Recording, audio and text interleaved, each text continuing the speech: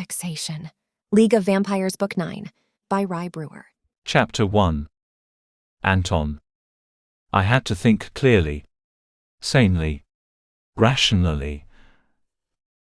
My wolf was no good at that sort of thought, not when the end of the world was upon him. And losing Genevieve, the light of my life, certainly marked the end of everything.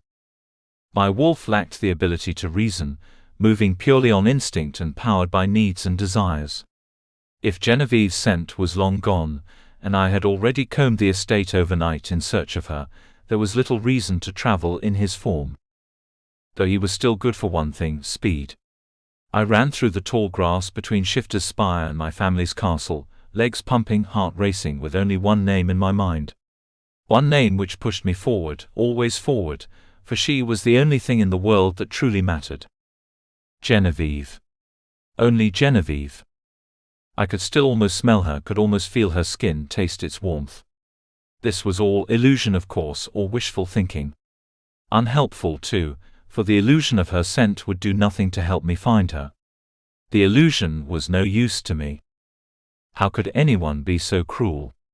My wolf did not possess the ability to understand the motivation, nuances, and foibles of mankind. He understood nothing but need, hunger, and power. Then again, perhaps this nightmare had to do with little else. I could not grant my mother, Margot, too much credit. She wished for power, grasping, greedy, clawing. Reaching one of the old, rusted doors concealed by an overgrowth of withered browning vines took little time, thanks to my wolf's speed. Opening the door, however, was a matter for a man. I shifted from my wolf, almost sorry to re-enter my human form, as it was my human consciousness which felt most acutely the loss and pain and horror of that which spun out of control around me. Little time to think on that, when I had the matter of re-entering the castle without dozens of pairs of eyes following my every move.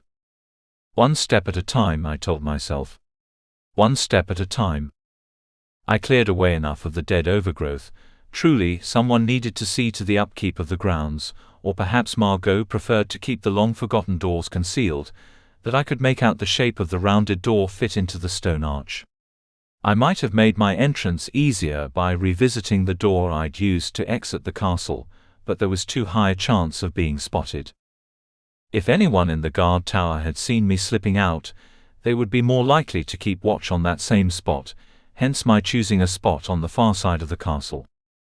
For I now understood that my movements might be of much greater interest to my mother than I'd ever considered. How could I have been so insolent as to believe she had no true power over me? How could I have placed Genevieve in such danger? With my fingers wedged just far enough between the stone and the metal, I began to pull. Even in human form, my body possessed greater strength than the strongest man, yet I still exerted much effort to swing the door wide enough to pass through. The screaming hinges set my teeth on edge and left me glancing about. I exhaled a sigh of relief as it appeared I was alone, and as yet unnoticed. The stone floor was nearly icy cold beneath my bare feet. Bare because I had no shoes. Or even clothing. If only I hadn't flown into a fit and burst into my wolf form, it meant making the trek to my chambers unclad. While the secret staircases built into the walls would conceal me, they couldn't protect me from walking through centuries-old standing water with nothing between it and my skin. I turned my mind away from the myriad diseases I might be walking through, and pressed on, dashing down empty corridors between cells I had only just visited in my search for Genevieve. Though now, with less hope than ever of Genevieve being safe and well, their presence only served to remind me of what she might be suffering. Who was I kidding? She might well be dead already, her body floating in the waters beyond Bertrand Lands. Black hair spreading in a fan around her head, pale skin now chalk white. Ruby lips would be blue, and eyes capable of holding both steely resolve and searing heat would be blank. Sightless. Empty. Charging up the stairs 2 and 3 at a time brought me to my office. Only with the heavy wooden door closed tight behind me, and a glance at the door leading out to the hall confirming I'd locked it prior to leaving, was I able to take a deep breath. There was at least a modicum of privacy here. Another shower, this time to wash off anything I had picked up during my trek through the forest and the dungeons. Next, I dressed in a pair of dark slacks and a deep green shirt, with the understanding that I might need to conceal myself or blend in with my surroundings. If the Bertrands still had her and she was still alive, where on their lands would they hold her? I'd so often heard of searching for a needle in a haystack, but had never truly understood the meaning of that old expression until I gazed out one of the windows which looked to the west, where our land ended and the Bertrand estate began. When I divorced personal concerns from the situation, I could even understand Margot's obsession with uniting the de Klerk and Bertrand names. With the lands combined in a single parcel, we would literally control everything as far as my eye could see. This was enough to cause even my most mercenary tendencies to bubble to the surface, enough to make me imagine what it would mean to control that much property and that much wealth. Not mere money, not mere riches. True wealth. The Bertrands made the bulk of their fortune from importing and exporting valuable goods, the southern border of their property running alongside a major shipping route. It was enough to earn them a reputation both in the human world and in ours. Perhaps this would have appealed to me at one time, prior to meeting Genevieve, the promise of so much power, so much absolute mind-boggling wealth at my disposal, might have turned my head and convinced me that marriage to a beautiful, cultured, brilliant woman like Isolde was the best course of action. I might very well have gone along with my mother's scheming. I might have allowed myself to be used as a pawn in her game, like a horse following a carrot at the end of a stick. Genevieve was responsible for my ability to see clearly what mattered, and what simply did not. I owed it to her then to find her and bring her to safety. Not only for myself that I might have her and claim her as my own, but for her sake. She deserved better if only because she'd opened my eyes to that which I'd never known before. The Bertrand land was lush green, thick with tree cover. To the south glistened a wide ribbon of river, part of which ended at the waterfall where I'd sent her in hopes of keeping her safe. The very thought sent a bitter laugh to my lips. I'd sent her away, into the hands of the enemy, all in the name of protecting her. What a fool I'd been.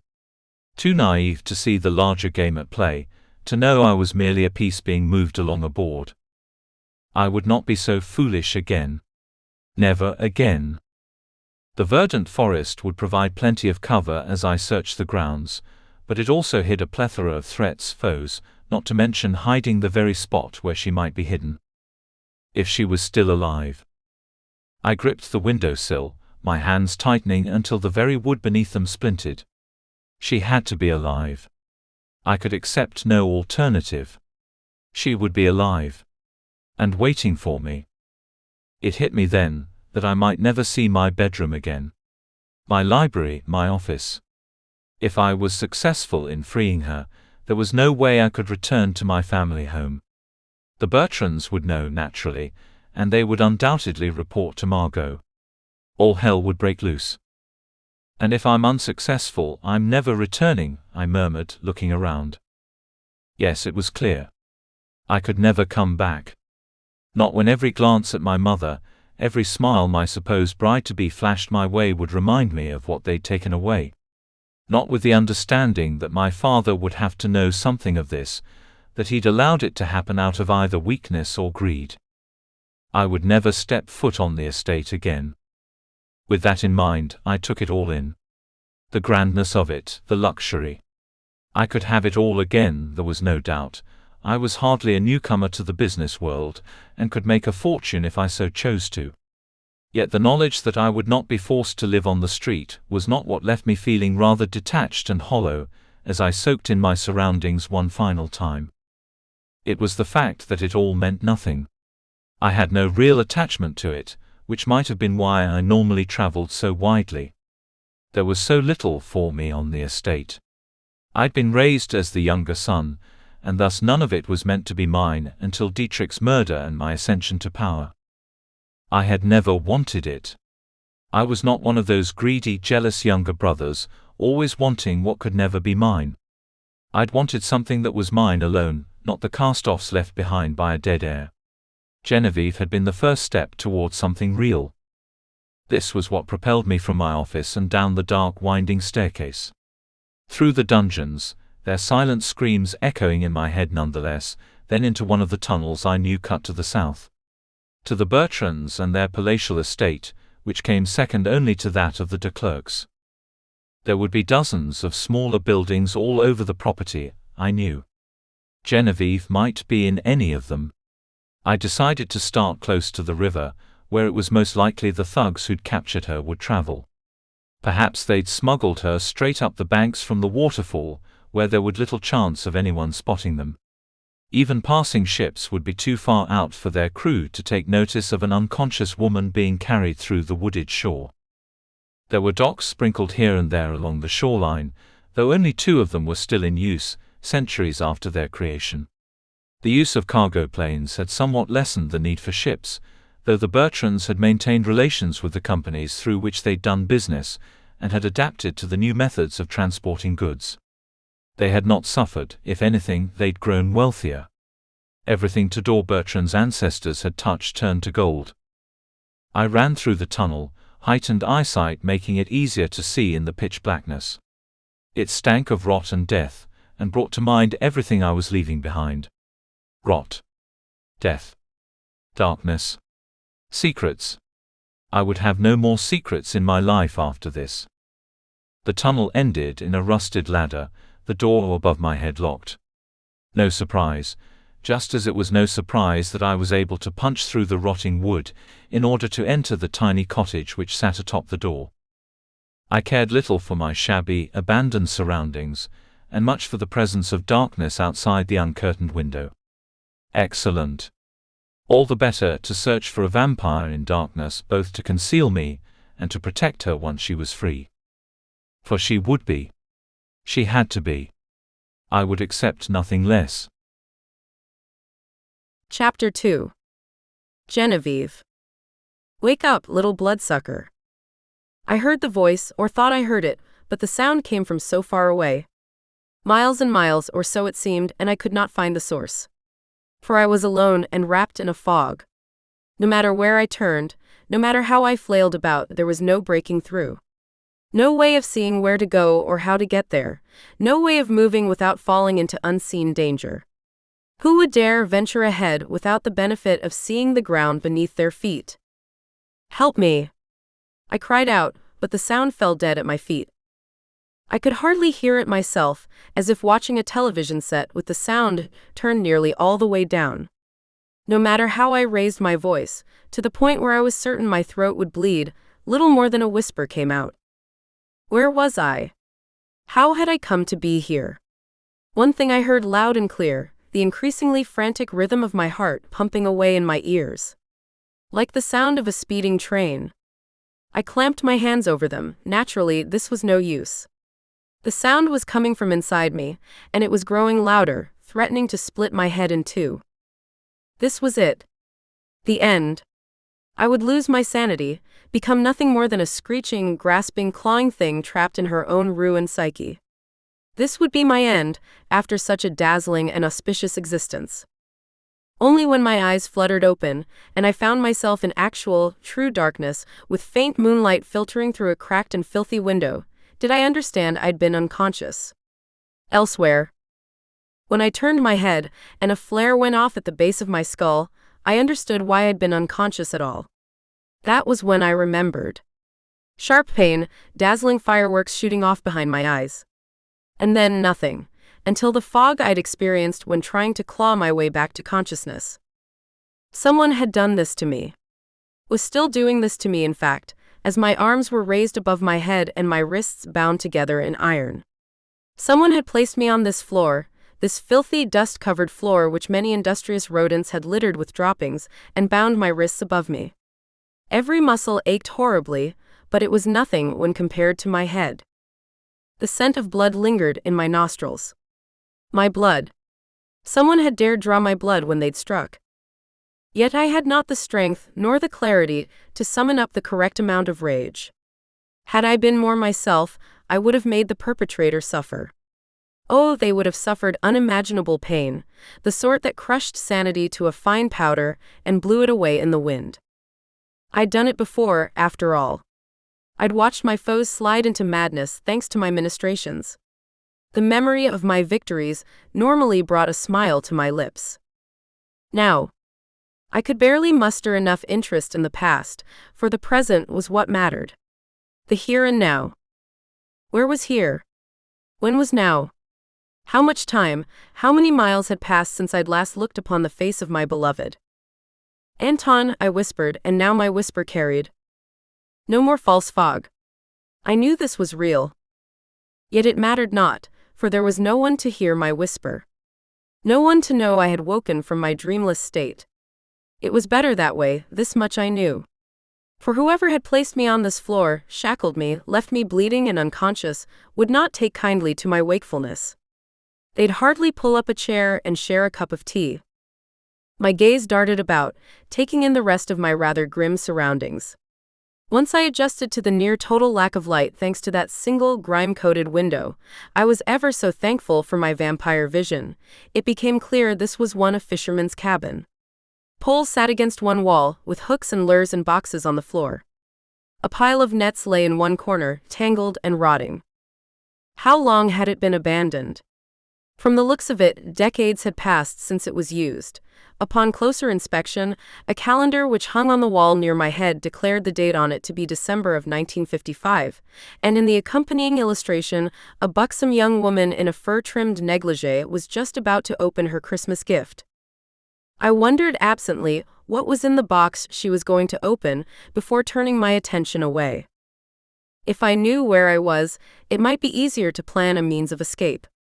Even if I could free myself from the shackles, a few tugs of my arms told me this would be a difficult prospect, if not impossible. Where would I go? There was no telling. Could I still be on Anton's estate? If I were, would I be shackled? Surely he would come for me. If he knew I'd been taken away. If he were even free to do so. My heart began that building, increasingly frantic rhythm once again as I considered the stark possibility that he had somehow been incapacitated. Perhaps whoever had attacked me turned on him next. Perhaps they intended to hold him in place while they dispatched with me. Perhaps he was already dead, for shifters and vampires who dared mingle had faced no less than death over the centuries. Was it possible? I would know it, would I not? I would feel his loss. That was a fantasy, and I knew it. Merely the act of grasping at straws, soothing myself in any way I could while the world fell to pieces about me. As if I would be able to feel him if he were gone. As if that sort of thing ever happened. If he was no longer alive, there would be no one to come for me. No one would care if I disappeared and never returned. The truth of this rocked me to my very core. It was a truth I'd grown accustomed to ignoring in favor of more attractive thoughts. I'd gone through life with my head in the sand, or virtually, always doing what I could to convince myself of my invincibility. None could touch me, for I was untouchable. And those I'd hurt, those I'd killed, those I had swept aside when they no longer served me.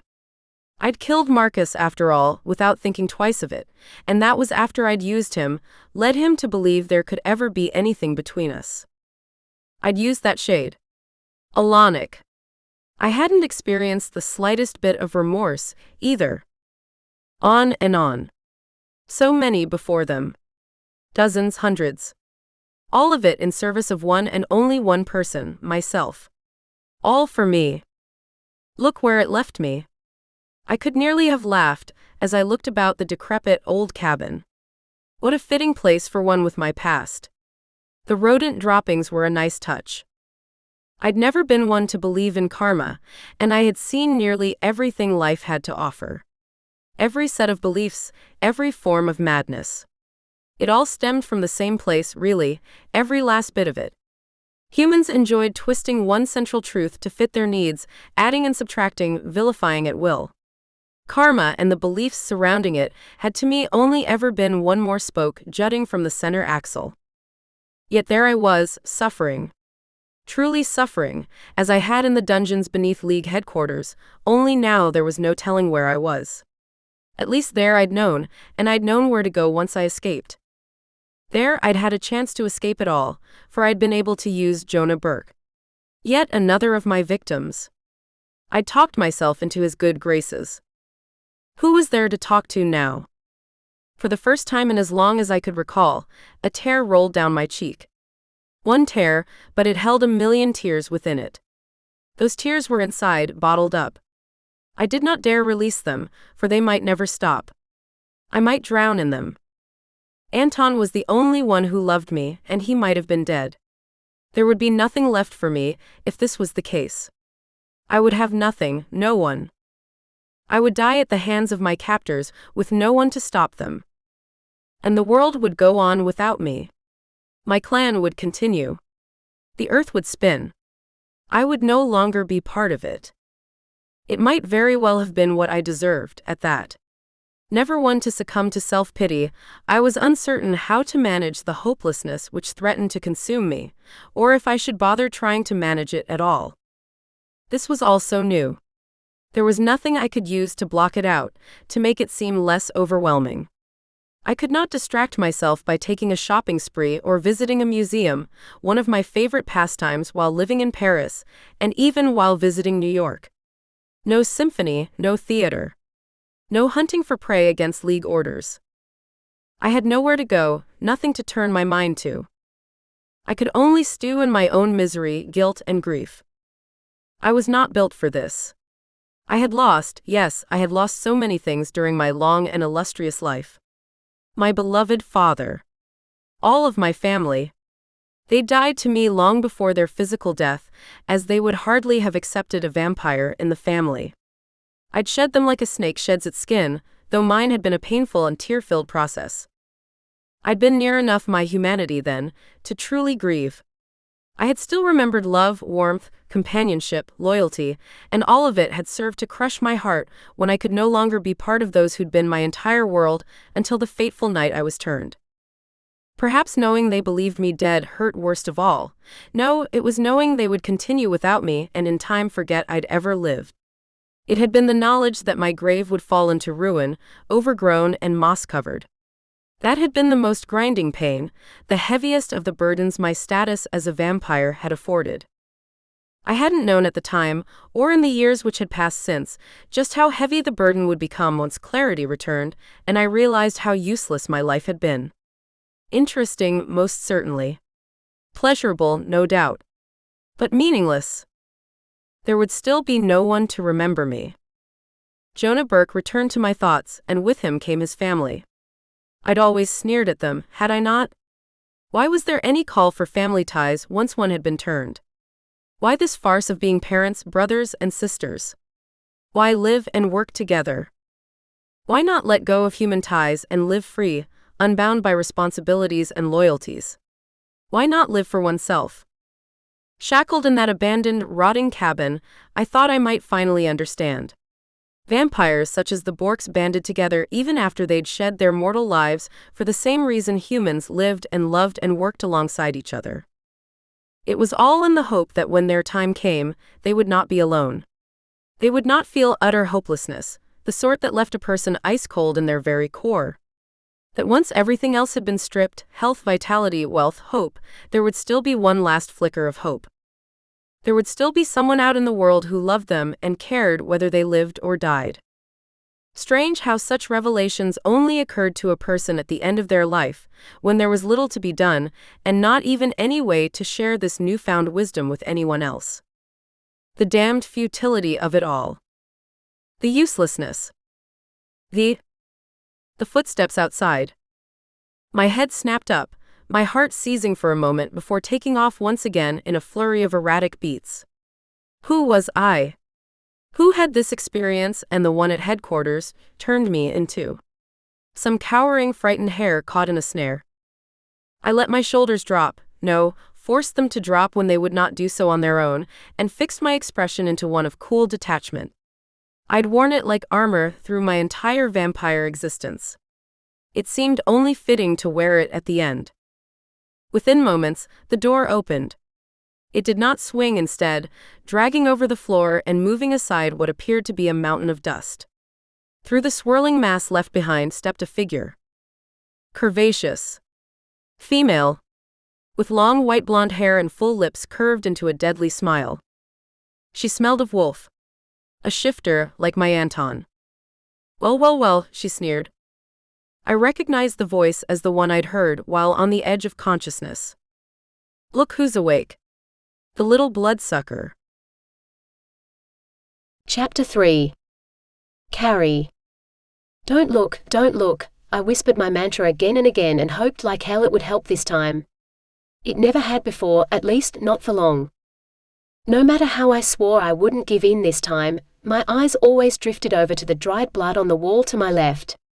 Every single time I fixed on it. A smear it looked like, as if someone had hit the wall and slid down. Dried dark red, almost black.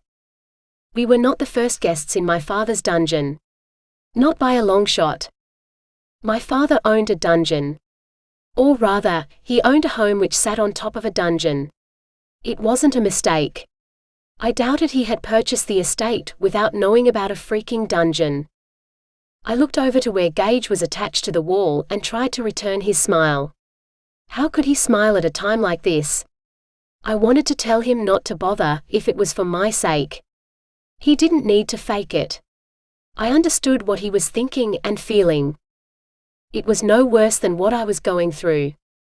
In fact, I knew it couldn't possibly be, since it was my insane father who'd locked us away and who insisted on testing us, and who was determined to find a cure for vampirism. Like I had ever asked him to cure me. I hadn't looked at myself in forever, at least, that was how it felt. Like we had been down there forever, the four of us, each of us chained to a different wall and too far from each other to touch. Even the littlest bit of contact would have come as a relief. If I looked half as bad as any of the others, I was in pretty bad shape. None of us had been given a change of clothing since we were captured, and I could smell myself when I so much as flinched. I didn't know vampires could stink, but we could do everything else. It made sense. Unfortunate too, because I was starting to nauseate myself.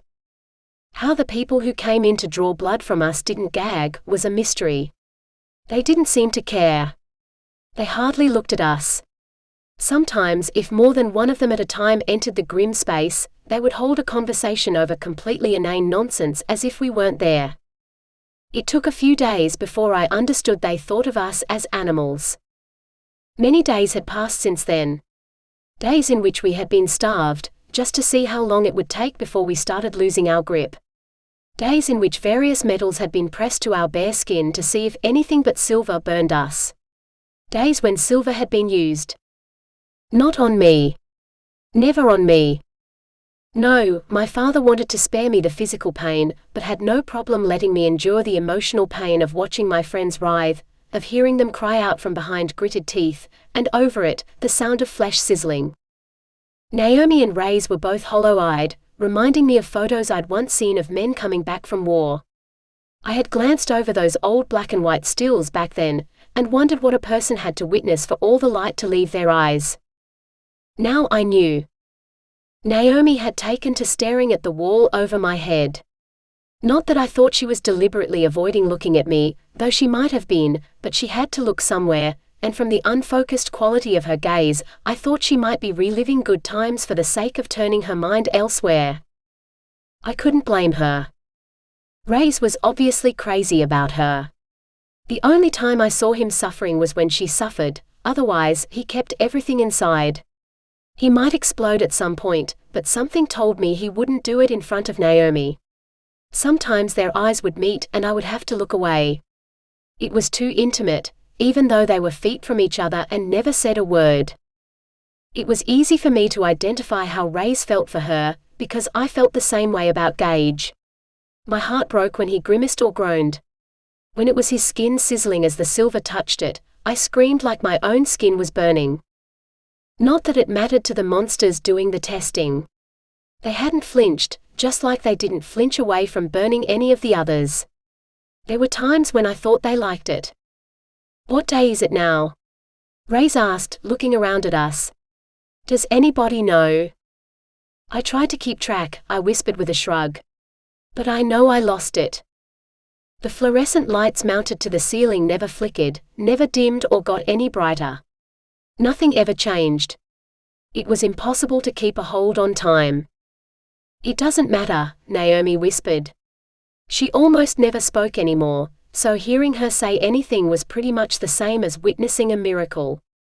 I held my breath, waiting for more. When nothing else came out, Gage replied, "Don't say that. You can't say that." "Why can't I?"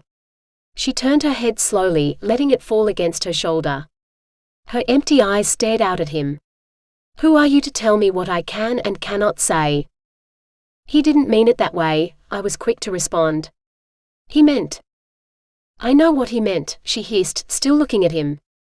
"Either way, he's telling me what I should and shouldn't do, and I don't like it very much." "We can't lose hope," he insisted. "Why not?" She started to laugh, but there was a sharp edge to it that carried no humor at all. Desperation, maybe. Insanity. Possibly. When my gaze traveled over her forearms, I could see the wounds left by the silver. Half-healed, somewhat healed fresh. The workers, whatever they called themselves, monitored the healing and how long it took. "Because that's all we have," Raze whispered. This caught her attention, turned her head. The look on her face almost killed me. She wanted to hope, she didn't want to hope. She didn't know what to do or where to turn. She wanted to turn to him, to believe him, but good sense told her he might not know what he was talking about. He might just be saying what she needed to hear, or even what he needed to believe. She broke off before she could finish her thought, but it didn't matter. We could all guess what she wanted to say. She was so tired. So cold. So hungry. Hopeless. Hurt. Depressed. Desperate. "I know," I whispered, and how I managed to keep a tremor out of my voice was a mystery when all I wanted to do was weep. "I am so sorry for this." "Don't do that," Gage warned. "Now you're telling me what to do?" I asked with a raised eyebrow. "I don't like it any more than Naomi does." That got a snort from her anyway. "You didn't do this," she agreed, but she sounded like someone speaking more out of duty than anything else. She was conveying what she knew she had to, nothing more. "You're only saying that." I held her gaze. It wasn't often she looked anybody in the eye, and I wanted to take advantage of the chance. Besides, I'm sure everyone in this room has blamed me at least once. You don't have to lie to spare my feelings. I glanced at Gage. "Not even you." "Carrie."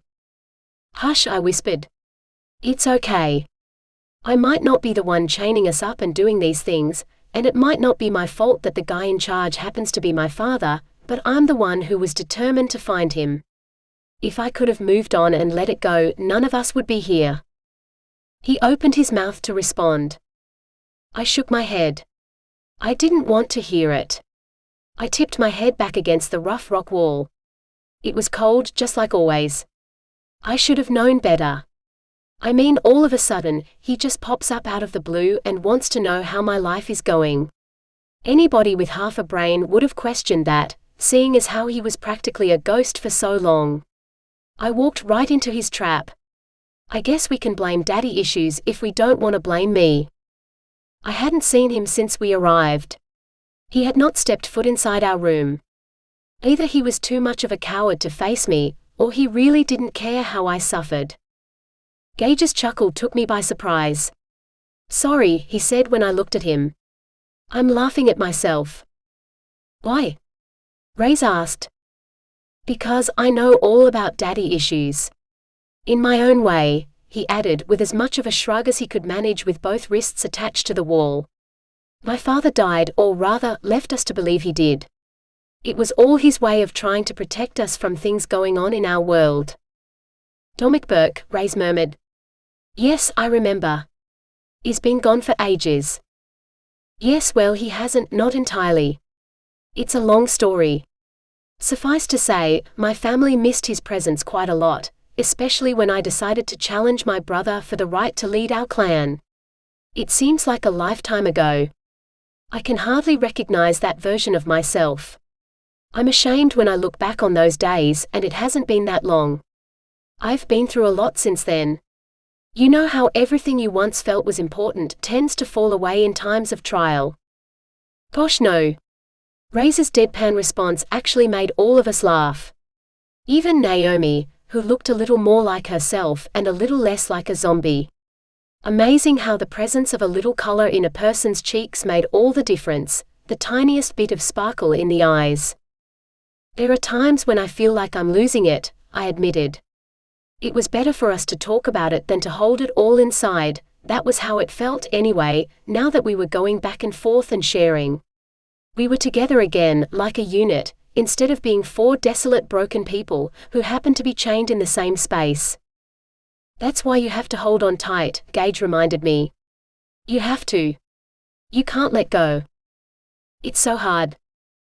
A grunt of agreement from Naomi told me I wasn't alone in this, not that I thought I would be. The alternative is to give in and let everything I love about you slip away, isn't it? He asked, and he didn't wait for an answer before charging ahead. How is that any better than staying strong, standing up to them, letting them see they haven't broken you? If you give in, Carrie, he wins. They win. Let them see how strong we are, all of us. They can't break us. We cannot allow it. He looked around at all of us before homing in on me again. You brought me back from the brink in Paris. Remember that? I thought I was gone. Starving, desperate, ready to start draining rats if it meant the starvation would end. Hallucinating. I was as far away from myself in that old cell than I've ever been, but you brought me back. You rescued me. And I swear, if rescuing you right now in this very minute means reminding you of who you are and who you are to me, and that all of us are strong enough to get through this, that's what I'm going to do. I was pretty sure I couldn't have loved him more than I did right at that minute. A quick look at the others showed Raze nodding and Naomi's eyes narrowing in a resolute sort of way. Okay, I agreed, and I sat up a little straighter. Okay. Chapter 4. Stark. Hallowthorn Landing was beautiful, as it nearly always was when there wasn't a storm raging. It went from one extreme to the other. Nothing in between. I took deep, bracing breaths as I walked down the impossibly long stairs, which wound their way down the side of the mountain into which they'd been carved. The need for a moment's peace had pressed on me, until there was nothing left to do but get out of there. I loved my niece and my sister. I enjoyed Anissa's presence. I had never exactly seen myself becoming friendly with a vampire. Considering the fact that I'd founded a group dedicated to their destruction, it had seemed downright impossible. That former version of myself would have missed out on quite a lot by focusing on murdering her, to say nothing of my hybrid niece. How wrong I had been. Spending time with Elena, little Lena as we sometimes called her, watching her grow and learn and discover the world was the sweetest part of my life.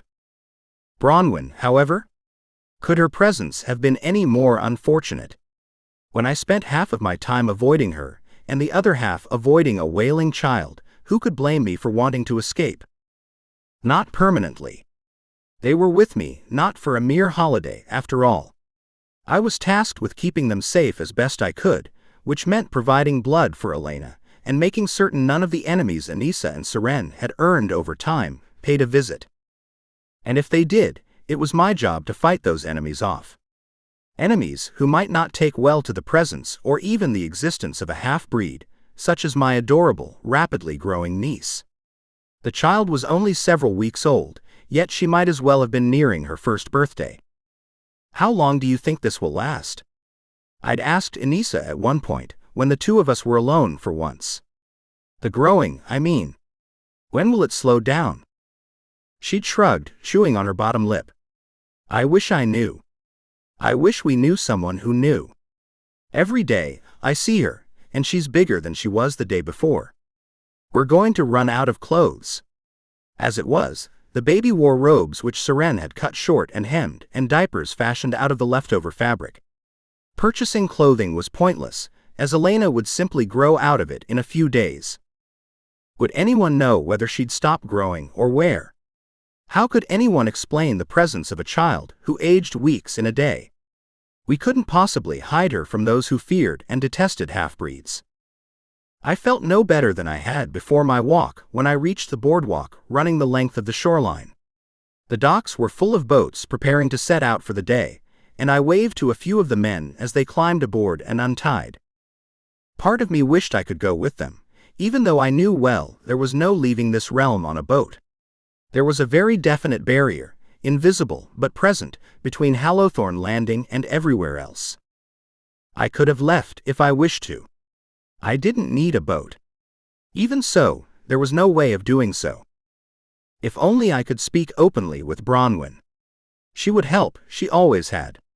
More than once had I come close to confiding in her. It was natural, as if we were two forces unsurprisingly drawn to each other. Or, closer to the truth, she was someone to whom I was drawn. For her part, she avoided me as though I carried a contagious disease. Who could blame her? A flash of silver in the distance caught my eye, glimmering in the bright sunlight. No, not silver. White. So blonde it was nearly white. Sara. Who had once been a brunette. But there was no mistaking her eyes, eyes which had haunted me ever since our parting. Why did my heart sink when I recognized her? She'd been on my mind ever since I left her behind in Shadowspain. I'd fretted over her, hoped that Elowen would do the right thing by her. That she wouldn't abuse the hold she had over Sara. Especially since it was virtually the two of them on that island, and no one else. No one to step in when Elowen went too far with her training. Why wasn't I elated upon recognizing her? Why, when she was all I'd been able to think about since we met? She noticed me as well, yet she was in no greater a rush to reach me than I was to reach her. This did not bode well. Yet there was no denying we'd seen each other, no pretending not to know the other was standing there. "Hello," I called out once she was within earshot. What a surprise. Yes. I suspect it would be. She held herself with the grace and bearing of one supremely confident, supremely in control of themselves. Her chin high, her shoulders back, she even appeared taller than I remembered. And her hair, which had turned nearly white at some point during her training. What might have occurred to turn it that color? "What brings you here?" I could not help but ask. I could no more help glancing up at the fortress, where Anissa would be playing with Elena. Where Branwen was as well. What would she think if she found me with yet another woman? Especially this woman. Any small bit of progress I had made would be erased. I wanted to see Anissa. She turned away, moving her entire body rather than only her head, gazing out over the sparkling water. I have something I need to do, and I wanted to see her before I went to do it. I waited, wondering if she had any intention of sharing this plan with me. "It isn't like you to hold out on me," I attempted to tease, trying to draw her into telling me more. "We normally shared everything with each other." "Did we? Do we?" She cut her eyes over to me, but there was no accusation in them. Only detached curiosity. I wonder about that. What do you wonder? And what had Elowen been teaching her? I shuddered to think, though I knew this had to be her doing. She turned Sara against me, as I had known she would. It seemed she and I needed to have a meeting of the minds, and soon. For the time being, I concentrated on Sara. For one, I wish you had told me about the Starkers sooner. That was a surprise, though I supposed it should not have come as one. I'd known she was disappointed when she found out what I'd done. I'd even known she seemed to become stuck on that single part of my history. Probably because it was not only my history. I'd started something that became larger than anything I could have done on my own, something which grew like a snowball rolling downhill for centuries. There had been quite a lot of time for the snowball to grow. Perhaps I should have, but I saw no reason to at first. Was it my imagination, or did the wind kick up just as I said it? There was certainly a buildup of wind which washed over us, causing her hair to fan out and the white robe she wore to flutter. You saw no reason to confess that you'd created a group whose sole purpose was to murder vampires. Knowing I lived my entire life up until just before we met each other, as a vampire. What good would it have done? Another gust of wind, this time accompanied by a distant rumble of thunder. She remained as she'd been, facing the water, and I looked out in that direction to find storm clouds building and spreading and moving closer with every moment, blocking out the sun. There were flashes between the clouds as lightning leapt from one to the other. She was doing this. This was all her doing. And if she could bring about a storm such as the one currently growing without so much as a tremble, without even raising her hands to call about the energy necessary. Sara, why are you doing this? Stop this, please. The men just went out onto the water, please, calm it. I watched in growing concern as the boats fresh from the docks bobbed up and down with the growing violence of the waves. What good would it have done? She asked this with through-gritted teeth, staring at the water and at the boats. To start, I would have known not to. I would have known better than to align myself with you. I understand you had no control over what the Starkers did once you turned your back on them, but you started it. Lightning touched the surface of the water again and again, like crooked fingers extending from the dark gray billowing clouds. Violent angry clouds to go with a violent angry storm. I'm going to end it, she announced, firm now. Utterly calm, as she'd been all along. I will end it all. The storm? Yes, end this. The water was now all but tossing the boats about, and a thick curtain of rain began to move in. Soon it would cover the boats, obscuring them from view. I had to all but shout to be heard over the wind. I don't mean the storm, Stark. She spoke my name as though it were a curse, turning slowly to face me once again. Not the storm I've created. The storm which you created. And like that, in the blink of an eye, everything calmed. The wind went from all but knocking me off my feet to barely stirring. The water went still. The clouds parted, the sun emerged. As if I had imagined the entire thing. You're going to end the Starkers? I asked, if only to be certain I'd heard her correctly. Is that what you mean? Yes. It is. How do you intend to do that? Do you even know where they are? I know where they are, she informed me, then smiled for the first time since our encounter began. How? What does it matter? Elowen must have told her. How else would she know if she hadn't left Shadowspain? Elowen would have her ways, her methods of learning such information. What did you give Elowen in exchange for telling you where to find them? For the first time since I noticed her on the boardwalk, she smiled. The smile of someone ultimately certain of herself and her choices. So certain that they could never be convinced otherwise, no matter how hard a person tried. Or how long. That was the most chilling part of all. Knowing I could never convince her otherwise. No one could speak reason to one who refused to hear. I did what had to be done, she informed me, her tone imperious. And now I wish to see my sister so that she'll know. Know what? That you intend to what? To make things right. Precisely. That's precisely what I intend to do. I'm going to rid the world of the evil you created. I'm going to make it safer for vampires to exist. Her eyes widened, frightening me a little. I'd seen zealots in the past many times. It was nearly impossible for one who'd lived as long as I had to avoid crossing paths with countless types of people. And Sara's eyes held that zealot's gleam. It was nearly enough to break my heart. For I had made her this way. Elowen and I. How I longed to wring her neck, to watch the life drain from her eyes over what she'd done to Sara. An innocent. I would never be able to think of her as being anything but innocent. Nothing more than a pawn in Elowen's game. I'm sorry. It came out without my knowing I was about to say it, but the words felt true. She deserved to hear that and much more. I'm not the one to whom you should apologize, she whispered in a voice like ice. It was useless. We could never connect again as two individuals. We would always be on opposite sides of a great divide, the way Hallowthorn Landing and Shadowspain Island were separated by the enchanted water between them. Understood. I clasped my hands behind my back, all business, while my heart cut ties with her. A silent, invisible cutting, but nonetheless poignant.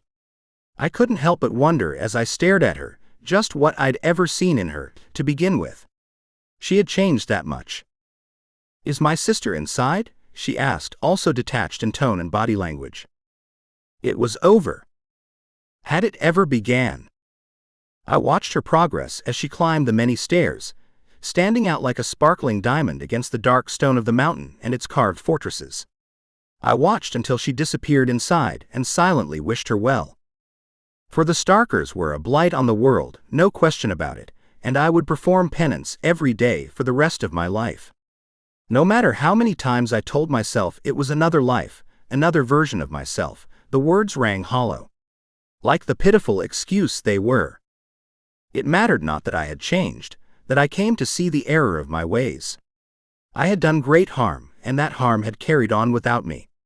I could never apologize to everyone I'd hurt, including the beautiful, solemn witch who stepped out onto the balcony that she might overlook the water. Branwen. I could never make it up to Branwen, not if I struggled for a century to do so. Chapter 5. Anissa. Elena. Come here, sweetheart. I waved a stuffed animal in front of the baby, pulling it back little by little, barely containing my excitement as she crawled to me. The wide, innocent grin on her angelic face was like the sun shining after a long darkness. I never knew I could love anybody or anything this much, and she wasn't even mine. I guessed in my heart she was, at least a little. I had helped bring her into the world, and Branwen and I were like her second and third mothers. No mother ever had it better than Seren, at least in terms of backup care. Granted, that was just about the only way in which she had it easy. When Elena reached me, cooing away the entire time as she crawled across the blanket I'd thrown over the stone floor, I let her have the toy as a reward. She squealed when I tossed her into the air, only inches above my outstretched hands, but enough that her sapphire blue eyes widened just a little whenever she left my grip. She's beautiful. I turned with a gasp at the sound of a familiar voice, clutching the baby tightly. My sister stood in the arched doorway, looking more beautiful than I had ever seen her. And blonde, her hair almost as light as mine. Sara. I got to my feet, baby still in my arms, and ran to her. How did you get away from your training? I thought you would be there for much longer than this. She didn't answer me at first, choosing instead to turn her attention to Elena. Who is this? Don't tell me she's yours, it hasn't been that long since we last saw each other. I faltered. What was different about her? Something was for certain. She had Sara's eyes, her smile, her voice sounded the same but different too. There was a formality to her. That was it.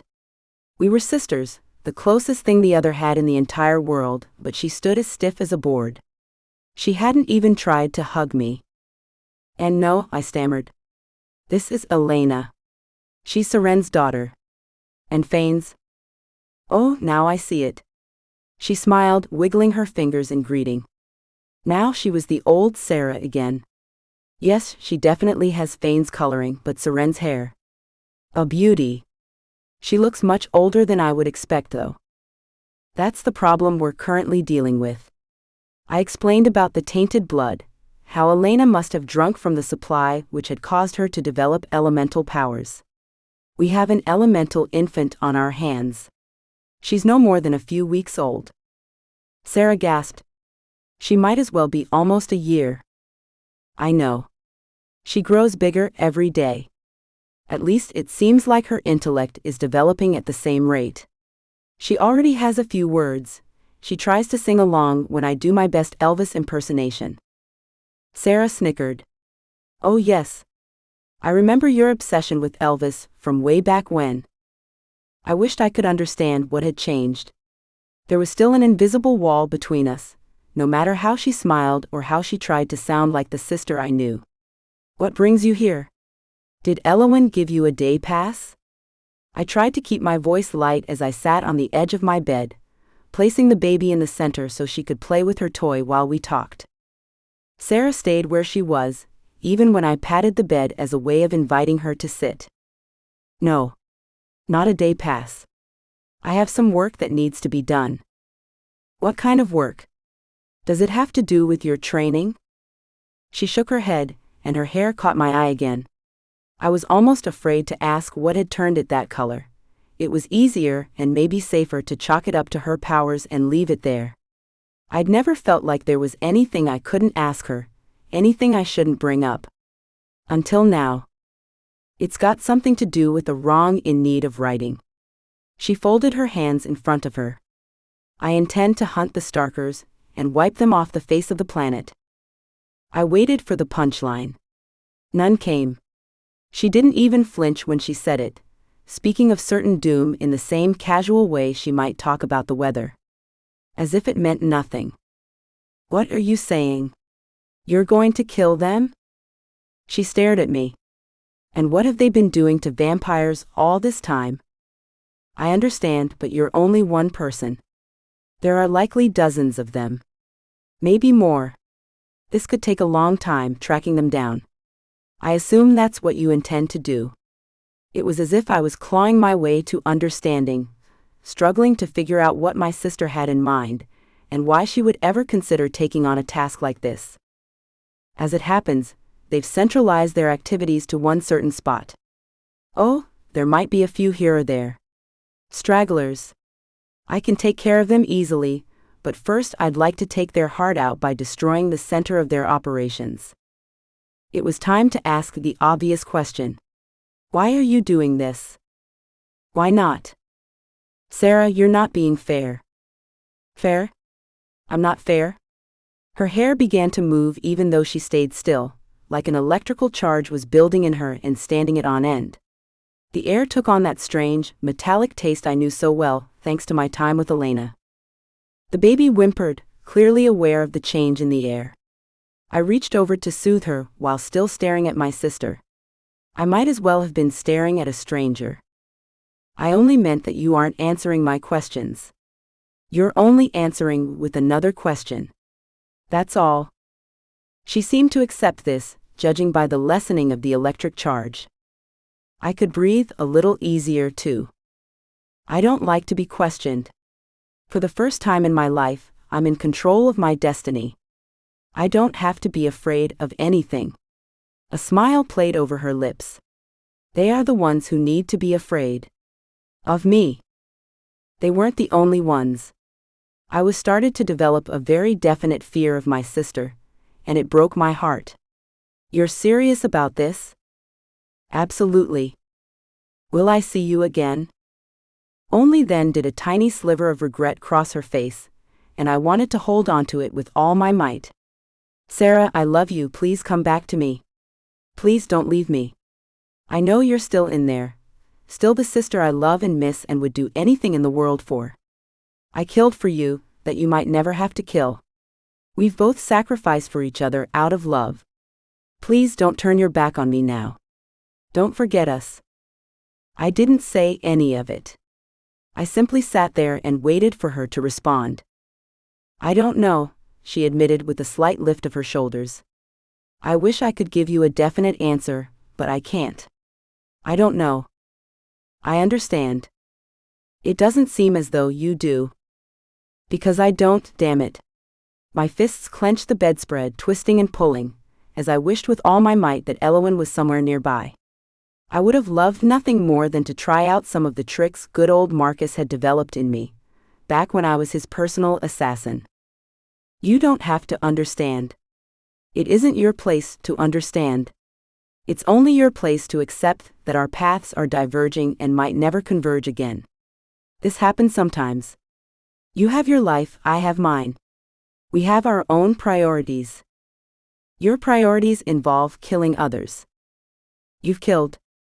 For you. And to protect myself.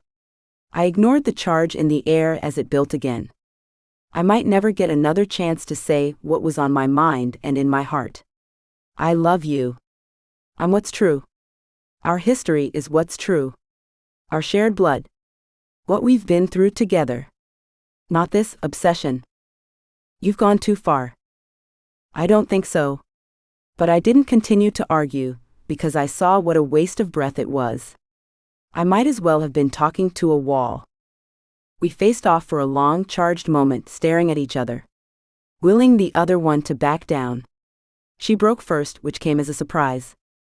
I came here to tell you that I'll never forget what you did for me. I don't take it lightly, and I will always love you. I love you, I whispered even as my throat tightened. And I will always love you. I do hope you're happy with Jonah, she added. No one deserves it more than you. I mean that. When she backed away, instinct pushed me to my feet. I couldn't let her go. Not like this, not forever. Wait. Please. There are so many things for us to talk about. Do you really have to go right this minute? She opened her mouth, as if ready to answer. There was longing in her eyes. Sadness. But it disappeared in an instant. So fast, I asked myself whether I had imagined it. Maybe I only wanted to believe she would regret this, that she might change her mind and come to her senses. Maybe I needed to believe it. Goodbye, she whispered before disappearing with a swish of her robes. I knew better than to follow or to try to hold her back. She had always been one to stand by her decisions, no matter what anybody else said. I stared at the wall, imagining her still standing there. I could almost see her if I tried hard enough. But that wasn't my sister, was it? Not really. My sister was already gone, lost in some fanatical need to get revenge on the Starkers. There was no helping her now. I see you met with your sister. I turned to Stark, who had just entered the room. What happened to her? I have an idea, he grimaced, coming to the bed and lifting the baby into his arms. She cooed and giggled and patted her uncle's cheek. Even she didn't seem to be enough to lighten his mood, which was saying something. Elowyn? I asked. Indeed. Who else would have fed her obsession this way? It's Elowyn's attempt at getting even with me for rejecting her. I'm certain of it. I should never have allowed her to be alone with that scheming conniving. Now, I reminded him with a glance at the baby, cutting off what he was about to say. It wasn't only foul language I didn't want her picking up either. She had to learn to control her urges, and watching her uncle give in to rage wouldn't help matters. His shoulders slumped. I don't know what to do. How to help her. I don't think there is any helping her now, terrible a thing as it is to say. She's my sister. Shouldn't I be willing to move heaven and earth for her sake? He looked me up and down. From what I understand, that's exactly what you've done. There is only so much a person can do to save another. It might finally be time for you to focus on yourself. And Jonah. Your life. I flopped back onto the bed with a sigh. If only that were possible. It seems that no sooner do we mend one problem than we find two more in its place. Someone cleared their throat in the doorway. I turned my head. Branwen stood there, lingering just beyond the threshold, and it was clear at first glance that she was working very hard to avoid looking at Stark. I hate to be the bearer of bad news, she murmured, eyes downcast, but we have a problem. Chapter 6. Genevieve. Who are you? I asked the curvaceous blonde, sizing her up as she entered the cabin. Her clothing was top of the line, Dior I thought, sleek and refined. She was immaculately groomed, which struck me as rather amusing given our surroundings. I had once been so immaculate. Not a hair out of place, not a smudge of lipstick. Perfect. Now here I was, chained to a wall with dried blood on the back of my head. It doesn't truly matter who I am, does it? Her ruby lips pulled up at the corners.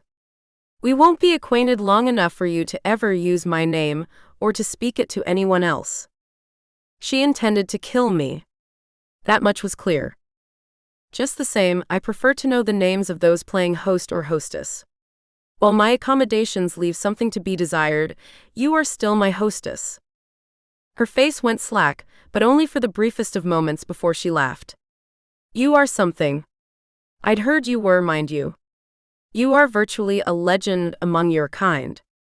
I always strove to make a legend of myself, though it surprises me that a shifter would know who I am. She could only be a shifter, a wolf at that. She reeked of dog, and not in the pleasant way I'd grown to love on Anton's skin. I make it a point to be aware of all creatures whose sphere of influence brushes against mine. How do our spheres brush, pray tell? You are involved with my fiancé. She was bluffing. I knew she was. Had it been any other man in the world, I might have questioned whether she was truly lying, but not Anton. Not my Anton. I had never trusted another as I trusted him. In fact, I had never trusted anyone, period. That had to mean something. Your fiancé, I murmured, striving to conceal my inner thoughts. I see. And who would that be? You know who. You slept with him 2 nights ago, did you not? And you were on your way to another tryst, hiding from his parents, when my men captured you. I knew you were there. I could smell a bloodsucker roaming the estate, even from all the way in my own home. You make your home near Anton's then? This might at least give me some understanding of where I was. If I managed to escape her, I might be able to course in a safe direction. That was, if I had the strength. I wouldn't know until I tried. My family does, she confirmed. Has Anton never mentioned the Bertrands? I cannot say that he has, though I have heard the name. Very powerful. The sort of name that opens doors. She smiled again, this time in a more genuine manner. Yes, women such as we were susceptible to flattery. I saw a great deal of myself in her. Indeed. And imagine how much greater the power will be once our family and the de Klerks are united in marriage. We'll unite our lands as well, and no one in all of Europe can touch us once we do. A fire burned in her eyes as she imagined this. The greedy thing. An arranged marriage then, I couldn't help but clarify. Just as I had suspected, she didn't like this. Arranged marriage is the custom, and it has been for generations among our kind. We move in the upper echelons of power, bloodsucker. You would never understand. I understand power very well, I corrected her, keeping my tone light and playful even as I longed to tear her limb from limb. She believed herself worthy of my Anton. She thought she could marry him, trap him in a loveless marriage. That she deserved to touch a single hair on his head. Her eyes narrowed to slits. She was no longer the beautiful, if cold creature she had been only moments earlier. She was ugly now, twisted and grasping. You destroyed any hope of this going smoothly, she spat with such venom I nearly recoiled. Me? What have I done? You turned him away from me. We were always meant to be wed. The gears in my mind clicked away when she said this. Something wasn't right. You mean Dietrich, I ventured. You were always meant to wed Dietrich. What of it, she snarled, tossing back her white blonde hair. It was so striking against her tight black dress. I was meant to marry the heir to the de Klerk line. Anton wants nothing to do with this. You do not need to tell me, bloodsucker. I know my own business, thank you very much. Yet you insist on forging ahead with this. Silence, she whispered, eyes bulging. I bit my tongue. I was in the presence of a truly unhinged mind, and there was nothing I could do to defend myself from anything she planned. Judging by the way she glared at me, the way I would have glared at a cockroach who dared venture across my path, I had the feeling she had quite a lot in store. Margot understands, she whispered, rubbing her hands together. And she knows her son is involved with a bloodsucker. Filthy, disgusting monster. She spat on the floor, leaving a pockmark in the dust. He loves me. He's deranged. Yet you wish to be his wife, I know, for the money, I added when she rolled her eyes. I'm certain your parents are utterly behind your plan. Not that they have it in them to do what needs to be done, she sneered. They have no idea you are even here. No imagination whatsoever. Everything is up to me, always up to me. Our family would go under if it weren't for the sacrifices I'm willing to make. Such as marrying for another's fortune? Such as deigning to align with one who would dare touch a creature like you, she sneered, disgusted. I only need him for another heir, however. He's free to do what he likes once I'm secure in my position, so long as he understands that I intend to do what I like as well. I asked myself how long it would take for me to kill her if I were at full strength. Even if she managed to shift, I had more than enough strength of my own and would relish the sensation of her blood washing over me like crimson rain. What do you think Anton feels about this? I asked. Do you imagine he would go along with your marriage plans? You might not be aware of this, as you were promised to his older brother, but he has quite a mind of his own and does not take kindly to those who believe they have a say in his affairs. Leave that to me, she chuckled, folding her arms as she stared down imperiously at my prostrate form. His mother is good for something, I'll give her that. I wonder if she'll teach me how to keep a man in line. After all, she's managed to all but keep her husband on a leash. I suppose all of the de Klerk men are nothing but weak little boys at heart. I think you're wrong about that. I don't recall asking you what you think, she spat. You disgust me. You and all your kind. The feeling goes double, I assured her. You stink like a wet dog and you always will. It doesn't matter how you dress yourself up, how many times a month you have your hair or your nails done. You will always be an animal. Nothing more than a filthy, flea-bitten dog. She trembled, but not with fear. Oh, I will enjoy watching you die. You don't intend to do the dirty work yourself? Unsurprising, I yawned. She might have been mere minutes from ending my life, but I would be damned if I'd go out without tearing her down bit by bit. It felt good to get a little of my own back. I could tear at your throat right now. Why don't you then? Afraid of destroying your dress? I admit it's gorgeous, but I'm sure you could afford another one. I will then. She charged at me, eyes wild, teeth bared. Do you think he'll stay here if he knows you murdered me? This stopped her in her tracks, no more than 2 paces from where I sat. What? You think he'll stay anywhere near you or his family once he knows I'm gone? I asked.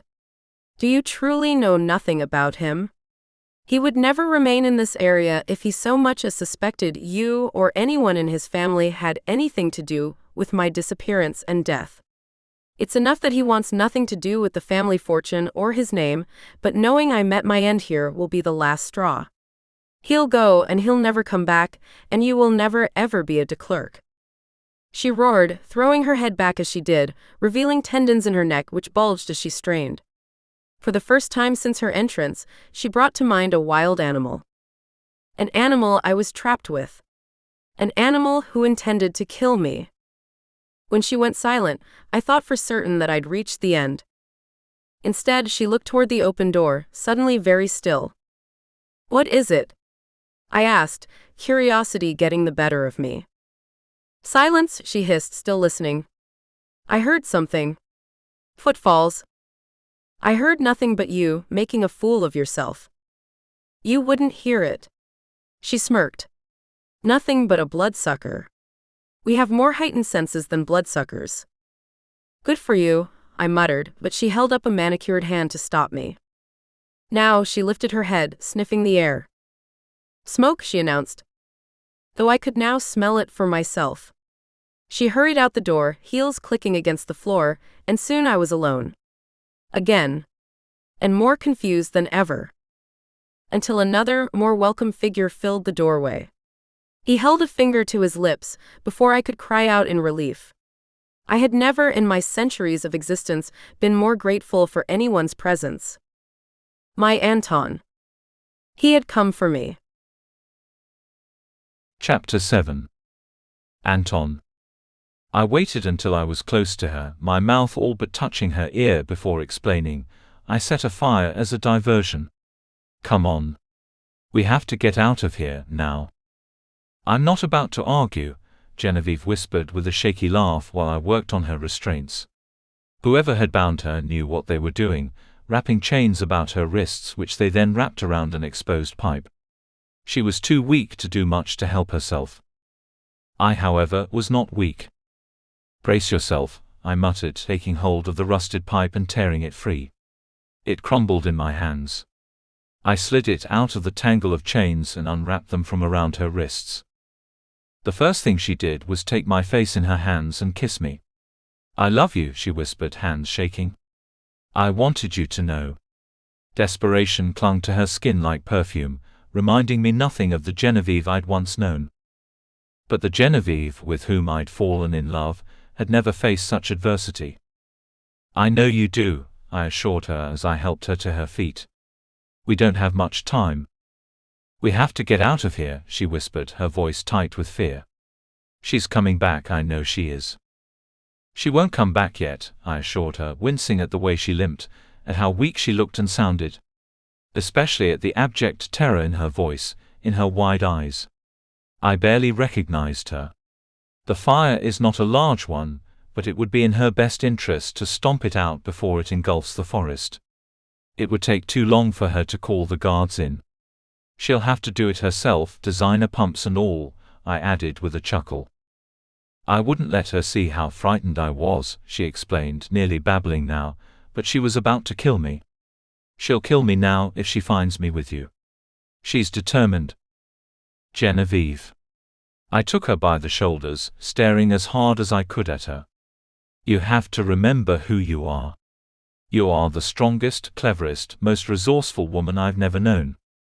The minute we met, I knew I had to be with you. I can't live without you. I would have left this place and never come back if I hadn't found you. I'd already made up my mind to do so. A faint smile played over her lips. I told her so. Did you? I chuckled, cupping her cheek in one hand. See. We know each other. I know you. I know this isn't you, weak, frightened. I know who you really are, and you're worth 1,000 of that empty-headed, empty-hearted creature. Now. Are you coming with me, or are you not? You know I am, she replied with a shaky laugh. The sooner, the better. That's more like it. I led her to the doorway, holding her back at first that I might survey the area.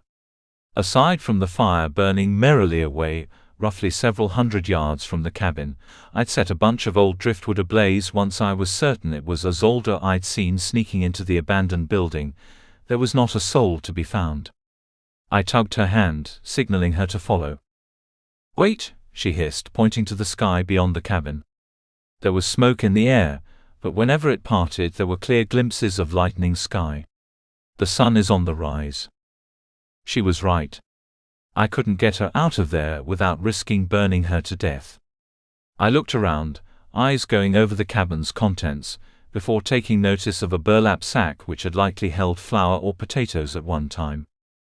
Here. I shook it out, grimacing as droppings and dead spiders fell to the floor. What's that for?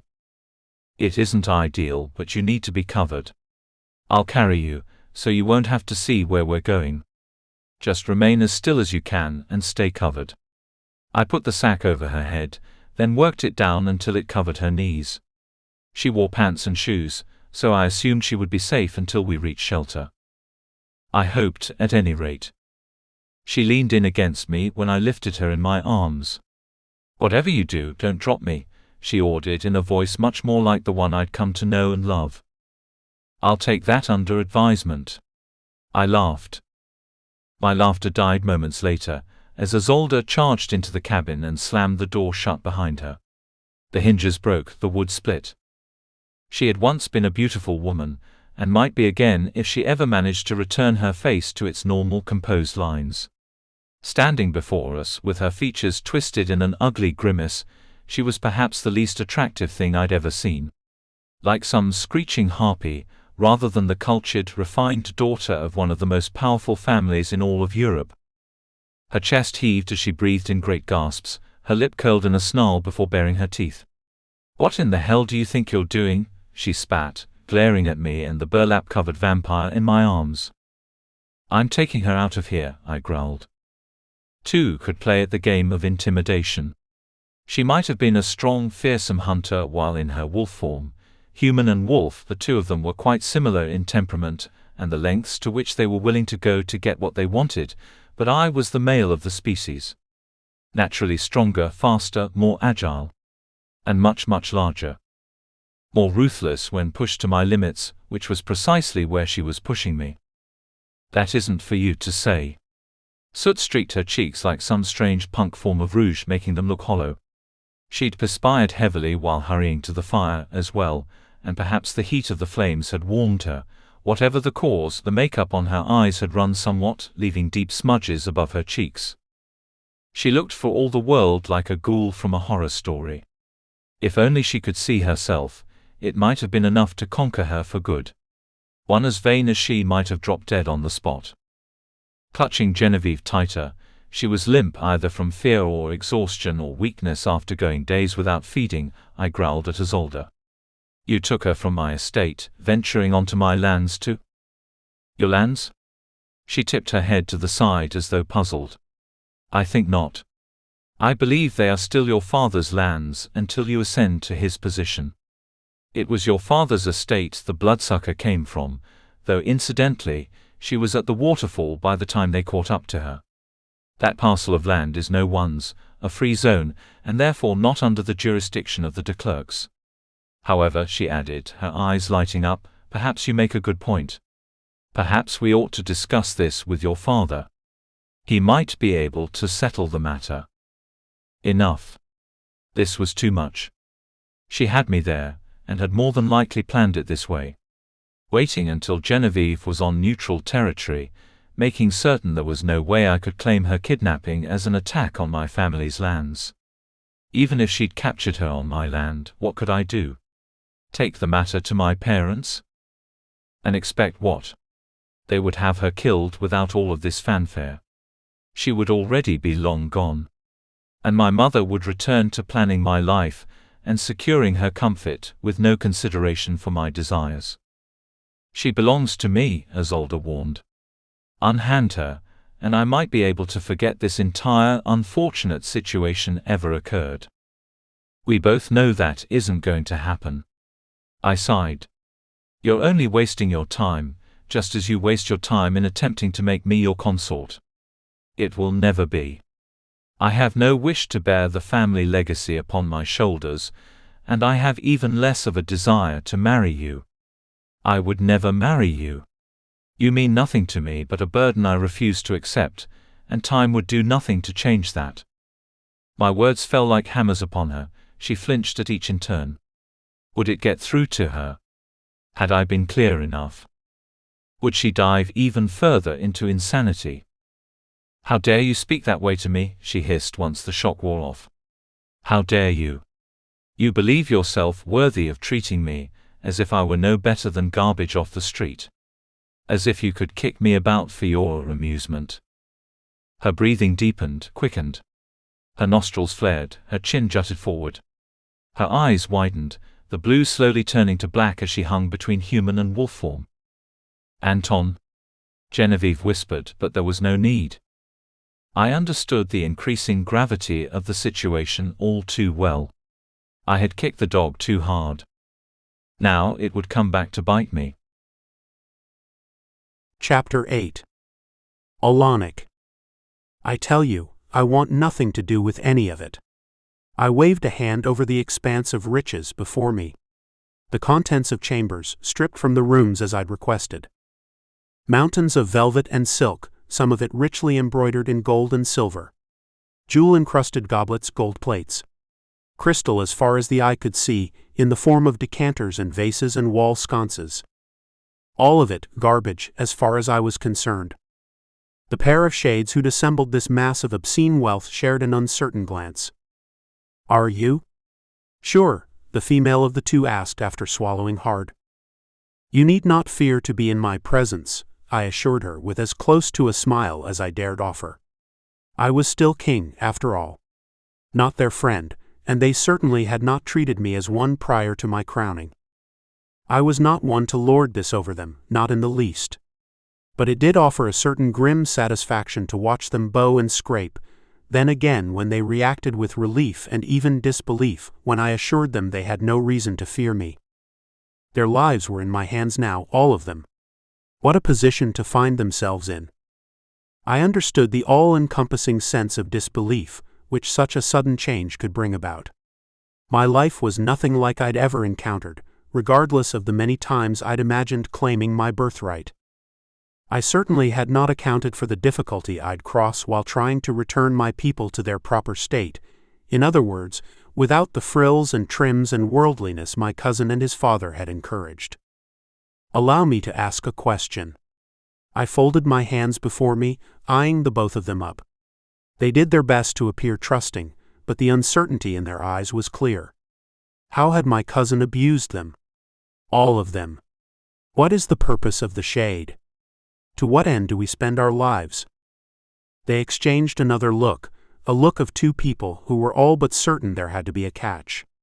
The question was simple, the sort a child would hear and recite the answer to while being schooled. We are the memory keepers, the man offered. It is our duty to record and protect the memories, the legends, the history of every culture, every species of our world. Phi Shade Vampire. I held up a hand and nodded. Correct? That is our duty. What we have been born to do, what we have trained to do. Is it our duty to live lavishly? No, the woman replied, shaking her head. Are we called to live in the outside world? I asked. No, though we are also not permitted by law to bring others in. The man immediately appeared to regret the statement, his skin suddenly tinged with gray. I took this in stride. When compared to some of the insults which I'd endured over my life, a quip such as that meant nothing. You make a fair point. Perhaps that should change. Yet I did not ask you these questions to spark debate. I merely wished to illustrate how far we've strayed under past leaders. I fear we've forgotten our true duty to the creatures, living and dead, whose legacies we've protected these millennia. I would have us return to our calling and throw aside these worldly cares. I scoffed at the finery before me, resenting my cousin as I never had before. What a craven, misguided, selfish creature he'd been. Shade's realm was better without him. What do you suggest we do? The woman looked over the pile with a note of longing in her expression. Yes, it would be better to rid themselves of this as soon as possible, for longing soon turned to desire, which led even the purest of souls astray if not properly controlled. I shall send word to the king of the Phi, I decided. They are owed recompense for the evils which Garen rained upon them. While war was avoided, 6 of their number were murdered as a message from my cousin to the king. As you may be aware, the queen consort was once King Gregor's most trusted advisor, yet even that relationship is not enough to ensure we forge a stronger bond with those in Avalain. The two of them blinked in near-perfect sync. You want to give all of this to King Gregor? Indeed. A gift. I wish for the transport to be arranged. My queen and I will deliver the gift personally. All the better for us to check on Gregor, though neither of them need be privy to my inner motivations. Felicity still feared for him, and after the blissful happiness she'd granted me during a few short weeks of marriage, I could not bring myself to imagine losing her as he'd lost Tabitha, twice at that. It might have been enough to break me.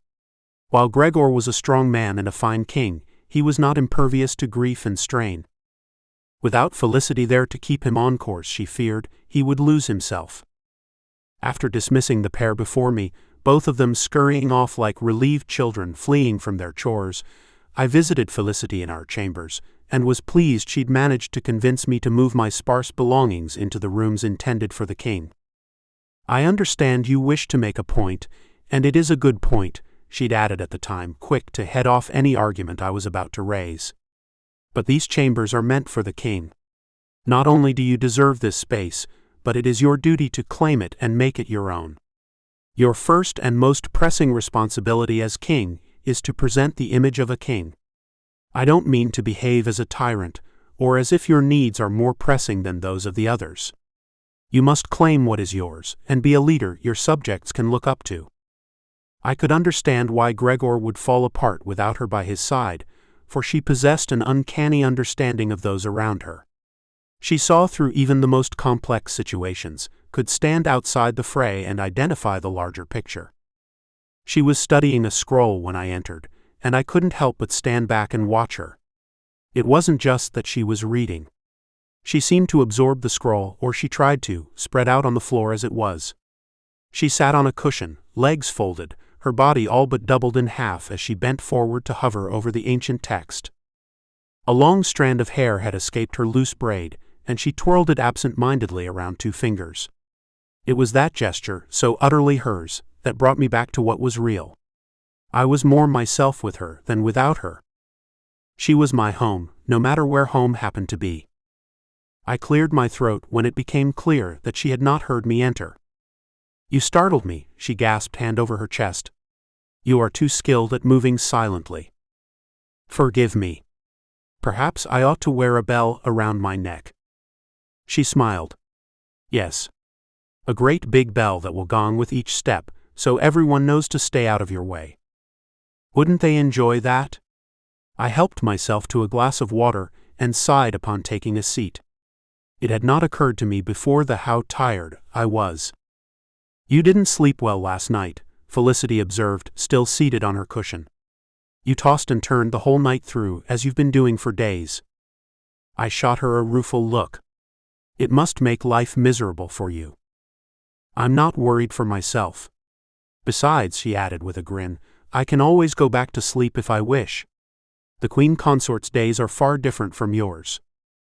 "I would have it otherwise." "What does that mean?" "It means I cannot see why you would not be accepted as not only my consort, but as a skilled and wise advisor." "Alonic." Her face fell. We'd had this talk before, and it always ended in the same fashion. "You know they don't accept me." "Certainly, they have no choice but to accept my presence.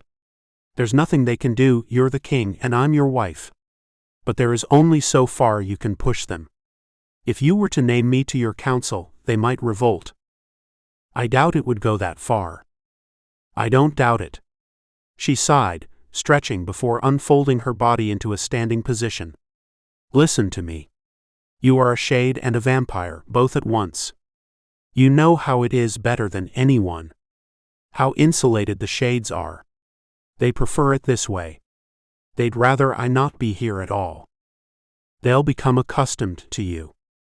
I'm sure they will, in this position as your quiet and willing partner who offers no opinions and holds her tongue while out and about." I grumbled. She continued, "You know it's true. It's one thing to accept the fact of my existence, but another to accept my playing a larger part in your reign. They've spent too long looking down on others not of their kind," I muttered as she reached me, her hands light yet firm upon my shoulders.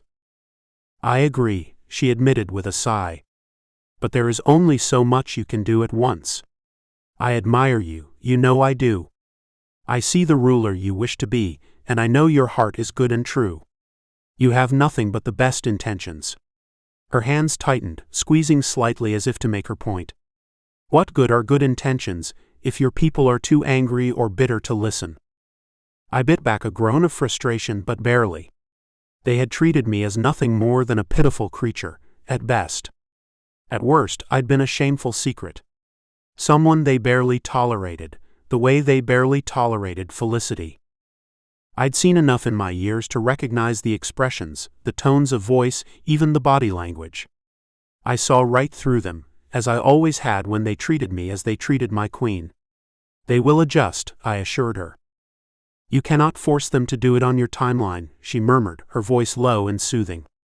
When she bent to brush her lips against my ear, she whispered, "I can stand it if you can." This both touched and angered me. She ought not to have to stand anything.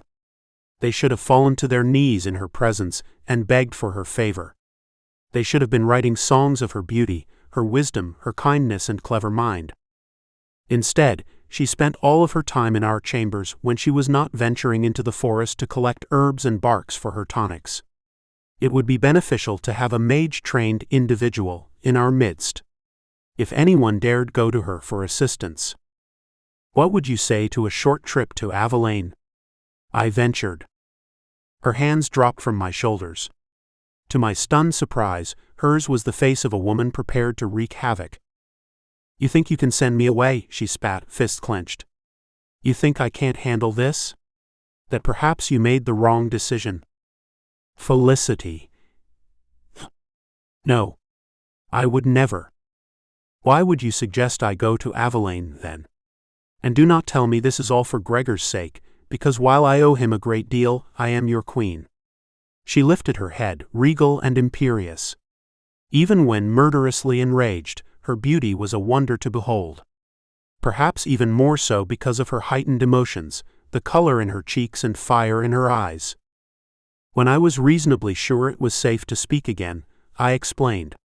"Never did I say you would go alone. I had intended for us both to pay a diplomatic visit." She deflated instantly. "Oh. I see. I wish to present to him the jewels and riches which were once in Garen's possession, and to broker the terms of a treaty between us. While Garen never had the chance to declare war, I cannot leave this thread hanging loose. Gregor deserves a proper visit, and a proper apology." Her face softened, her eyes now glistening when they had only just blazed seconds ago. "I know he will appreciate it, and so will I. I do wish to see him and nag him a little if need be." "That's more along the lines of what I'd expected you to say." I chuckled in relief. Chapter 9. Carrie. Where is my father? I asked the same question to every one of the men and women who visited our dingy cell. Every time they came in to draw blood, take notes on the status of the burns they had inflicted on my friends, or the worst, to inflict new burns, I asked. Not that I expected an answer. Good thing too, since I never received one. "Why won't you speak to me?" I demanded, glaring at the side of the woman's head. A woman older too, more than old enough to be my mother. She had a clinical look to her, with her hair in a smooth bun and her glasses on a chain around her neck. Weren't women supposed to be kinder than men? Gentler?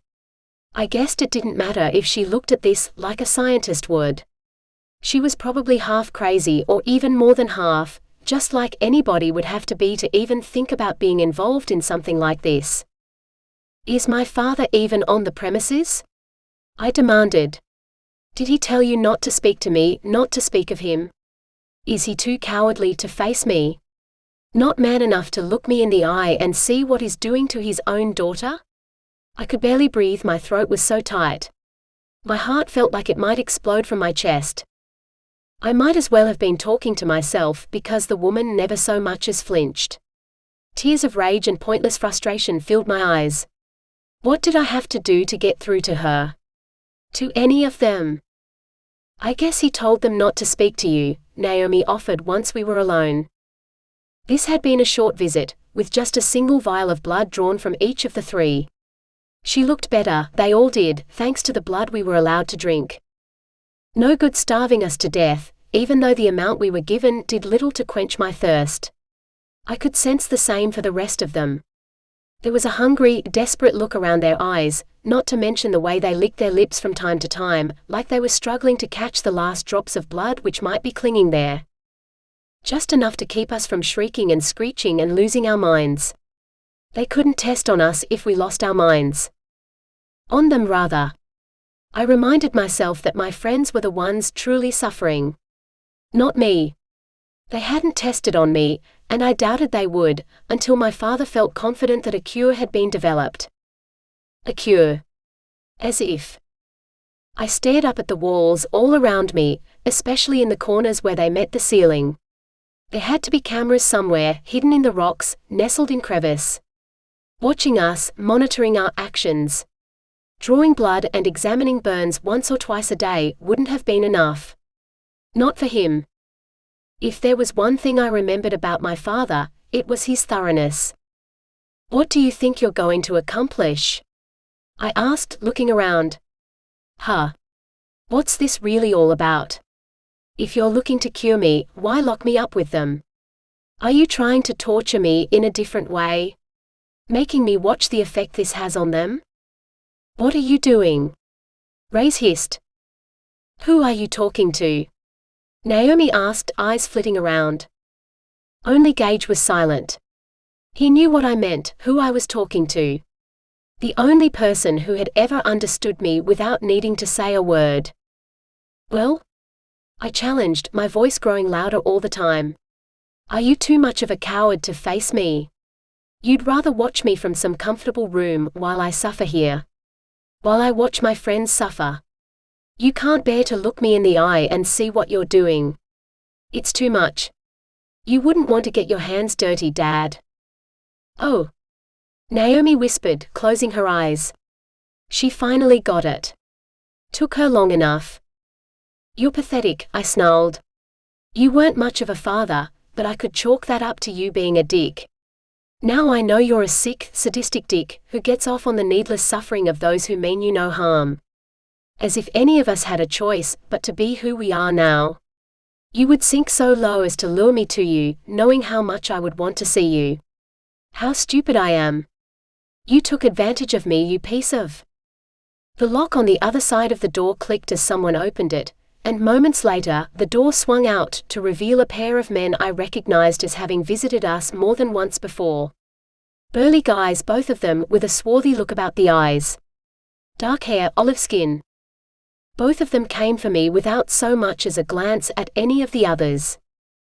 Wait, what are you doing? Gage shouted, straining against his chains as Naomi and Raze gaped in horror. You can't just... It's okay, I mouthed, nodding. This was what I wanted.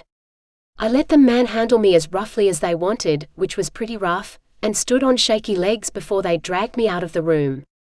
The last thing I saw before they pulled me into the corridor was Gage's face. Still gorgeous, even after all we had been through. I carried it in my heart, as they took me to another room further down the brightly lit hall. Compared to the almost medieval cell we'd been in, this was downright fancy. Somebody had put down hardwood flooring and had covered the stone walls in drywall, which they'd then painted a soothing taupe. I might have been in an office complex. Part of me expected to hear canned elevator music playing. Where are you taking me? I asked, knowing I wouldn't get an answer. It was worth asking though, at least because it made me feel like I still had a voice. They couldn't take that away. We ended up in another cell, only this was the Ritz compared to what I had just left. It brought to mind a hospital room. Clinical, but with an effort toward making it seem homey. The same wood flooring and taupe paint. Soft lighting. There were even beds. Beds? 4 of them. After days spent sitting on a stone floor, it looked like heaven. They sat me on one of them and attached me to it using chains clamped to the bed frame. There went the illusion, popping like a bubble. This might have been a fancy prison, but it was still a prison. The door opened moments after I was secure, and into the room stepped my father. My heart hitched at the sight of him, and I hated myself for it. He didn't deserve for me to be glad to see him. He didn't deserve my memories, the few happy ones I could still bring to mind.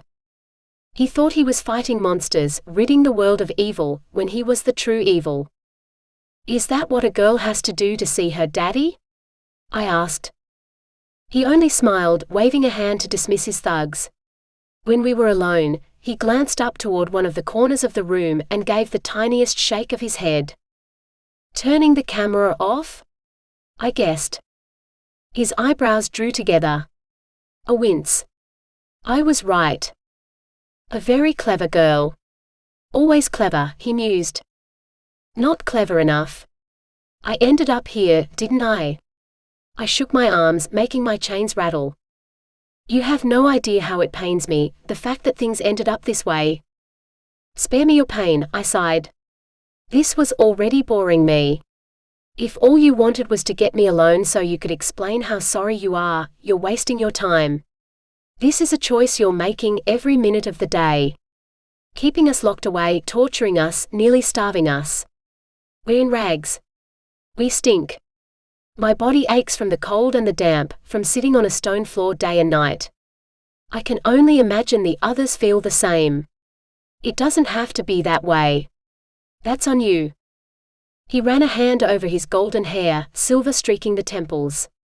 Always perfect though, completely in place. One day you'll understand. Bull. I will never understand. I'm trying to find a cure. The edge of desperation in his voice caught my attention.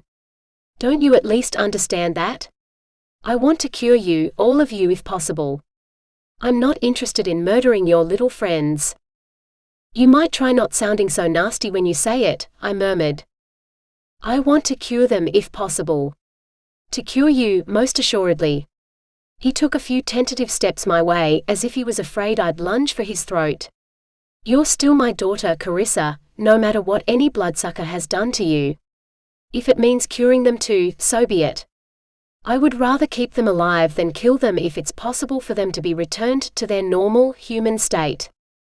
I would be dead now if it wasn't for being turned. I would have died a horrible death. His face remained motionless as he replied, I would rather it that way. I glanced away. Oh, Dad. I'm so disappointed in you. You think I'm not disappointed? Finding my daughter consorting with a bloodsucker? To find you've become one? The very thing I've dedicated my life to eradicating. Maybe you've wasted your time then, I snarled, looking at him again. Maybe your entire life has been a waste. So sorry, but it's looking like that's the case. Rather than trying to build something, like I always thought you did, you would rather tear something down. I am building something. His hands clenched into fists at his sides. I'm building a world free from the pestilence these creatures spread. Look what it did to you. Instead of affording you death, your eternal rest, you will never be at peace. Forced to walk the world for eternity, while the natural, normal progression of life goes on around you. You'll watch as the people you cared about grow old and die, and then as their children do the same. The world will tear itself apart and rebuild itself while you bear witness. Man was never meant to exist for so long a time. It's torture, and I won't allow you to be part of it. Don't I get a say in this? I sighed. To be honest, I wasn't thrilled when I first learned what happened. Who would be? It was terrifying. But look at me. Really look. I stared at him until he finally had the nerve to meet my eyes. See? I'm still me, Dad. I still remember everything from my life, and I remember how good things were back when we were together. I remember all of it. And I feel things still, and I'm tired and aching and afraid of who you've become and what will become of me. I'm exactly the same. Except for the fact that you now survive on blood, he whispered, cold and unfeeling. What about it? I'm not proud, I admitted, and that brought to mind the things I had done in Paris. The people I killed. Their deaths were heavy on my conscience. It was like I was somebody else back then, somebody willing to forget they ever had a soul. I exist on blood, but synthetic blood like what you've been feeding us is what Gage's family drinks. I've learned to be like them. Civilized. He laughed like I just told a joke. As if such a thing existed. A civilized vampire. It's possible, and you must know it by now if you've really dedicated your life to this, unless you refuse to see it, since that would make it easier for you to destroy us. Is that what it is? Us. Do not use that word, he warned, spitting the words through clenched teeth. It bothers you that much to think of me as one of them? Guess what? I am one. And I'll tell you something else. Everything I feel, they feel too. Every single vampire you and your cronies have murdered? They still felt and thought and reasoned. All of them. They were once human just like I was. Enough. Just like you are, I insisted. They had families who loved them, people who loved them. People they watched grow old and die like you just pointed out. They were once human. They had memories and emotions, and you destroyed them over something they couldn't control. By now, tears had overflowed onto my cheeks. Amazing that I could still cry, as dehydrated as I was. I can cry, Dad, I whispered in a thick voice. This is real. His jaw worked, the color rising in his cheeks. His fists loosened. He lowered his shoulders. Was it my imagination, or were his eyes brighter than they normally looked? Had I finally gotten to him? Could he see finally what I was trying to tell him? That we were nothing to fear and nothing to hunt and destroy? Would the slightest pink tinge that I knew tinted my tears make him think twice? Would it make him doubt me and the message I was trying to get through to him? Dad, please, I ventured. He was breaking, I knew he was, and I had to make the most of it while he was still vulnerable. At least get us out of that dungeon. We don't deserve that. I don't deserve it. If we're more comfortable, it might be easier to get us to play along with the testing. I can talk to them, get them to play nice. We won't take advantage of it, I swear. So long as we can be just a little more comfortable, and a little warmer. The temperature in the room was still slightly on the chill side, but it was worlds better than the freezing dampness in the stone room, which must have been dug way underground. His mouth opened just a little, just enough to tell me there was something he wanted to say, but before he could, it snapped shut. He turned and strode across the room, flinging the door open and marching down the hall. The soles of his shoes clicked smartly against the wood. Never one to walk slowly or quietly, my father. The two swarthy thugs were back inside in a heartbeat, freeing me from my restraints only to drag me back to where Gage and the others waited. Well, it was worth a shot, I thought with a sinking heart. Chapter 10. Genevieve. Put me down, I hissed. I didn't like what I was hearing, not one bit. It seemed to me Isolde was on the verge of shifting. I'd seen and heard Anton do it enough to know what to listen for. There was suddenly a wild animal in the cabin with us. He needed to protect himself, and he couldn't do it with me in his arms. He set me on my feet, and I worked the burlap over my head, ridiculous really, being covered as I was. My head was freed just in time to see Isolde lunge at him, still in her human form. "Don't you dare touch him," I snarled before I could stop myself, reaching out and shoving her with all my might. Shifters might have been powerful, but vampires were certainly stronger than an average person even while weakened, and the element of surprise, along with my strength, was enough to knock her off balance. She stumbled, then sprawled onto the pile of rotting nets in the corner. I took Anton's hand, ready to run. The sun had yet to broach the horizon, and there was still time to make it to the dense forest before its rays touched the treetops, but Isolde managed to scramble to her feet and block the way. "You pathetic thing," she snapped, charging at me this time and grabbing a handful of my hair before Anton pulled her away. She did not let go, but instead took some of my hair with her and left me with a smarting scalp. "Enough of this. Isolde, you've lost." He threw her away from me, sending her into the wall. Fishing rods fell, boxes of hooks and lures scattered across the dust-covered floor. He turned to me, eyes searching my face. "Are you all right?" I had no time to respond before Isolde's hands closed over his shoulders from behind. She pulled him away, spinning him in place that she might glare up at him. "Her? You want her? This miserable nothing? When you have the entire world at your fingertips, Anton. Anything you could ever desire. Yours for the taking. You need only accept what's yours by right." "I don't want it." He shoved her away. "I don't want any of it, and I never have. I only want her. We only want to be together. No more of this. No more charades, no more lying. I want none of it, and nothing to do with any of you. Leave us in peace." She studied him, waiting. When he offered nothing more, she grabbed an old desk chair, heavy on wheels, and swung it at his head.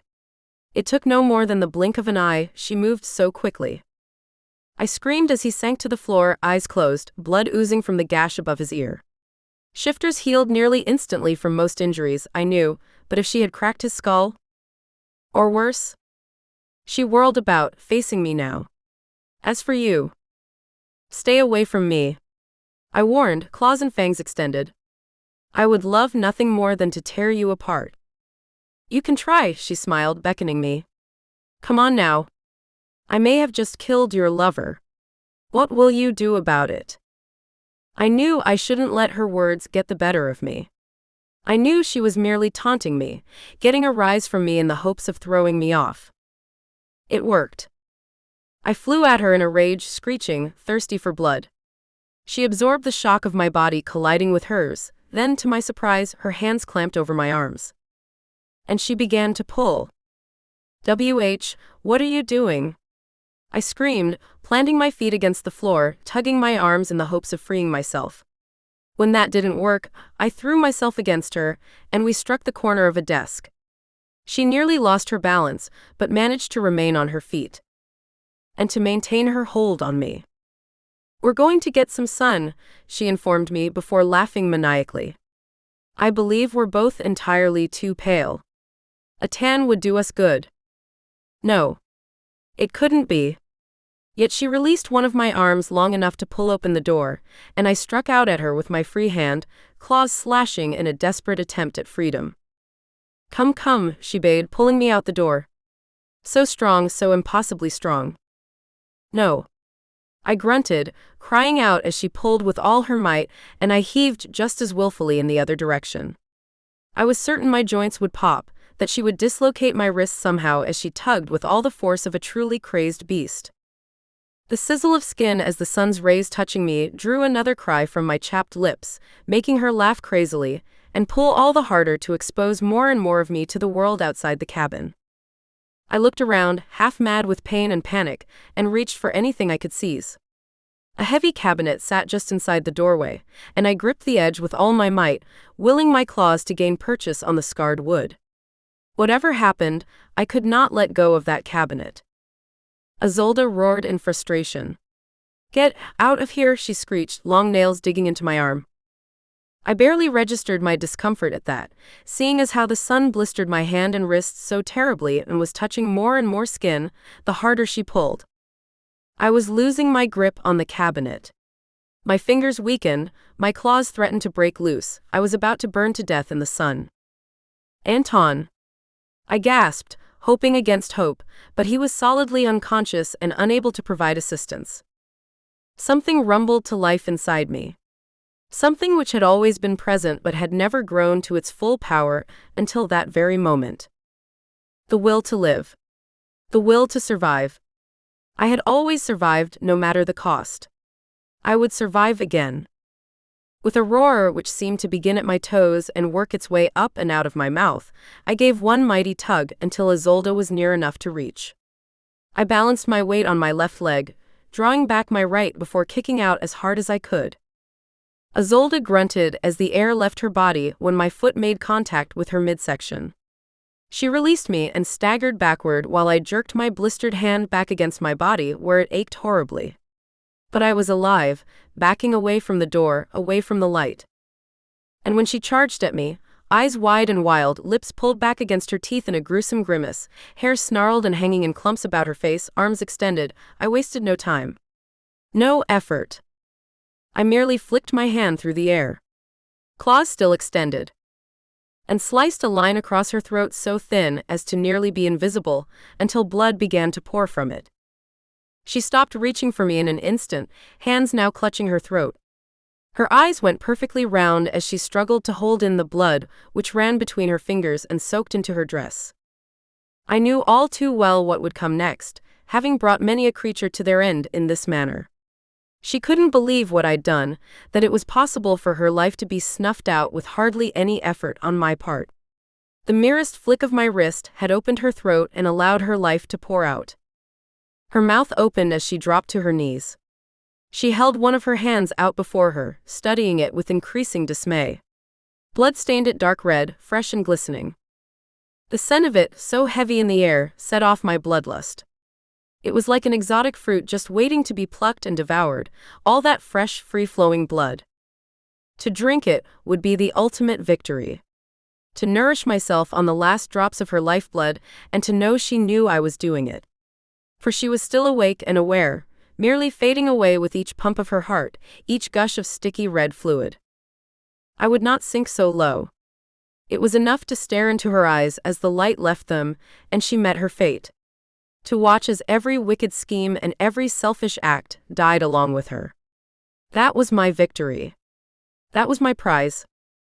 That, and the unconscious shifter lying in the corner. The pulse in his neck was strong, telling me he was still alive, but his eyes were shut and he did not react when I touched him. My love, I whispered, taking his precious face in my hands. My love, please, wake up for me. Please. Return to me. After I called his name and tapped his cheeks several times, he began to stir. What? Where? She's gone now, was all I would say. I would speak no more of her, at least not until we were safe and this was far behind us. We have to go. Now. I need you to wake up and be ready to go. Come now. Try for me. He sat up, shaking his head, blinking rapidly as if to blink back the fog in his brain. When his gaze fell upon the pool of blood and the dead shifter in the center, his mouth fell open in an expression of disbelief and dismay. But only for an instant. "Good riddance," he snarled, looking for a moment as if he were about to spit on her corpse. "She should have known she was no match for you. She didn't." He got to his feet with my assistance, and I found the burlap sack I'd been wearing before the fight began. "You're burned." He gaped at my hand, my wrist. "Not bad," I lied before sliding the sack over my head. "Come. I need you to carry me. Can you?" If I lost an arm, I would still use the other to carry you to safety. Not precisely the most romantic thing I'd ever heard, but considering the situation, it was more than enough. He lifted me across his arms, and I settled in against his chest, hoping against hope for an easy getaway after what we had already suffered. Chapter 11. Stark. Anissa sat up, her focus on Branwen. "What is it?" When Branwen shrugged, her glistening brown curls seemed to shrug with her, spilling over her shoulders and the wine-red gown she wore. How I longed to touch them. To touch her. I was such a fool. I should have told her the truth of our parting from the start, rather than allowing her to believe a convenient lie. I could have told her the truth, every minute of the time we'd spent together in the fortress too. Why hadn't I? Why was the truth so difficult to put into words? Because it would mean admitting I'd never stopped loving her. I had only told myself the love was gone, all in the hopes of soothing my lonely heart. If I admitted the truth and she rejected me in spite of it, there would be no going back. "We're running out of blood," she announced, unaware of what the sight of her did to my heart. "There is no other way to say it. We will not have enough for the child in another 2, perhaps 3 days." "I thought there was an entire stockpile at our disposal," I muttered, looking to Anissa for answers. "We could have fed many full-grown vampires for months on the amount we'd put together." It had not been easy either, involving much deception and thieving my part. I'd gone from place to place using portals, stealing from nightclubs which catered exclusively to vampires and those obsessed with them. Their supply of synthetic blood had been admirable, that was, until I invaded. It was Branwen who spoke again. "I suppose none of us understood how much Elena was capable of consuming, but we are truly on the verge of running out." "What does Saren say about this?" Anissa asked. I noticed the way Anissa picked up the baby then, holding her close. As if she felt the need to protect her.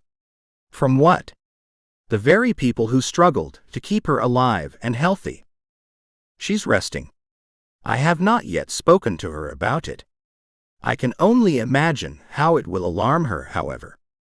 I could imagine too, and it hardly thrilled me.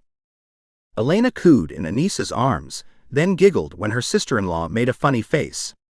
She was a beautiful child, one who'd quickly become the light of our lives, but she was eating, or rather drinking, us out of house and home. She would soon become unmanageable if we did not find a way to rein her in. What if? I hardly dared speak it aloud. What if she doesn't get all the blood she desires, exactly when she desires it? Both women turned to me, aghast that I would suggest such a thing. "I know it sounds cruel." "It does," Anissa agreed, her tone cold and clipped. "I realize that," I replied. "It isn't cruel." It came as a surprise that my jaw did not hit the floor when I heard Branwen come to my defense. Anissa, too, appeared surprised. "What did you say?" Branwen's already large, soulful eyes widened when she realized she'd now have to back up her statement. Yet she did, her chin lifting as she found her voice. "I do not believe it to be cruel. I believe our Elena has become a rather spoiled child, who knows she will receive whatever it is she demands, for if she does not, she can burn us to a crisp without much effort." Little Lena punctuated Branwen's statement with a laugh, as though she understood every word coming from the witch's mouth. Perhaps she did. Perhaps her understanding increased even more rapidly than her physical size. "You don't believe it's only a matter of hunger?" Anissa asked, looking from Branwen to me. I believe she needs blood to thrive, I ventured, glancing at Branwen in the hope of her backing me up once again. I believe she does need it, to an extent. However, she is also part witch. Witches do not need blood. If we attempted to wean her away from this constant drinking of blood. I can't listen to this. Anissa bolted to her feet, the baby bouncing in her arms. No. I will not bear witness to her torture. Anissa, no one said. Torture, she repeated, eyes glistening now. I've seen what happens. I know what a vampire's life is when they don't receive the blood they need. My sister, she hissed. I know, I murmured, understanding now the reason behind her sudden outburst. What if what happened to her mind is I can't think of the word. Byproduct. What if this twisting of her mind is somehow connected to the agony she suffered at Marcus's hand? You don't know that, I reminded her, keeping my voice cool for Lena's sake. The baby looked at Anissa, her bow-shaped mouth pulling down at the corners.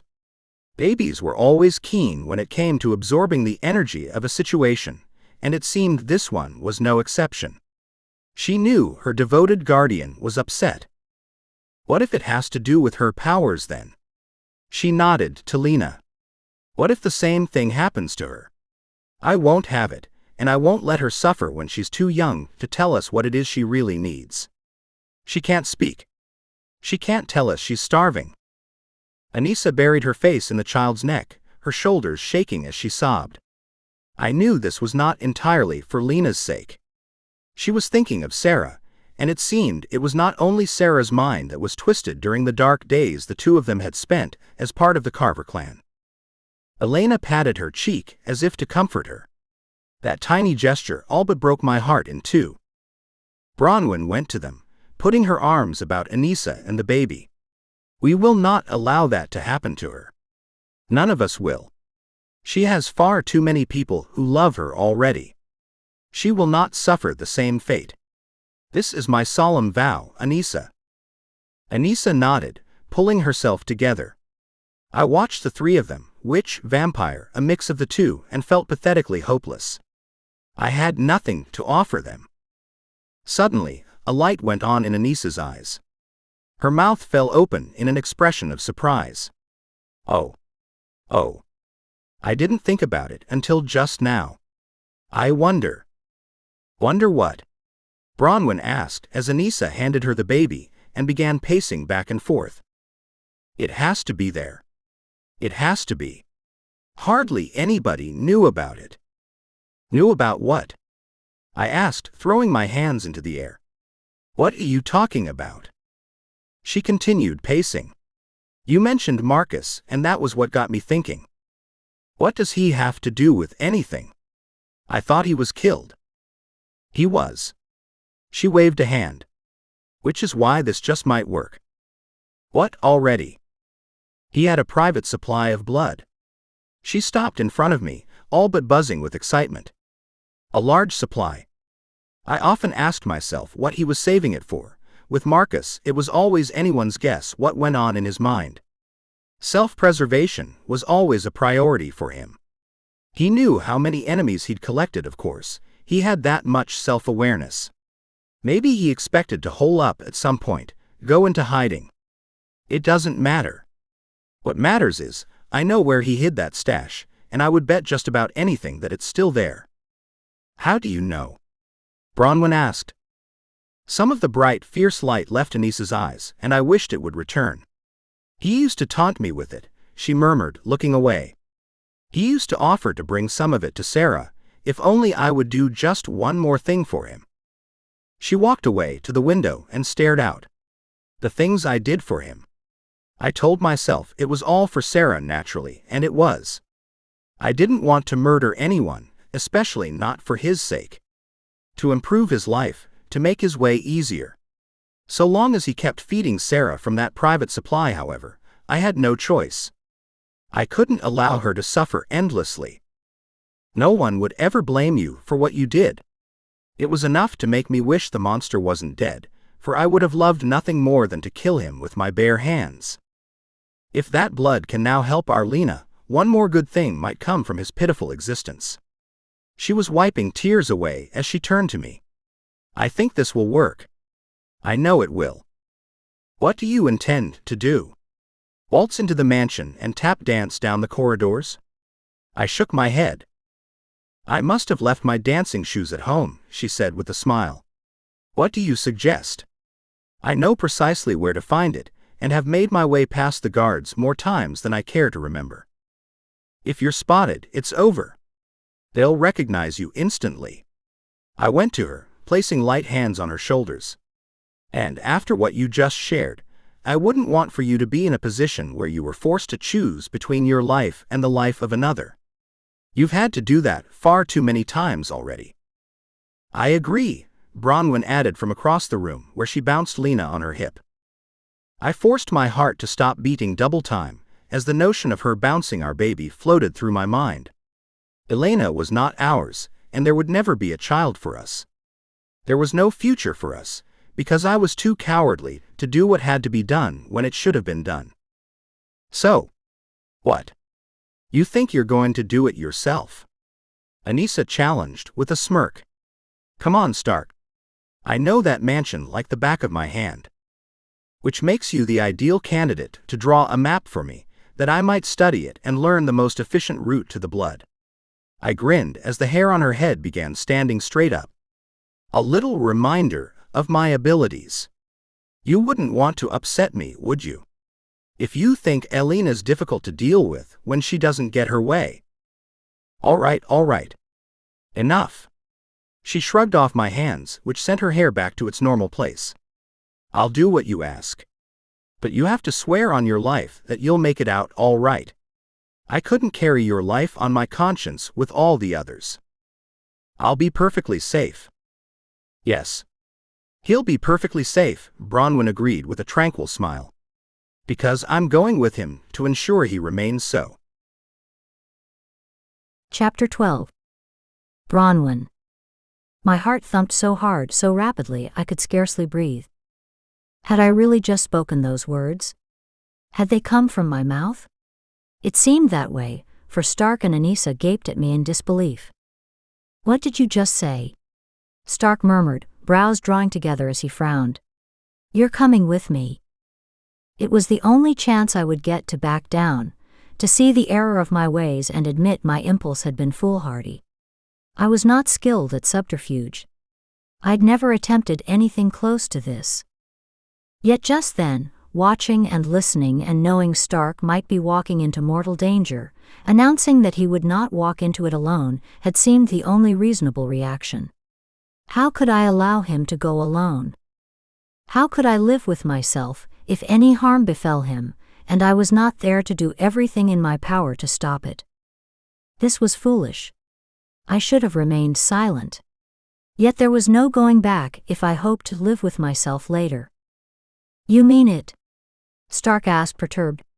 Why would you consider something so dangerous? Why would you?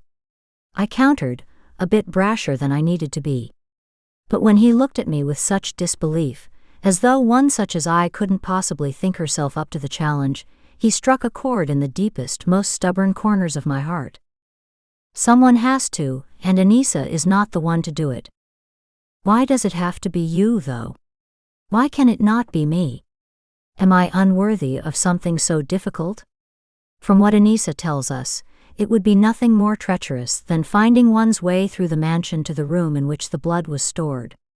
If she knows where that room is and can direct the way, what more is there to it? Quite a lot more, he growled, and you know it. Which is why you shouldn't go alone, I concluded with a sweet smile. This is a dangerous mission, and two of us would certainly be better than one.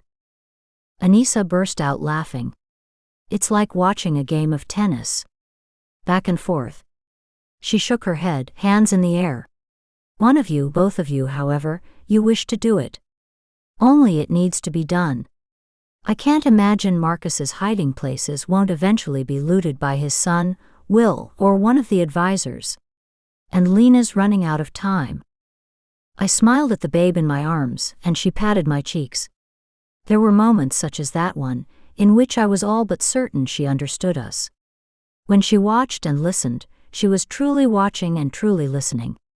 Our words were more than mere noise to her. She appeared interested, ready to absorb the information around her. I suspected that once she learned to speak, she would be quite something to behold. You believe your friend Branwen is up to the challenge, do you not? I whispered, bouncing Lena on my hip. Yes, you know she is brave enough and skilled enough to take care of herself. All right, have it your way, Stark grumbled. Forget my concerns. They're of no seriousness.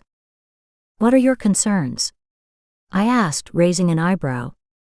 For all my attempts at lightening the mood, I was little more than a shaking, quaking wreck inside. What was he thinking? What would he say was his true concern? Not me, surely. Would he? He lifted his shoulders in a flippant shrug. If I am too busy being concerned with your welfare, how will I be able to concentrate on my own? How can I focus myself when I have you behind me, possibly being injured or worse? And what if you were injured and slowed me down? Each word was a dagger aimed straight at my heart. I withstood the blows with all the dignity I could muster, staring at him, willing myself to remain calm and strong even as he crushed me into dust. Anissa clicked her tongue, wagging her head back and forth. You truly have a way with words, she muttered, coming to me to take the baby. The look of sympathy she shared told me she understood better than he did. I hardly knew her, and she understood. I almost wished she didn't, for her witnessing my humiliation while knowing just how deeply I still cared for him embarrassed me double as much. I would have liked nothing better than to leave Hallowthorn Landing right then. Forever, never to return. After days and days of caring for Lena, and spending the rest of my time and attention focused on avoiding Stark at all costs, this was the moment which threatened to break my will. But it would not. I would not allow it. I assure you, I replied, making my tone dry, that I'll do my best not to slow you down or hold you back. And if anything were to happen to me, you have my permission to leave me behind. What is all this? Saren stood in the doorway, looking at the three of us. 4, counting the baby. Where are you planning to go? You aren't leaving, are you?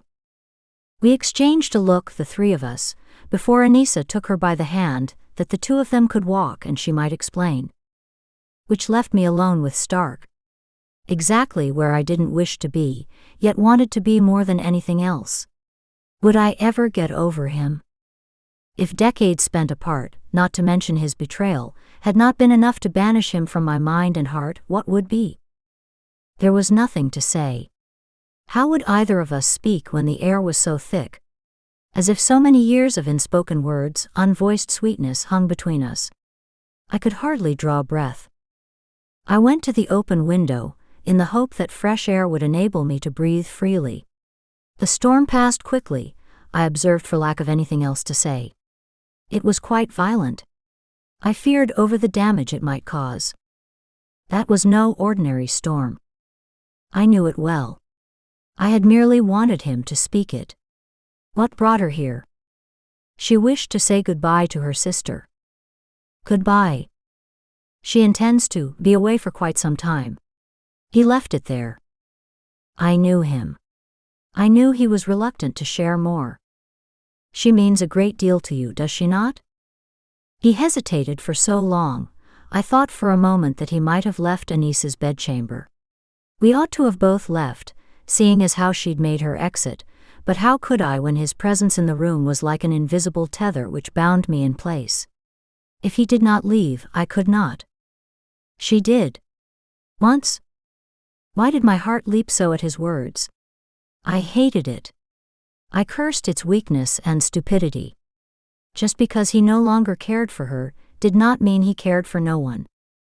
There was still Elowen. Perhaps he carried her deep inside himself, just as I carried him. If that were the case, he would never be free. For I never would. She was angry, I murmured, staring out over the now still water. Sunlight shone over the blue expanse, nearly blinding me with its brilliance. Sara had been able to change that so quickly, in the blink of an eye. She was frighteningly powerful, more so perhaps than Stark, and he'd been the most gifted elemental she'd ever known. Sara carries a great deal of anger with her at all times, it seems. Some of it directed at myself, most of it perhaps, he added with a grim chuckle. Why? I looked over my shoulder in time to see him wince. Must we speak of it now? He asked, folding his arms. There are far more pressing matters at hand, such as your insistence on accompanying me. I will do as I say, I vowed. You will not go alone. Just because this Marcus is no longer a threat, does not mean you ought to step foot in his clan's home without someone there to watch out as you search for the blood. I would. I pressed my lips together, as if to prevent greater madness from pouring forth. He could not hear tell of how I would most certainly worry myself into a fit over his welfare if he left me behind. He need not know of the suffering I'd already endured through years of never knowing for certain where he was or whether he was safe. Only the occasional report from Seren had made me aware that he was even alive. I could not suffer that again, not after seeing him and being in his presence these past weeks. The yearning I'd borne prior to this time together was stronger than ever before. What a fool I was, allowing him to make me care so. Still, when he did not deserve my caring, my love. He overlooked my having trailed off. Anissa will prepare a map, as per my request, and we will go over it with her. She is quite thorough. I have the utmost faith that she will tell us precisely where to go. Will we leave today? Do you believe we ought to wait? Why must everything become an argument or a debate? I snapped, turning to glare at him now. I had but so much patience, and he was wearing it thin. He took a step back. Tonight then. We shall travel by portal tonight, arriving somewhere outside the grounds of the mansion. Anissa will instruct us on the safest area, I'm sure. I will be ready. Are you certain? I will be ready. I do not mean prepared to leave. I mean prepared to face what we must face. Do you believe me so weak? You of all people know of that which I am able to do. You know very well. I do, he admitted, sounding apologetic. It is merely that. You wish to be certain I will not hold you back. Is that it? And that I will not be so foolish as to be wounded or discovered by some vampire guard. I scoffed, and when I tried to move my feet to leave the room they allowed me to do so. I had to get away from him. When he reached out to touch me as I walked past, I deliberately moved aside that we might not brush against each other. Even that would be more than I could bear, and more than he deserved. No, I would not hold him back. I would see to it that we both made it through our mission safely and successfully. Then, once it was over, I made a resolution as I stormed down the corridor, in the direction of my bedchamber. I resolved to remove him from my heart by any means necessary, no matter how long it took. Chapter 13. Anton. I was more than a bit dizzy and still unclear as to what I'd missed while unconscious. Everything had seemed to happen so fast, but all that mattered at the moment was getting Genevieve out of there. Getting us both to safety. I fled into the forest, back toward the cottage which sat on the de Klerk side of the border between our lands. It was a long trek, however, one which might take close to an hour. My thoughts flew in a million directions as I ran. There would be guards on their way after seeing smoke in the air. They might be nearly on top of us already. I had to get us as far from that cabin as possible before they discovered Isolde's body. The image of her, crumpled in agony with a pool of already congealing blood spread around her, would stay with me, I knew. Someone who had once been so pleasing to the eye, yet who had possessed a withered shell of a soul. Destroyed by greed and vanity. She'd met the only possible end for one such as herself, and perhaps it had been for the best. She would never have found true, lasting happiness or even satisfaction. She would always have been hungry for more wealth, greater power, higher prestige. Creatures such as that swallowed everything in their path, including those nearest to them. I would not have allowed her to swallow me that way, and she'd likely known it. Even if she had not, she would have found out, and there would have been nothing but misery. There might be misery still, if I did not manage to escape unnoticed. Genevieve tucked herself into a ball in my arms, drawing her legs up and inside the sack.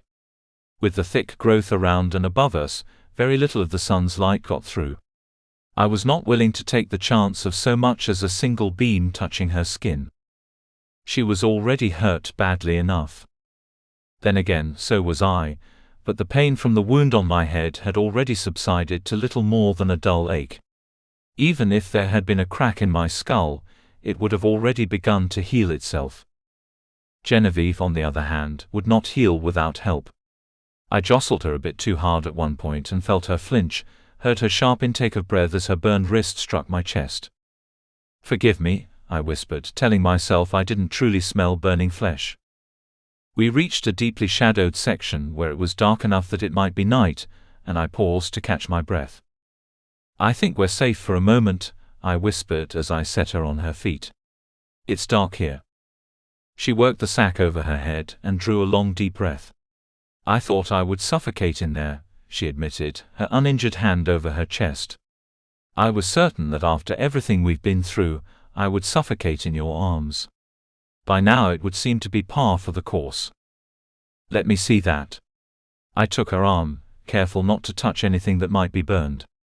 My wolf eyes made it easier to see in the dark, and what I saw hardly pleased me. "It hurts," she admitted through clenched teeth, trembling either from pain or the strain of holding back.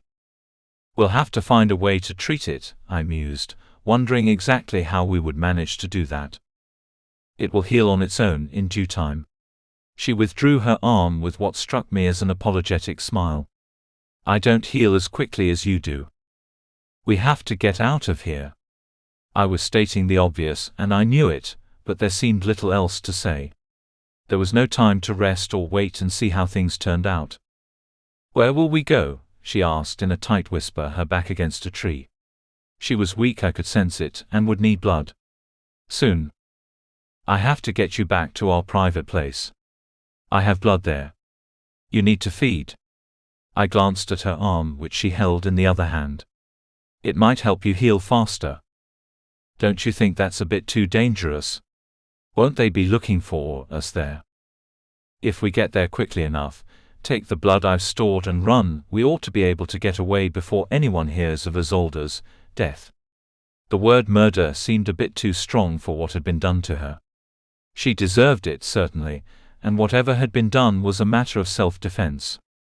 Of that, I had no doubt. What would we do after that? Where would we go? "We might be able to go out to the waterfall," I suggested. "Why?" "I have a boat concealed nearby, a small boat," I amended. "To what purpose?" "In case we ever needed to get away." I shrugged when she shot me a quizzical look. "You know, your safety and protection have always borne the utmost importance. If you visited me here, and we needed to get away quickly, I wanted to have a boat at my disposal." She took my face in both hands and rewarded me with a soft, lingering kiss. "I do love you. I love you."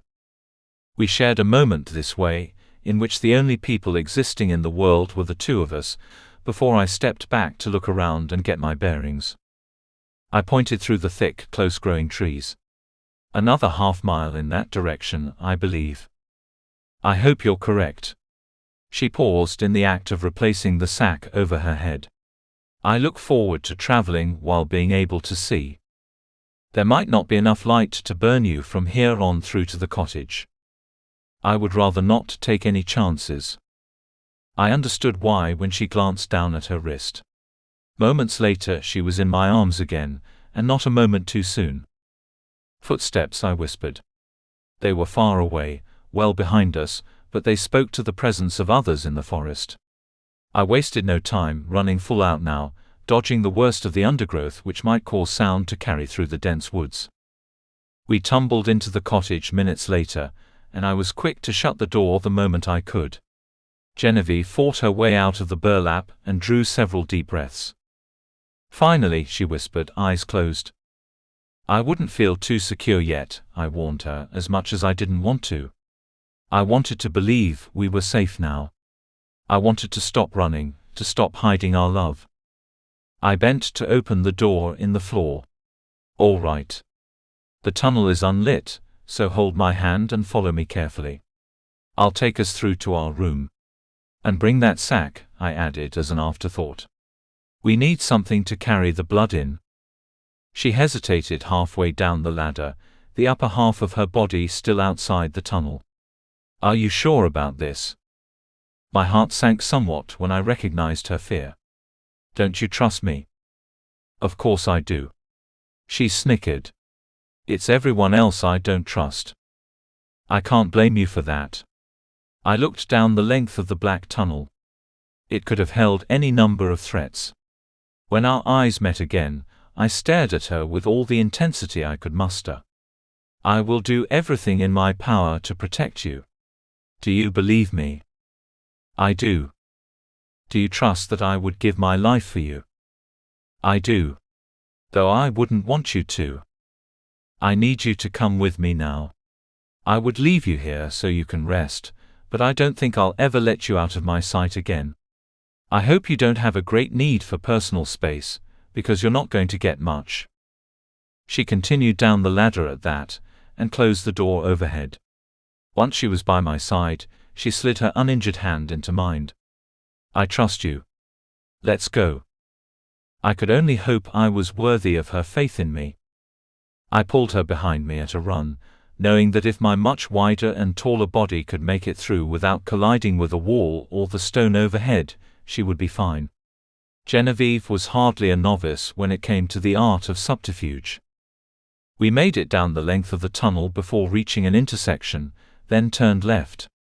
We're on our way there now. Not much further. I could sense her growing fatigue and weakness, and begged any unseen force guiding our movements that she would hold on long enough. She did, and we reached our room unscathed. It was just as we'd left it, which could not have come as more of a relief. I went straight to the supply and tossed her a bag. Hurry. You need your strength. She opened the bag with shaking hands and held it to her mouth, sucking the blood straight from it. Meanwhile, I went about placing the rest in the sack. There wouldn't be food for me, not yet, but I could find what I needed along the way. Blood was far more difficult to obtain without attracting attention.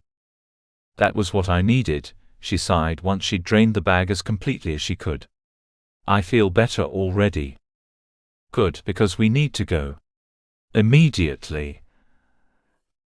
I don't even dare go back to the cabin for clean clothing. I hope you don't mind traveling rough. I can learn to live with it, so long as I'm with you. She smiled and reached for me. I can hardly wait. I recognized the excitement in her eyes, and felt it reflect in my own. I could hardly wait, either. We were going to build a life together. Where? I couldn't say, but we would find a way. So long as we were together, two reasonably clever and resourceful individuals, we would be just fine. Only when I turned toward the open door, was it clear there would be one more hurdle to overcome. Well. My mother's manicured hands found her hips. Look what we have here. Are you planning on going somewhere, without a going-away party at that? Chapter 14. Genevieve. I didn't know who she was, but I already knew I did not like her. In fact, considering the malice in her voice and the coldness in her expression, it would have been safe to say I loathed her. Especially seeing as how she stood between us and escape. Anton spoke through clenched teeth, his words slightly slurred as a result. Mother. Get out of our way. His mother. Well, that explained quite a bit. Little wonder Isolde had felt an affinity for her. They were clearly cut from the same cloth. Both beautiful, cold, imperious. Both manicured, coiffured, and dressed within an inch of their lives.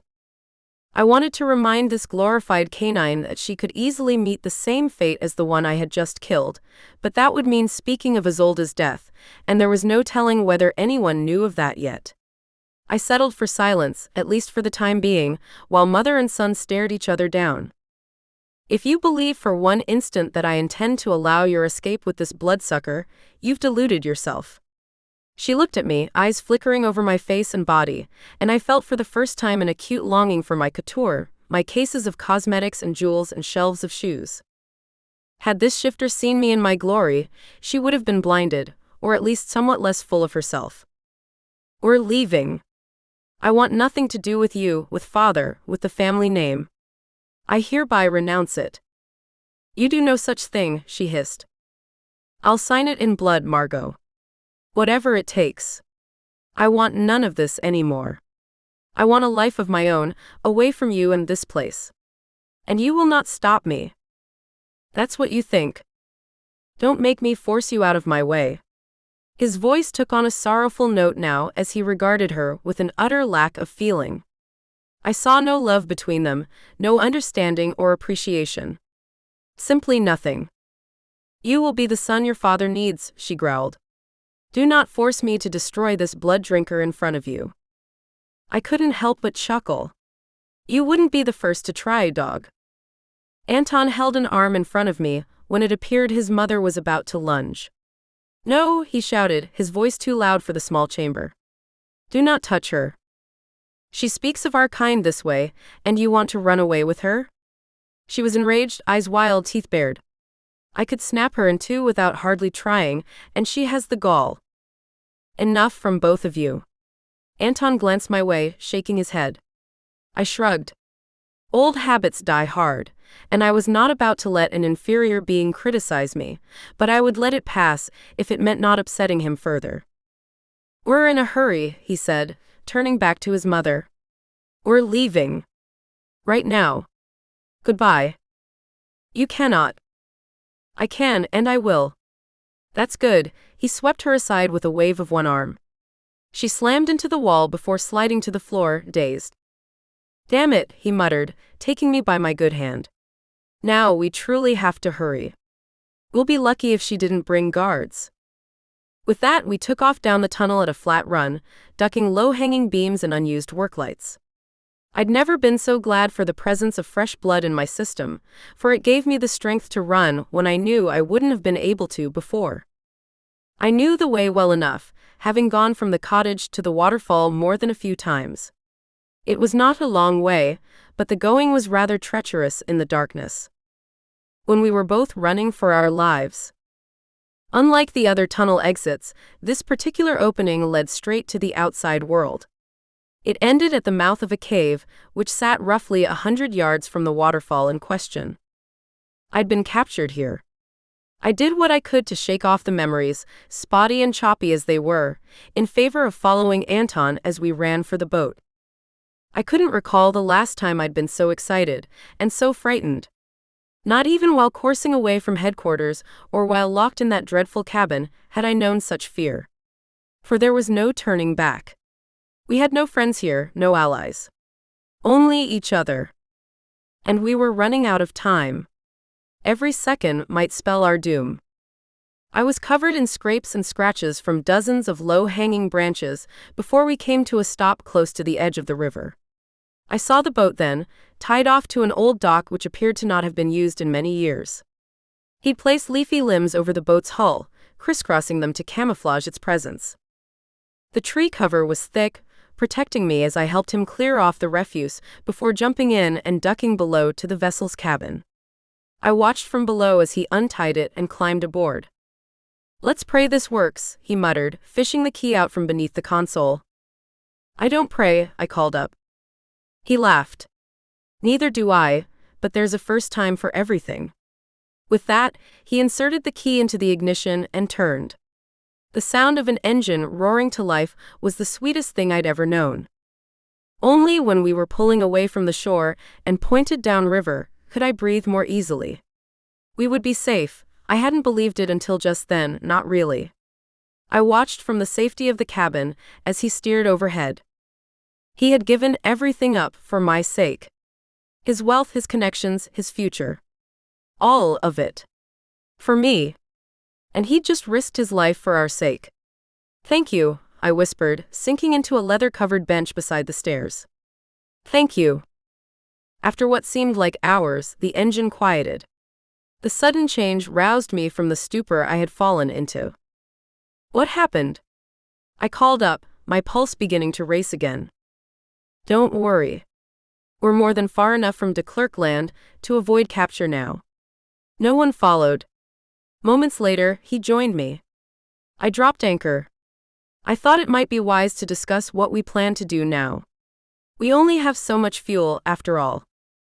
He sank into a club chair with a sigh, tipping his head back and closing his eyes.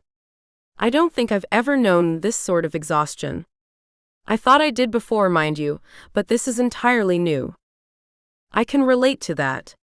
Though I had plenty of blood to carry me through and help strengthen me for at least the next few days, perhaps even a week if I was willing to ration carefully. I didn't have the heart to tell him that the kind of synthetic blood that didn't need refrigeration was substandard in both taste and sustenance when compared to the higher grade that needed refrigeration. It hardly seemed to matter at this point. What now? He looked at me, a faint smile playing over his handsome face. Even now, even dirt-smudged and exhausted, he was the most gorgeous thing I'd ever seen. You're the one with the boat, I reminded him with a grin. Where do you plan to take us? I don't think the boat will be enough. Not to get us as far away as we need to go. Europe is out of the question. There was no denying the way his words caused a deep ache in my chest. You're certain? My family's name is known both in shifter circles and by humans, he shrugged.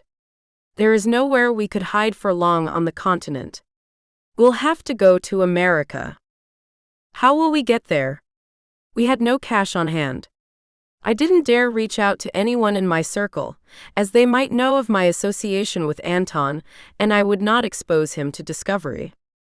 I can arrange something with a cargo ship captain, he explained. Otherwise, a pilot would have to file a flight plan, and I don't trust that. I would rather leave as few clues behind as possible. The captain will keep our presence secret. I trust you, I replied. What else was there to say? We had few choices available, and were fortunate to have any. The question then remains, where do we go from there? He pointed at me. I think this is more your area than mine. I don't know anyone in the States, not well enough to trust them to protect us. I did not have to think on it for long. There was only one person I could imagine relying on, and even then, I was not entirely sure he would offer shelter. We might be able to go to Jonah Burke. He might be willing to offer protection in exchange for? The confusion on his face cleared in an instant when he remembered our prior conversation about Jonah. In exchange for me, he finished. Chapter 15. Carrie. Now that we knew we were being monitored at all times, we were far more careful with what we said to each other. We hadn't exactly been holding lengthy conversations prior to that, but now we spoke even less. And it was hardly helping morale. We were more self-contained than ever, which meant there was nothing to do but stew. I watched as the others started to deteriorate even further, growing sunken-eyed and fearful. Don't let them see you like this, I whispered after what was probably another 3 or 4 days since the conversation I had with my father. They'll win if they see they can break you down. What difference does it make? Naomi wondered. She barely lifted her shoulders, but I could tell she meant to shrug. I hated seeing her like this, seeing all of them like this. It makes a great difference, Gage said, backing me up. Even though he looked just as worn and beaten down as the rest of them, he understood what it meant to stay strong for the sake of one's sanity. I was once beaten within an inch of my life and nearly drained of blood, all at the hands of an evil vampire who destroyed my family. Needless to say, he had every intention of killing me. I wouldn't give him the satisfaction. That's the only thing to keep me alive, I'm sure of it.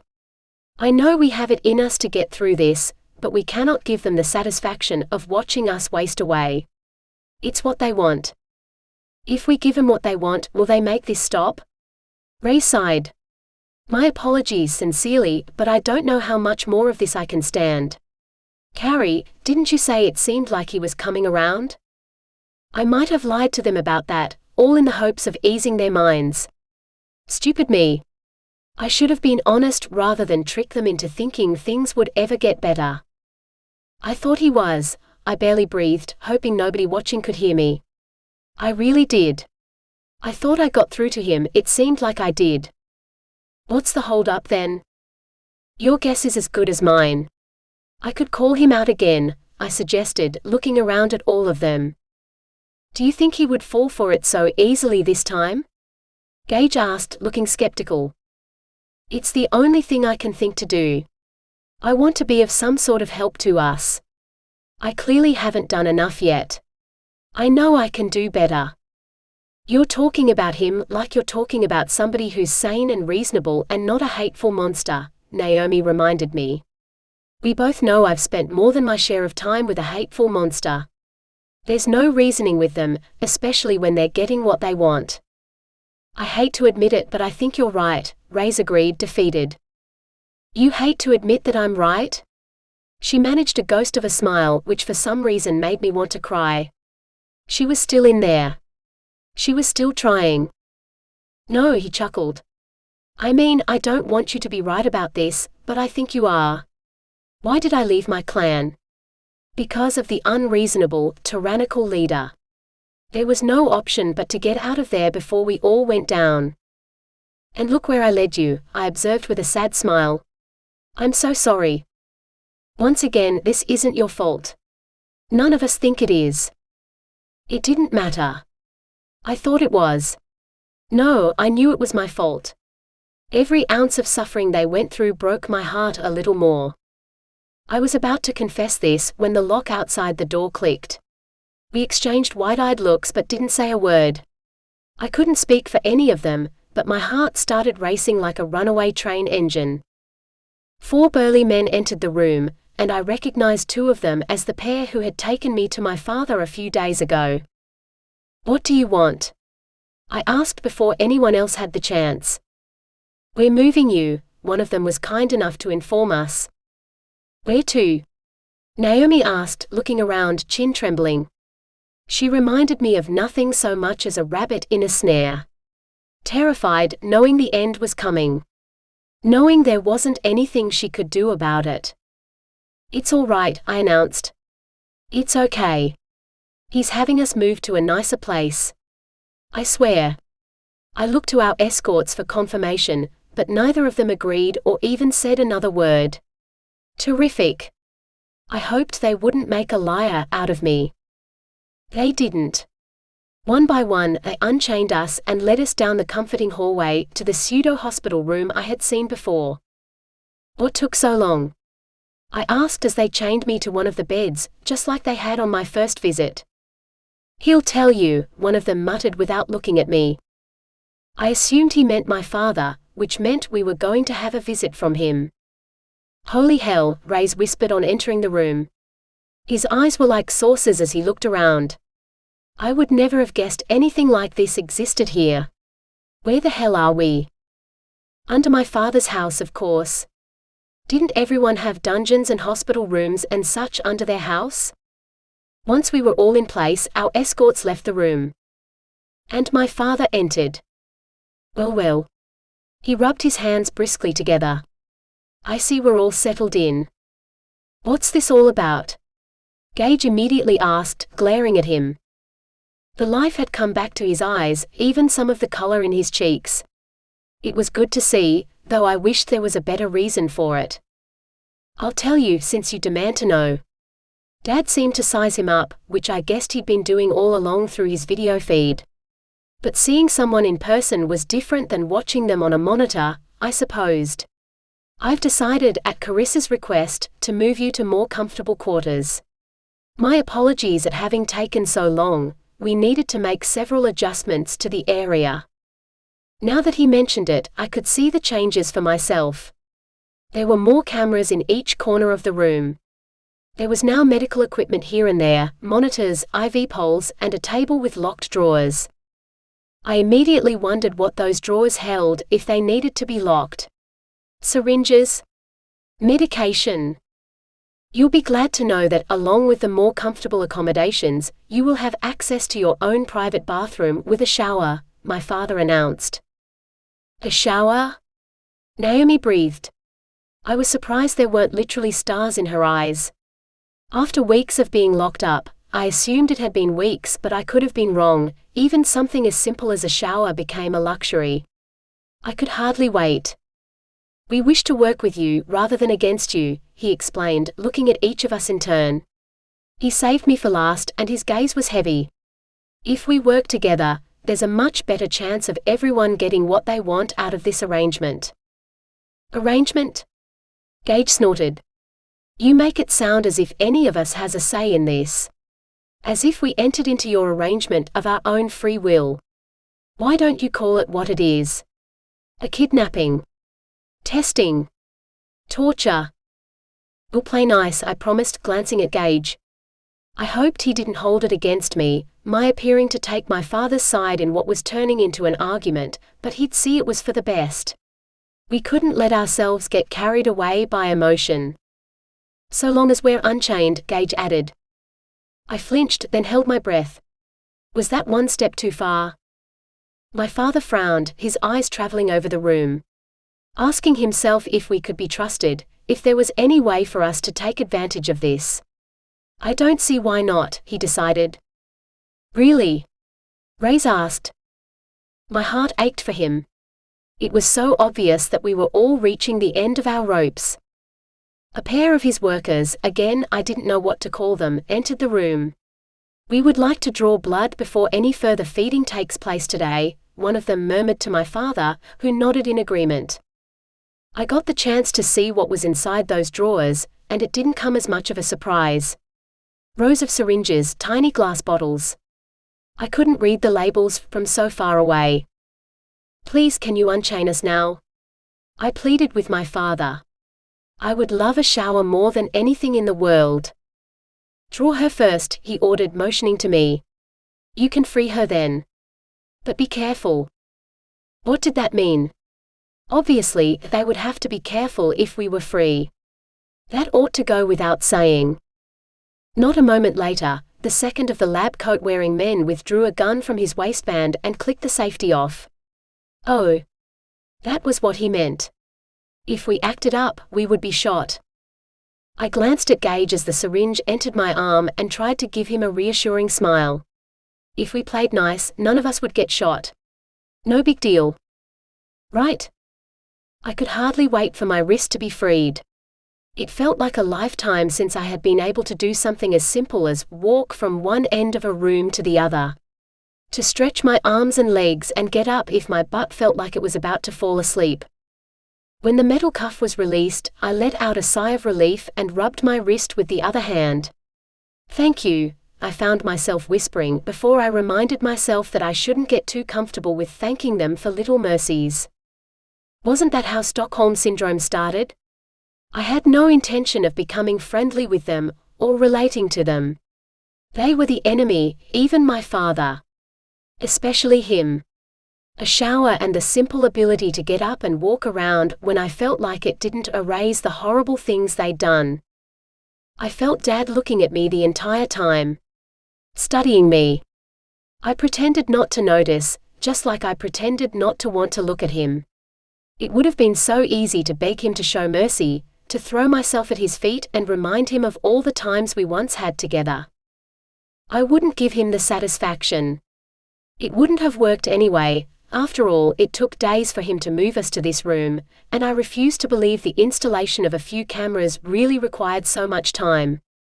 Not when he had so many people at his disposal.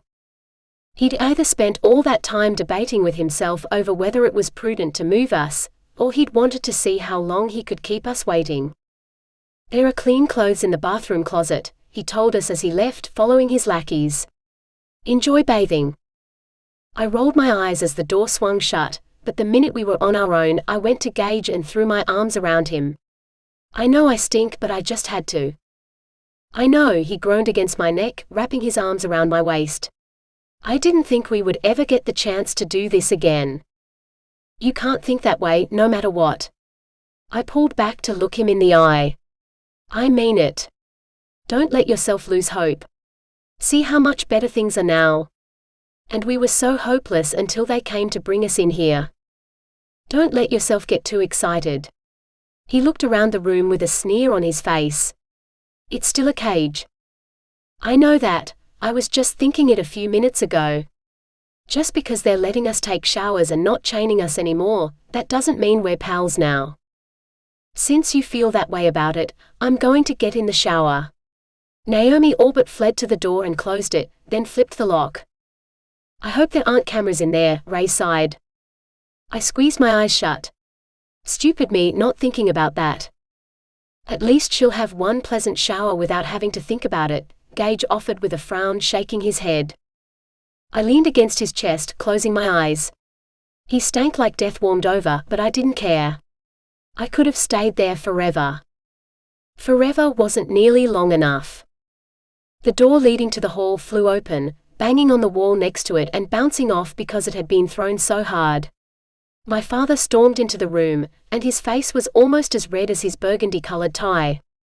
Get him out of here. He pointed to Gage. Take him back. I won't have this. Wait. What? I gaped in horror as one of the guys in lab coats bum-rushed me, which sent me flying back onto one of the beds. What are you doing to him? Raze demanded, but another pair of lab coats stopped him. Why are you taking him? I turned to my father as I got back on my feet, while Gage tried his best to fight off the hands gripping his arms. He was too weak, he hadn't fed enough in far too long. He was no match for them. He turned that red, sweaty, beady-eyed face on me next. He looked nothing like himself. Anger did that to him, no rage. You thought you could fool me? Convince me to bring you here so you could take advantage and cuddle with your filthy bloodsucker? My mouth fell open. That's what this was about? You're taking him away because I love him? I told you I love him. You knew it. I refused to stand here and listen to this filth. He pointed to the door, which I guessed meant they were supposed to take Gage away. No. It couldn't be. I wouldn't let this happen. I couldn't do this without him, especially if I didn't know what they were doing to him. Whether he was alive or dead.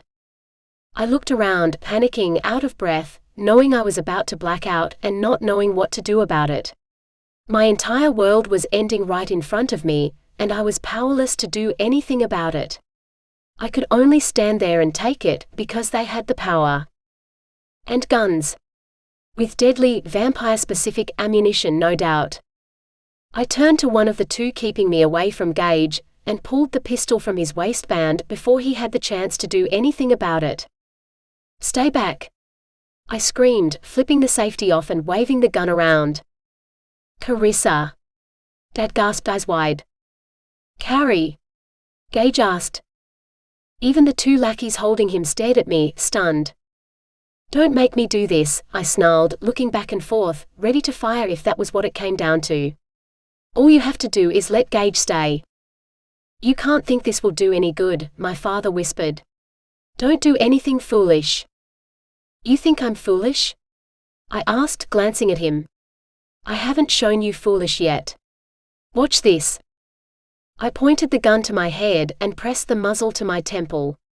I'll pull the trigger unless they let him go, Dad. I mean it. And I did. Chapter 16. Elowen. Sara.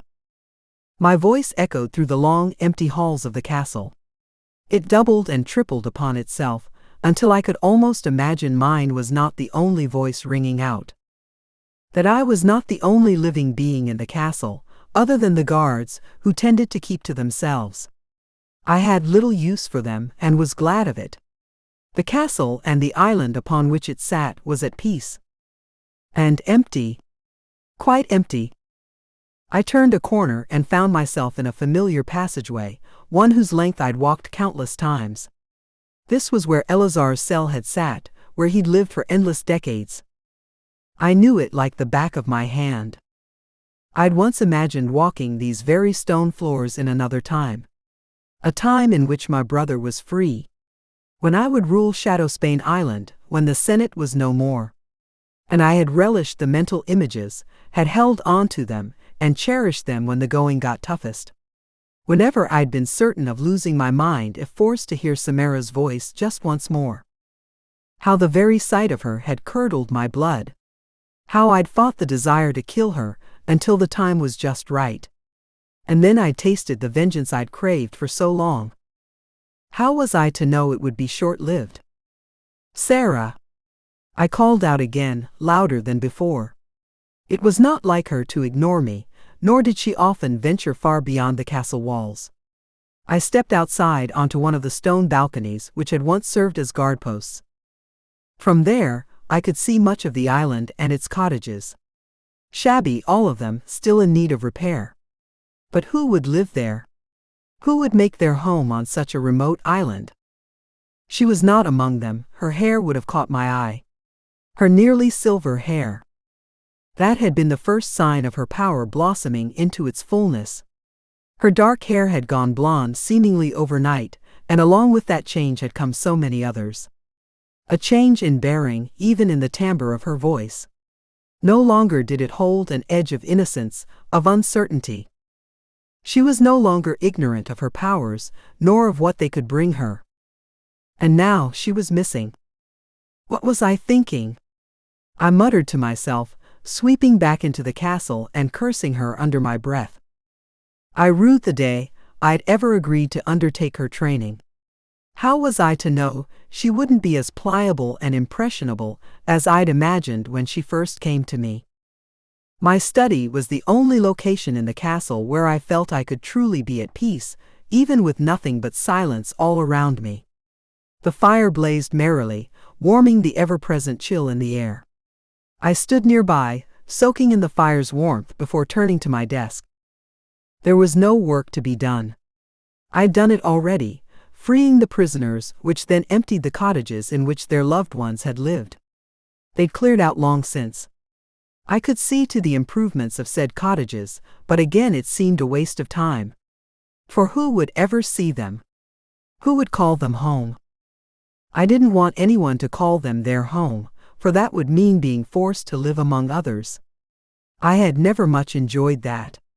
I preferred to be alone. I'd gotten what I wanted. As if reading my thoughts as I stood before the desk, a man spoke from inside the doorway. You finally got what you wanted. I recognized the voice instantly, and whirling about, set my eyes on a sight I'd been longing for. He was the missing piece, yes. He would make everything better. He knew I needed him.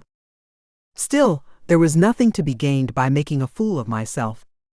I wore a smile as I took him in, his dark clothing, his serious expression. Stark. Such a pleasure. What brings you here? He would not be swayed by pleasantries, that much was clear from the start. In fact, he looked downright sour. You heard what I said. I blinked. You said I finally got what I wanted. Do you know what I truly want? For you not to barge into my home and speak that way to me. Your home. Your home. He snorted with a shake of his head. I should have known you would position yourself as queen of the castle. Queen of Shadowspain Island. Another snort. A dubious distinction, to say the least. I could not pretend his comments did not sting. They stung most terribly, in fact, sinking long sharp daggers in my pride. He'd always possessed a talent for striking precisely where he knew it would hurt the worst. I summoned all my poise, raising my chin that I might look down on him and his casual cruelty. Dubious or not, it is my home, and if you will not at the very least extend the courtesy I'm owed, I shall have to ask you to leave. I plan to leave quite soon, in fact. There are matters which need my attention, and I haven't much time to waste. And you've come to see me, when there are so many pressing issues in need of your attention, I cooed. How generous of you. Spare me the wordplay today, Elowen. I haven't the time and, frankly, I'm out of practice. He strode to the nearest window, clasping his hands behind his back. His bearing spoke of discipline, and an innate sense of pride, of knowing who he was and his place in the world. Even the manner in which he regarded the island, its cottages visible beyond the wall which surrounded the castle, brought to mind a man accustomed to looking out over that which he owned. Even though he had not owned anything for many, many years. It was simply his nature to be prideful, even a bit arrogant. Much like myself, hence my never-ending attraction to him. No matter how much time passed, no matter how unlikely our pairing seemed, I would always want him over all others. If only he would allow me inside his head and his heart. Just for a moment, just long enough that he might see how ideal we were together. I'd always seen it. I'd felt it from the very first. But as always, he insisted on shutting me out. Which only pushed me to get a response, any response. In any way I could. What brings you here then? Let us get down to it. I sat behind my desk, hands folded atop its scarred surface. What can I do for you? You know there isn't anything I wouldn't do if you wished. That isn't true, for there's nothing you can say or do to erase the damage you've caused. I rolled my eyes in spite of the dread his words inspired. What have I done this time? Honestly, to hear you talk, one would believe every hardship from the beginning of time until this moment was my doing. Not every hardship. The look he gave me was cold, calculating. But a few. Quite a few. Which of my evil doings have you come to throw in my face? Perhaps we could start with what you've done to Sara. I should have known. I did nothing to her beyond what she requested. Training. I have trained her. You've turned her into something I hardly recognize. She went to him. I should have known that too. She'd slipped away and she went to him. To what purpose though? That is no fault of mine. Who she has become is her choice and hers entirely. She'd done exactly as she wanted every step of the way, including her agreement that you be no part of her life, which leads me to wonder why you've come if you hadn't seen her. When you were not supposed to see her while she was under my guidance. Under your control, you mean? His fists tightened and loosened, and it was enough to cause me to wonder who he imagined strangling with those hands. Who he intended to strike. If you had such qualms regarding my methods, why did you not bring them to my attention prior to leaving her here? Spare me, Elowen. You knew all along how I felt, and I very much got the impression you enjoyed know how I disapproved. Why would I? I asked you to spare me. He squared off with me then, face to face, boring holes into me with his eyes. They could flash and burn, those eyes. What do you wish to hear? I threw my hands into the air. She wanted to train with me. She gladly accepted my conditions, so long as she got her way. Which she did. I saw to that. And look where you've led her. She isn't a child, I whispered. Perhaps you need to be reminded of that. She lived an entire lifetime prior to developing her elemental powers. She was well old enough to make a choice. And make it she did. Yes, that she did, and now she's all but mad with the need to destroy the Starkers. I fixed him with my coldest stare, even as my stomach twisted. That was her plan. That was why she'd left without saying a word. She went to him first that she might inform him of her desire, then she'd gone on to find her target. She was already half mad with the desire for vengeance when she arrived. We both know it. That was why she was so eager to accept my conditions. She would do anything, absolutely anything, so long as it meant learning to control her powers that she might put them to use. She has. I'm quite impressed. And I suppose she just happened to discover entirely by accident where the Starkers can be found. I lifted my shoulders. She asked where they'd settled once the group went, for lack of a better word, underground. I told her I'd heard reports of them making their home in Italy. A rather vague response, wouldn't you say? And even if it wasn't vague, what of it? You mean to tell me, honestly and truly, that you had nothing to do with her deciding to go there? His laughter was derisive. It would appear that it matters not what I say. You arrived with the conclusion set in your mind. You wish to blame Sara's obsession on me, as it lessens the guilt resting on your shoulders. I did not turn her against them.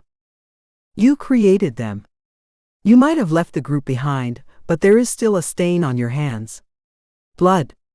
The blood of every vampire you destroyed at the hands of a Starker. Elowen. I am warning you. I care nothing for your warnings, I snapped. You came here to blame me for what you've done. Yet you know me well enough by now to know I do not shrink away from admitting my actions. I can recall rather recent actions from which you shrank away. His words left me cold inside. It might have been the coldness in his voice, coldness which spoke of deep disappointment. Disgust, perhaps. I'd told myself countless times over my many years that it mattered not whether anyone approved of me. I'd believed it too because it had been the truth. Only Eleazar had mattered, though we were so often simpatico I'd never considered explaining myself to him. Except in one case which I knew was what Stark had in mind. I did what I did to Samara, I offered, spreading my hands in a shrug.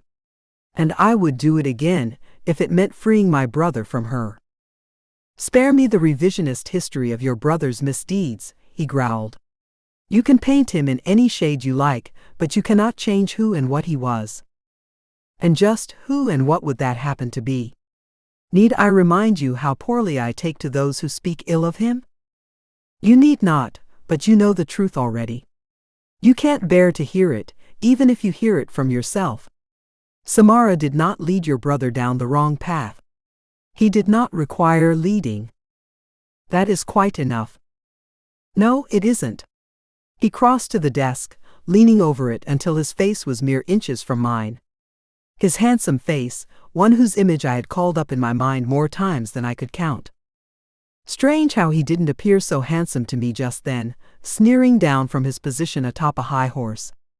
Eleazar chose for himself at every turn. Samara was only to blame for her own actions, not for his. While she was far from a blameless party, she didn't deserve the end you delivered. I've remained silent thus far. Except when holding it over my head, I whispered, glaring back with just as much intensity. I never spoke a word of it to him, he was quick to remind me. You know what it would have done. What he would have done to you. Sister or no, Samara was his mate. And nothing in life has ever given me as much pleasure as I gained from killing her. There. Is that what you wish to hear? You've heard it. But allow me to advise you, my old friend. I stood, holding his gaze throughout. You've made a bad habit of judging others who've done no worse than you have done. Just because you've distanced yourself from your past doesn't mean it disappears. You can never wipe the slate clean. This shook him, but only slightly. He took a backward step. I can do my best. Every day. And I have. I applaud you, I yawned. Still, you are in no position to judge me or anybody else. If Sara's desire to seek revenge has turned into obsession, that is through no fault of mine. I'm sorry to disappoint you. He looked fit to burst, his chest expanding, his nostrils flaring. I pity you. There was nothing he could have said which would have wounded me more deeply, and he knew it. Get out.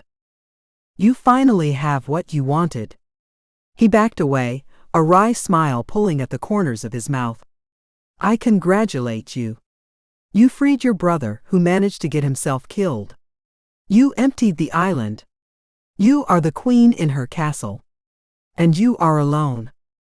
I held onto the edge of the desk, trembling with rage. I told you to get out. I'm going. I can hardly wait to put this place behind me forever. Among other things. He turned away from me then, affording me one last look at his broad back, his lustrous dark hair, how I'd longed to run my fingers through it so many times before blending into the shadows of the hall beyond. Leaving me alone again. I sank into my chair, quaking inside. There was pressure in my chest, a foreign sensation which I nonetheless recognized from my distant past. The urge to weep. I would not weep, no matter how much relief it would bring. I would not. Chapter 17. Anton. Genevieve looked aghast, thunderstruck. You don't understand. I shook my head. I do. I understand all too well. You can't, she insisted. Not if you're able to take that defeated tone with me. You don't understand what I went through, and how desperate I was to escape. I tried to explain. You explained perfectly well, I assured her. You were in a tight position, and had no choice but to promise anything under the sun, so long as Jonah released you. I only did it to get back to you. You are the only person who matters. I held up a finger. That isn't entirely true, and we both know it. What do you mean? I mean there is one person who means more than I do. I pointed my finger at her. Your instinct for self-preservation is admirable. I've always thought so. Her pale cheeks flushed. You can't mean that the way it sounds. And how does it sound? It sounds as though you think I used you. Didn't you? No.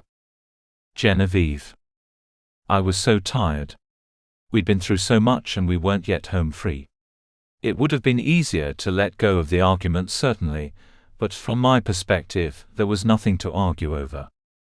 Her hands shook but she was silent. You did what you had to do. You told him what he needed to hear when he needed to hear it, thinking no further ahead than the current moment. You were taking care of yourself. I cannot fault you for that. She pressed her lips together in a thin line, so thin they all but disappeared before replying. I don't want you to believe I would use you callously, as if you were nothing more than a pawn. I would never. I know you never would, and you more than likely had no intention of delivering on your promise to Jonah. I couldn't help but smile the slightest bit when she colored again. It isn't like you to blush, my love. I don't often feel the need to do so. Perhaps. She looked away, suddenly fascinated by the floor. Perhaps I've done a lot of thinking. I don't often take the time to look back upon my actions. How they might have affected those around me. Don't tell me you've grown a conscience. I snorted. You know your wicked ways were part of the reason I fell in love with you. I might have to develop a conscience of my own, and then where would we be? She snickered at this.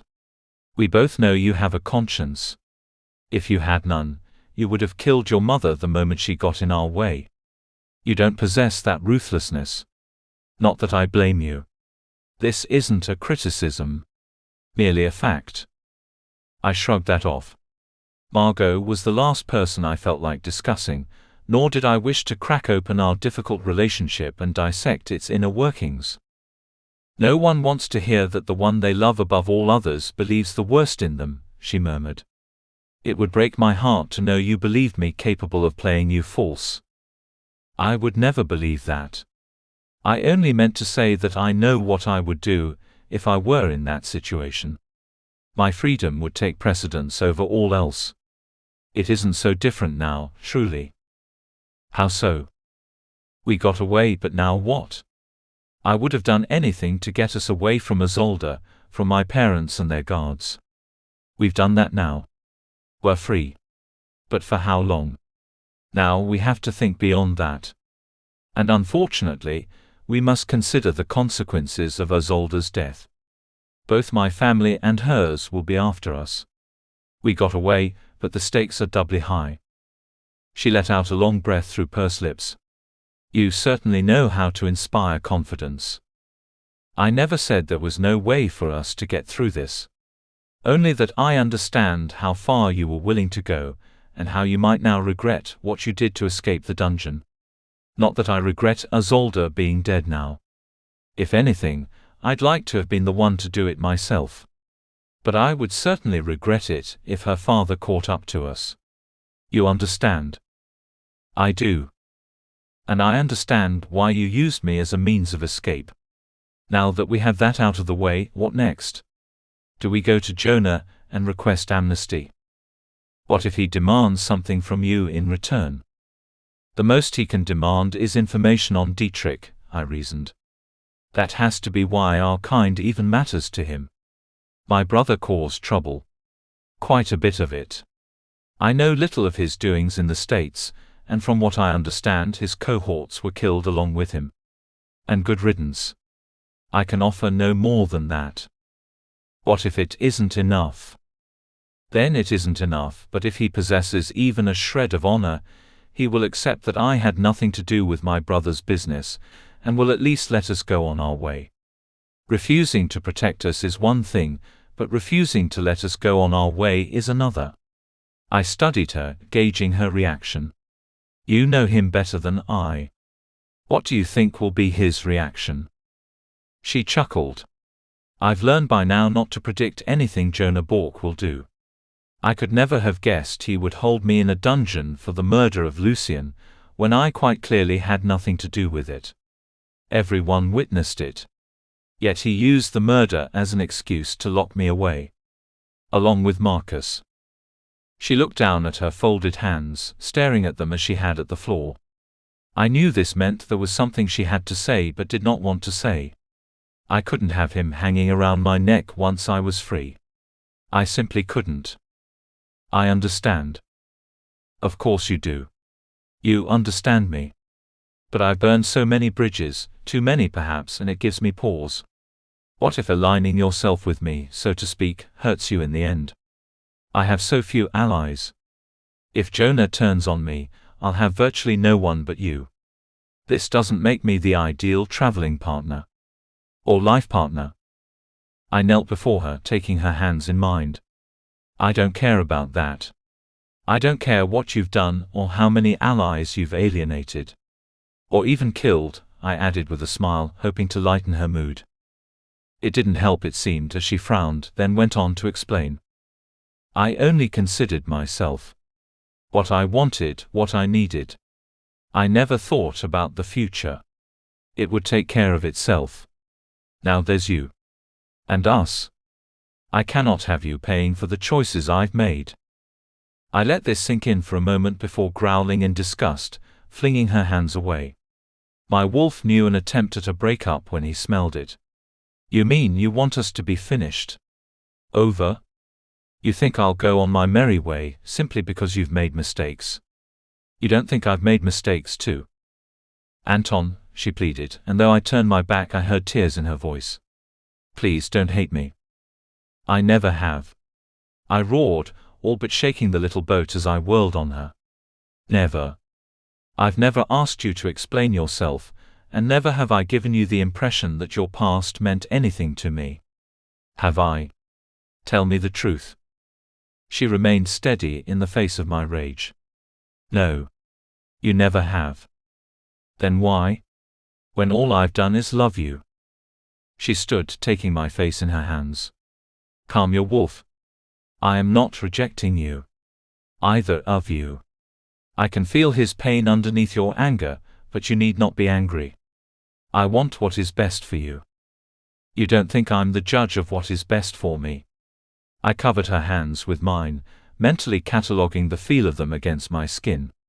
You are what's best for me. To hell with the rest of the world. You're all I happen to want and all I care about. We'll make our own way if we can't find friends in New York. We'll start over, just the two of us. Tears glistened in her eyes. I want that. I do. Then let's take it. We've always taken what we wanted before now, haven't we? I know I have. And I love the way you do it too. You refuse to allow the world to make the rules on your behalf. You refuse to obey. You are your own creation. You answer to no one but yourself. Why would you stop listening to yourself now? Why start caring so much what the rest of the world believes? The last thing I expected was for her to laugh, but she did, genuinely too. You don't know. Because I truly love you, and I've never been able to say that before. I don't know how to protect someone I love, how to care for them. To do what is best for them. But that's what I want. Only the best for you. If that means our separation, If I am in any way a liability, if I jeopardize you, I would rather face life alone. I don't care. I kissed away her tears before taking her in my arms. I don't care a bit. I want you, no one but you, now and always. I walked away from everything false, every stupid thing that never truly mattered. All of it in favor of you, of us. Please don't leave me now. I had never needed anyone, ever. Not the way I needed her. Just as loving and wanting the best for her beloved was foreign to Genevieve, needing someone the way I needed oxygen was foreign to me, and even more so to my wolf, though being without her would have been harder on him. All right then, she sighed, her cheek to my chest. I suppose you have no choice but to continue on with me. Ask me if I'm the least bit upset, I chuckled, kissing her head in spite of a rather dusty and disheveled state. Now, to negotiate our passage to the States. I'm well acquainted with several cargo boat captains who once operated along the Bertrand shipping routes. I've used their services to transport goods from other places. You don't have to tell me what those goods were, she murmured with a wry grin. I won't, I agreed. At any rate, if I can get us to Marseille, I know they make a stop there on the way through to the Atlantic, then on to New York. I've lost track of the number of favors they owe me, all of them. There's no reason why they wouldn't allow us to stow aboard. I nearly expected her nose to wrinkle at the thought of such rough accommodations, but that would have meant discarding all she had already suffered and risen above. This Genevieve possessed all of the qualities I'd fallen in love with, along with one more. A core of pure steel that would allow her to adapt to unpleasant situations. You're certain of this? Brilliant blue eyes studied me, dark brows frowning above them. You're absolutely certain this is how you wish to move forward? It's the only plan I can think up, I admitted with a shrug. Neither of us has the resources to rely on at easy disposal. And it would be better for us to travel unnoticed. I didn't mean that. She stroked my stubble-covered cheek, and I turned my head to kiss her palm. It was chafed, roughened by our activities. Rest and a steady diet of blood would turn it smooth again. I sighed before asking, you meant, am I certain of you? She nodded, uncertainty creasing her brow. You know, too much worry causes wrinkles. She swatted me. Oh, shut up. I mean it. I know, but now is hardly the time. I pulled her close again. If not now, when? Yes, I'm certain. I'm running out of ways to assure of you of my certainty. And if you're certain as well, I'd best pull up anchor and start moving. She drew a deep breath, a bit shaky, as new beginnings tended to be. All right then. We had better get on the move if we hope to make it to Marseille. Chapter 18. Carrie. That was one way to command the attention of everyone in the room. Why hadn't I thought of it before? My father froze, eyes bulging. There was something gratifying about that. Seeing him come undone. He wasn't in control anymore, at least not for now. He had to wait and watch and hope while somebody else decided what would happen next. It had to be killing him. I sort of loved knowing it did, even though my desperation was very real. He couldn't take Gage away from me, not when I would have no idea what was happening to him. What they were doing to him. Things my father would never dare do in front of me. Carissa.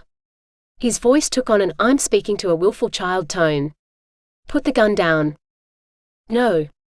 I don't think I will. Not until you tell them to leave him here. With me. Unrestrained. One of the men in coats made a move, like he thought he could catch me off guard and overpower me. All the work they'd done with vampires, and yet they somehow understood nothing about us. I whirled around in the blink of an eye, much faster than he could have reacted, being nothing but a slow, clumsy human, and glared at him until he stood down. It seemed clear that none of them did much thinking about us outside of their test results.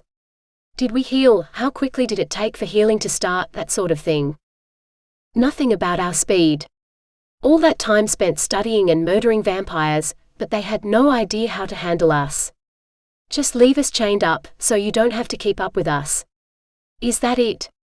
I whispered, still glaring at the man who was beginning to look a little sweaty at all the attention he was getting from me. What? My father asked. You aren't making sense. You aren't yourself, Carissa. Well, you're right for once. I had to laugh as I backed up to the wall, leaving less chance of anybody taking me by surprise. I'm not myself. But you already knew that, right? That's why we're here. You want me to be myself again. You've become hysterical. A word to the wise, I growled, glaring at him now and letting the other guy off the hook. I heard his sigh of relief, but he didn't matter anymore. My father did.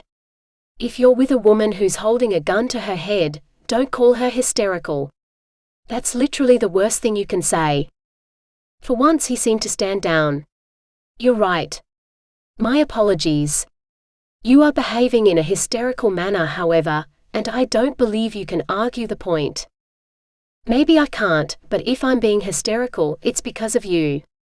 Your cruelty, your selfishness. Now I'm begin selfish?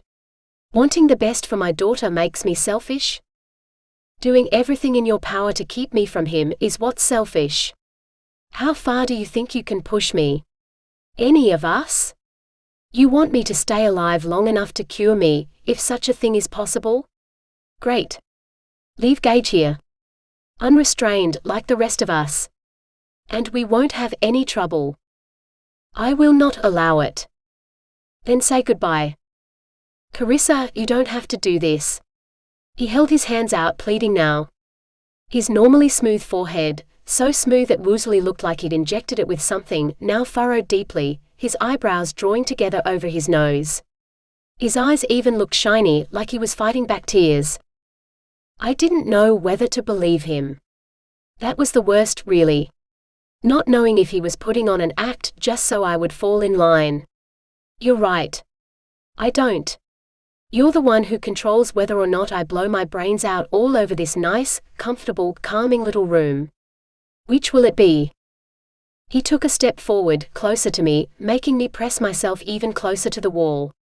He held up his hands, like he wanted to show me he didn't mean any harm. We can talk about this. The gun didn't so much as tremble in my hand. There's nothing to talk about. Leave Gage here. It's as simple as that. I won't let you take him away. We wouldn't do anything to him elsewhere that we wouldn't do right here, in front of you. Lies, I hissed. You're lying even now. Even when I have a gun to my head. I know what you're doing. I know how you're thinking. And I know you want to separate us because it kills you that I love him. You can't stand the thought of it. Enough. His eyes darted back and forth. Uncomfortable. Oh, I get it. They don't know, do they? I looked at each of the men in the room, most of whom hadn't moved a muscle since I took the gun. He hasn't told you that I love him. Gage? I love Gage. Does that embarrass you, Dad? Laughter started to bubble up in my chest, but even I knew it was hysterical laughter and would hardly help my case any. The point was not to look hysterical. I wasn't doing myself any favors if I lost it. And if I started laughing, I might never stop. I might completely lose my mind and fall right off the deep end. I had been holding it all in for too long, ever since we were first locked up. Doing everything I could to convince myself and the others that we would be okay. Staying strong. Even while I fell apart inside. My father stared at me. I stared straight back. He was between a rock and a hard place, no doubt about it. I could practically read his thoughts. Would he lose face if he gave in to my insane demands? Would he lose me forever if he refused to give in? Was there any point in researching a cure when I was no longer alive for him to treat? Well? I demanded. What will it be? Leave Gage here or watch me kill myself. His tongue darted out to lick his parched lips while sweat beaded on his brow. He knew I wasn't joking anyway. I had gotten my point across. Fine, he blurted out, the word jumping from his mouth like it had been forced. Leave the bloodsucker here for my daughter to consort with. She's already debased herself further than I ever could have imagined. Why not allow her to destroy what's left of her soul? Charming, I whispered, and I wondered if I could believe him. And funny, coming from you. All this talk about souls when I'm starting to question whether you even have one. Don't press me any further, he muttered. Next time I won't stop you. Then you'd better see to it that there isn't a next time, Dad. When he held out his hand, palm up, I knew what he wanted. Only when Gage was back at his bed, looking a little dazed, the way Raze did I hand over the gun. He looked away first, another victory for me, though I didn't exactly feel like celebrating. In fact, now that it was over, and Gage's handlers let go of him before leaving the room, all the strength left me until I was barely able to stay on my feet. My father was the last one out of the room, and he closed the door a lot harder than he needed to. It didn't matter. I had won. Gage caught me before I slid to the floor. What did you think you were doing? He whispered, holding me up and half carrying me to a bed. Don't ever do anything that crazy again. Crazy? I laughed, still weak and dizzy. I'll remember that, next time you're about to be taken away, and I'm desperate for them not to hold you by yourself. Geez. He calls me crazy.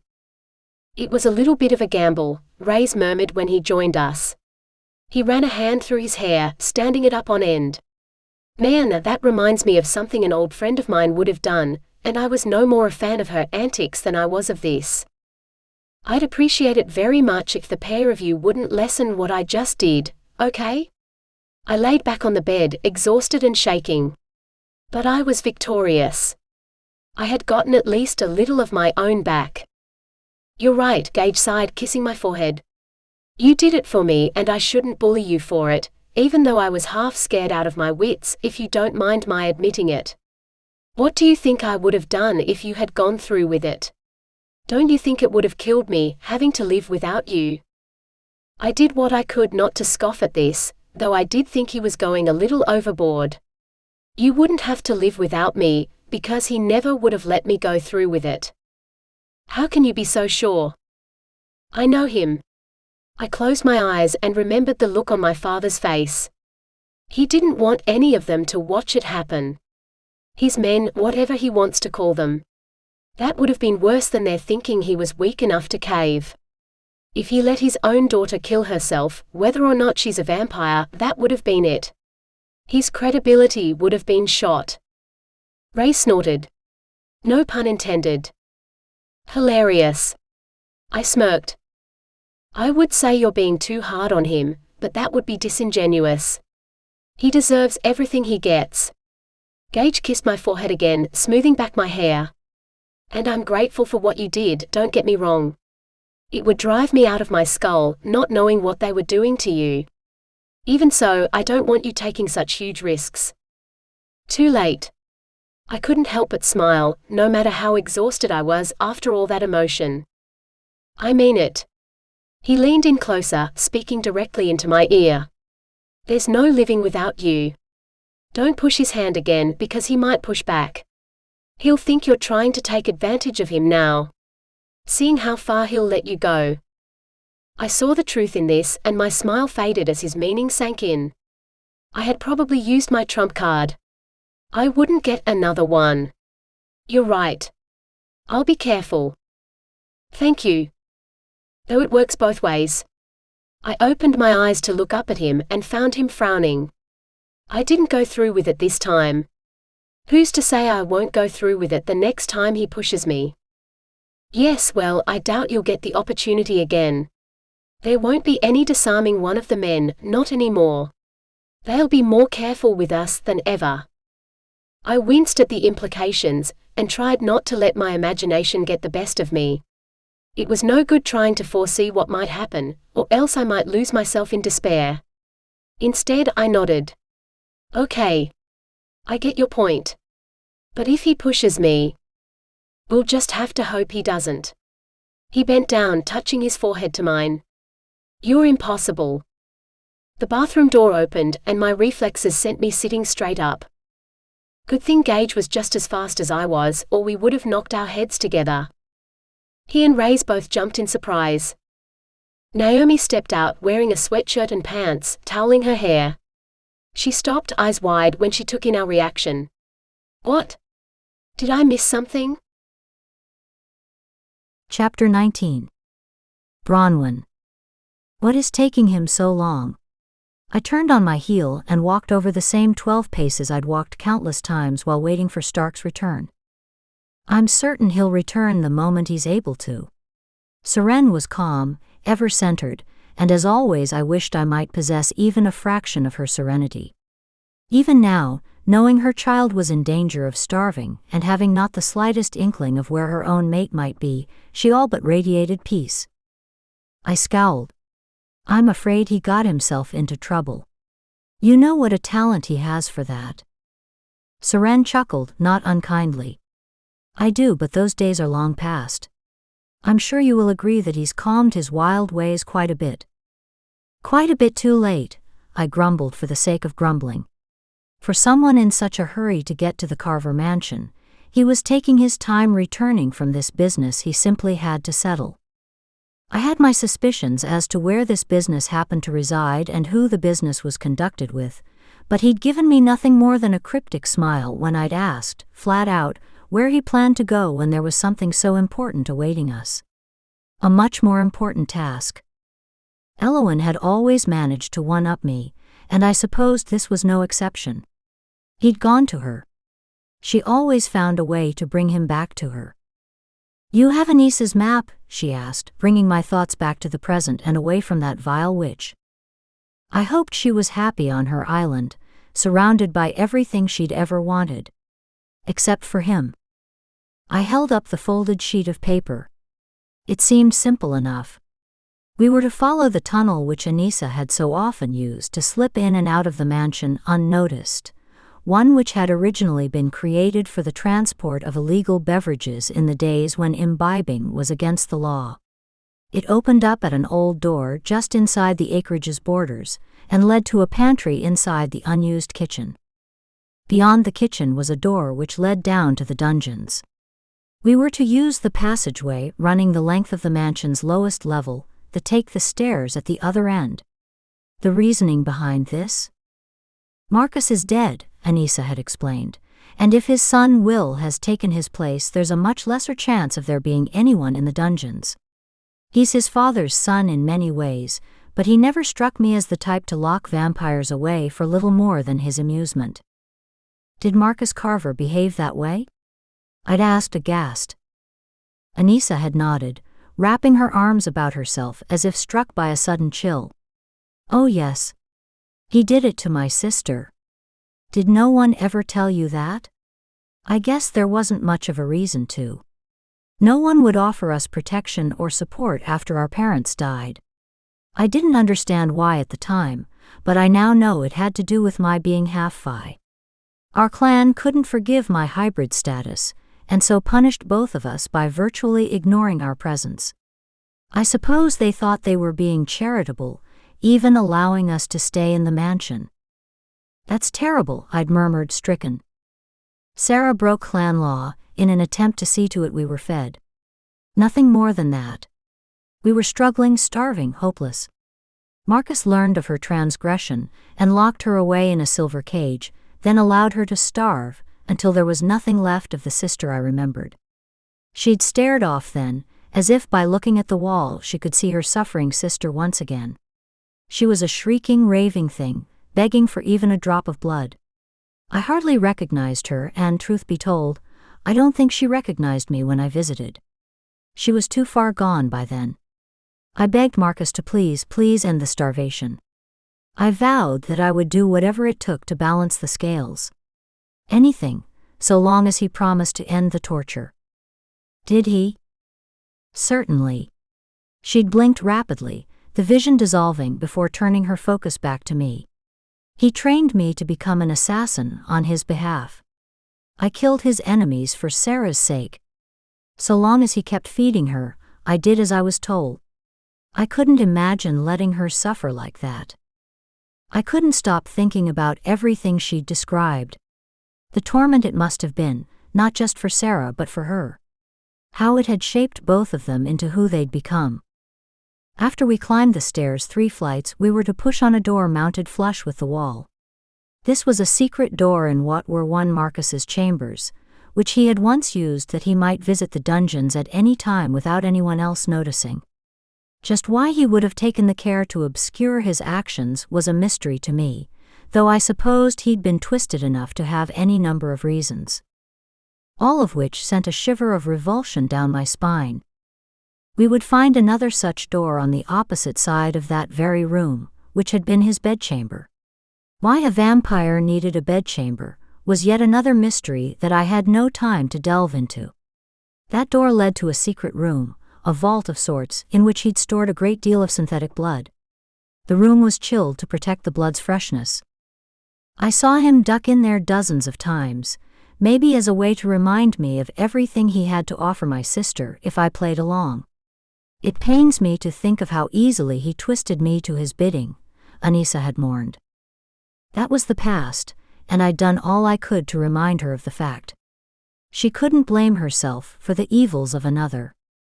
So long as this Will Carver doesn't have guards posted at every dozen feet, we ought to be all right, I assured Seren, trying to smile.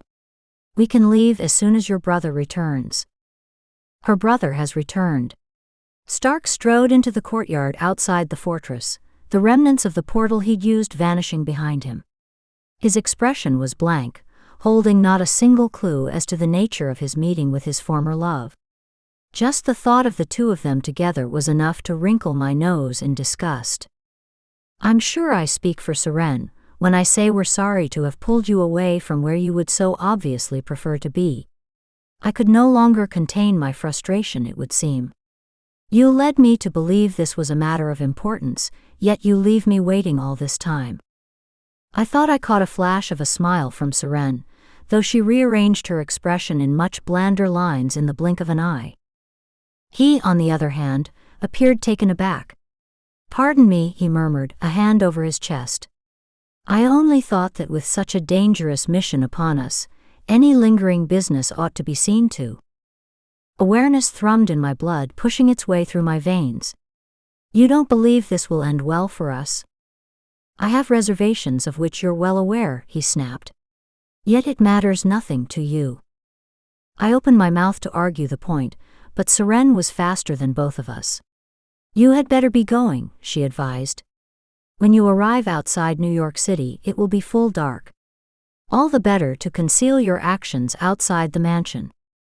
Of course, I agreed, and I was grateful for her intercession.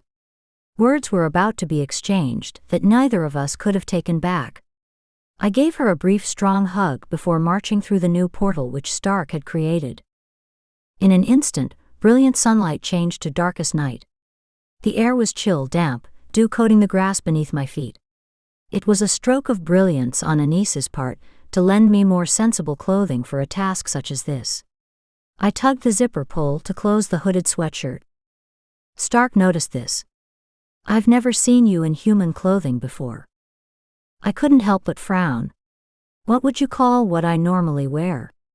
Do humans not dress as I do? He sputtered. I didn't mean that. I meant you dress as our kind does. Not as humans do. Anissa isn't human. All right, enough. You seem intent on misunderstanding me. Not truly, but it was enjoyable to see him coming undone as we crouched, hidden in the shadows, working away at the dirt and dead leaves caked along the door's outer edge. She'd warned us of this. As far as she knew, she'd been the only person using the tunnel, and a great deal of time had passed since she'd taken refuge with the Burke clan. Before long, with us working silently as a team, we freed the door from its confines and Stark pried it open. I'm not accustomed to using physical strength to do things, he admitted, grunting with effort. You know what Anissa said, I reminded him. They'll catch on to the presence of witch energy much more easily if we use our powers. I'm not a child for you to remind of these things. He opened the door, which protested every inch of the way, wide enough for us to slip through. The inside of the tunnel was black as pitch. How did she manage her way through it? I wondered, as we made our careful way down the unlit passage. I kept my hands out to the sides, brushing my fingers against the rough earthen walls to avoid walking into them. At least we'll be able to portal out of here once we've obtained the blood, he reasoned. At that point, it won't matter if they know we've been through, and there is no way for them to portal to Hallowthorn Landing. Not as mere bloodsuckers. I clicked my tongue in disdain. Bloodsuckers such as your niece? As Anissa? I didn't mean them. Oh, I see. You only feel disgust toward vampires who aren't friends or part of your bloodline. I wish you would stop twisting everything I try to say. Your words do not require twisting, I murmured as I followed close behind him. There is little need for interpretation. I wonder just how far away your extremist views truly are. If they are as far in the past as you make them out to be. When you refer to bloodsuckers as you just did, for instance. You are right. Is that what you wish to hear? You make a good point, and I ought to take better care with the words I choose. Especially with Lena growing by leaps and bounds every day. Soon she'll be able to understand, and I wouldn't want her to hear me speak that way about her or anyone like her. That's a wise decision, I murmured. I knew he had it in him to make the right decision. He simply needed a push from time to time. I understood him so well. Still. After so much time. Besides, I only meant to comment on the unworthiness of the clan as a whole, he added. My lazy choice of words notwithstanding. It perturbs me to no end, knowing how they cast Anissa and Sara aside due to events beyond their control. She spoke of that to me, I whispered, my face turned to the side that I might not crack my nose on his back should he make a sudden stop. It is vile. My stomach turned. As does mine whenever I think of it, he muttered. It seemed as though we walked forever, the tunnel stretching endlessly on. Each step increased the tightness in my chest, the sense of dread which would not leave me be. Powerful though we might have been, we were about to walk into a situation neither of us was prepared for. A map was not enough. I swallowed back the lump forming in my throat just in time to bounce off Stark's back when he stopped. A startled cry escaped my mouth. It disappeared behind his hand, which he clapped over my mouth after turning to catch me before I fell. In the utter darkness there was no way to see his face, but I felt how very near he was. The hand over the lower half of my face was slightly clammy, as if knew my nervousness and understood too well. I kicked the stairs, he whispered, his breath hot on my cheeks. We've come to the pantry. I could only nod, and he set me back on my feet before lowering his hand. I almost wished he wouldn't, before reminding myself once again of his betrayal. He didn't deserve the stirring in my heart at his slightest touch. Are you ready? He asked, unaware of the battle raging inside me. I nodded again. I am. Let's go. Chapter 20. Stark. I pretended the touch of her skin didn't still cause my hand to tingle, that the weight of her against my arm had been unwelcome. That I would not rather take her in both arms and hold her close, crushing her to me, shutting out the rest of the world. That was not possible. Nor was it advisable. Instead, once she was safely on her feet, I turned back to the stairs and walked quickly and quietly up their length. There weren't many. I soon reached a closed door which yielded to slight pressure. Ready? I asked over my shoulder. I've already told you I am, came her tart hiss. I reminded myself how little she seemed to care for kindness or even the most basic concern, at least when they came from me. I pushed the door open, careful to watch and listen.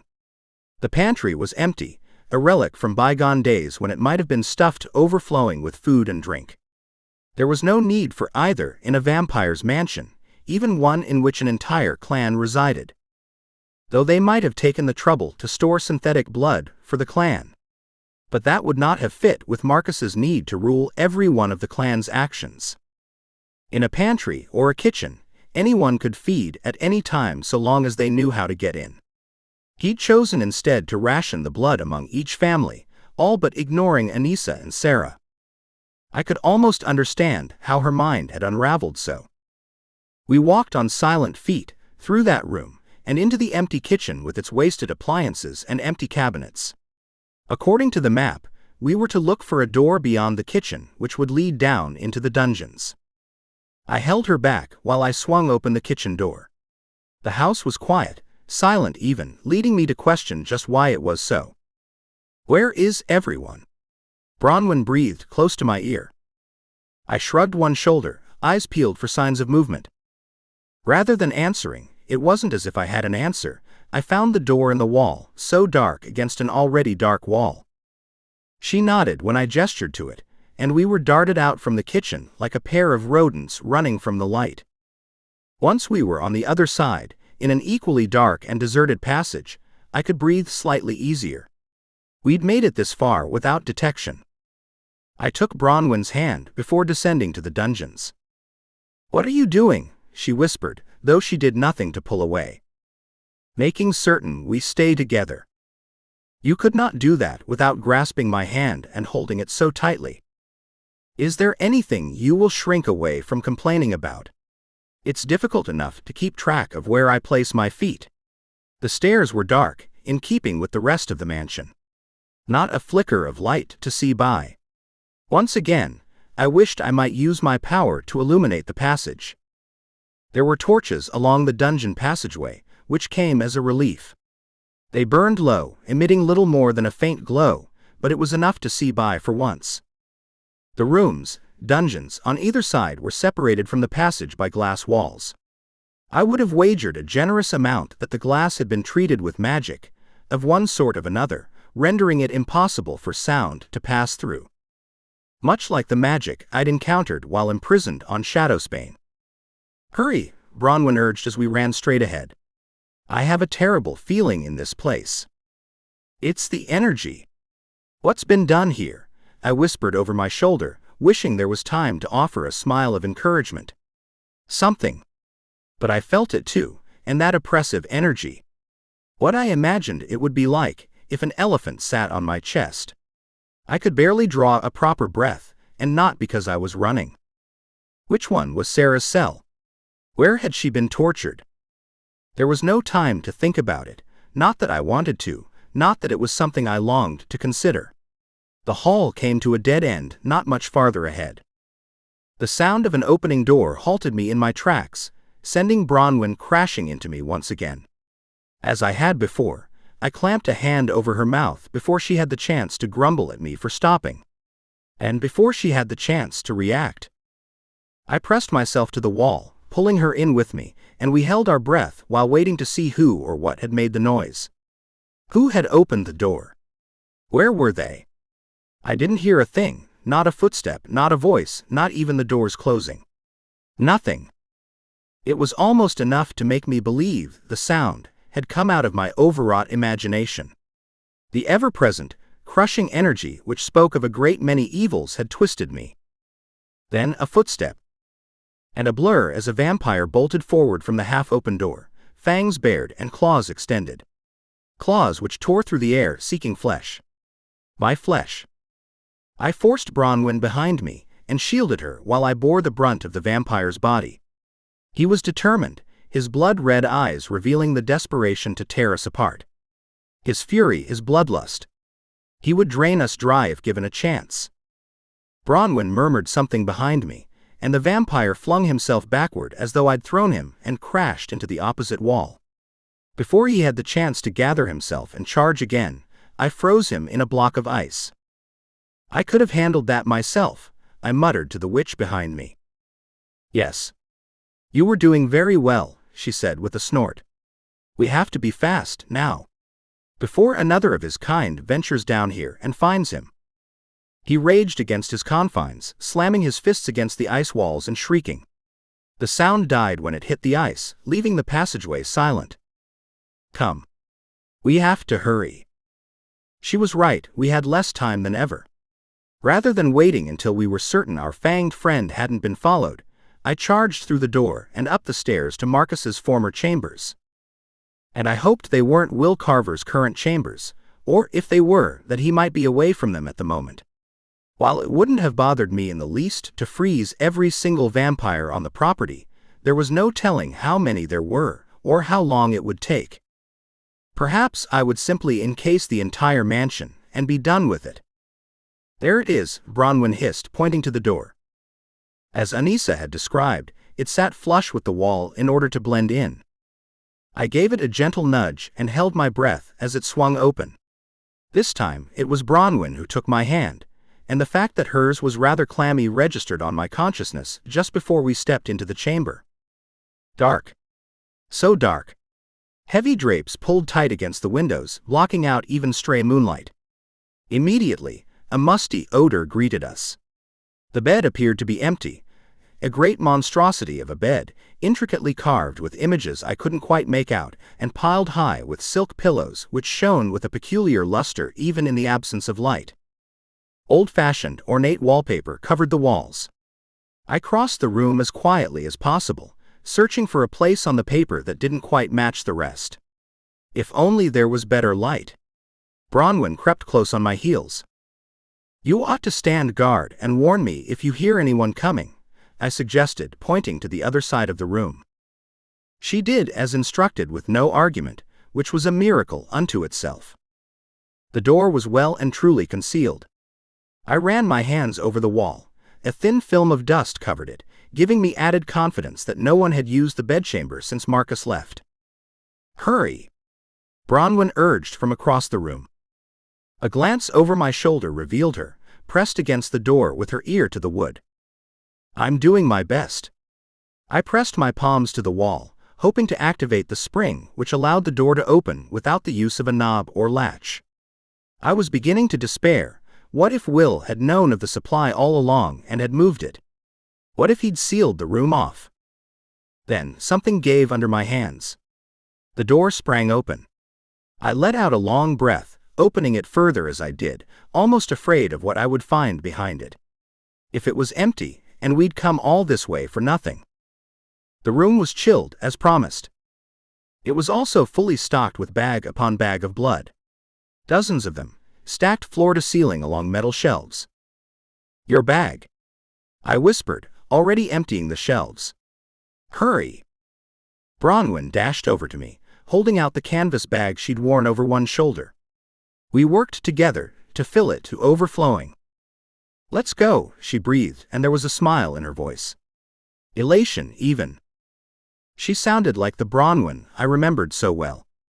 It had not occurred to me until just then that her joy had disappeared. She'd become a sedate, serene version of herself, and I'd attributed that change to the passage of time. That joy still existed. She'd simply taken to suppressing it. Branwen. In spite of the importance of escape without detection, I reached for her and brushed the hair from where it hung against her cheek. Her dark, soulful eyes widened, though not in shock. Surprise, perhaps, but I got the impression that it was not an unhappy surprise. The unhappy surprise arrived at the bedchamber door. "What do you think you're doing?" a female demanded, while another pair entered behind her. We were outnumbered, but what did it matter now that someone had surely sent up an alarm? There was no reason to avoid using our powers on them now, when escape was what mattered most. "Get to the door," I urged, pushing Branwen away from me before calling together the energy required to build a wall of ice in front of the vampires. They jumped back in horror at the sight of it, before running straight for it, throwing themselves against the clear, glistening structure. "Hurry!" Branwen waved her arms, urging me on. I hurtled through the door and almost tumbled down the stairs, but caught myself in time. She was already halfway down, moving so quickly she seemed to float. "Wait!" I shouted over the sound of my footfalls and of my racing heart. "Don't get too far ahead." I could not allow her out of my sight, yet she was too far ahead. I saw nothing more than her shadow as she disappeared through the doorway and into the dungeon passage. I was halfway down the second flight when a scream rang out and was quickly silenced. My feet had never moved faster as I all but threw myself down the rest of the stairs and into the passageway which Branwen had just entered. She was there still, but in the arms of a tall, dark, broad-shouldered vampire whose fangs hovered dangerously close to her throat. We don't take kindly to trespassers, he snarled. Especially those who take what belongs to us. I glared at him, afraid to move lest he puncture Branwen's artery. I couldn't freeze him or better yet, fry him without causing her harm. The vampire's mouth curved upward in a sneer. What should I do with this intruder then? And when I'm through with her, what should I do with you? Chapter 21. Branwen. Go, I breathed, trapped in the vampire's embrace. He was so very strong, his arms like steel bands around me, trapping me against a body which felt as if it were carved from granite. His words to me hissed in my ear in those heart-stopping moments between his capturing me and Stark's appearance at the bottom of the stairs, rang in my ears. Make a move, use your powers against me, and I'll have him killed in front of your very eyes. That warning, and the images it called to life in my mind's eye, were enough to leave me powerless. I refused to risk Stark's life. Though remaining docile also meant risking Alina's. She needed the blood, which I still carried over one shoulder. The very seams holding the canvas together threatened to burst under the weight of so many bags. She had to get the blood. Seren would be devastated if her child were left without it, and Anissa might feel the need to do something rash. As if what we'd done was not already rash enough. This went through my mind in the blink of an eye, my thoughts racing in all directions at once as I weighed my options. Were it just me, I would have made short work of the monster who had me in his grip. There were shouts from above us, and the sounds of pounding feet. They were coming, more and more. We weren't fast enough. We had failed. And if they learned of Stark's identity, they would surely put him through every form of torture imaginable, as payback for what he'd done to their kind so long ago. Our eyes met, and when they did, I saw the same understanding reflected in his gaze. He knew this was it. We would either find our way out of this, or we would both die horribly. This meant there was nothing to lose by fighting back.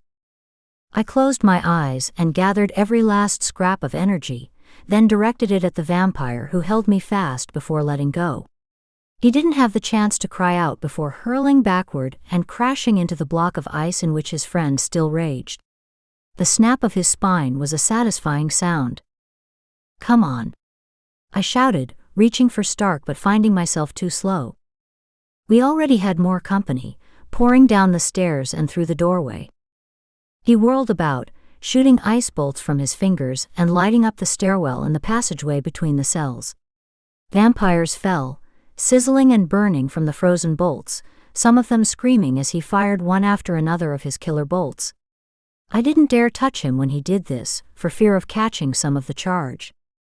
Go, he screamed over his shoulder, eyes wide and wild, mouth pulled tight over his teeth in a grimace. Now.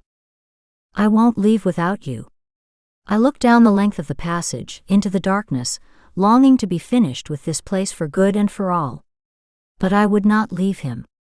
I couldn't, no matter what. Soon there were too many to take on all at once, and Stark turned to flee. Go on, he barked, shooting bolts behind him, catching one or two of them at a time but doing little to keep them from following. The bodies on the stairs must have made it difficult for the rest to pour down as they had, but there were still far too many and they kept coming. They wouldn't stop. He let out a roar just behind me, but there was no stopping to see why. We had to run, we had to hurry, we had to get away from that place where no portal could be thrown. Only once we were on the other end of the tunnel could I use magic to get us home. I paused long enough to cast a freezing spell, hoping to hold them in place, but it did no good.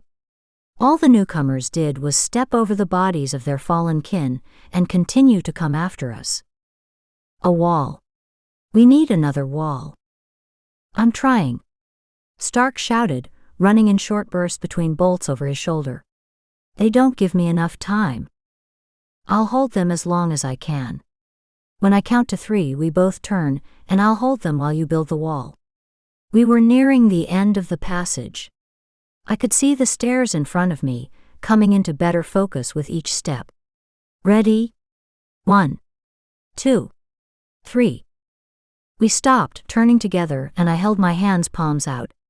An invisible wall of swirling, pulsing energy swelled up before me, like an invisible membrane which none could pass through. They tried, making the membrane bulge as they pushed against it, eyes blood-red, jaws snapping, claws useless against my power. Now! I screamed over the low roar in my head. Do it now. Only he wasn't moving fast enough. He seemed unsteady. Weak. He lifted his arms slowly, as if they'd suddenly turned to lead. Stark. I can't hold them forever. He nodded, swaying a bit. Had he truly tired himself that badly? His eyes closed, sending a surge of panic shooting through my heart, but it was in concentration rather than any further weakness.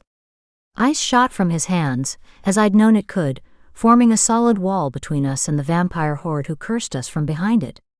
Once it was to his liking, Stark lowered his arms and fell into mine. Stark!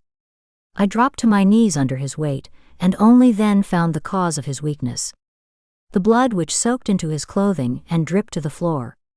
It came from a wound in his shoulder. Bit me. His eyes were only half open, the lids fluttering as he struggled to maintain consciousness. I threw him off, but not in time. No. I whimpered, holding my hand against the wound. A useless gesture, as blood leaked between my fingers, determined to leave his body now that he'd been pierced by fangs. I won't let you die. You will not. What was there to do? He was bleeding to death in front of my very eyes, and all I could do was make a weak attempt at holding the wound closed. Some companion I had turned out to be. Go, he gasped. Take the blood. She needs it. I won't go without you. I cannot. I will not. My tears fell onto his cheek, which I bent to kiss. His skin was already turning cold. I will never leave you. Come on. We're getting out of here. I can't. You can. My senses returned to me, and the rest of the world seemed to fall away until there was nothing left but the two of us. I had to get him away. I had to heal him, or at least to seal the wound before he bled to death. There could be vampires flooding in at any moment from the other side of the passage. I held one hand over him, inches from his shoulder, and muttered an incantation to seal the wound shut. Any toxicity which the vampire might have secreted into Stark's veins would have to be dealt with once we were free and clear. Come, I grunted, hauling him to his feet with the bag of blood still over my shoulder. We need to move. Now. Move your feet. Help me. It was like dragging dead weight nonetheless. The doorway which had seemed so close moments earlier now stretched endlessly away, further with every step. Yet we made it, and he did his best to climb the stairs without too much assistance from me. The upper floor was chaos, unlike the silence we had entered into. We'll have to be quick, I whispered in Stark's ear. He struggled to keep his head from lolling onto my shoulder, it was clear, but his efforts did little good. I need you to fight, I pleaded. I'm trying. There was life in his voice at least. He always had enough energy to argue with me. I was convinced of my heart's intent to burst free from my chest as the moments ticked past, each moment taking us closer to our doom. I couldn't collapse under it. I wouldn't. Not when Stark needed me. I'm going to march us through this door, into the kitchen and through to the pantry. We can't stop for anything. Ready? Ready, he groaned. To his credit, he managed to find his feet as we darted from the stairwell and straight into the kitchen. I could only hope the shadows had concealed us, that the shouts and cries for vengeance deafened them to the sound of the doors squeaking. I helped him through the kitchen. We left a trail of blood on the tile which I was certain someone would smell sooner rather than later, and into the pantry. All we needed to do after that was get into the tunnel and down its interminable length. But it did end. It did not stretch on into infinity. We merely had to take one step at a time. We're almost there. I tried to smile, letting him lean against the wall as I opened the tunnel door.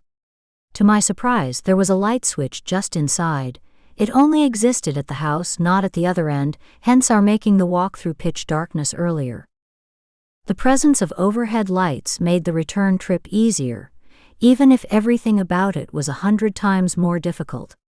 "We can't slow down now," I urged, doing everything I could to move faster in spite of his ever-increasing heaviness. He simply could not support himself any longer. I closed my eyes again, pausing only as long as it took to mutter another spell. "What are you doing to me?" he asked, his voice weak and far away. "What's happening?" "I'm sorry, but I have no choice but to put you under my thrall for the time being. You'll do as I command now, and I command you to walk." He moved in jerky steps, but at least he was moving. I still supported him, his arms slung over my shoulders, but I no longer had to drag him. We made better progress this way, and for a moment I had hopes that we would make it without further complication. My hope lasted all of 3 seconds, before the door to the pantry burst open behind us. There was no mistaking the ear-splitting sound of shattering wood. "Faster!" I gasped as he limped along behind me. He was doing his best, even under my thrall. He had but so much strength. The door to the outside world seemed hopelessly far away as footsteps rang out behind us. I had no choice but to do what I was about to do. "Rest here," I said, leaning him against the wall and taking several running steps away from him, back toward the mansion. "What are you doing?" he cried out. "Stop. What do you intend to do?" It was too late to reply. "Anyway," I reasoned, as I lifted my hands and summoned the energy needed to make the image in my head a reality, he would see soon enough what I intended. It started with a low roar, shaking the earth around us, sending dust sifting down onto our heads. I could see the vampires rushing toward us, closer with each step, snarling and cursing and vowing to have our heads. Then their screams of surprise, of pain, of impotent rage, as the tunnel collapsed in on itself, creating a wall of earth and rock between us. "Hurry!" I bore the brunt of Stark's weight upon helping him to his feet again. "You crushed them." He sounded so young, reminding me of a child gaping in wonder at something beyond his ken. "I doubt I crushed many of them," I admitted. "But I did seal them off. They cannot reach us now. But I cannot breathe easy until you're home, where we can treat you." "Branwen." "Hush now," I pleaded, knowing I would break down and weep if he attempted something noble or kind. I couldn't bear to hear it. "Please, I must tell you." "I can't hear it." "Don't." I looked at him, his blood-streaked face, his hair caked in dust which had billowed forth in the wake of the collapse. "Do not." "I won't hear you say it." "I love you," he insisted, breathless, strained. "I've always loved you." "Please don't." Tears ran down my face, hot and bitter, blurring my vision. The lights had gone out thanks to the collapse, and there was no telling how much further we had to go. Only when we were off Carver property would I be able to create the portal, and not a moment sooner. The vampires had enchantments in place to keep portals from being created on their land. If only we would reach the door. "It wasn't my fault," he insisted, refusing to be silent. The fact that he believed these were his final words brought me more pain than the message he shared. "Your grandfather refused me. Threatened Seren." "What?" That brought me to a stop, against my better judgment. "He what?" "Was going to kill her," he gasped, his eyes hardly open now. He was colder than he'd been before. I was about to lose him. "If you stayed with me," I demanded. "He would kill Seren if you remained with me." There was nothing with Elowen. I swear it. She was an excuse. Convenient. But I never cared for her. Only. His head fell to my shoulder. "Stark. No. No, please, please hold on." It was more crucial than ever. He loved me. He always had. My wicked grandfather, member of the Senate, believing himself worthy of sitting in judgment over all others. Controlling me as he'd controlled his grim island. I stumbled up the earthen stairs leading to the door, and threw all of my weight behind opening it to the outside. It was still far from dawn, though the stars had begun to fade as if in preparation. The cold, crisp air was a welcome respite from the musty, airless tunnel. Stark showed no awareness of our being outside. He did not even flinch in the bright, swirling light of the portal once I'd opened it. Had I lost him? I could only stumble through the portal and hope for the best. Chapter 22. Anissa. I walked the courtyard back and forth, arms wrapped around me to block out the chill from the sea breeze. It was unusual to feel a chill in the air at Hallowthorne Landing, unless a storm blew through. Otherwise, the air was generally warm and pleasant. I wondered if some presence surrounding the fortress understood the stress we were under, but that was ridiculous. Or so I needed to believe. Maybe it was all in my head. That was easier to accept. I was imagining the change in the air because I was so concerned over Stark and Branwen. It's taking too long. Saren only shook her head, making her black waves tumble around her shoulders. It isn't. I've been through that mansion and walked that map step by step more times than I can remember, and I'm telling you it's taking too long. They ran into trouble. It's the only explanation. I have no doubt that if they did, they shall find their way through it. I have the utmost faith in them. My brother is quite powerful. Remember, I brought Sara here to train with him. I would not have entrusted her future to him if I did not trust him. My stomach turned at the mention of my sister's name. Yes, Saren had brought Sara here to train with her brother. Look where that had led. But Saren's heart was in the right place, and I could hardly blame her for the way things had turned. I should have gone, I argued. I could have stood lookout or something. And what, my dear, would have transpired if the Carvers found you there? I highly doubt Will Carver would welcome you back into the fold with open arms. I snorted. As if I would ever accept such an act. There you are. It would not have gone well for anyone involved. Lena needs her sister-in-law here, looking out for her. I couldn't help but warm at the reference, even though it made me think of Jonah and the ring on my finger. I loved looking at it, knowing what it symbolized, but boy did it make me long for him more than ever. Lena slept in the basket which Saren had repurposed for such use. She'd carried the baby around in a sling, either on her back or against her chest, for as long as possible. Now that Lena had grown so rapidly, and was still growing all the time, it seemed smarter and kinder to Saren's body to find other ways to carry her around and leave her to nap in the shadow of the fortress. Fresh air helped her sleep better, and she loved being outside. She was nestled in a pile of blankets, a contented smile on her sweet face. My heart melted as always at the sight of her. It makes me laugh at myself, I admitted. What does? The way she's turned my heart. I was never hard-hearted before, mind you, and I would have done anything for Sara. You did at that. I shrugged. She's my sister. My blood. This little girl, on the other hand. Not of your blood. No, but she might as well be. That's what I mean. I grew up placing blood ties above all else. We were a clan, and our clan hated Jonah's clan. That was all I needed to know, all many of us were ever taught. The clan was what mattered. The clan needed to go on. Those who were not of our blood might as well pitch themselves off the side of the Empire State Building. I glanced up at her. That's I know what it is, she chuckled. Of course.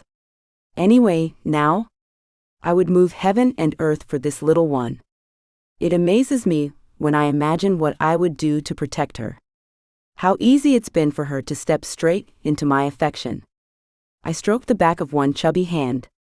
It was so impossibly soft and smooth. So new. Babies tend to do that, she reasoned. They are pure and good, and I believe they remind us of what is good and pure inside ourselves. Perhaps that side of our nature wishes to connect to that which they see in a baby. Perhaps it's nothing more than remembering who we truly are.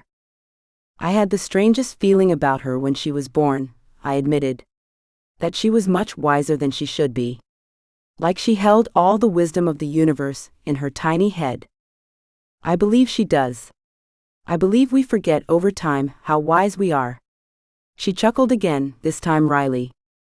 I've done a great deal of thinking about this, in case you could not tell. I've done a lot of thinking about a great number of things. Her voice took on a troubled tone, and I turned my full attention to her as I sat on the stone bench, the baby between us. Is there anything I can do to help? You are a helper by nature, she observed, eyeing me up. That is your gift.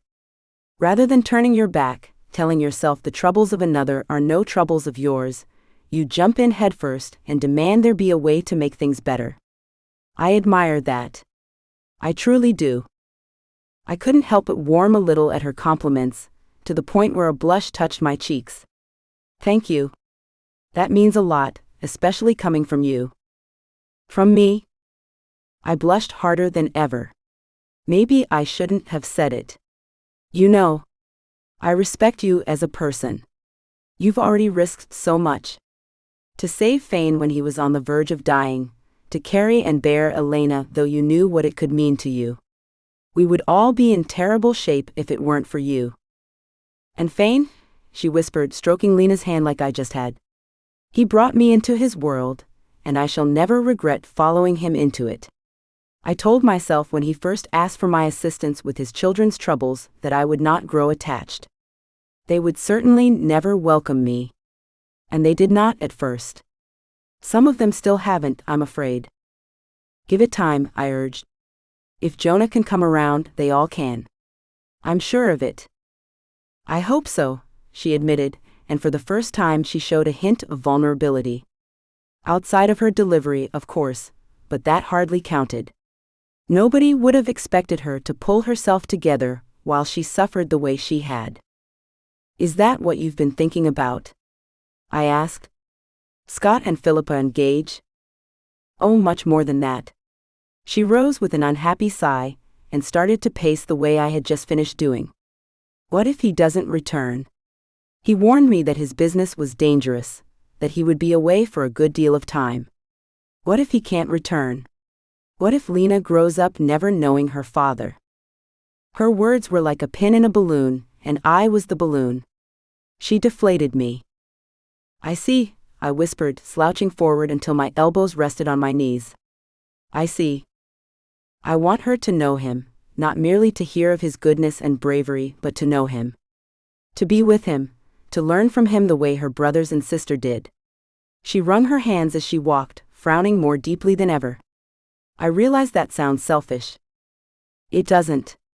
Not at all, believe me. I only want what is best for her. I know you do. I would never question that. I can't imagine that anyone would. You're a mother. You want the best for your baby.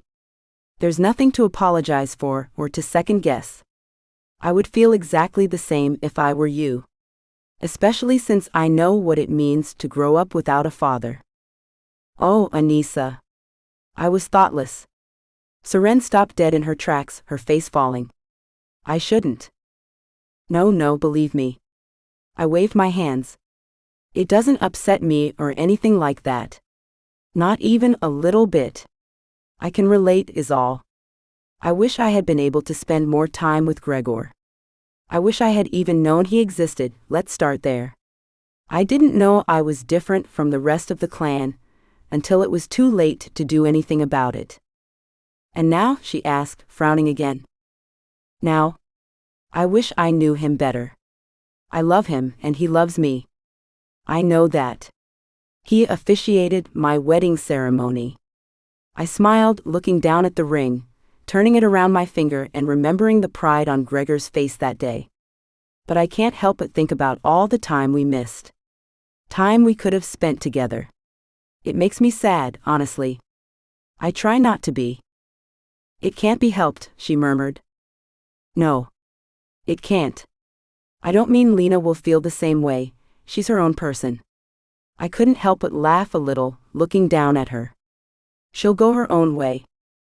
But with a father's guidance, her way might be easier. Seren joined me, the two of us looking down at the baby who meant so much to us both. We'll find a way, I promised. Fane will come back. I know he would stop at nothing when it comes to his children.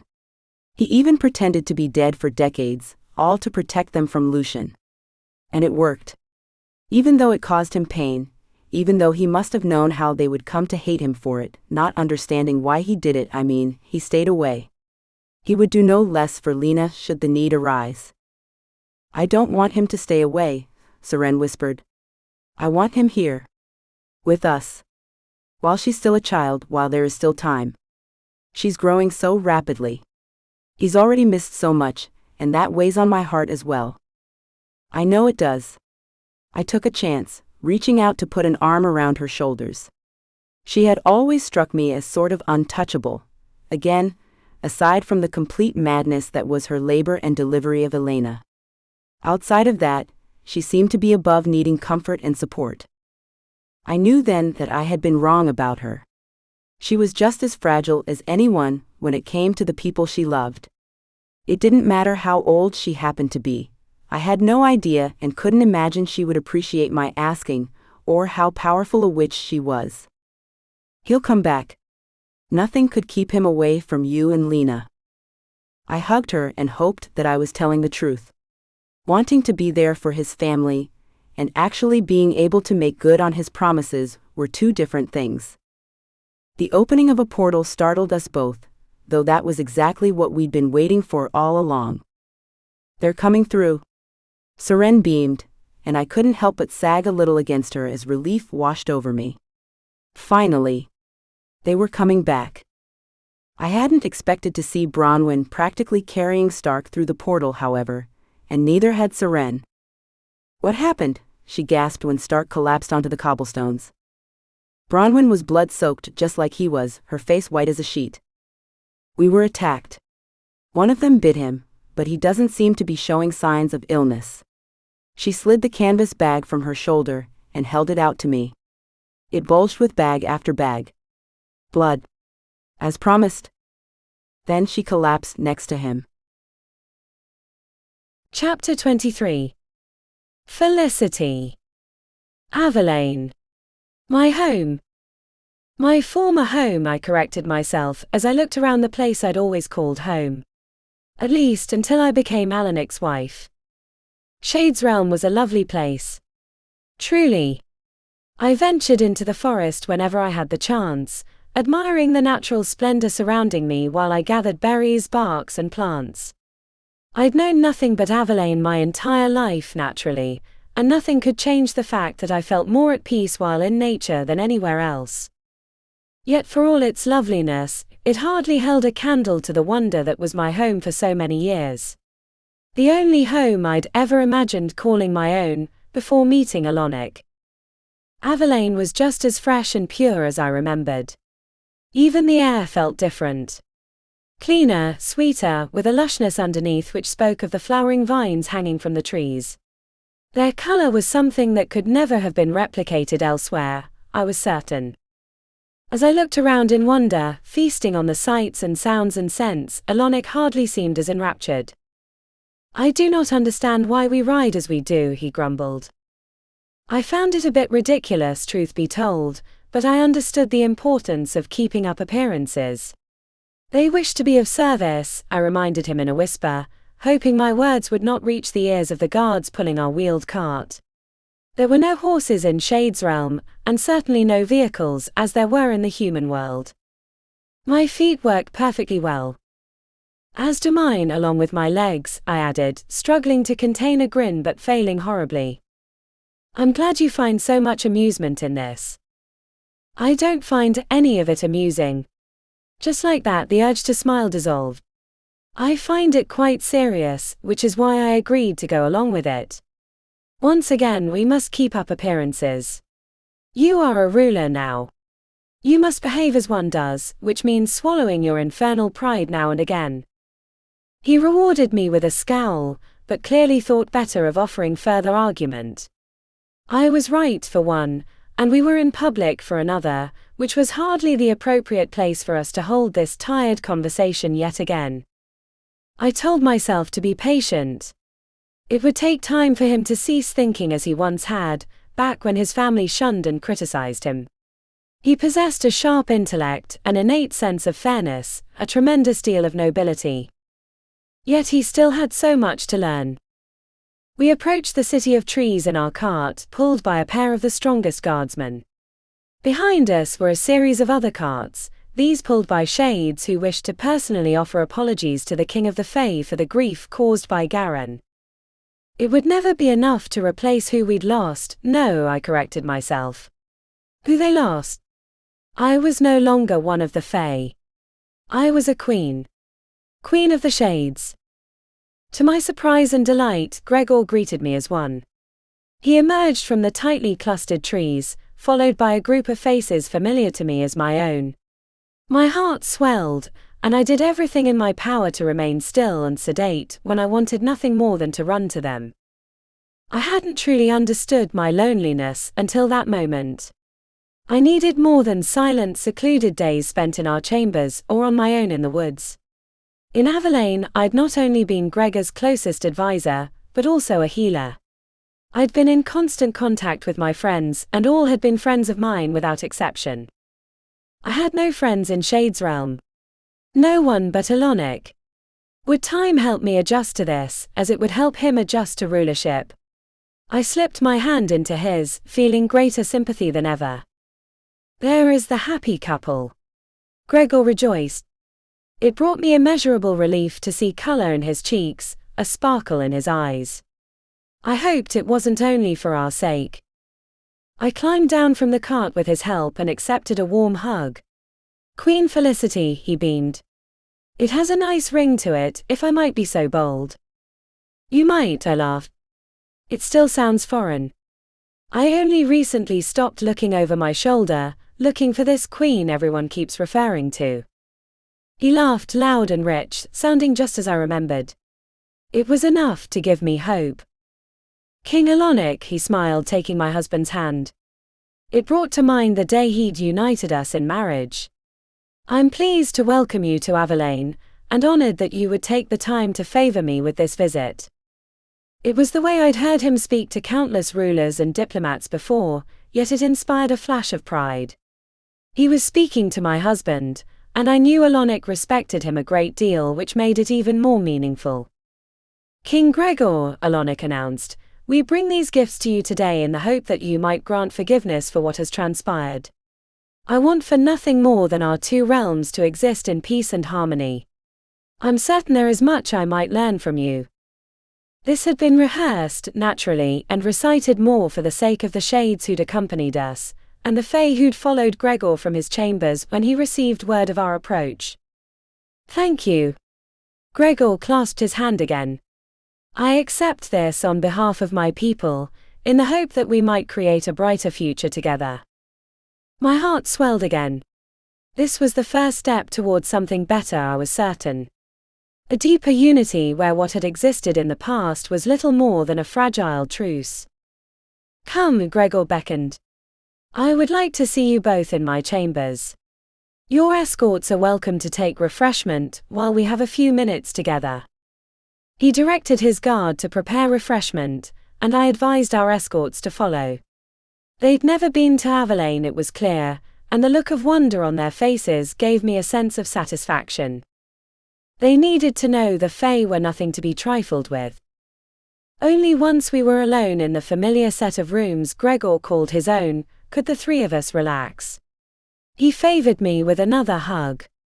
You make a wonderful queen, he murmured, squeezing me tight. As I knew you would. Alonic made no pretense of not overhearing this. She is a wonder. I realize you were unaware of it throughout your time together, but you trained her well. She's already set me straight on many occasions. Gregor laughed, sitting by the fire. I would imagine so. She set me straight time and again as well. I needed it.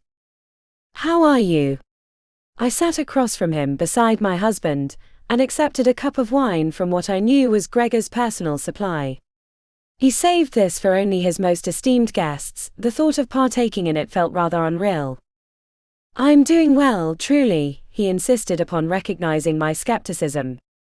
So long as I remain happily busy, I am at my best. You know that very well. I do. What has been keeping you so busy then? Improvements throughout Avalain for one. tightening our security measures. This was one of my immediate efforts, if only to soothe the panic which went up among the Fae after the invasion by Garen's forces. Forces which are mine now, and you need never fear it happening again, Alonic vowed. I believe you. However, my people do not know you as I do. They can only react based upon what they've seen thus far, and what they've seen up until now has hardly inspired confidence. It is a ruler's most critical duty to instill confidence in his people. Once they feel secure, they can thrive. I could almost hear my husband making mental notes as Gregor shared his years of experience with a much less experienced ruler. I was proud of both of them, sitting and conversing as two kings. Were you aware there is to be a meeting of the vampires? He asked, looking from Alonic to me. We haven't been in contact with Anissa or any of the others, I explained. When is the meeting to take place? Within a few days. Jonah will be confirmed the leader of the League. He will no longer be an interim leader. I'm certain of it. I hope you're right, Alonic mused, stroking his chin. While I cannot imagine anything worse than Lucian, I'm certain the possibility exists. The possibility always exists, Gregor agreed. The key is knowing that, and preparing in case it becomes reality. Only when we grow complacent and secure in our safety are we in true danger. Didn't Jonah mention the possibility of naming you and Fane as advisors to the League? I asked. I wouldn't expect you to remember that, he winked. That was such an important day for you. I blushed. Yes, well, I have a tendency to recall important bits of information, no matter when they were presented to me. Will you attend the meeting then? I will. He shrugged, spreading his hands. Whether they'll take to my presence or not is anyone's guess, but I must try. If I were asked to vote whether to bring someone on as an advisor, I would want to see them in person. Wise, I nodded. Alonic surprised me by blurting, we will attend too. We will. I turned to him, eyes wide. That seems a rather sudden decision. It is, but it makes sense. I want to reach out to the vampires, he explained. No better time to do that than when their clan leaders are together, where I might have the chance to speak to everyone at once. Knowing Jonah will be there to lead the meeting gives me added hope that this will turn out for the best. He turned to me, taking my hand as he did. What are your thoughts? The fact that he would go so far as to ask robbed me of my voice, as tears threatened to choke me up. I swallowed them back before offering a reply. I believe you're right. We ought to go together. I won't let you do it alone. He chuckled, sounding downright indulgent. I highly doubt I'll be in any danger there. Just the same, I'll feel better knowing I'm with you and will be able to look out for your best interests. I gave him a firm look. This is how it's going to be, so you'd better accept it. Gregor burst out laughing. I'm sorry. I know I shouldn't, and I mean no disrespect. But it's refreshing, really, to see you do that to somebody else. I thought it was only to myself that you were so no-nonsense. Alonic flashed a rueful grin. Trust me. You aren't alone. I might need to pull you aside later and find out just how you learn to deal with her. Enough, I chided them. Are we decided then? We'll attend the meeting, or at the very least make an appearance to instill goodwill and ensure the vampires know we mean what we say. Very well, Alonic agreed, enjoying his wine at last. It was refreshing seeing him relax for the first time in what seemed like ages. Have you heard from Anissa? I asked, watching Gregor's face carefully for signs of anything he might try to withhold. Not since the day of your weddings, he murmured, sounding mournful. I trust she's well, though. If she weren't, she would send word. Someone would send word. I'm sure they would, I agreed, though I did not entirely believe it. If some catastrophe took place, it would be difficult for her to reach out. If not impossible. But he needed to hold on to that assertion, and I wouldn't have taken it from him for anything in the world. It would be the same as kicking an already wounded animal. While he did everything in his power to conceal his wounds, they were there. Just under the surface, just behind the twinkle in his eye. He kept them to himself, the poor dear, but he could never fool me. We'd been through too much together. It would take time, nothing less would do. Time to heal, time to move on. And something to consume his attention, for while there was always something to concern himself with around Avalain, he was an experienced ruler who knew how to delegate. He did not need to be an active participant in nearly any of the realm's usual business. An idea came to me. While Alonic enjoyed his wine and a moment's rest by the fire, I motioned for Gregor to follow as I went to the balcony overlooking much of the realm. It seemed to go on forever in all directions, the lushness and greenery, the abundance. I looked out to where the hermitage gleamed like a jewel in the sunlight, sparkling and inviting me. I longed for it before reminding myself of how much better I had it now. I'd found love and purpose, and I had the joy of watching my husband become the king he was born to be. Gregor reached my side moments later. "What is it?" he whispered. "Something you're not telling me." I held a finger to my lips while shaking my head. No, all is well. I wanted to ask you for a tremendous favor, something which I hope you won't find presumptuous. He scoffed at this. As if I would ever find you presumptuous. You know you can ask me for anything, and there is nothing I would refuse you. Within reason, naturally, he added. Naturally. I glanced inside, toward Alonic. He was wise enough to understand I might want a few minutes alone with someone who'd been like a father to me, and discreet enough to at least pretend he couldn't hear us. I was hoping you could help him. Alonic. Yes, of course. He needs, if not lessons, at least guidance. He had no one to train him in the art of being a skillful ruler. He has the potential, I know he does, along with a deep desire to better his people. He's just and fair, but not necessarily skilled when it comes to dealing with expectations. Gregor's eyes narrowed. He nodded in agreement. I see. Yes, a king cannot simply ascend to the throne without at least being made aware of the various pitfalls which accompany the position. True. While going against everything his cousin and grandfather put in place has served him well thus far, the time will come when he needs to make his own mark as king. I had hoped. Say no more. Genuine warmth poured from him as he patted my hand. I will do anything I can to assist him, so long as he allows me to do so. It takes quite a bit of pride to be a king, you know. He might not take kindly to my guidance. He will. I'm sure of it. I hugged him again impulsively, and he returned the gesture. So long as I knew he had something to occupy his mind, I could rest easy. Besides, Gregor's remaining in contact with Alonic would grant me the opportunity to keep tabs on him. I wouldn't have to wonder any longer how he was faring without Tabitha. This visit had proven far more beneficial than I could have imagined. Chapter 24. Genevieve. New York, I said under my breath as we disembarked from the cargo ship. I'd made a point of bundling up, covering myself nearly from head to toe, and keeping my head down as we descended the gangplank which extended to the dock below. It was a good thing we'd brought the full supply of blood along, for it had barely been enough to stave off starvation through the week-long journey across the ocean. There was one bag left, one which I kept close to myself at all times, hoarding it as I would a great treasure.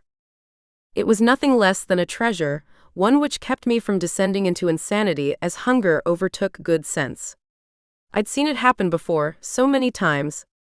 The notion of becoming one of those shrieking, begging, writhing, pitiful creatures was never far from the forefront of my mind. Dawn will arrive in less than 30 minutes. Anton walked ahead of me, as if needing to stand guard as he had throughout our journey. Is there anywhere we could take shelter through the day? He made a strong point. I didn't have the time to course from the port to the high-rise. And then, what if I found out that Jonah wasn't there? There was always the chance Jonah wouldn't be there. We would have nowhere to shelter from the sun if that were the case. I'd thought about this during the voyage.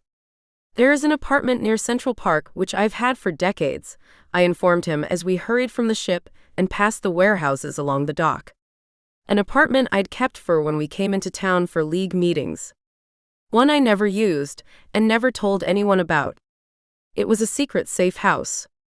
For those just-in-case times. I'd not been there since I leased it. Had never needed to. I made sure to keep my head down at all times, covering every inch of skin for fear of the sun making a sudden appearance. Ridiculous, naturally, and I knew it. Yet not nearly enough time had passed since my burning for me to take an easygoing attitude. I wouldn't suffer like that again if I could help it. Do you have money? I asked. American money?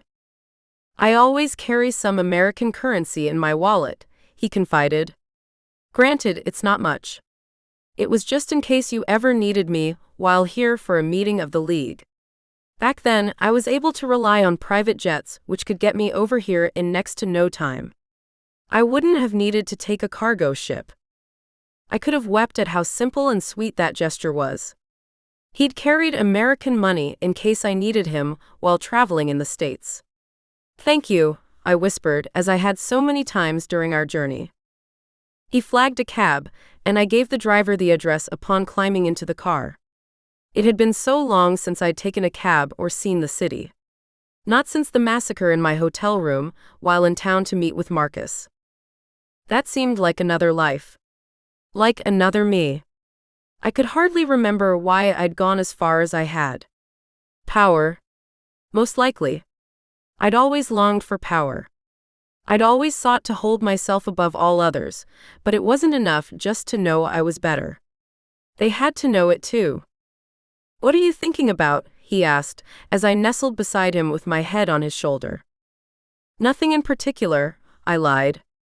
There are a lot of memories tied up with this city. I haven't spent nearly enough time here, he observed. We have all the time in the world now. If this is where we decide to set down roots. Who's to say we need roots? He posed. I chuckled in spite of myself. I don't know. It strikes me as a pleasant idea, having a home with you. A real home, not one home of many which we visit in passing. One central place, one touchstone where we can return time and again and be ourselves. Together. He seemed to think this over as the driver took us through Lower Manhattan and on towards Central Park. I felt more myself among familiar places. Stronger, relaxed. We were out of danger. I was sure of it. The sense that we were being followed had faded over the week it took for the ship to cross the ocean. There was no way for any of his family or the Bertrands to know we'd crossed on that specific ship, or that we'd taken a ship at all. He had even gone so far as to sink his boat upon reaching Marseille, all in the name of covering our tracks. They wouldn't dare step foot in Manhattan after what Dietrich did, he assured me in a low whisper, as if reading my thoughts. There are enough like you in the city who are well aware of my brother's activities while he was alive. Our kind is hardly welcome here. Which means this is not the place for you to stay, I murmured with a sinking heart. Damn that Dietrich. He'd destroyed so many lives. I am not my brother, he replied, a note of steel running through his voice. Determination. I imagined him silently daring all comers to challenge his presence in the city. I pitied anyone foolish enough to dare. But at the same time, I realized how outnumbered Anton was. How outnumbered we both were, because after all, I was on his side. By the time we reached the building in question, the sky was lightening at an alarming rate. I was quick to exit the cab while Anton settled the fare, fleeing to the safety of the lobby. The concierge didn't recognize me. A look of confusion crossed his face. That was easy enough to fix. You know me, I compelled him, looking into his eyes. He nodded. But you haven't seen me. If anyone asks. He nodded again. I further hope you can grant entrance to my good friend and myself, as this is a surprise trip and I did not bring my key. Anton joined me then, giving me added strength just by standing at my side. I stared at the man. Another brief flash of confusion, which quickly cleared itself up. Of course. We stop at nothing to please our most valued residents, naturally. He disappeared behind the marble counter, and I let out a slow, silent breath. Here we are. I took the electronic key with a smile and a murmur of thanks before leading Anton to the private elevator, which only stopped at the penthouse. I might have known you would rent the penthouse, he said once the doors closed and we were alone again. I leaned against the wall, sliding one hand beneath the oversized coat I'd appropriated from one of the ship's crew members. The bag of blood was still in there, tucked into one of the pockets lining the inside. I chuckled at the difference in my appearance, the dung-brown coat, the khaki pants and work boots, also taken from the ship's smallest mate and still 3 sizes too big. A chiming sound preceded the opening of the doors, and I breathed a deep sigh of relief when greeted by the surroundings as the apartment revealed itself. Anton let out a low whistle upon stepping from the elevator. I don't know why I hadn't expected this, he admitted, looking around. It was impressive, to be sure, with an open living room, dining kitchen floor plan, which allowed for a view of the city thanks to the windows lining the outer walls. They were almost entirely glass, those walls, and treated especially with my needs in mind. I had a few things in mind. First, I went straight to the kitchen and hoped against hope to find at least a single bag of blood inside. It had been ages since I'd stepped foot in the place, but the blood would keep almost endlessly so long as it was kept sealed and chilled. It was. I closed my eyes. Thank you, I whispered to no one in particular at the sight of 3 full bags concealed in cartons waiting for me. I pulled the spare bag from my coat, opened and drained it in one smooth movement. It strengthened me almost instantly, warmth spreading through my chest and to my limbs within moments. How long have you had this apartment? Anton asked, still admiring the view. At the sight of a shining grand piano in one corner, his eyes widened and a smile came to his face. You can play if you wish, I offered, though I can't promise it's in tune. As for the apartment, I've had it since the mid-80s. That long? He sat on the bench and opened the lid with almost reverent care before running skilled fingers over the keys.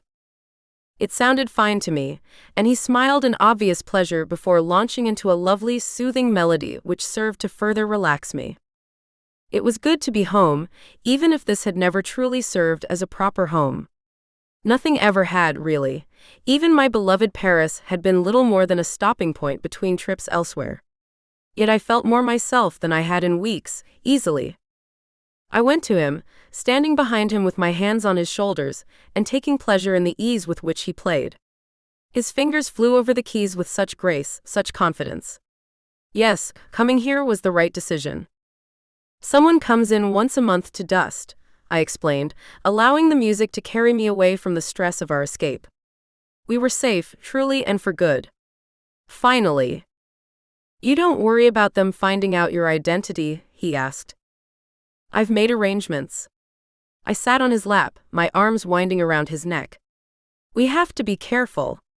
It's one thing to want to move forward and leave behind our mistakes, but another to forget the people those actions affected, and the grudges they might hold against us as a result. I have no choice but to think about that. Agreed. He kissed me then, and that seemed to seal the sense that nothing could touch us now. We were safe, we were together, and the world stretched out below us. What do you think? I spun in a slow circle to show off the black Chanel dress I'd chosen for our first visit to the Burke high-rise. Not too much, I hope? Anton merely leaned against the bedroom wall, arms folded over his chest and a wry grin spreading across his handsome face. No, not too much. Though I feel like a bit of a slob now. I took in his cargo pants and long-sleeved t-shirt. The best he could arrange while on the ship.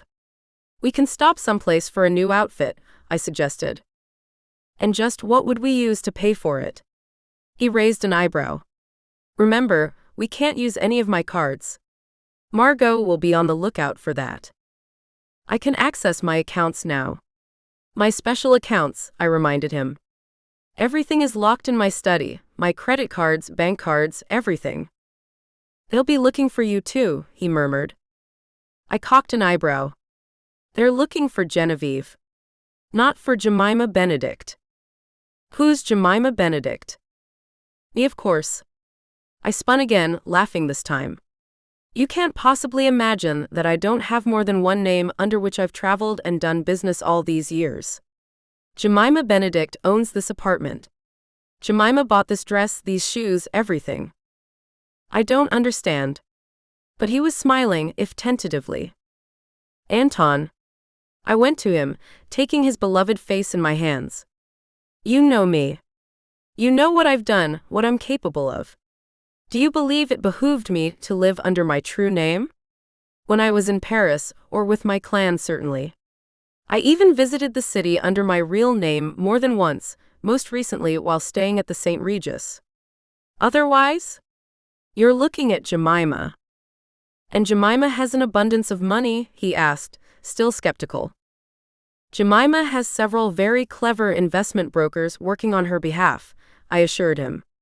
When last I checked in on her, she possessed several $1 million, much of it tucked away in hidden accounts. Darling, we are in no need for money. Why didn't you tell me this before? He gasped. I didn't want to get your hopes up. After all, we might have arrived to find the apartment ransacked. It would have been just one more of many hardships. Now we can breathe.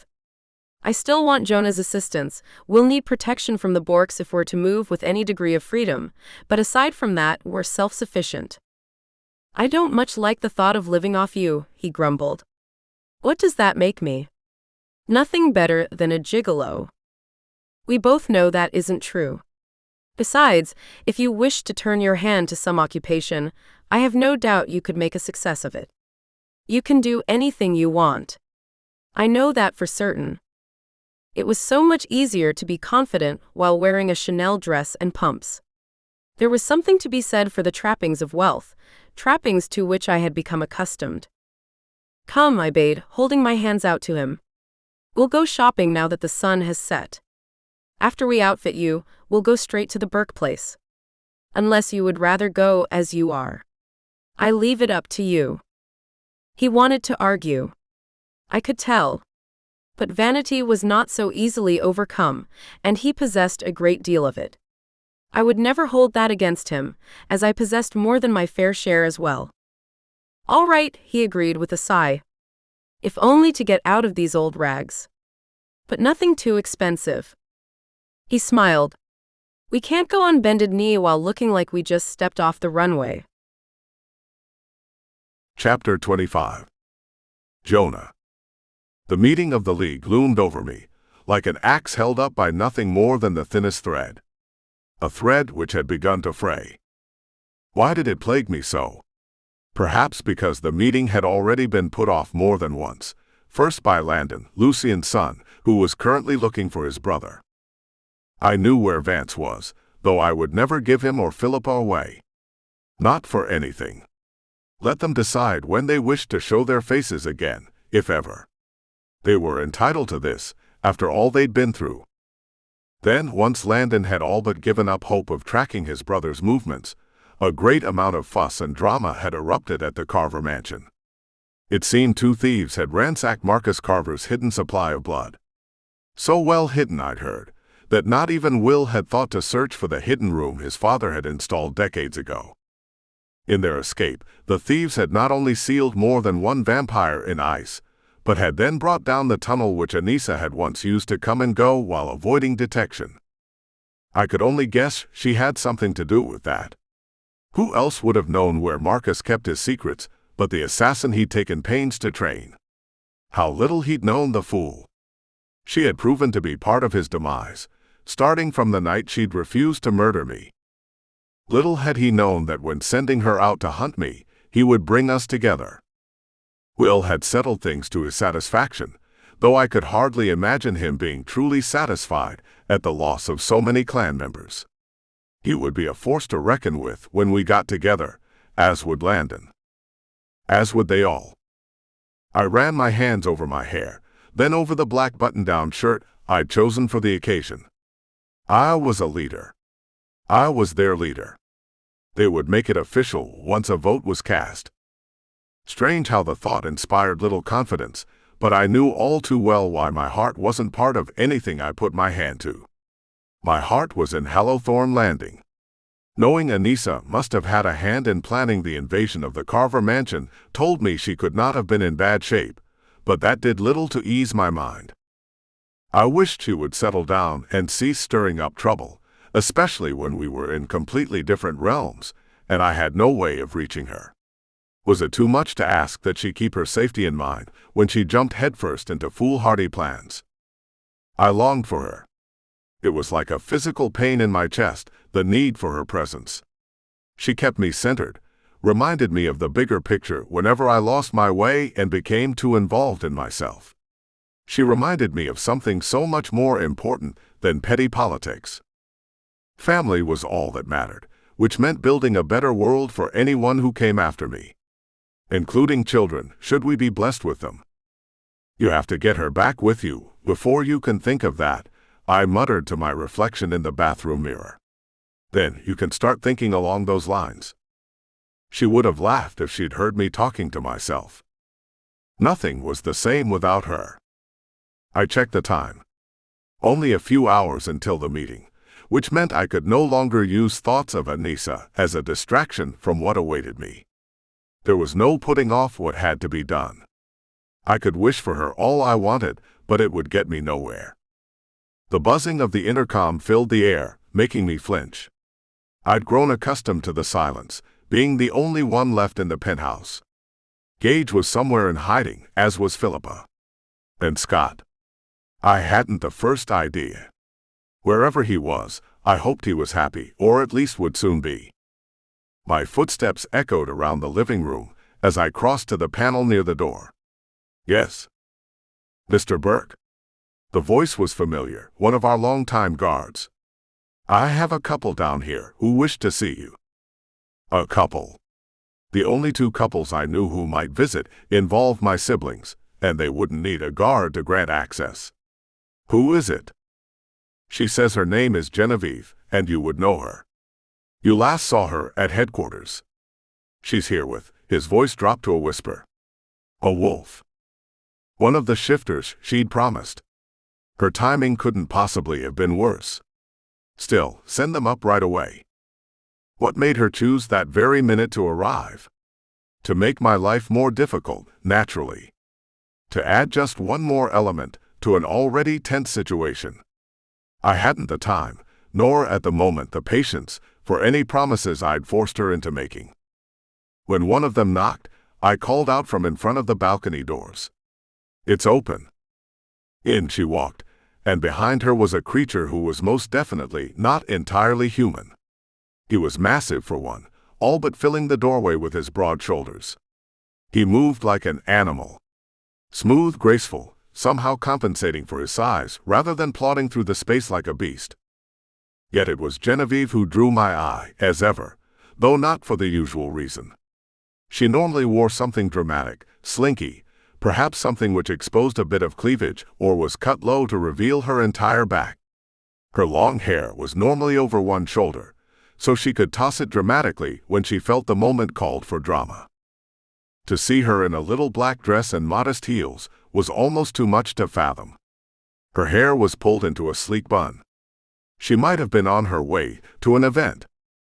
I regret to inform you I don't have much time, I started off. I don't mean to be rude, but I was just preparing to leave for a meeting of the League. I'll be coursing there shortly. Oh. This seemed to rattle her, which was another surprise. She didn't normally get rattled. Had her time in the dungeon changed her that drastically? I can spare a minute or two, I said, shooting an apologetic glance at her guest. The nature of their relationship was clear as day, from the way he hovered over her. This was not a mere acquaintance of hers. I looked him up and down then and asked, I assume you're the shifter I asked Genevieve to bring? I am.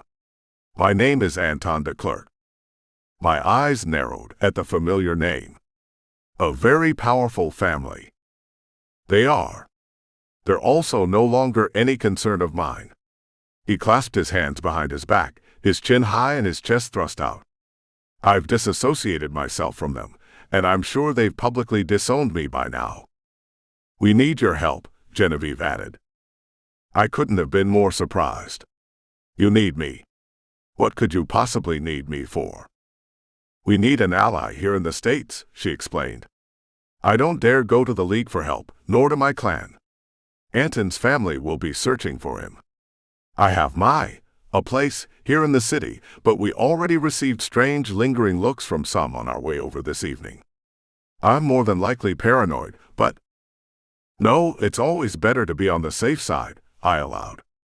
For all I know, she could have been someone who knew my brother or one of his ilk. The disgust all but dripped from his voice. He was your brother? I asked. Half-brother, from my father's first marriage.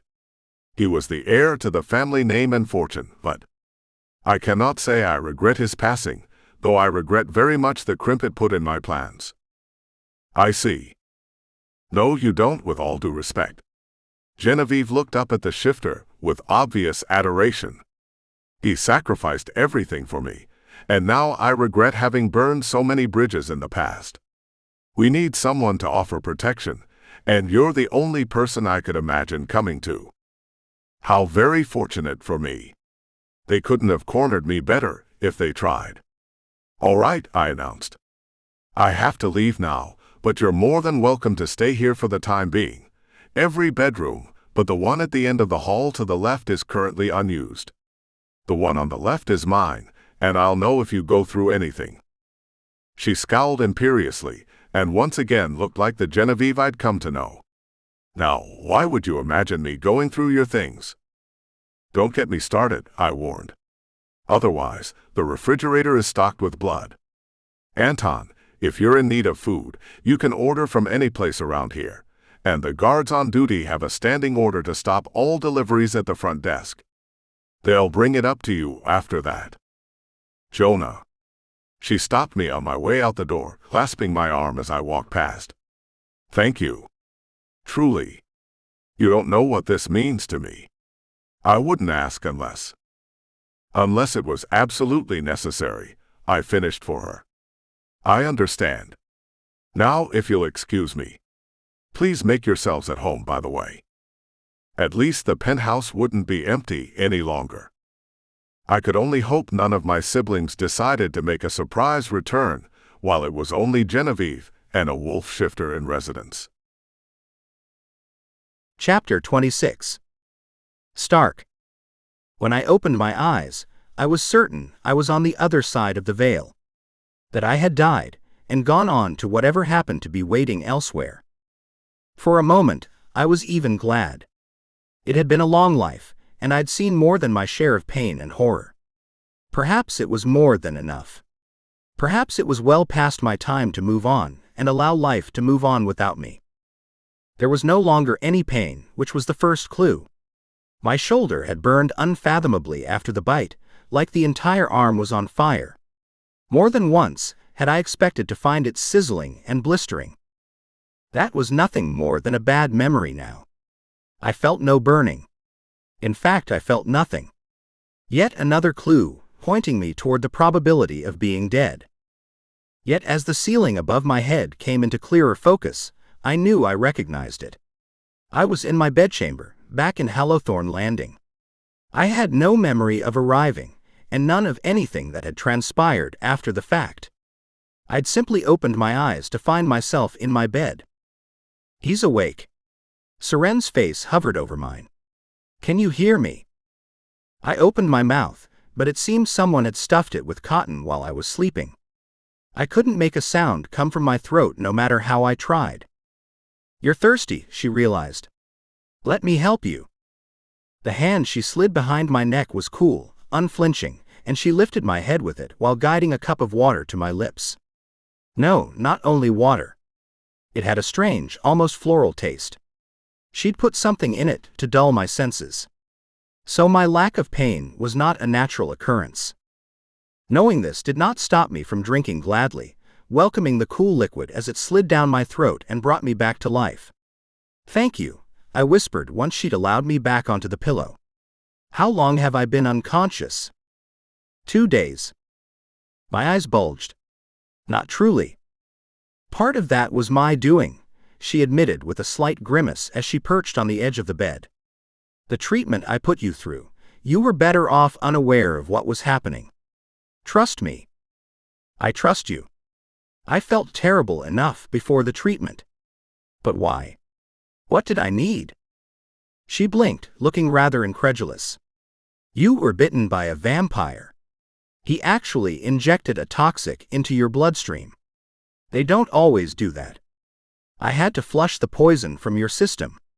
It was a stroke of luck the creature latched onto your shoulder and not your throat, where they might have hit an artery.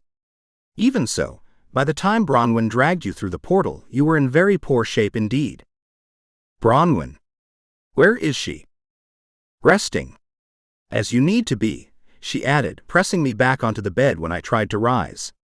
You can see her once you've recovered somewhat, or once she's strong enough to come to you. How badly did she get hurt? I asked, confused. Was she injured at some point? No, she wasn't hurt. You must rest, calm yourself. She was merely exhausted, collapsing beside you once she delivered the blood to Anissa. I suspect the amount of mana it took for her to bring down the tunnel, then the strength required to drag you with her, was too much for her. She's never been physically strong. I know, I murmured, only half listening as I fought to recall more of what had gone gray or entirely blank in my mind. I remembered a great crash for certain, and coughing on great clouds of dust. And the burning. The burning had overtaken nearly everything else in my mind, but who could blame me for that?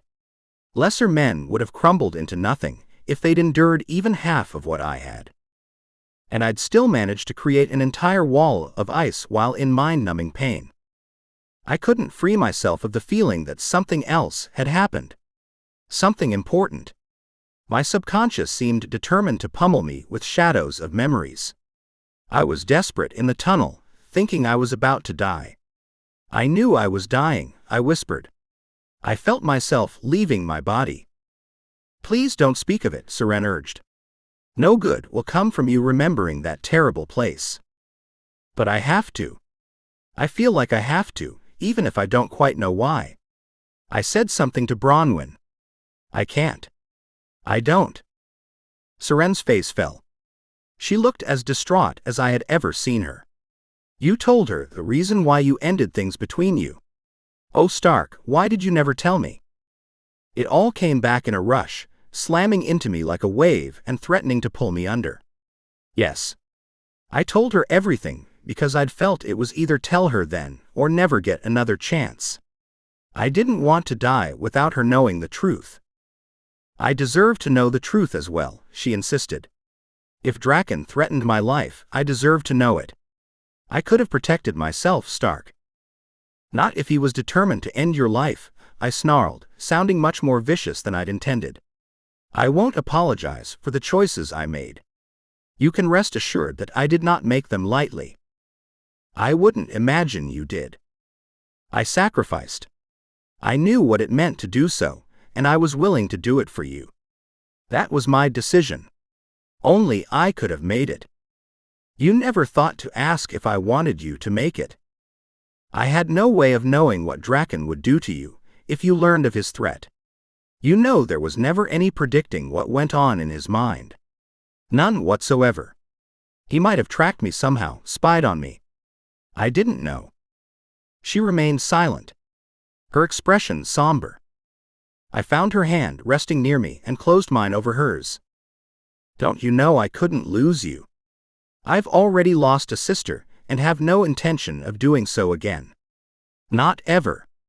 I know we haven't always seen eye to eye. We were raised apart, we never had the chance to know each other well. And I've done quite a lot that I've been ashamed of.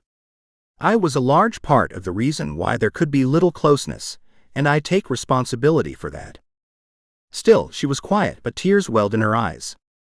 I squeezed her hand. Don't you see? This was the least I could do to make up for the shame and grief I caused you. She wiped a tear from her cheek with her free hand. I'd never seen her cry before. I never made you feel as though you needed to make it up to me, did I? No, you didn't need to. You were always perfect. The example I could never live up to. It isn't your fault, certainly. I won't blame you for being good, for being on the side of right. I have not always done what was right, she reminded me in a gentle voice. At least, not what would have been considered right by those who take it upon themselves to determine such things. When you saved Fane. Yes, among other things, she added with a rueful smile. That's nothing, compared to the pain I inflicted. I'm not going to argue who was wrong and who was right, or who was worse. My point is, it was the least I could do. I managed to smile. And look what came out of that. Lena is with us, and she is fast becoming the light of my life. I wouldn't have her without you. Thank you, she whispered, raising my hand to her cheek. She held it there for a moment, eyes closed. I want nothing but the best for you, now and always. You deserve it after all you've done. You saved my life, and now you've saved my daughter when it meant risking yourself. You came very close to making the ultimate sacrifice. I would have done it for her. And for you. And for Branwen, I would wager. I winced. What else did she say? When she told you, I mean. What did she say? Saren frowned. Are you truly going to put me through this? Perhaps. Whatever could you mean? Yes, she was clearly toying with me now. Forcing me to say that which I felt couldn't be said. But I'd said it to Branwen, hadn't I? Yes, when I'd been all but certain I was about to breathe my last. Did she give you any indication of how she felt about my confession? I asked with a roll of my eyes. Honestly. I'm glad this is bringing you so much enjoyment. It is rather. She patted my uninjured shoulder before standing. And for what it's worth, she seemed glad. Very glad. She did. Exceedingly so. If I hadn't warned her away from being present while I treated you, she would never have left your side. I didn't think she ought to be present for it. The effects are a bit jarring. How so? Do you truly wish to know? She asked with a delicate raise of her brows. Let me say you were in a great deal of pain as the poison worked its way out of you, and you sweated through several sets of linens. The sight of it would have brought her pain. I thought you wouldn't want that. You were right, I breathed in relief. I know. I am your sister, after all. She bent to brush her lips against my cheek, and the simple sweetness of it touched my heart. How is Lena? I thought to ask before she left. Happily feeding from the supply her uncle so courageously brought back to her, she smiled. I'm sure by the time I bring her to see you, she'll have grown another foot and will be able to tell you herself how grateful she is. You don't need to wait. I would like to see her. Not yet. Not until your shoulder heals fully. Those are orders. Very well then, I grumbled, though I was secretly pleased to be cared for and fussed over. My entire body tensed with the need to go to Branwen, to speak to her and apologize for all the years of misunderstanding between us. All the wasted years when she was all I'd ever really wanted, no matter how I'd talked myself out of my love for her. Why pine away when the chances of our happiness seemed impossibly remote at best, non-existent at worst? I'd never been one to waste time wanting something I could never have, and any attempt at forgetting our love had been nothing more than an act of self-preservation. Now I would have given anything for the strength to climb out of that bed and go to her. To lay my heart at her feet and pledge my undying love. Unfortunately, the tonic Saren had poured down my throat had other ideas. I quickly faded off into the blessed blankness of sleep. Chapter 27. Naomi. Every muscle in my body ached. That was the ever-present concern, one which literally haunted me day and night. No matter how much exercise I tried to get in our new cell, while it may have been more pleasant and vastly preferable, it was still a cell. I couldn't seem to shake the stiffness in my muscles. As if the dampness from the dungeon had settled into my limbs and refused to let go. Come on. Just a few more. You can do it. Raze cheered me on as I did push-ups next to Carrie, the two of us turning our battle to get back in shape into a contest to keep things as light as we could. There was only so much we could do to make our situation more livable. Even as my muscles strained and begged me to give up, all the while I remembered the watchful lab workers who witnessed our contest. Who did they think would win? Were we proving to be an enjoyment? You can do it. Gage urged, carry on, crouching beside her. You can do it. One more. One more. One more. Enough. I cried out, having had my fill both of push-ups and of Gage's coaching. I'm whipped. You win. Carrie collapsed, her arms giving out. Thank God. I don't think I had more than a few left in me. Now she tells me, I said, breathless, and we high-fived to show there were no hard feelings. How could there be? We were all we had. I need to cool down after that. She accepted a hand up from Gage. Next time, I want to see you two go head-to-head. I'm tired of you being my coach. It's your turn to get down on the floor. I'll go right now, he offered. What do you say? Me? Raze asked, all innocence. Push-ups were never my strong suit. Sit-ups, on the other hand. I sat on the edge of my bed, toweling sweat from my brow. I felt good, really truly good, as only a vigorous round of exercise could make me feel. Yet it did nothing to lighten the heaviness, which hung over me like a shroud. I couldn't shake it. Just as I couldn't shake the impulse to look up at the cameras. To stare at them. To defy whoever watched from the other side, to dare them to come meet me face to face. No guns, no shackles, just us. We'd see who would come out victorious. But it was all anger, and it was all foolishness. We were no match for them, not with the odds stacked against us as they were. Not with the weapons that were lethal and debilitating to our kind. We weren't meant to win. We were meant to be docile, to allow their testing, to thank them for the small glimpses of dignity they afforded us. Like fresh clothing. Like showers. Like beds, though we never slept. It was still better than sitting on a damp, freezing stone floor. This room was heaven compared to what we'd already suffered. Which was precisely what they wanted us to think. They wanted our gratitude. They wanted us to let down our guard, and be more relaxed and even friendly.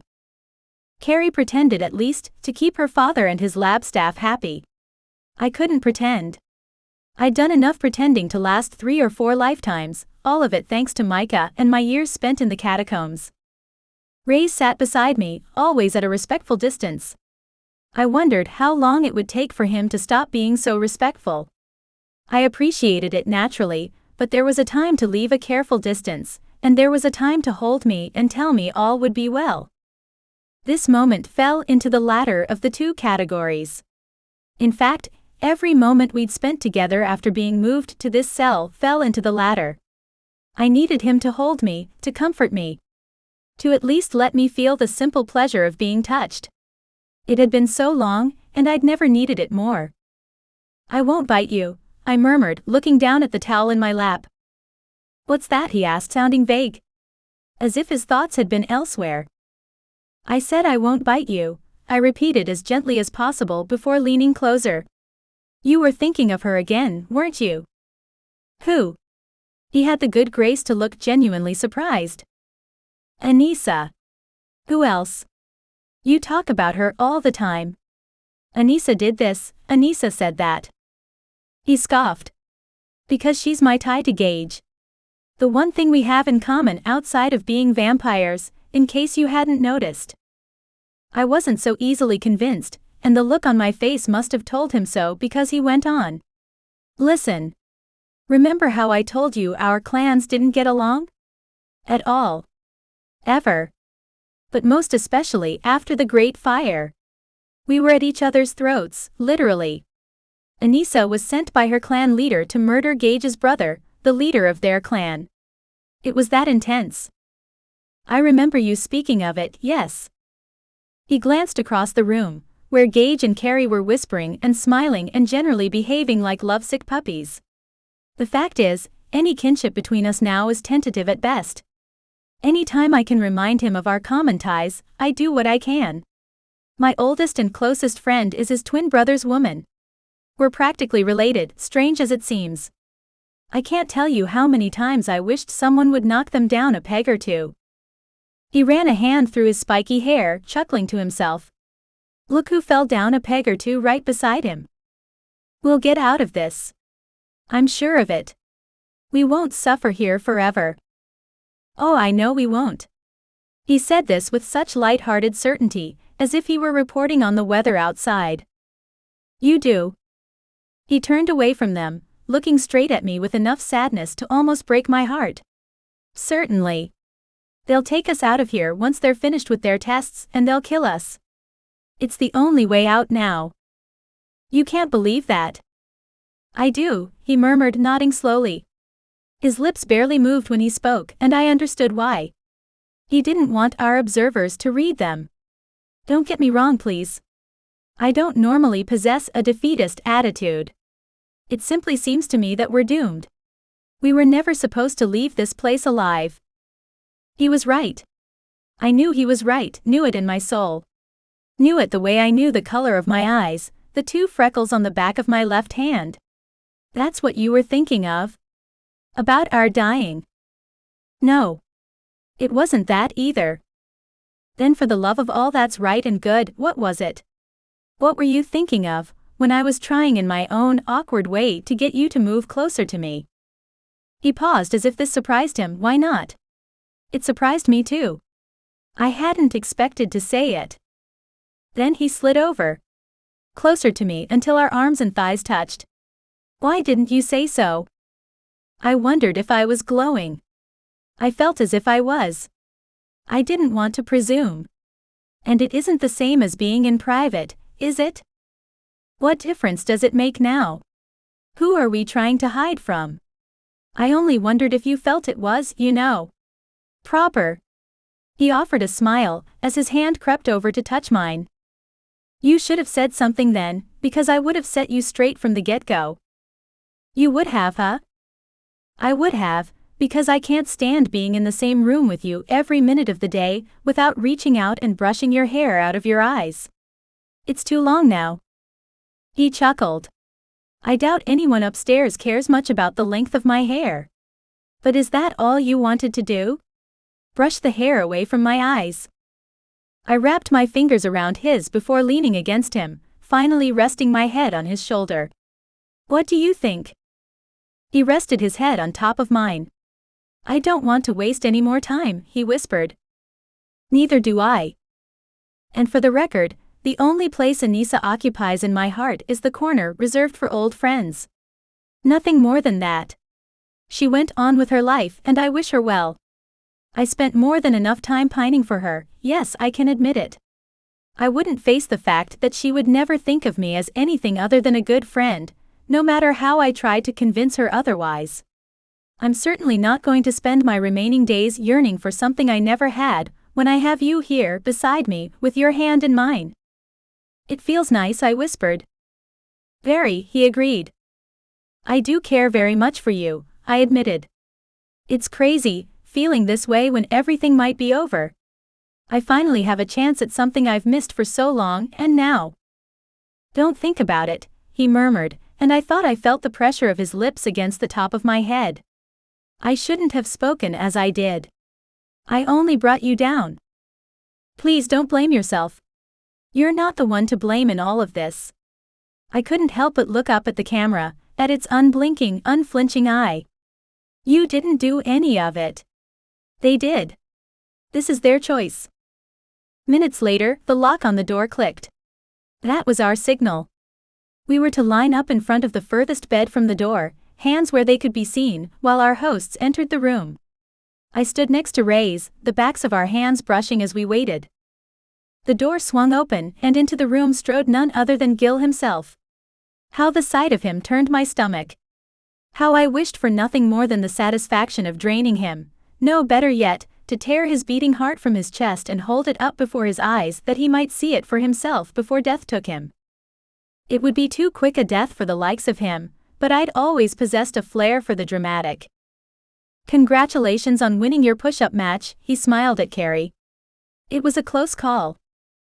Do you have nothing better to do than watch us? She asked with a bored little sigh. I had to give her credit. She wouldn't let him break her, even if she played nice with his underlings. I wished more than anything that I could have seen her stare him down with a gun to her temple, but I'd been too busy marveling over the luxury of shampooing my hair at the time. "This is why we're here," he reminded her in a slow, patient tone which I knew from our conversations got under her skin like little else had the power to do. She loathed being talked down to, being treated as nothing more than a child. He seemed to know this. He seemed to enjoy watching her squirm. I had no idea why this would surprise me, yet it did. Perhaps I wanted to believe he still possessed a soul, even if all of the evidence was to the contrary. "Why are you here?" she asked, concealing her irritation by only the thinnest margin. "To congratulate me." It could have waited. "No, dear. I came to announce the development of a promising antidote." I gasped before I could stop myself, and Raze's fingers clenched over mine.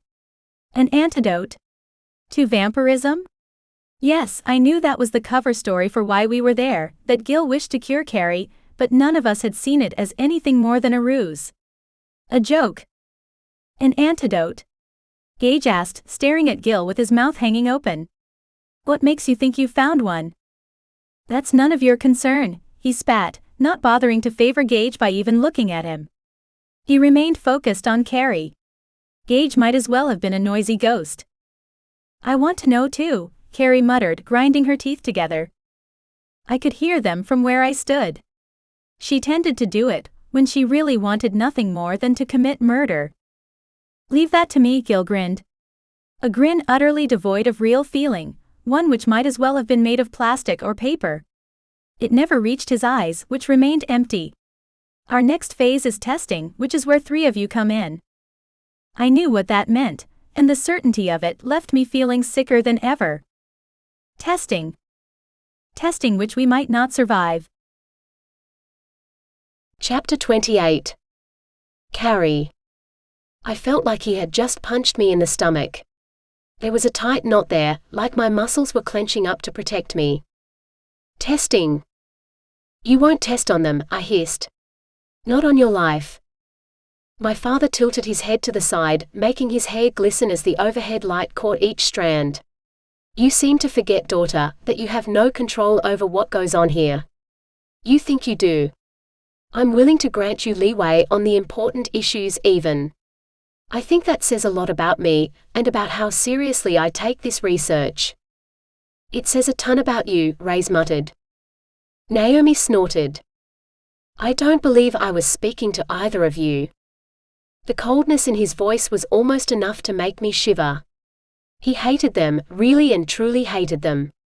Which meant he hated me. I had to keep reminding myself of that. No matter how nice he pretended to be, he hated me for being one of them. He would only love me again if he could cure me. I would be acceptable then. I could be his daughter again. If not, he would dispose of me just like he'd do to them. I stood up taller, glaring at him. What if we refused to be injected? Once again, Carissa. He sighed as if this was all too boring and too far beneath him. "You will not receive an injection until we're certain you won't be harmed." "What happens if it affects me differently than the others? We're all different people with different blood. Different genetics." I was going wildly off the rails, and I knew it. Anything to keep him from going through with it. Anything to stall. He scoffed. "As if we haven't thought of that. Why do you think we've drawn so much blood? That's what we've been testing on, for heaven's sake. And we've had some promising results as of late. The formula our technicians have come up with seems to separate a protein in the blood before destroying it. I have high hopes for this." "Can't you?" "I don't know. Test it on rats first?" He chuckled, shaking his head. "I wouldn't inject rats with vampire blood. Who knows what it would do to them?" Gage snarled, and I understood how he felt. I wanted to do the same thing. I wanted to show my father and anyone who happened to be watching on a monitor just how scary we could be when we put our minds to it. "I would start seriously considering it if I were you," I replied. Because I'm not going to let you inject any of us. There's no room for compromise here. You won't do it. His jaw tightened. You have no say in this. I've let you get away with far too much already. You might have gotten it into your pretty head that I'm a pushover, that it's easy to get around me, but you have another think coming. I can put my foot down when the time comes. Wait. I called out when he turned his back to me. You can't do this to us. It's cruel. It's inhumane. Good thing I'm not dealing with humans then. He closed the door, then locked it behind him. No. I threw myself across the room, slamming into the door, pounding on it with my fists. No, no, no. You can't. You bastard. I hate you. Gage wrapped me in his arms. Don't do it. Don't. It's not worth it. I hate him. I hate him. I sank to the floor and he came with me, letting me clutch him as he rocked me like a baby. I wept like one too. Why not? Why hold back anymore? They were about to start testing on my friends. On Gage. And I knew they would start with him. I knew it because that was exactly the sort of thing my father would do. He'd use him as the first guinea pig, and make me watch because I'd made a fool out of him in front of his people. That would be my punishment. He wanted to make me wish I'd let him take Gage away when I had the chance, so I wouldn't have to watch him suffer through God only knew what. Instead, I would now have a front row seat for the torture. I love you, Gage murmured in my ear, and it somehow leaked through as I wept brokenly. I love you so much. It'll be okay. How could it possibly be okay? I squeezed my eyes shut and willed away the images that kept coming to mind. Gage, writhing in agony. Gage, sweating bullets as some so-called antidote tore him apart from the inside out. Gage begging me to let him die. To take mercy on him and let him die. Because I had you for a little while. You made me a better man than I ever was before I met you. I mean that, every word of it. I knew you and I've loved you, and that's enough.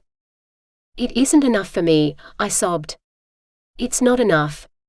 I won't let this happen. Carrie, I need you to listen to me.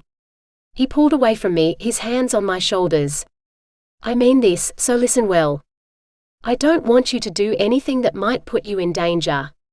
I mean it. Don't try to stop them. I can't just. You can. He squeezed my shoulders, then shook me a little. You can because you have to. You'll only make it worse for yourself and all of us if you try to fight back again. He won't go for it this time. He'll push your hand. I'm sure of it. And I will not have you take a chance like that for my sake. I swear I'll haunt you for the rest of your days if you do. Haunt me. I tried to smile, but it came out as a grimace, a teary, snotty one at that. Haunt me forever, please. I don't want to walk through the world without you. He pulled me in for a hug, giving me a view of Raze and Naomi. They watched us from the far side of the room, holding on to each other. Naomi's head was on his chest as he stroked her back. It didn't take a genius to know they were in love. Finally. It took them long enough to figure it out. How tragic that there was so little time left for them. For all of us. You never know, Gage added, tucking my hair behind my ears and doing everything he could to sound positive. It might work. Yes, it'll be painful, just like turning into vampire hurts like hell. But the sickness passes.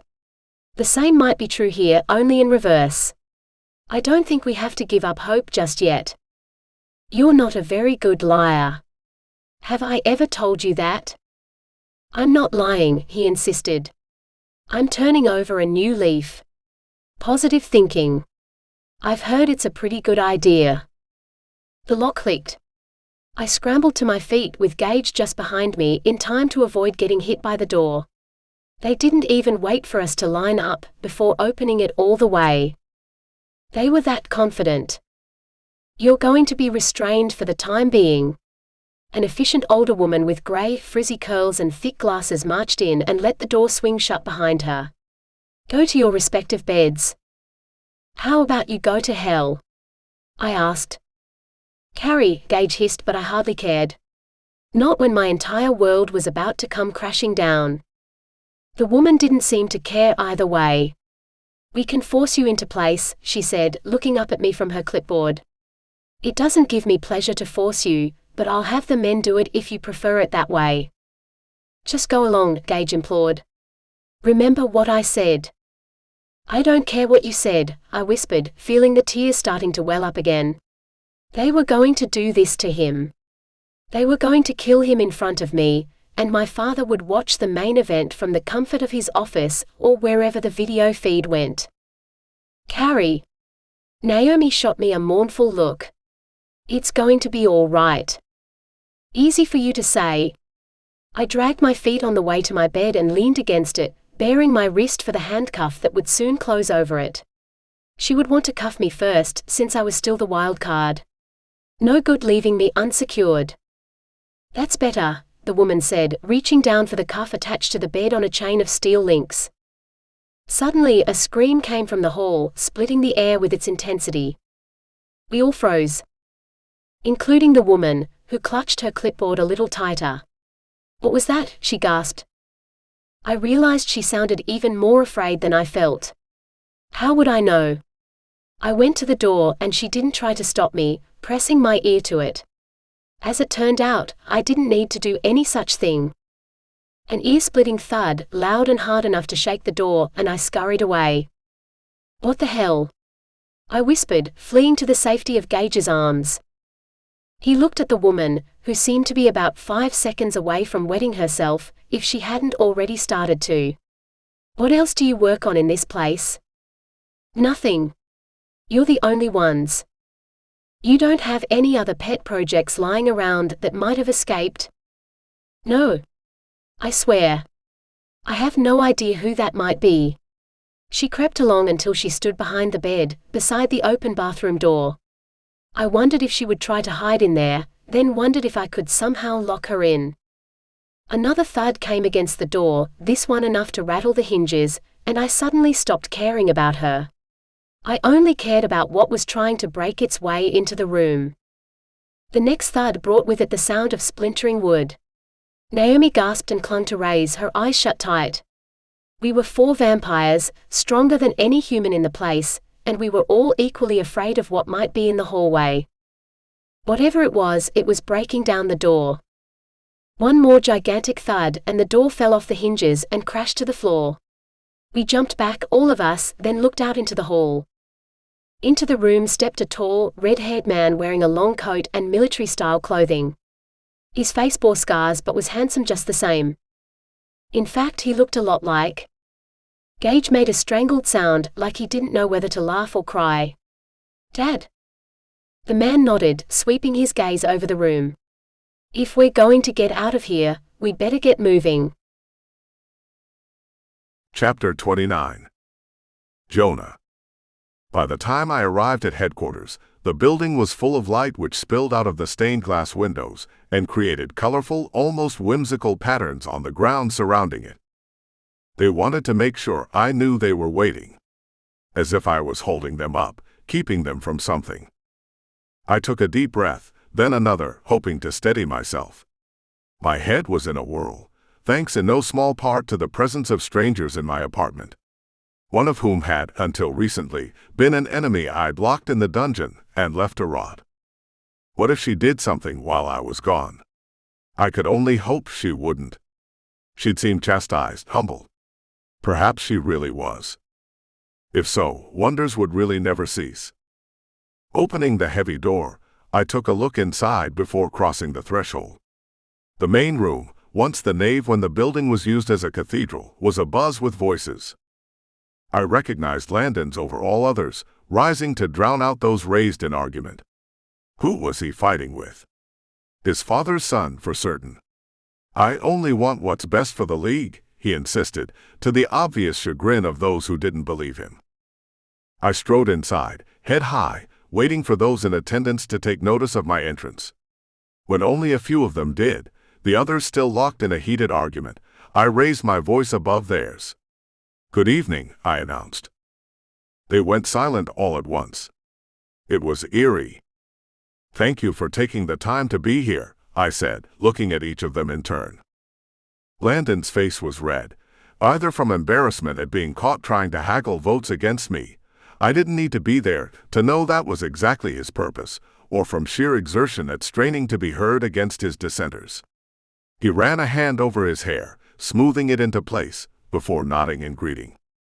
Will Carver, on the other hand, was the picture of tranquility. He leaned back in his chair, crossing one ankle over the other knee, fingers tented beneath his chin.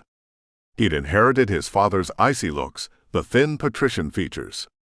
"Thank you for deigning to bless us with your presence," he said, causing a few of those in attendance to snicker. "I had a last-minute emergency at the high-rise, which you understand quite a bit about, as I hear it. I was not the one who requested the meeting be moved to a later date due to an emergency. That was you." I stared at him, silently daring him to talk back. I almost wanted him to. He didn't. Instead, he lowered his gaze and added, "And I thank you all for your generosity. You were good to indulge me in my time of need. My clan thanks you." A murmur of approval rose up, while I swallowed back the bile which rose in my throat at the sound of his insincerity. He'd inherited more than Marcus's looks, it appeared. "Shall we begin?" I made my way to the head of the table, already feeling more myself now that I'd established ownership over the events at hand. "Yes, we shall." Landon stood up again, when he had only just taken a seat. I barely refrained from rolling my eyes in disgust. "I want to discuss the murder of my father, which some of you witnessed, yet did nothing to prevent. What's being done to avenge this? I've gotten nowhere. I cannot even find my brother, who we all know to be guilty." "We don't know that," I reminded him, speaking above the murmurs his little show had inspired. "We saw Vance do it, I grant you, but it seems impossible that he was acting of his own volition. I happen to know that he was under the influence of Valerius, the Ancient One, at the time. The true killer was brought to justice." "And just how was that done?" Landon asked, glaring at me from halfway down the table. "I would like to know. I would have liked to be there when it transpired. And I wish you had been, because you might have found some peace in knowing he would no longer inflict senseless pain on others. Like the senseless pain which your father inflicted upon my family for generations. When he turned my mother after she rejected him. When he forced my parents into hiding for fear of our lives." Will yawned widely, loudly for all to see and hear. I bristled. "That's all well and good," Will droned, "but what of my loss? What of my clan's loss? And what of the retribution my clan is owed after the huge loss we sustained only days ago? Dozens of vampires murdered in one fell swoop. By witches. Witches." My mouth went dry. "What makes you think it was witches?" I asked once the buzz of surprise quieted down. "Who else could encase a person in ice but an elemental witch?" he asked. "Not to mention the one who brought down the tunnel. That tunnel stood for decades, nearly a century in fact. Yet without the use of her hands, a witch brought it down onto the heads of so many of our kind. Vampires who only wished to stop these thieves in their tracks." More murmuring, this time with a bit of outrage. How were we supposed to protect ourselves from witches? How, when our powers were of little use compared to theirs? If a pair of them could outwit and outfight dozens, what hope is there for any of us? Will asked, stoking the flames of uncertainty and insecurity. I held up my hands to signal for silence. Somehow, the meeting had gotten away from me. If I could have been said to control it in the first place. We can address all of this. I have ideas of my own, which pertain to witches, and to other non-human species. I feel as though we ought to address one topic at a time, however, so as to avoid endlessly circling the drain. I caught Landon's eye. First, let me say that I know what it means to lose a parent, by violent means as well. I look to Will next. No matter what your fathers did, they were your fathers, and I'm sorry for your loss. Truly. I hope we can work together to build something even stronger in the wake of their deaths. What do you plan to do then? Will looked around the table. I know we're all eager to hear your plans for the League. If you intend to move forward in a leadership position, that is. The room went deathly silent, all eyes turned to me. They might have been collectively holding their breath. Waiting. Watching. Hanging on my every word. Though I detested him, I had to give Lucian credit for keeping the League under control for so long. I would like to speak privately with you, and with Landon. Separately, I added. I believe there are issues which would best be settled away from the rest of the attendees. There was no mistaking the way their faces fell. They wanted to be part of this. No better in some ways than a bunch of gossiping old women.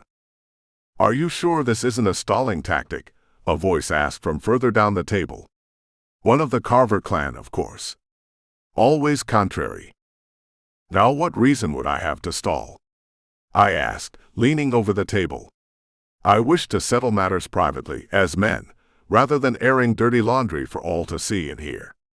As I am still interim leader until the vote is cast to say otherwise, my decisions are final. Before we can move forward, the air needs clearing. Are there any further objections? I asked, looking around. Wishing someone would dare speak out against me. I nearly craved the chance to go toe-to-toe with one of them. Was this how Lucian felt all the time? Little wonder he was such a hardened monster. Then again, he'd been a monster long before joining the League. May I see you first, please? I asked Landon, turning away before he had the chance to react. I wasn't asking, though it may have appeared that way. I was telling him how it was going to be. I'd known this was coming, and was prepared to compromise where the need arose. I would behave as a leader did, which meant giving in every once in a while. I'd done it for decades, as head of the clan after all. This was hardly different. Have a seat. I gestured to a chair near the fire.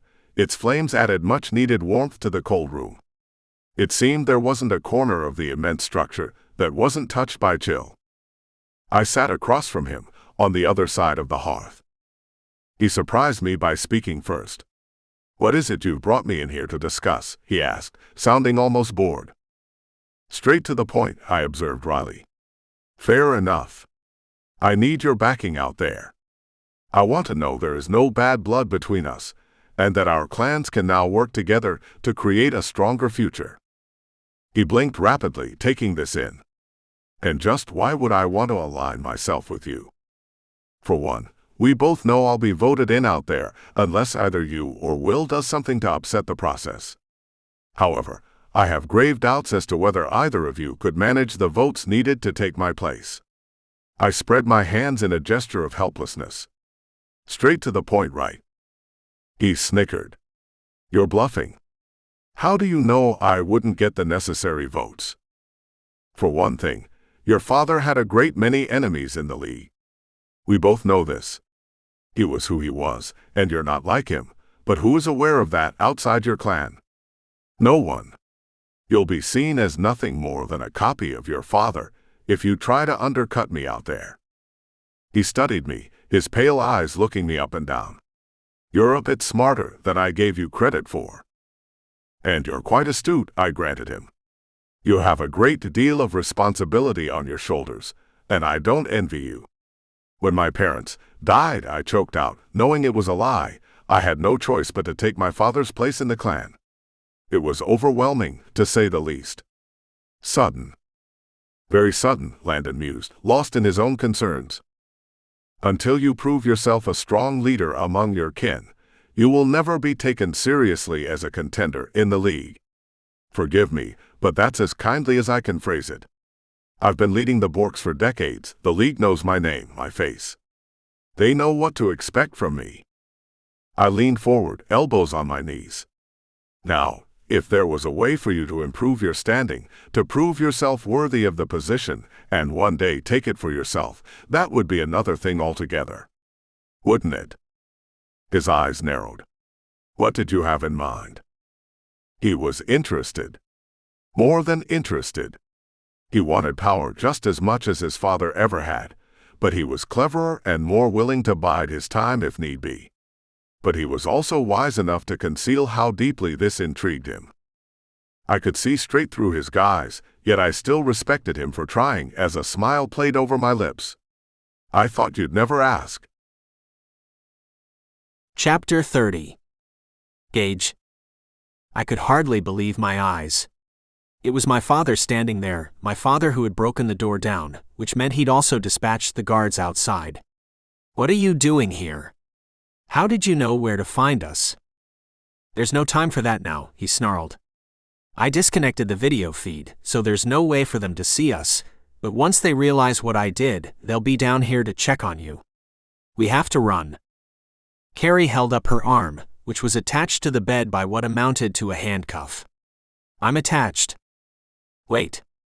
The gray-haired lab worker who'd only just finished cuffing Carrie could barely croak, either from shock or terror. What had happened to the guards might well happen to her. "You can't do this." "What would you prefer?" I snarled.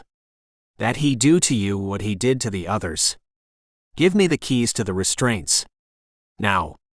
I snapped when she hesitated. Fane kept watch at the door as I unlocked Carrie's wrist. "All right, let's go," she breathed, her eyes sparkling over flushed cheeks. "Just a minute." I was a bit rougher than I strictly needed to be when I took the human by the arm and locked her to the bed. She would see how it felt to be restrained. "What are you doing?" she gasped, struggling against the chain while I tossed the keys across the room where she had no hope of reaching them. "Just in case you decide to go running to your boss." "Don't leave me here," she pleaded, her eyes large behind those thick glasses of hers. They swam with tears. "What?" "Afraid of getting into trouble, or letting us escape. You're lucky I don't bleed you dry." I took Carrie's hand and joined the others at the door.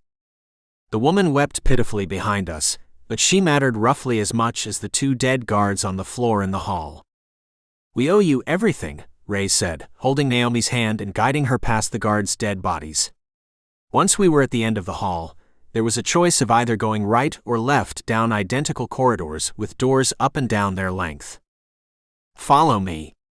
Stay close and don't ask questions. Be as quiet as you can." Fane didn't look back at us before turning left and dashing across the tile floor. It wasn't easy to keep up, all of us being as weak and underfed as we were. It must have been our survival instincts that kept us moving. At least, that was the case for me. I'd come close to losing my life back there, and might still lose it if we didn't make the most of this opportunity. I made a point of ignoring a pair of high-heeled feet sticking out from an open door along the way, and pulled Carrie along with me. So he'd fought his way to us then. He cared that much. "There's a set of stairs here," he explained as we reached a metal door at the end of the hall. "At the top is another door which leads outside, to one of the gardens alongside the compound. Stay together, close to the wall. It's dark, there should be shadow enough to conceal you." I tightened my grip on Carrie's hand, our palms sweating, before darting through the open door and up the stairs. "I'll follow," Fane promised. "Get them outside, I'll be right behind you." He didn't need to tell me twice. My feet flew up the stairs which seemed to never come to an end, stretching on and on. My legs felt like lead, but I managed to keep them moving. I was close to doubting my father's instructions when a door appeared only a half-dozen steps away. I pushed the door open and sighed at the touch of fresh, cool air on my skin. How I had missed fresh air, and how I had always taken it for granted. It was dark, as Fane had promised, likely midnight or not much later. I followed his instructions further, pressing myself close to the wall while waiting for everyone else to catch up. We were on the side of the compound furthest from the rear wall, where we'd first watched Gil climb into his car and ride to his dinner meeting. An entire lifetime had passed since that night, or it may as well have. How naive we'd been, but we hadn't known of Gil's true nature. "Go on," Fane hissed, waving at me as he closed the door. "There are guards on duty, but I took care of a few of them on the way in. If you're fast enough, you should be able to get over the wall before anyone can catch us." If we were fast enough. I wasn't sure even life or death stakes could make me move that quickly. Coursing was out of the question. None of us had fed nearly enough over the length of our imprisonment. They'd kept us weak on purpose. We stayed in the shadows while running alongside the building, sliding between stucco walls and shrubbery whenever possible to conceal ourselves better. Once we reached the end of the wall, I peered out around the corner and found that we'd reached the rear patio, the pergola which stretched over it wrapped in twinkling lights which sparkled off the reflection of the pool just beyond. No one would have guessed what horrors existed inside such a lavish estate. Taking Carrie's hand again, I took off at a run. There were trees to hide behind and beneath, sprinkled here and there over the carefully maintained land inside the stone walls, but between them were wide open stretches of grass which would leave us vulnerable to detection. I darted to the first grouping of trees, then the next. My heart hammered out of control, and the air which I pulled into my lungs burned its way through me, my body unaccustomed to the exertion. The grass was damp with fresh rain, leaving it dangerously slick. Naomi let out a strangled cry behind us, and I glanced over my shoulder to find her falling, her feet slipping from under her. Fane caught her halfway down and kept an arm around her waist for support as they joined us. "Wait a moment," he advised, looking back toward the compound. We hadn't put nearly enough distance between it and ourselves, though it felt like we'd been running for hours. "Are they coming?" Raze asked, leaning against the tree, breathing hard. Except for Fane, we were all in the same shape. Naomi looked to be favoring her left ankle, as if we needed further reason to slow down. "I don't think so," Fane decided. "We have to keep moving now. Hurry." He and Raze held Naomi between them, practically carrying her as we darted to the next group of trees, roughly 50 feet away. I'd never felt so exposed as I did during those crucial moments when there was nothing but thin air between us and the watchful eyes of guards on patrol. "I'm so tired," Carrie gasped, still holding my hand. So long as she didn't let go. We would make it, I knew we would. "We just have to keep going," I whispered. "Don't let go. Just keep moving." The sudden blinding glare of lights surrounded us, turning night to day. I held my arm over my eyes, unable to take another step, squinting and blinking and struggling to see. My heart sank like a rock. They'd spotted us. "Halt!" The rapid tat-tat-tat of gunfire split the air, making us huddle together, staying low for fear of being hit. "Leave this to me," my father barked. "Stay behind me if you can, and I'll take care of them." "What are you going to do?" Carrie screamed over the sound of more gunfire and the pounding of feet as what sounded like a herd of elephants ran across the grounds toward us. "He knows what he's doing," I shouted in her ear, holding her close to me and hoping what I said was true. That my father was in control of the situation. He was. The first of the guards reached us and lifted his rifle as if intending to bring it down on Fane's head. Poor fool. My father, now a warlock, sent the guard flying backward as if he'd bounced off an invisible rubber wall. It was the same effect as a bowling ball striking pins, at least a dozen guards falling in all directions as he tore through them. Another one reached us, aiming to fire.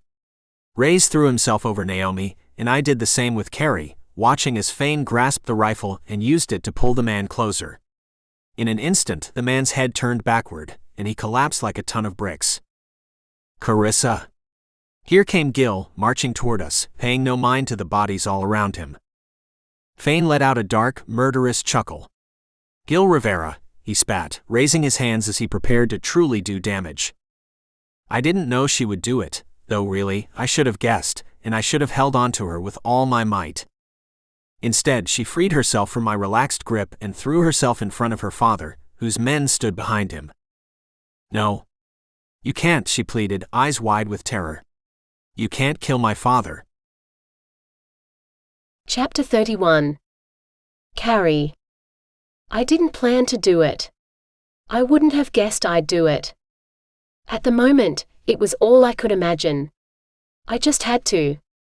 Even if it meant Gage's father looked like he was ready to kill me, along with Dad and all the others. His face went red as he snarled. "Move yourself." "I won't. I can't let you. I'm sorry." I looked from him to Gage, whose jaw dropped. "I'm really sorry." "What are you trying to do?" He hissed. Get out of the way. You know they would kill you. I can't believe that. They would kill us. Naomi whimpered. Doesn't that matter? Of course it does. Everything was such a mess.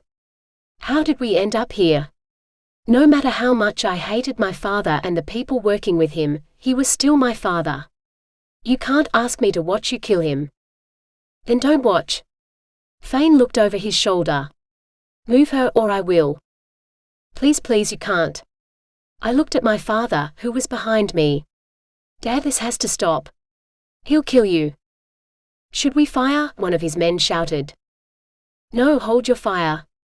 Hold your fire. Dad's hand closed over my shoulder. Carissa, you shouldn't have tried to run. You shouldn't have taken them to begin with. Gage's father took a step nearer, and I couldn't have imagined anyone more menacing. You shouldn't have done any of this, Gil. You know each other? I gasped, looking back at Dad.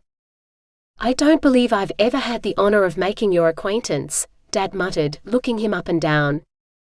No, but there isn't a vampire in existence who isn't aware of you. I know all about you, Gil. I know what you've done and what you wanted to do to them. And the only reason I haven't put an end to your miserable existence is because of her. Because you're not man enough to tell your daughter to get out of the way. Shut your mouth, Dad snarled. What? Does the truth hurt, murderer? Murderer. It seems you've killed more than your share tonight, whoever you are. I didn't have to lock them away and torture them before I ended their lives. Please stop this. It doesn't have to end this way. I looked back to my father, who was good and shaken up. I hardly recognized him, wide-eyed and trembling. You've seen what he's capable of. He'll kill you. All of you. Please. It doesn't have to happen. I can't let you go. I won't. He spun me around until we were eye to eye. Carissa, I won't allow you to go on living like this. You cannot ask me to sit back and allow my daughter to exist as a vampire. This is who I am now. You can't honestly have expected to come up with an antidote, I scoffed. Be realistic. I know this isn't how you wanted my life to turn out, but be honest. There were days, months, maybe even years when you didn't have the first idea what my life was like, and you were okay with it. I should have paid better attention, obviously, he snapped. Perhaps you wouldn't have come to such an end. You couldn't have stopped it, and I wouldn't want you to. Don't you get it? I love Gage. I want a life with Gage. What sort of life? It's worthless. I don't see it that way, and it isn't for you to say. This is evil. All of it. You're doing evil things. But it doesn't have to mean the end of your life. And it will if you don't tell your men to stand down and let us leave. My voice dropped to a whisper. Please? I'm begging you. I don't want you to die here. Please just let us go. That's not going to happen. I won't let it. I won't let you go on like this. Don't you know they'll kill me too? This won't stop with them. I'll die too, Dad. Doesn't that matter? He at least pretended to fight with himself. I had to give him that. The men behind him held their rifles aimed at me and Gage and the others, ready to fire at the first signal from my father. My own father. Dad, I pleaded. Come on. You can't want this. Any uncertainty he might have felt died, and his eyes went cold as his jaw tightened. I can't let you live like one of them. You would let them murder me here. You would let that happen? I wouldn't have a choice, would I? I've devoted my life to banishing those of your kind. You stopped being my daughter when you turned into one of them. I let out something that sounded like a moan, like my heart was crying out one more time when I realized, once and for all, that he was a lost cause. He would never come back to me. His mind was too twisted by fanaticism to think like a reasonable person. He didn't see me. Not anymore. He only saw the enemy. I was wasting my time trying to save him. One backward step, then another. I didn't know this man. It was stupid of me to try to get through to him. Stupid to offer myself as protection. He didn't deserve it. He wasn't even my father anymore. Carrie, Gage whispered, taking my arm and drawing me near. There was relief in his voice, like he thought I was a goner. That's how it's going to be then, the man who used to be my father announced, looking us over. You could have contributed something to humanity. You could have been pioneers. He raised his voice to a fevered pitch, like an evangelist in the middle of a sermon. He lifted his arms. You could have brought an end to this terrible curse, but no. Did you think you could stop us? Did you think you could make us turn back on years of research? We will bring an end to this one day. Your kind will be no more. I've had enough of this, Gage's father whispered. Stay near. Huddle together. We'll be all right. Waiting on your command, sir, one of the armed men barked, his rifle leveled and pointing straight at my head. A vampire could survive many things, but could they live through a hail of silver bullets? Or even one through the brain? Not a chance. Ready, he shouted, his face a mask of fury. He clenched his fists, eyes bulging, a dark red flush creeping up his neck and spreading over his jaw, his cheeks. He looked like he might be on the verge of a stroke, and I wondered for a split second what would happen if he actually had one.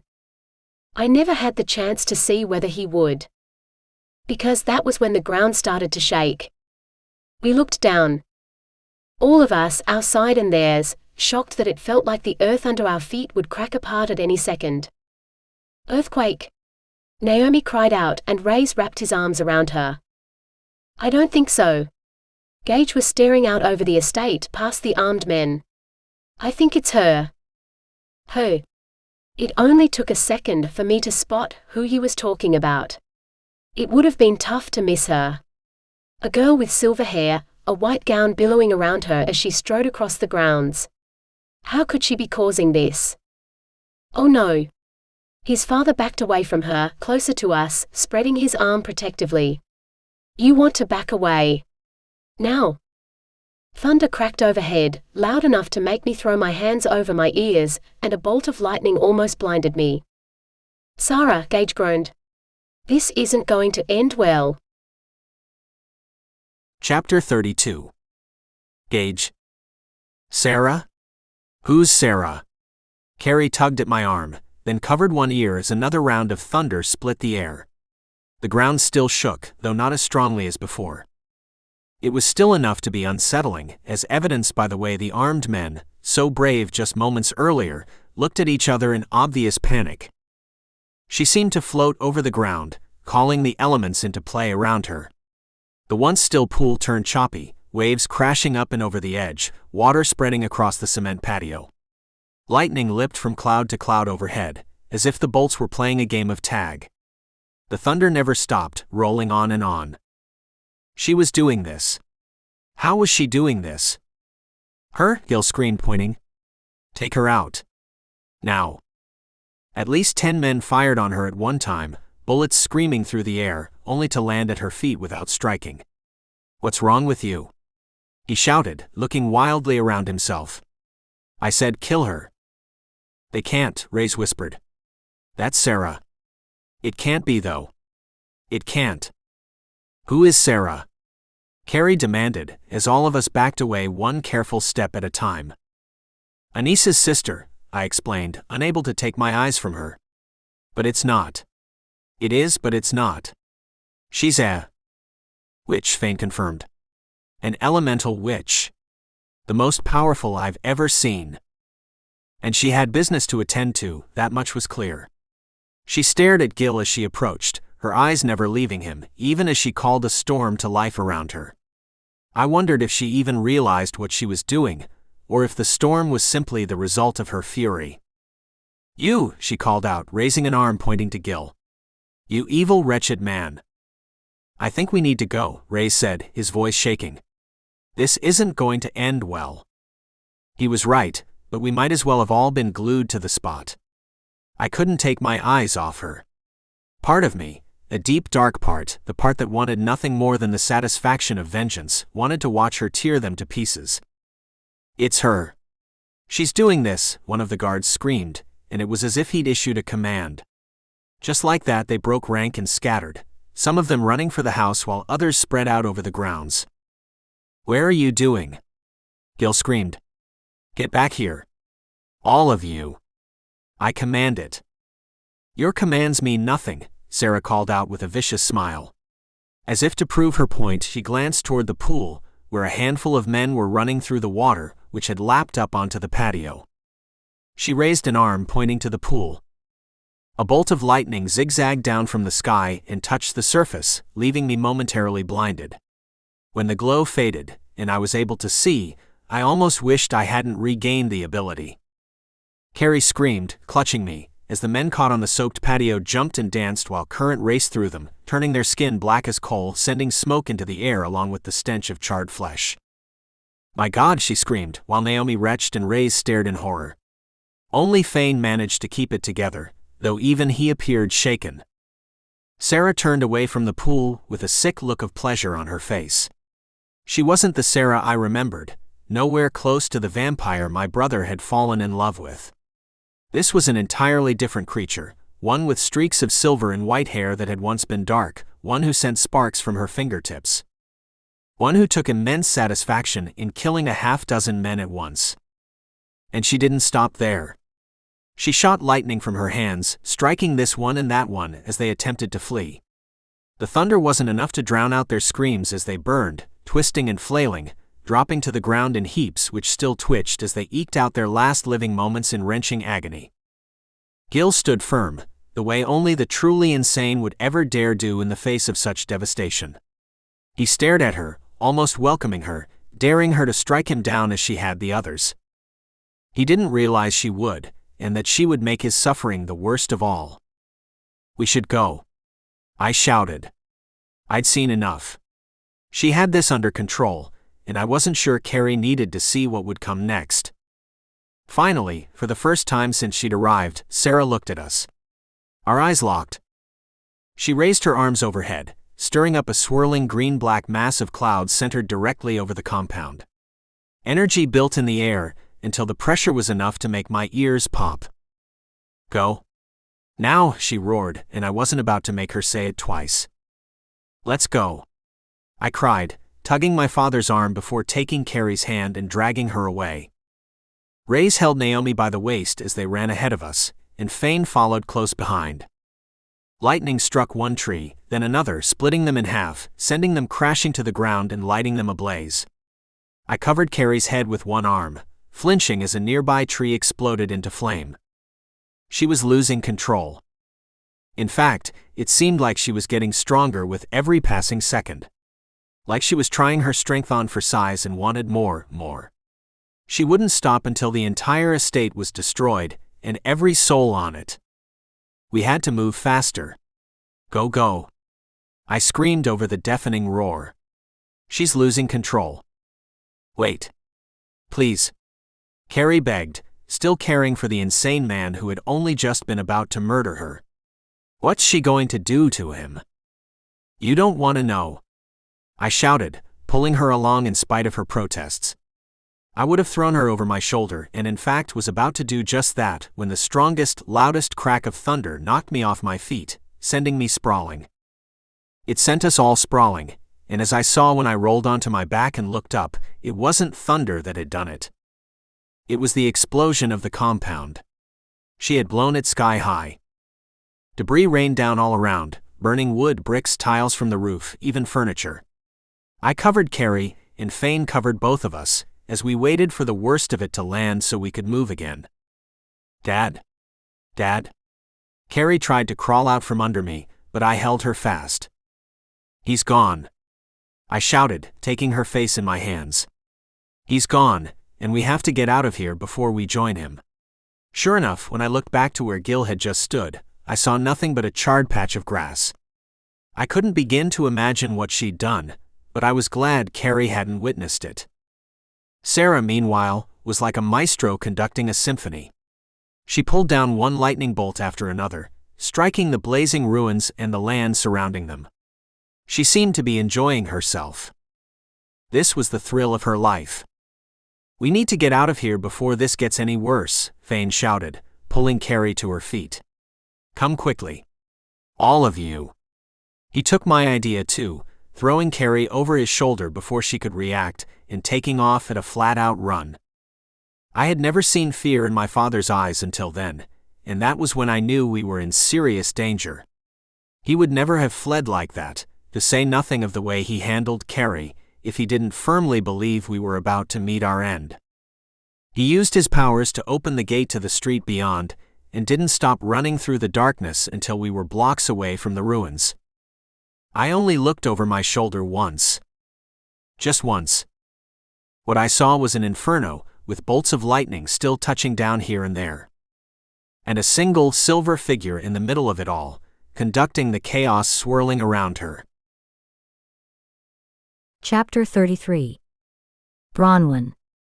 It was a wonder I hadn't worn a groove in the stone floor outside Stark's bedchamber, having paced before it too many times to count. Why are you so nervous? Anissa asked, standing against the wall. She was holding Lena, who seemed perturbed by my pacing. Babies had an innate gift for understanding the energy in the air around them, and she was no exception. I'm sorry, dear heart. I pinched her cheek and smiled, and the pucker in her forehead smoothed out. If only it were so simple to lift the spirits of those a bit older. Why the nervousness? Anissa prodded. You act like you expect him to be changed. Saren said he's just fine, weak, worn out, but he'll recover.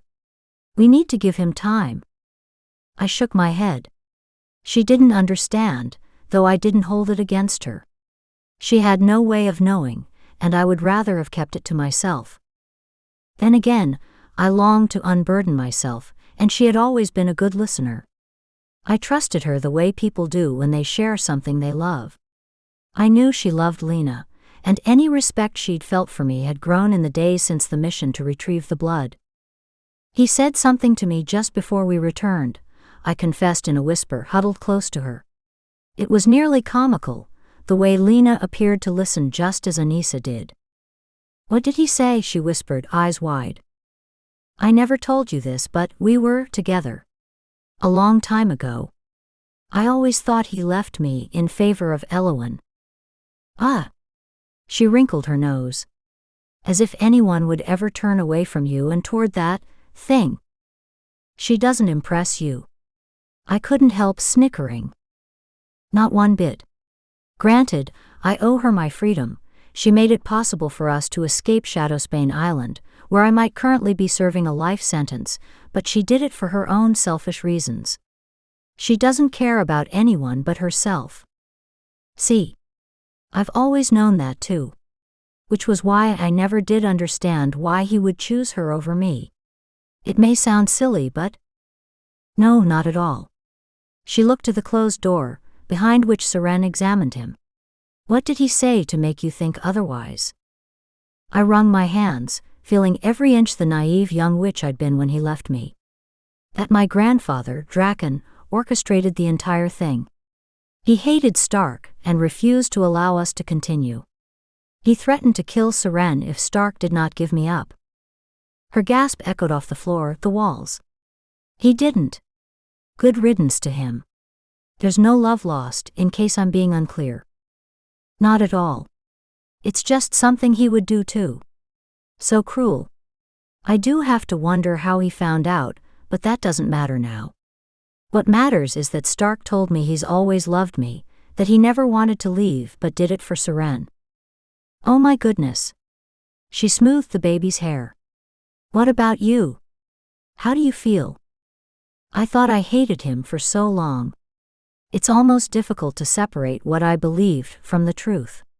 I shook my head, waving my hands. I need to know for sure that he wasn't merely speaking in panic, or in delirium. That he wasn't lying. Why would he have lied? Because he was dying, I hissed. A guilty conscience can make a person say any number of things. Do you really believe that? She asked with a knowing look. Or are you only telling yourself what you think you want? Does the thought that he's loved you all this time frighten you somehow? She made the skin on the back of my neck crawl with her questions. This is very uncomfortable for me. I'm sorry. I shouldn't pry. I shook my head again. No, this is good. I've kept myself closed off for a long time. Ever since he left, in fact. I wouldn't allow anyone to hurt me again. I don't think anyone could blame you for that. Now that it would appear that I was so easily fooled. I almost wish Draken were still alive so I could kill him. I'm angry. You have every right to be. And sad, for we lost so much time together. Also understandable, she murmured, frowning. I'm so sorry. But now you know the truth. If it is the truth. I chewed my lip. I think we both know it is. People are their most honest when death is knocking at the door. They won't take the trouble to make up lies to spare somebody's feelings. They want to unburden themselves and make things right. I think that's what he was trying to do. What stood out most was how badly I wanted to believe her. I wanted this to be true. I wanted him to love me. The door opened and Saren emerged.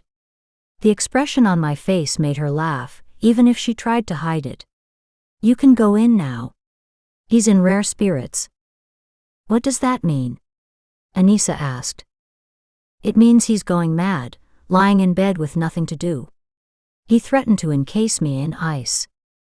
I hoped he wouldn't threaten me the same way, as I stepped into the room, where Saren had left the balcony doors open to allow a fresh breeze inside. He was in bed, propped up against a mountain of pillows, and he did look miserable. Until he turned his head to find who'd entered. A wide smile spread across his face. I could believe it at last. He was telling the truth during those harrowing moments in the tunnel, when I was so certain he would die in my arms. It took you long enough to get here, he accused not a moment later, the smile now a memory. I folded my arms and marched across the room to his bed. Oh! As if I had a choice. As if Saren would let me in, when she was uncertain if you had the strength to accept company? Not to mention the condition I was in on our return, which I notice you did not deign to inquire about. Have I had the chance, woman? No, because you chose to complain the moment you saw me. Why should I be surprised? Why should anything have changed? We glared at each other for a beat, before bursting out into laughter. What else was there to do but laugh? It seemed we were destined to remain at each other's throats. Forgive me, he urged, patting the bed. I sat, feeling a bit awkward. This was as intimate as we'd been in decades. You're right. How are you? I should have asked. It's the least I can do after you used your skills to save me. Saren told you? She told me you sealed the wound so I wouldn't bleed to death. I vaguely remembered that. Along with the tunnel collapse. A stroke of genius, that. Thank you. I wanted to do worse, but that seemed the most effective way to go. I looked him over. One would never know he'd suffered so. How are you feeling now? I wish I could tell you I'm fit and energetic and prepared to take on the world. No one expects you to. I took a chance and patted the back of his hand where it rested on his leg. I, of all people, would never expect it. You need time to get your strength back. I only wish it didn't take so much time. Who doesn't when bedridden? I asked, chuckling softly. But you will be fine. Is there anything I can get for you? He looked me up and down. Anyone would think to hear you talk that you actually cared about me. If he tried for 100 years, he couldn't possibly have said anything to hurt me more. My heart sank. I withdrew my hand. Silly me, I choked out, turning my face away before tears filled my eyes. I'll leave you be now. Wait. Wait, he called out when I started to flee. I don't know why I said it. I don't know why I insist on making a fool of myself. I paused. It could be because you're a fool, I murmured over one shoulder. I deserve that, he admitted with a grim chuckle. Please come back. I do want to talk to you, honestly. No attempt at humor, no argument. It's been driving me mad, being unable to see you these last days. I wiped my eyes before turning around. I felt the same way, so long as we're being honest. He looked at me straight on, with an intensity that turned my skin to gooseflesh. I remember what I said in the tunnel. My heart skipped a beat. You do?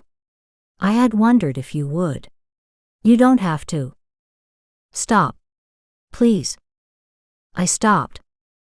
He drew a deep breath, the longest breath I had ever witnessed.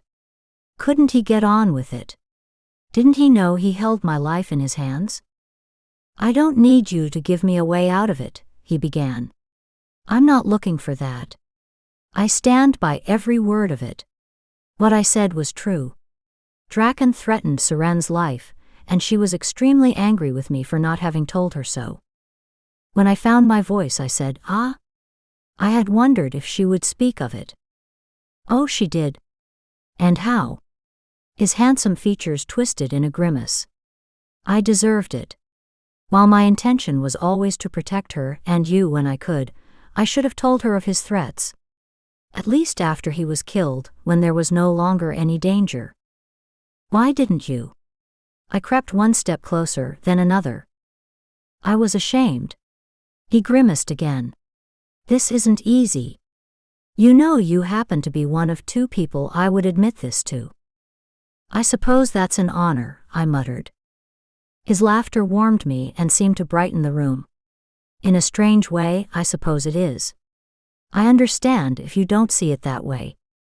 What were you ashamed of? Being so easily used. Hurting you, naturally. That was the last thing I ever wanted. He leaned forward, his eyes searching mine. You must believe that. If you believe nothing else, please, believe that I never wanted to hurt you. I wished so many times that I could tell all, but I couldn't risk Seren's life. I told myself you would get over it in time, that I could spare my sister and you would carry on without me. I did, in my own fashion, I assured him, closing the distance between myself and the bed, sitting again. I was a fool to let him keep us apart. No, you weren't. You did what you felt needed to be done. I hated doing it. This time his hand found mine. I've hated it every day since. I tried to forget you, I did, but nothing was the same. No one could ever take your place. I need you to believe that. I think I do.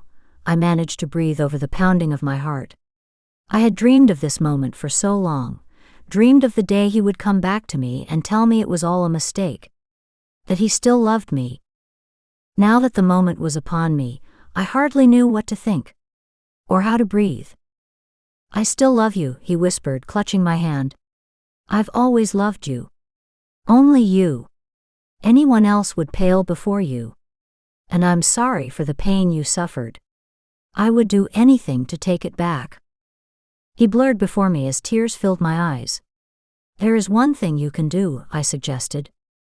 What's that? You can kiss me. Please. If only everything were so easily managed. He pulled me closer, taking my face in his hands once I was near enough. I was certain my heart would burst free. Blood raced in my ears, deafening me to everything but the sound of what his love did to me. In some ways it was as if no time had passed. Yet it had never been so sweet, because it hadn't been hard-won before this moment. I closed my eyes just before his lips brushed against mine, willing myself to hold on to the moment, to memorize every part of it. Their softness, their sweetness. The racing rhythm of his heart beneath my palm. The salt of my joyful tears as they coursed down my cheeks, wetting us both and seasoning our kisses. I do love you, Branwen, he murmured, kissing my cheeks and chin and forehead, never letting go of my face. As if he feared I would disappear if he didn't hold on tight. I love you, I replied, and my heart cried out for joy. I'd waited so long. We both had. I want you with me always. I opened my eyes, smiling down at him as he smiled up at me. It just so happens that's the only place I want to be. Chapter 34. Carrie. We didn't stop running until we reached what looked like an abandoned building, at least a half-mile from the estate. Well, they didn't stop running. I was over the shoulder of Gage's father, who hadn't bothered to put me down even after we'd escaped. I could only keep my eyes closed to stop myself from getting nauseated. Not like it helped. Not like I wasn't already nauseated after what I had just witnessed. I could still smell the men, their burning bodies. I could see them shaking, jittering, jumping. I could hear their screams. We were free, but would I ever really be free after seeing something like that? Was it possible? We ducked into the old building. It might have been a warehouse or something, big and empty except for rodents who scurried away when we entered. The stink of animal feces wasn't exactly a welcome one, but I'd smelled worse, recently in fact. It was cold too, but that might have been the shock I was still suffering. I was clear enough to know what a mess I was, but not enough to know much else. Except for one more thing, my father was dead. Really and truly, not just in spirit but for real. He was dead, and he had probably suffered a lot before he got that way. When my feet were on the floor, Gage pulled me into his arms. "I'm so sorry," he murmured over and over, holding me tight. "I'm so sorry you had to see that. He's gone." No matter how many times I thought it or said it, I couldn't make myself believe it was true. I shouldn't care, should I? "If you didn't care, you wouldn't be the woman I love," he whispered, and I clung to him like he was a life raft and I had just gone overboard. "Are you all right? All of you?" His father touched my back. "Were you injured?" I looked up at him. "What's your name?" He looked surprised for a second before offering a half-smile. "Fane." I stood facing him, looking up into a face that reminded me a lot of his son. "Fane, thank you. You saved our lives. We never would have made it out of there if you hadn't come for us." "Fane?" Raze asked, skepticism in his voice. He watched us from over the top of Naomi's head. She was glued to him, her face against his chest. "I thought you were Dominic Burke. I remember you." He nodded in acknowledgement. "Let us refer to that as a past life. Dominic Burke had to cease to exist if his children were to survive." I looked up at Gage. "I'll explain it all some other time," he promised. "Thank you, no matter what your name is," Naomi mumbled. "Thank you for saving our lives." Fane looked to Gage. "I couldn't allow them to." "I know." It seemed like there was nothing they needed to say to each other. They understood without speaking. I wondered what it would be like to have a supportive father, even if that father had the powers of a warlock. How did a warlock even have a vampire son? Why hadn't I heard about any of this ages ago? I clearly had a lot to learn, but preferably at some other time when my brain functioned properly. "What are we going to do now?" I asked. Even in shock, I knew we had to go someplace, and soon. No way were we going to survive in this warehouse, with no blood and no way to get any. "You'll have to leave Italy, that much is clear," Fane explained. "What happened back there is bound to attract a lot of attention." Sure enough, the wail of sirens echoed in the air as emergency vehicles raced to the site of the explosion. I almost laughed. They didn't need to hurry. Everybody there was dead. Instead, I burst into tears. Gage held on to me until I rode it out to nothing more than a few sniffles. I wondered how long I'd have to wait until that stopped happening, fine one second, weeping the next. "If we can make it to the train station, we could get to Paris and to my apartment," Raze suggested. "How?" Naomi asked. "We don't have cash for tickets." "I can arrange that," Fane promised. "Wait here." "What? Why?" Gage asked, but not fast enough. I jumped when Fane waved his hands and what looked like a colorful vortex of light appeared in front of him. He stepped through it and disappeared. He flat out disappeared. Now I knew how Sara had suddenly shown up at the estate. "Where did he go?" Raze asked. "I haven't the foggiest," Gage muttered. "He has a tendency to pop in and out of places. At least he used that tendency in our favor tonight." Naomi seemed to be pulling herself together, which I took as a good sign. Without him being able to show up in one of those light things he just put together. Portal, Gage whispered. Naomi continued, without that, we would have been underground in that compound when it came down. I don't even want to think about it, I whispered, shaking my head until it hurt. No way. I hadn't considered just how close a call we'd had until she said it. Sara wouldn't have known we were there. My father would have gotten his way. We would have died. 4 fewer vampires in the world. A minute later, the same swirling vortex grew in the center of the warehouse floor, sending rats running and squealing in all directions. Fane stepped through it, then closed it behind him. In one hand was a stack of paper. What's this? Gage asked as he handed it over. 4 train tickets and enough euros to make certain you can get around. A cab to the station and the like. You're all too weak to course, and you need to get going before the sun rises. That's the truth, Raze muttered. But where did you get it? Is that really important? He asked before looking us all over. You're a bit rough around the edges, but you'll do. Just keep to yourselves. I don't think that will be a problem, I assured him with a shaky laugh. You'd better get moving then. The train leaves in a half hour at 8 o'clock. It's that early. I gasped. I would never have known. Yes, and you should arrive in Paris roughly around 4 in the morning, which will give you little more than an hour to find shelter before dawn. He reached into one of the pockets of his long coat and withdrew a phone. Here. Use this to reach me if you run into trouble.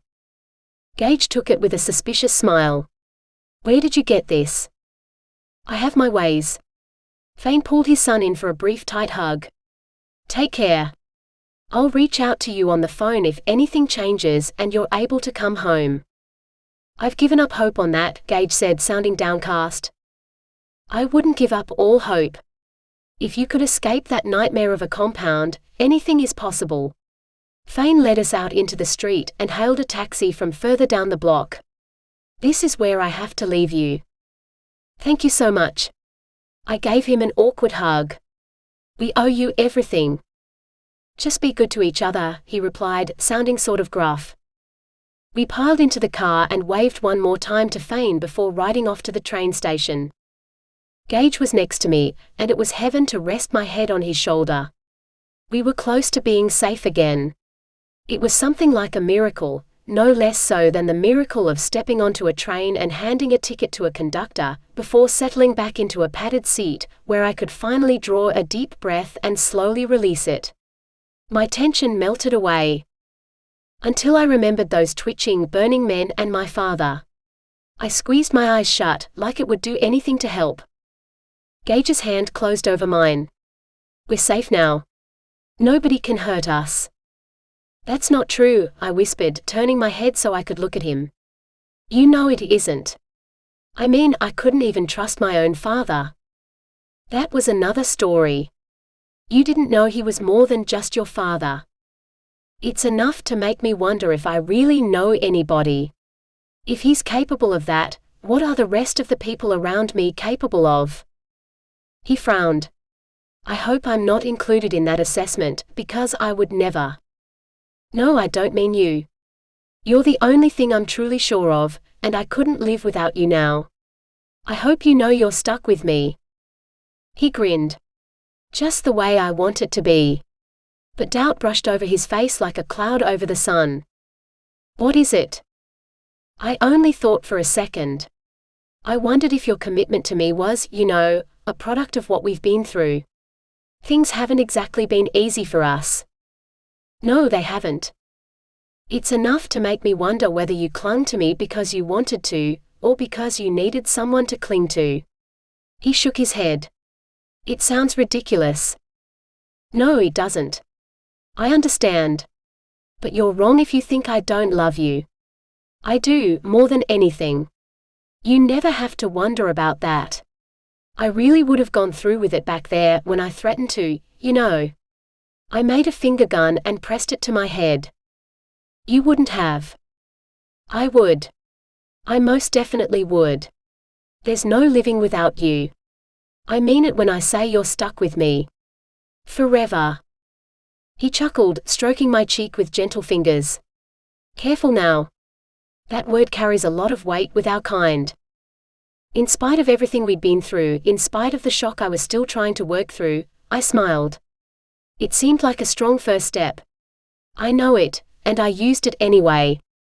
What's that tell you? We kissed as the train sped through Italy, taking us further from the horror we'd survived with each turn of the wheels. Chapter 35. Jonah. Landon sat in silence after I'd finished speaking, the only sound in the room that of our breathing and of the flames flickering in the hearth. This was the last thing he'd expected to hear when I pulled him aside. You want me to be your second in command? Am I hearing you correctly? There weren't many ways to interpret the scenario I had just posed. He was stalling for time, deciding on the fly whether I was worth working alongside. Would it suit him better to take complete power for himself now, or was my theory correct? Would the League shoot him down due to lack of experience? Yes. That's the long and the short of it, I confirmed. I want us to work together, not against each other. Though we've had our differences in the past, I believe we both want what is best for our kind, moving forward. That is true, he murmured, staring past me as he mulled this over. Do you think our differences will be too much to work through? If anything, I would rather have someone beside me who disagrees with me on certain things, who will take me to task if he feels I'm overstepping my bounds or neglecting this or that issue. What good are a bunch of sycophants who agree with everything the leader decides? This isn't a dictatorship. With all due respect, we've had more than enough of that mentality, and look where it got us. 2 of our leaders murdered within weeks of each other. His brow furrowed as he took this in. I would have given nearly anything to be inside his head just then. What was he thinking? Was he planning something? Asking himself how to best profit from this arrangement? Perhaps I was being too hard on him, assuming he thought along the same lines as his miserable father had. Perhaps he truly wanted to turn over a new leaf and begin again, outside Lucian's shadow. Possibly it was best for me to keep buttering him up, because I needed him on my side. Out of my 2 biggest rivals, he was potentially the most dangerous and the most valuable ally. Do me the honor of being straight with me, please, he said after a long pause. Why would you want to work with me? Why me, when I symbolize everything you want to clean up and move on from? I sat back in my chair with a sigh. I respect you. Let me say that straight out. This brought his attention back to me. You do? I do. You've got a massive undertaking on your hands, and I don't envy you. If your father could be murdered in front of numerous witnesses without any of them jumping to his defense, what does that say about the sentiment he created over his years in power? You have to bring things back around, create goodwill between your clan and the others. You also have the unfortunate matter of it having been your brother who committed the murder, at least his physical form. Valerius was truly twisted, using him as he did. He was. I regret that there was nothing any of us could do to stop him. Honestly, we were all stunned. Who could have guessed? He raised an eyebrow, amusement playing over his features. You have a tendency to overstate your point when you feel guilty. Did you know that? I let this go, though I wanted nothing more than to put him in his place with a well-chosen word or two. That doesn't make it any less true. I've asked myself more than once since that day what I might have done to stop the murder from being carried out. He lifted a shoulder, sighing softly. There was nothing you could have done, and so it is for the best that you cease telling yourself anything to the contrary. No one is better aware of my father's faults than I, he said. And I'm referring to what he did to your family as part of that statement. I'm aware of the evils he perpetrated. My blood ran cold. It was his turn to surprise me. You are. He spoke of it only once when he thought I was too young to understand. At least that's what I assume. Why else would he dare speak of what he'd done? I'm sorry for all of you, not that I believe there's anything to mourn, being as we are, living as we do. But your mother was not given a choice, and that is what I find unacceptable. His obsession with her, and the depths he was willing to sink to, I believe, were what sealed his fate and destroyed what was left of his soul. I was speechless. He stared over my head, at the wall behind me. He was my father, faults and all. What good would it have done to go against him? To tell him how wrong I believed him to be? That I had no intention of following the path he'd set out? I knew well enough to keep my opinion to myself, though I hardly disagreed with him. It seemed we were of the same mind on many things, which I never would have imagined were it not for this conversation. Still, agreeing with him might be construed as pushing too hard. There was a line to walk. His gaze lowered once again to meet mine. I know he made a great many enemies. Believe me when I say I don't want to be the sort of man he was. If earning the trust of the League means joining forces with you and presenting a unified front, I'm more than prepared to go along. It's the least I can do to make things right. I wanted to believe him.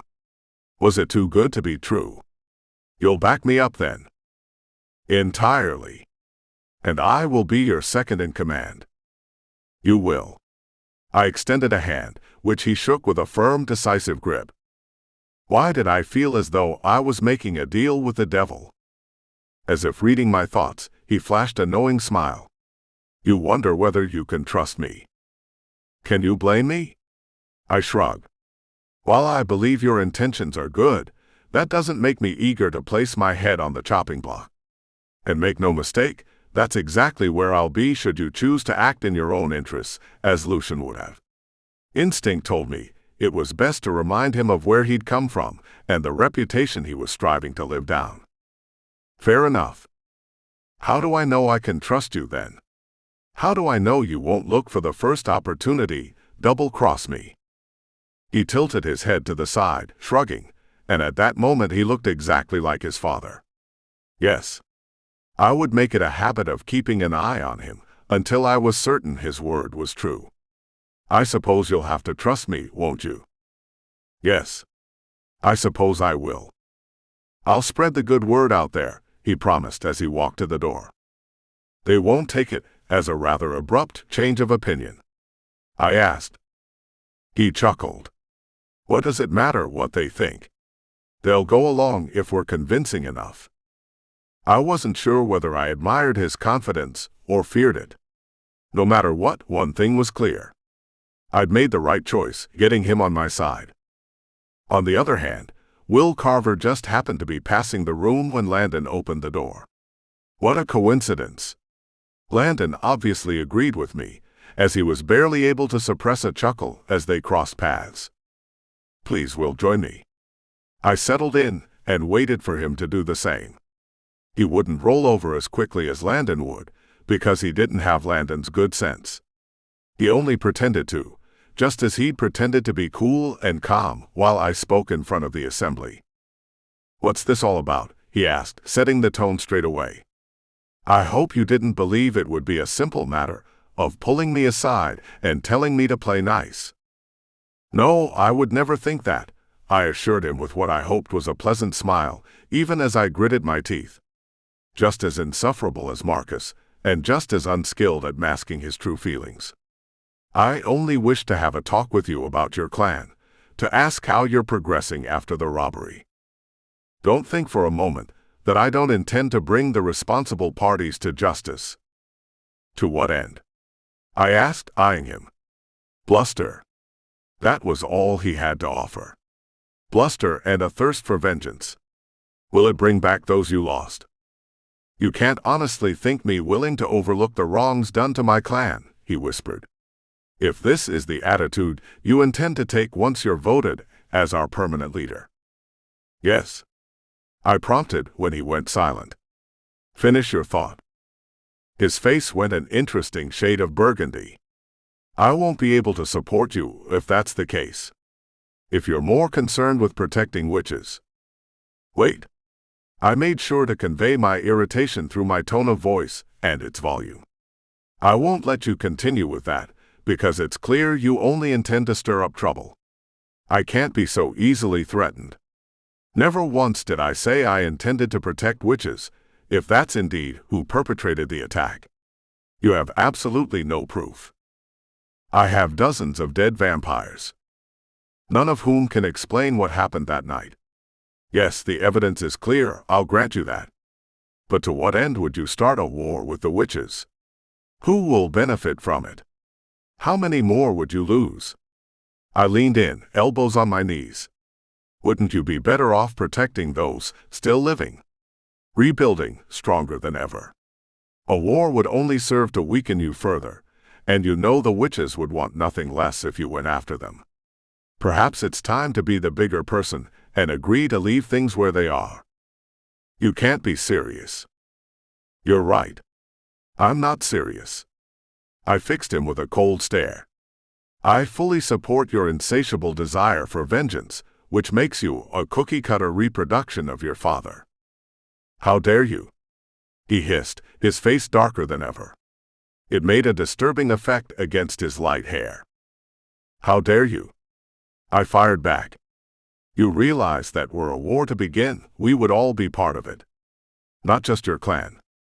I highly doubt any witch would stop to ask a vampire which clan they affiliated themselves with before killing them. This gave him pause, but not for long. What do you suggest then? Allowing them to get away with it, pretending nothing happened. I wished more than I ever had that Anissa hadn't sent anyone to that mansion. I didn't doubt her motives were pure, but did it have to be the Carvers? No, I don't. I think sitting down to speak with a representative of their kind would be a solid first step, however. What good would that do? A lot greater good than rushing headfirst into further destruction. I spread my hands as I shrugged. I'm sorry, but that's my feeling on the issue. If we can get through this without losing more of our kind, no matter their clan, because I'm sick of holding ourselves separate from each other, isn't that the ultimate victory? I would rather move forward in strength and unity, working together to keep all of us safe, than sliding back into the old suspicious, destructive ways. You want me to roll over and pretend nothing happened, he murmured, shaking his head. There was no getting through to him. It was time to be firm then, as he clearly had no intention of listening to reason. Do you want to talk about vengeance? Let's talk about it then. Why don't we start with your father's plan to poison my clan with tainted blood? His face went from red to ghostly white in the blink of an eye. What are you talking about? You know what I'm talking about. His scheme with the shifters out of Europe. They conducted experiments on humans. I know all about it. Gage stumbled upon it purely by accident, and another shifter confirmed it for me just today. Not only that it happened, but that Dietrich de Klerk was working at your father's command. I also know of 2 cases of that very same tainted blood turning vampires into elemental witches. You do? This seemed to truly surprise him, as if he hadn't known. When I think about it that way, it seems almost fitting that a witch with the power to create walls of ice would invade your clan. I mimicked his posture, tending my fingers beneath my chin in a thoughtful manner. Perhaps this is where we let it end. Bygones can be bygones. I don't need to waste time on revenge because I have a clan to see to, a league to lead, and a future to build. You have the same thing on your hands. In fact, your position is more difficult than mine, as you came into your position so suddenly. You had no chance to ease into it. That's true, he muttered, rolling his eyes. I know how that feels, I reminded him. One day, my father headed our clan. The next, both of my parents were gone, and I was left with a broken, beaten clan immediately post-war. I had my brothers, my sister, all of us mourning the sudden loss. All the while, I thought you and yours were my enemies. I don't feel that way any longer, and I see what a waste of time all that hatred was. I won't return to those days. I hope you can join me in starting fresh.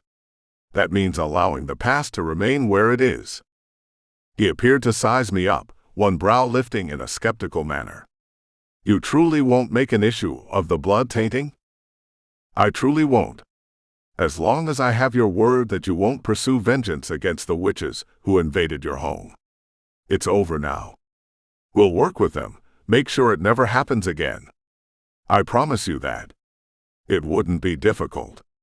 I only knew of a handful of elemental witches, and knew they had only done what they did out of desperate need. But what need exactly? I had a good guess about that too.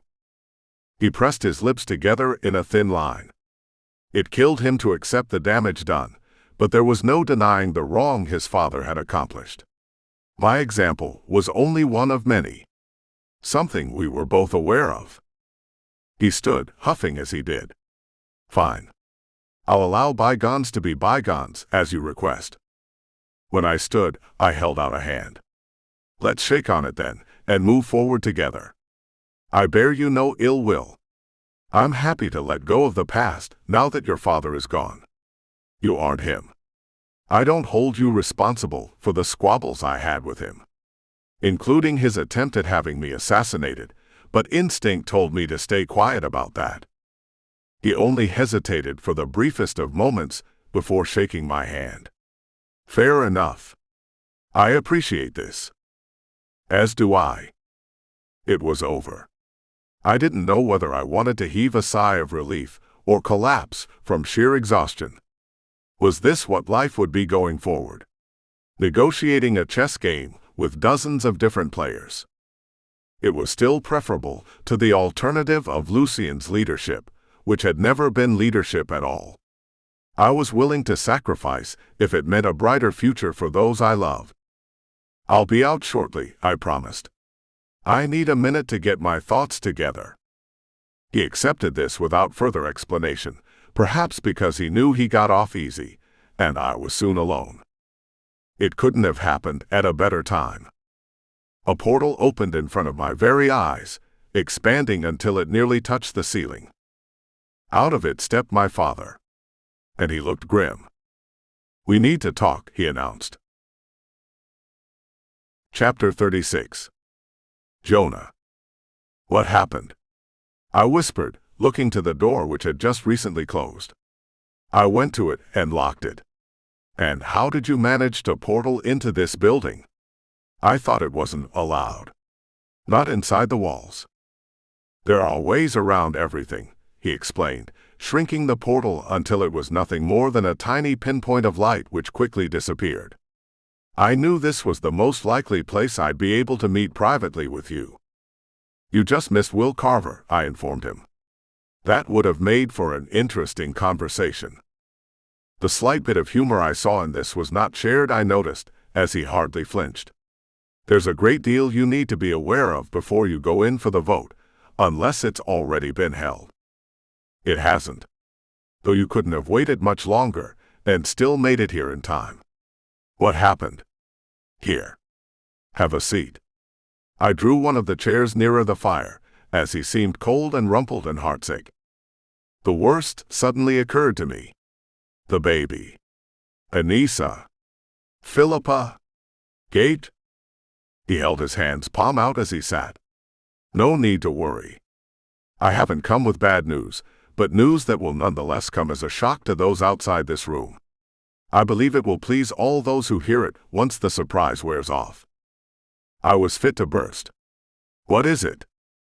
The Starkers are no more. I hope you're not joking, I warned. I'm in no mood for it. Does it look or sound as if I'm making a joke? Is this the sort of thing I would ever joke about? He tipped his head back to rest it against the chair's cushion, something I'd seen him do countless times. We might just as well have been back in our farmhouse when all of us were human. How do you know it? Don't tell me you were there when it happened. Not only was I there, he murmured, eyes closed, but Gage was as well. No. Gil Rivera held him in an underground cell along with his mate, who happened to be Gil's daughter, and two of their friends. They'd been performing tests. It was my turn to sit, as my knees had gone jelly and my head had begun to spin. Tell me he's unharmed. I couldn't have arrived at a better time, he confirmed. He's well enough, but he might not have been had Gil gotten his way. Are you the one who? It was Sara. She's changed. Sara. Scott's Sara. Not his any longer. No one's now. I'm afraid she's nearly unrecognizable. A full elemental witch, more powerful than any I've ever seen. She destroyed the compound and everyone both inside and outside. And it didn't even seem to drain her mana. I quaked inside at the thought, and remembered the Sara I'd first met when we'd freed her from Marcus's dungeon. I couldn't imagine that weak, shaky thing becoming so powerful. Or so deadly. Do we have to worry about her? I asked.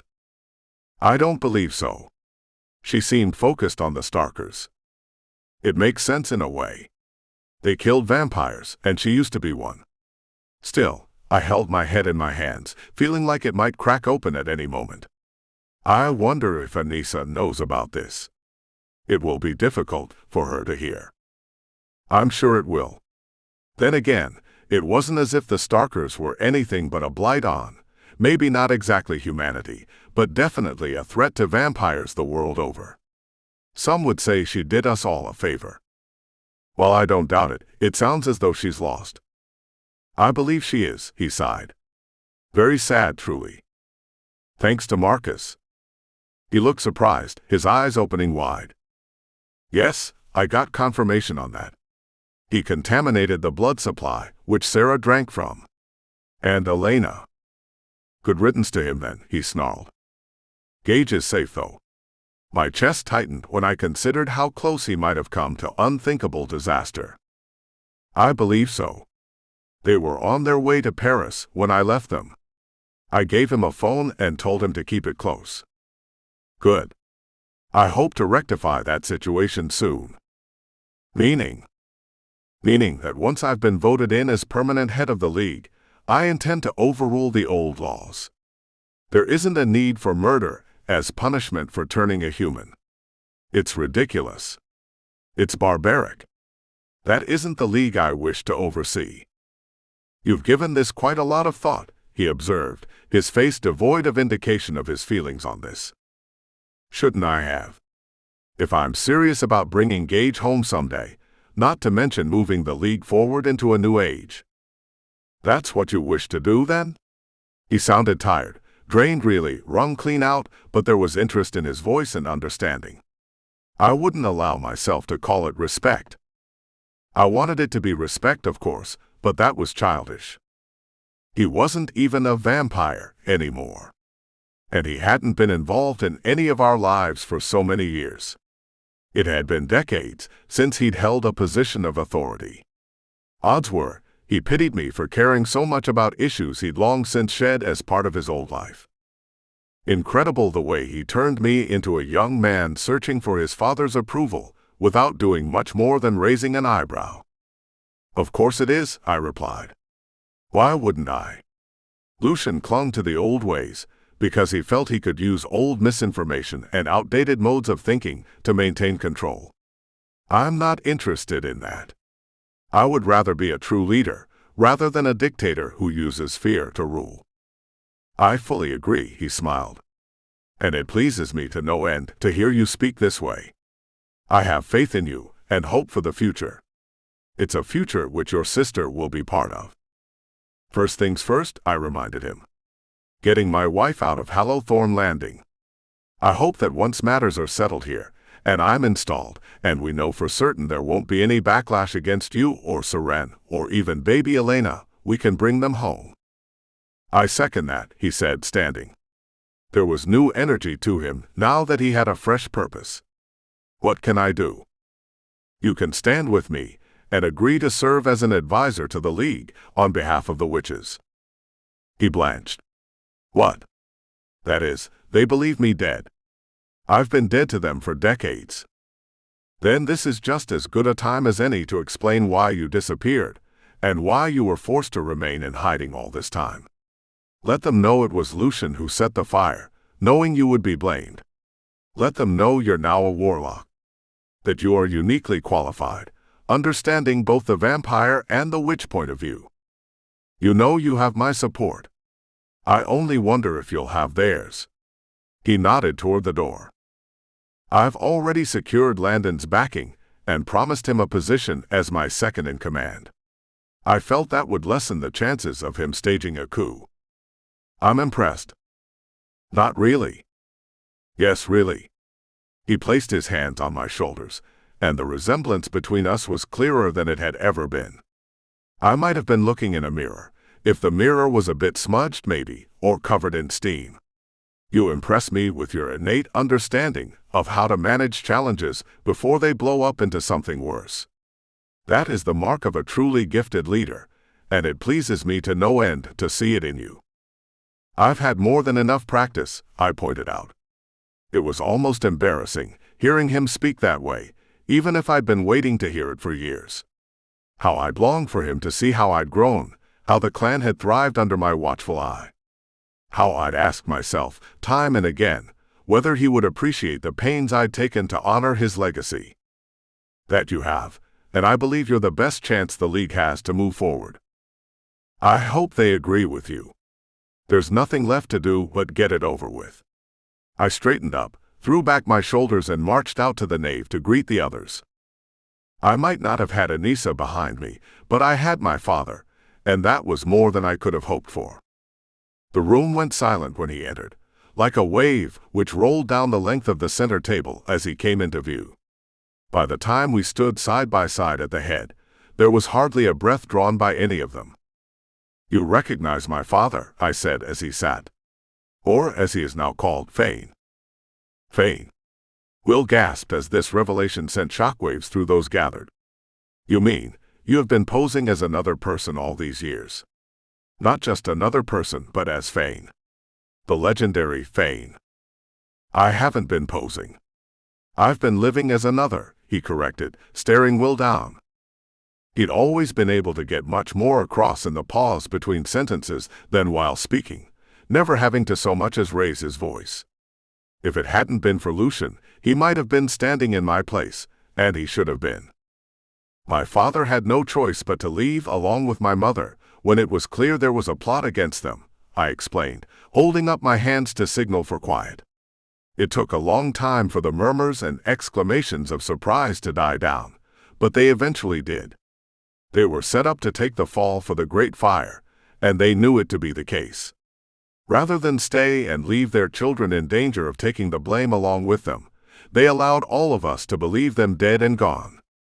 It was a grave sacrifice, one which I only recently learned of. Why aren't you a vampire now? One of the carvers asked. Leave it to them. You have a different aura about you. I could read it the moment you entered. Yes, that is so, my father allowed. I'll get to that in a minute, I promise. I couldn't allow questions to steer me off track. The purpose of my bringing him before you is twofold. First, allow me to use him as an example of our treacherous past leadership. I won't hear anything about it, I added when new protestations arose. What about Landon? Do you think he wants to hear this? One of the French delegates demanded from the other side of the table. Landon cleared his throat, leaning over the table that he might be seen at the far end. I can speak for myself, and I agree with Jonah's assessment. Crimes were committed by my father. Let us leave pretense at the door and speak frankly. There was hardly a vampire in existence who had not in one way or another been used or double-crossed by Lucian. He was a spider in the center of an intricate web. If I can admit that, I believe you can as well. There was no arguing with that. It was a wise decision to get him in my corner after all. He was already paying off. I'm not here to vilify anyone, I said. Only to show by example how twisted up we all were. I include myself in this, because I was just about as twisted as anyone else. Believing the carvers to be enemies of the Borks, believing witches, shades, even the Fae to be enemies of vampires as a whole. Who do you believe benefits from such thinking? Those in power. I looked up and down the length of the table, taking in every pair of eyes fixed upon me. I won't have it any longer. It's time we told the truth and started fresh. It's time we did away with archaic laws, which might as well have been written in the Stone Ages. I won't have those of our kind believing themselves in danger simply because they acted out of self-preservation or the preservation of others. What do you mean? Will asked, his head cocked to the side. We hadn't discussed this. Landon appeared confused as well. I should have mentioned it to him before bringing it to the League's attention.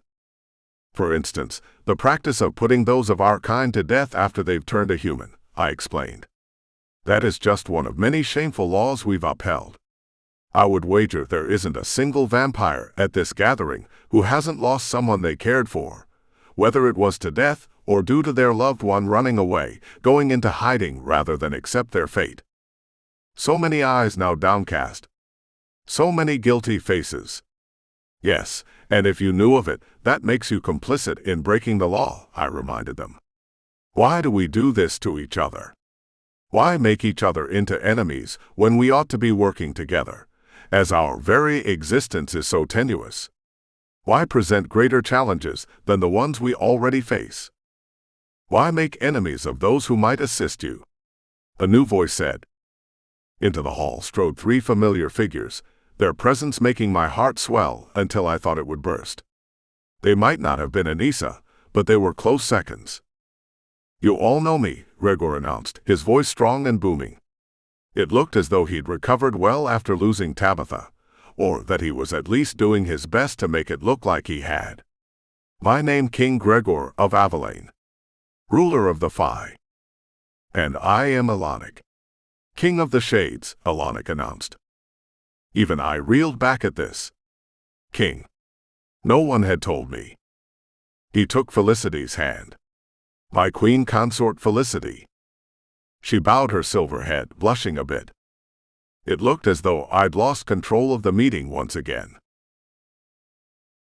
Chapter 37. Elowen.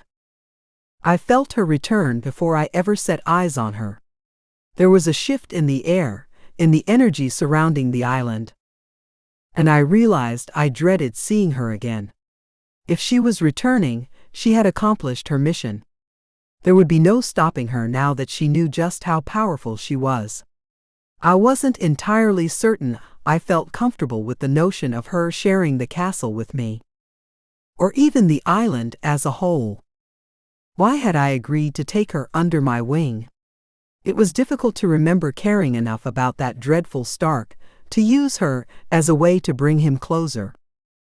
How was I to know she would drive him away with her fanaticism? Elowen. There was excitement in her voice. Where are you? I considered not answering, but what good would that do? She would eventually find me. In my study, I called out, rolling the scroll I'd been in the act of studying, when a shift in the air told me I was no longer alone. Her rapid footfalls grew louder as she drew near. When she rounded the corner, entering the room, the glow of utter pride shining from her face told me what I needed to know. She'd been successful. It was majestic, she gushed, clasping her hands together. I wish you could have seen it. That is the only thing that could have made it better. You found them? I asked, unable to muster any excitement. Her face fell a bit. You don't sound pleased. I thought you agreed with me that the Starkers needed to be wiped from the face of the earth. Self-preservation rose to the surface and brought a smile to my face. I'd spent my life smiling at those I cared nothing for, had I not? This was no different. Except I had so hoped to never pretend again. What was the use of eliminating the Senate and taking control of the island if I still had to take care with my true thoughts? I'm pleased, naturally, especially as I knew how much it meant to you. They were nothing but a stain on the world, a bunch of fanatics. Much like the fanatic before me, whose eyes all but glazed over when she nodded in agreement. I made them pay. I made them all pay. Did you know they were holding 4 vampires in their compound when I arrived? They'd intended to kill them, I'm certain. As if I cared for the fates of 4 vampires. It sounds as though you arrived just in time. Yes, they escaped. I knew 2 of them. And Fane, she added. Fane? Fane was there. How he got there before I did, I have no idea, she shrugged. He freed them, and they escaped before I destroyed the compound and every tree on the estate. It was glorious. Hers was the smile of a woman, regarding something truly wondrous. A newborn babe, for instance. If Fane had learned of the location of the Starkers, it more than likely meant he'd been talking to Stark. I couldn't have explained why I found it so disturbing that he'd changed allegiance over the years, that he'd suddenly come to care for vampires so much more than he did for those of his own kind. Perhaps because it all felt so forced, though I knew well that he'd never forced himself to do anything he didn't wish to do. Even when I'd approached Draken with the information about his treasured granddaughter, that mousy, dreadful Branwen, being in love with Stark, I knew Stark would never turn away from her and toward me unless it was something he wanted to do. Which was why the threat Draken had made against Seren suited my purposes so perfectly. He would want to save her. He would want to make it look as natural as possible, his interest in me, for the sake of pleasing Draken and sparing Seren's life. He didn't want me, not truly. He never had. The few moments I'd spent with him were stolen moments. We both knew it, which was the most humiliating of all. I would never truly understand him, when that was all I'd ever wished to do, aside from taking power on Shadowspain. Now, while I'd freed my brother, he was dead. While I'd destroyed the evil Senate, and there was no one left standing in my way, I understood the futility of ruling an empty island. "What were you studying before I entered?" Sara asked, touching the scroll I just put aside. I fought my way back from my dark thoughts. Oh, the original plans for the cottages in the village. I'm curious as to how they could be improved. She frowned as she unfurled it, taking it to the window that she might study it in the light. I doubt anyone would wish to make their home here, new cottages or no. There is too dark a history, and it is so remote. Some people appreciate living remotely, I informed her, barely keeping my temper in check. She thought herself my equal now, that she could offer opinions as though they were facts. All because she'd destroyed the Starkers. And it was I who'd encouraged her to do just that. "We might offer shelter to other witches," she suggested. "Rather than leaving them to take care of themselves in a hostile world, we can give them somewhere safe. We might even teach them to develop their powers, the way you taught me. We could do this, we could do that." As if she had a say in anything. As if this were her island, too. I'd created this monster, and there was nothing I could do to stop her, short of murder, which did not seem like too entirely poor an option at the moment. "It's just us now," she reminded me with a smile shining in the sunlight. "In our own world where we create the rules." I couldn't find it in me to return her smile. "Yes," I replied with a sinking heart. "It's just us now. And it would be for the rest of our lives." What had I done? Chapter 38. Jonah. "They are here at my invitation," I called out, though that wasn't technically true. I'd invited Gregor to assist me once I was voted in, but that was as far as I'd gone. I hadn't told Alanic to come, and I certainly hadn't learned of his new position. "Why invite these outsiders?" one of the German delegates demanded, pounding his fist on the table. "Because we need all the help we can get. All of us do," I shouted over the tide of voices raised in surprised protest. "Why claw at each other's throats when there is only one enemy we all share?" "Who would that be?" Will asked. "Humans, of course. I'm not suggesting we wage war against them, but I am telling you, every one of you present in this place, that we are stronger together than we've ever been while separate and working against each other.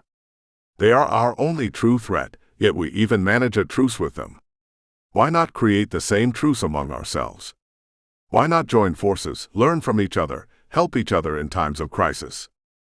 "This is all too much," one of the French shouted, to the agreement of many surrounding him. I held up my hands for silence, then invited our guests to take seats close to me. I wanted them nearby, in case anyone decided to fight.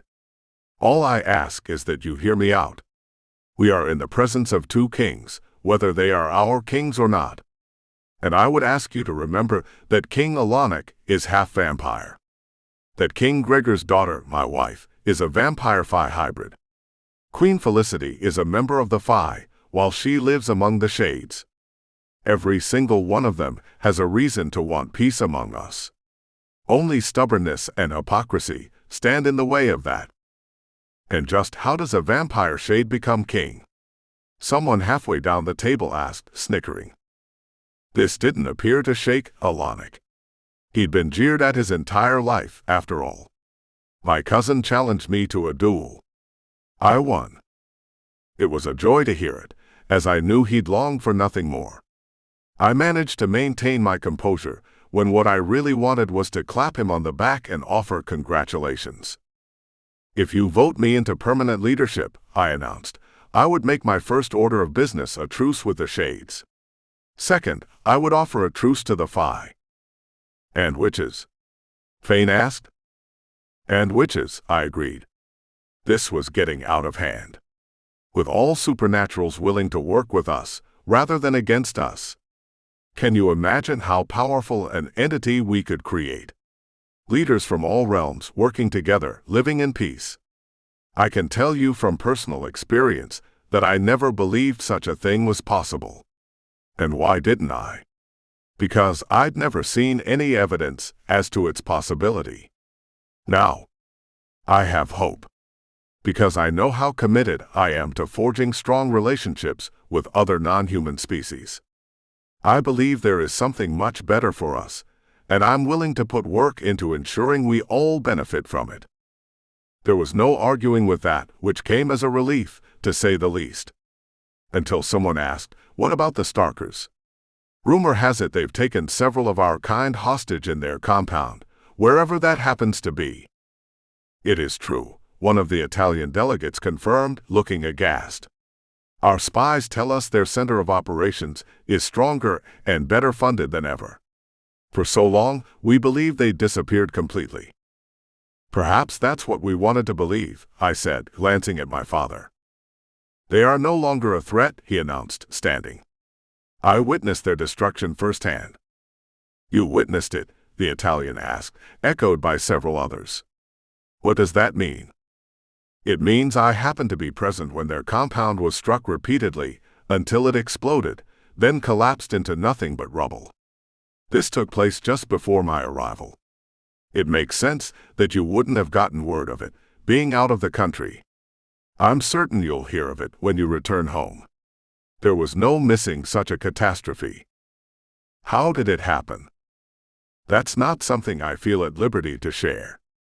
But trust me, Fane added, lowering his brow, none of you will have to worry yourselves about them ever again. Now that we know they're out of the way and our only enemies are the ones we make for ourselves, I surmised, the time has come to put this to a vote. I would like to hear nominations for Lucian's permanent replacement.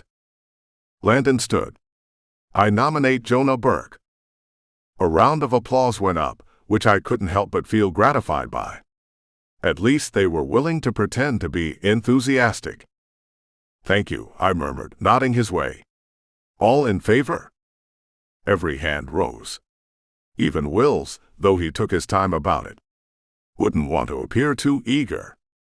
It appears to be unanimous, I announced, feeling more than a little overwhelmed. This was the way it was always supposed to be, the way I'd seen events unfolding, but it was still one of the most surreal moments of my life. And I had experienced my share of the surreal.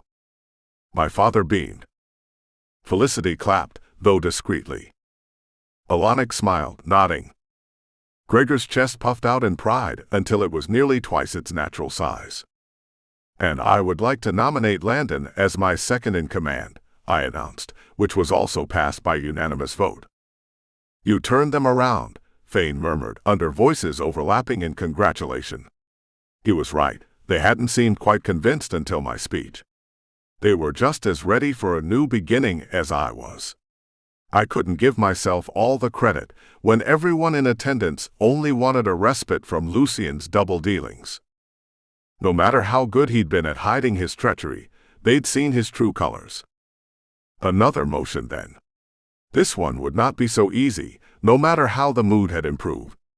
In light of the fact that we've agreed a new beginning is in order, and in light of forging stronger bonds between ourselves and other non-humans, I'd like to nominate Fane and King Gregor as 2 non-voting members of the League.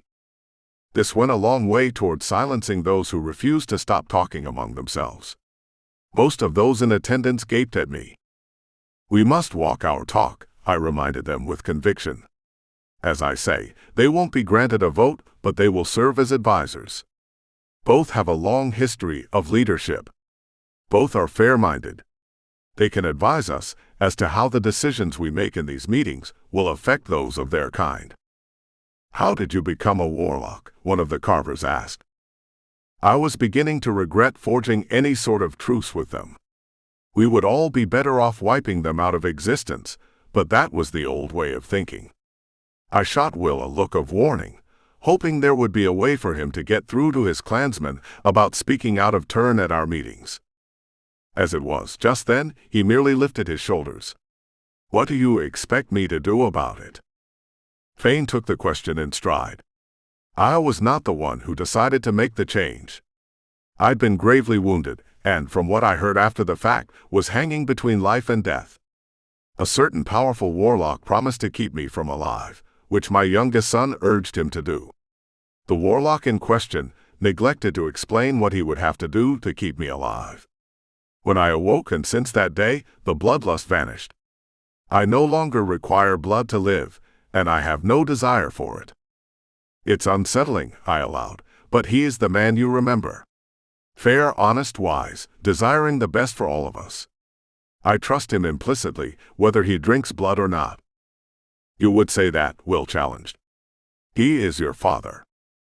And I'm fortunate to be able to truly trust him, as I know there are so many whose fathers are far from trustworthy.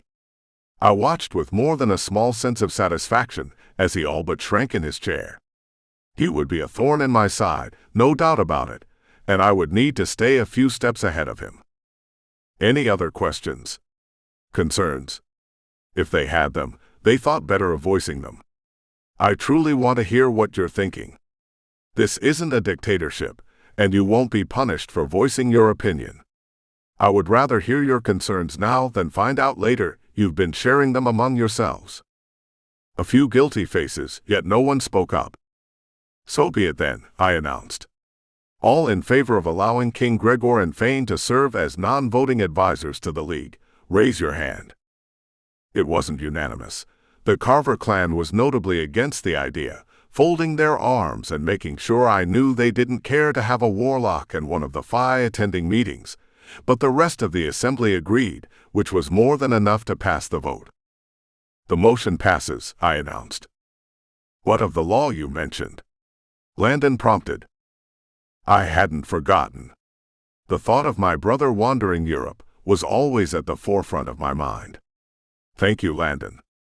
I suggest we overturn the law stating that any vampire who turns a human is to be put to death, along with the one they turned. I move to extend amnesty to any and all perpetrators who've had no choice but to hide from the League. It's time to unite. All those in favor? Landon asked. This, at least, was unanimous. Thank you, I said, meaning it with all my heart. Gage could come home. If there are no further orders of business, I declare this meeting adjourned. And I wanted nothing more than a long rest. It was finally finished. Chapter 39. Naomi. People laughed. Music floated up from cars from windows. The city twinkled in the distance. I drew a deep breath, releasing it with a sigh. Paris. There was nothing like it. A shame then that I didn't feel safe there. I would never have believed it before. It had been my home for decades, the only one I'd known for nearly as long as I could remember. Yet there were still enemies everywhere, or there might be. That was the most unnerving thing of all. There might be enemies around every corner. I couldn't live the rest of my life this way. Another sigh, and I wrapped my arms around myself as I settled deeper into the chair I'd pulled out onto the terrace outside Raze's apartment. A day and a half, and I had yet to shake the uneasiness I'd brought with me from Italy. Nightmare images invaded my thoughts at the most inopportune times, leaving me shaking and unable to speak, as an invisible hand clenched my throat. Raze was the only one who could help me through it, when panic threatened to get the better of me. Who was I becoming? Some hermit, who'd live out the rest of her endless life behind closed doors, shutting out the rest of the world for fear of the danger it might pose. I would rather not live at all, if that was what things would come to. Hi there. He'd snuck up on me, Raze had, and I looked up with a vague smile as he perched on the edge of the railing running around the terrace.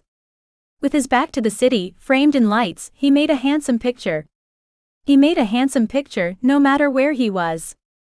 How that foolish Anissa hadn't seen his worth ages ago was beyond me.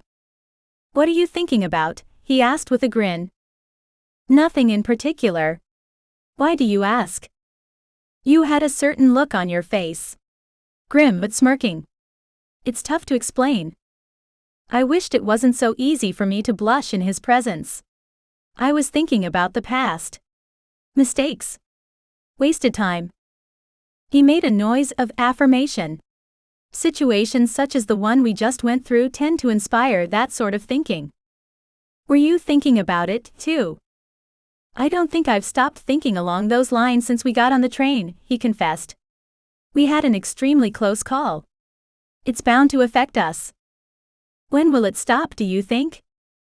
He winced, his hands tightening around the railing. I don't know. Maybe it never will. I was afraid of that. That's why we have each other, though. We can help each other through it, because we all know how it feels. I don't mean we have to stay together forever, the four of us, but for now. He shrugged, looking down the street to avoid looking at me. I could tell that was his intention.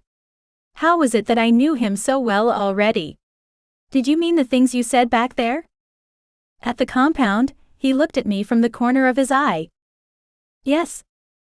Of course. What, did you think I made it up? No, not exactly.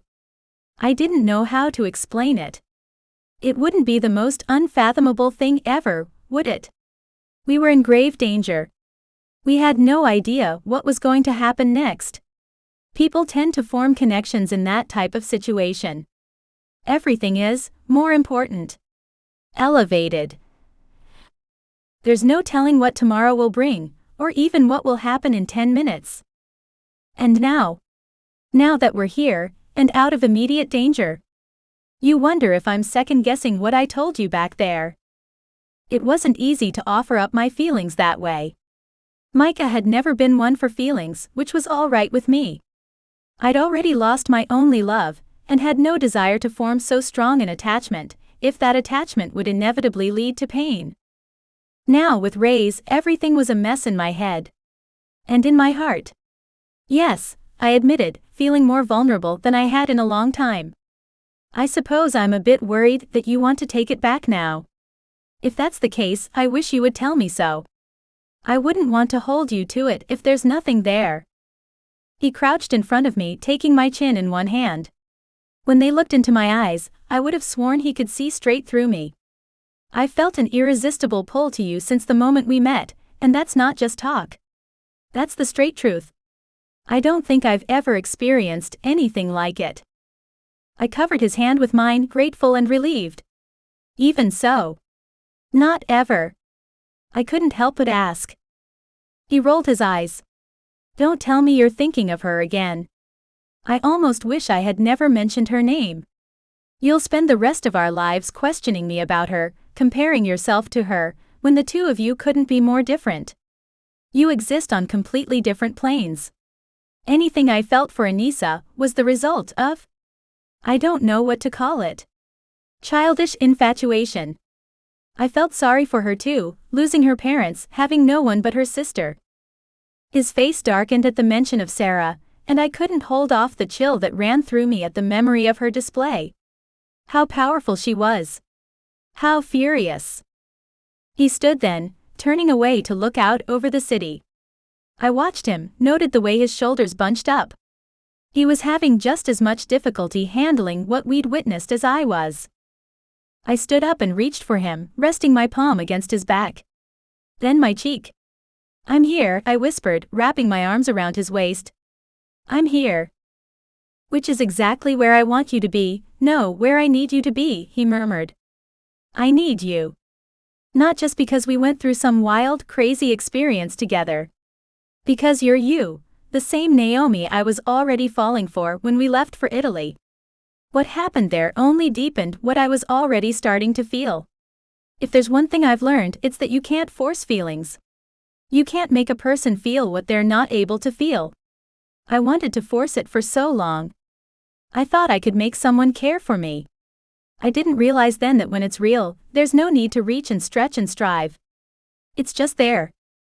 He turned, wrapping his arms around me. "This might sound crazy, but I love you." It was like balm to my soul. I didn't know how much I needed to hear that, until I heard it. "Thank you." His face fell. "Thank you. Oh geez. No. I couldn't help but laugh, though gently. "I didn't mean it that way. I'm just so deeply touched. I love you too. I do. So much. I have for so long. I wanted to keep myself from feeling it, because I wasn't sure if your heart was truly free. It's all yours. I swear it." "Good, because I'm a fairly greedy person when it comes to what's mine. And you're mine, Raze." I cupped the back of his neck with one hand, and pulled him down for a long lingering kiss. Somehow, the simple act of touching my lips to his sealed what was broken in my heart and gave me hope that there was something much better on the horizon. The ringing of a cell phone broke into what was otherwise a perfect moment, falling in love in the city of lights, which suddenly seemed much more romantic. Gage emerged. "It's the phone Fane gave me." All thoughts of romance went out the window as we watched, hand in hand, while he answered the call. "Hello, Jonah." Chapter 40. Jonah. Alonic. I clasped his hand, grinning freely now that we were more or less alone. You could tell a person when you take power, rather than leaving me to hear it this way. He had the good grace to look slightly embarrassed. There simply hasn't been time, undoing all the harm Garen caused. I would never hold it against you. I'm sure Anissa will be thrilled to death when she hears. And what of my sister, Sara? He lowered his voice. I've heard reports that she was the witch who destroyed the Starkers. This soured my mood, but I nodded. Yes, it was her. Fane was there, and my brother Gage. She saved their lives and those of others, I'm sure. I couldn't bring myself to be glad of it, though. It meant losing the Sara that Anissa loved, and I knew that wouldn't sit well with her. It hardly sat well with me after all.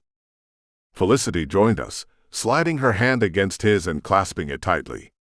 The love in her eyes was tender, sweet, and I had no doubt she would be just as valued an advisor to Alonic as she'd ever been to Gregor. The thought of him turned my attention away from Sara. He was speaking with Fane, their voices low, but I didn't get the impression of the conversation being anything less than friendly. Whoever imagined a pair of men as different as they are would be in-laws. I snorted. Who would have guessed a Phi mage would become Queen of the Shades? Felicity chuckled. So much has changed. For the better, Alonic reminded her. Now that Gregor has agreed to serve as my mentor and advisor, while I find my stride as king, I have confidence in the future. A wise idea, I nodded. Hers naturally. He allowed his queen to take credit without a moment's thought, beaming with pride at her cleverness. He was wise enough to trust her. I had confidence in their future, too. I'm going home soon. Would the two of you visit us there from time to time? You know Anissa wouldn't hear of your duties keeping you away from us for long. I'll send word, Alonic promised. And the invitation goes both ways. You're always welcome with us. I raised a skeptical brow. That hasn't always been the case. Again, much has changed for the better. And remember, we're no longer closing ourselves off from one another. It's time to forge stronger bonds. If that means a visit now and then, I believe it can be arranged. They were so clearly happy to be together, walking hand in hand out the door along with Gregor, who shook my hand before joining them. There was still a touch of sadness at the corners of his eyes, the sort of sadness that a man doesn't simply shake off. He would carry it with him for the rest of his days. I hoped something would help ease it, that mentoring Alanic would add new purpose to his life. And a grandchild or two wouldn't hurt matters. Congratulations. My father joined me. I never had a doubt, by the way. I did, I confided with a grimace.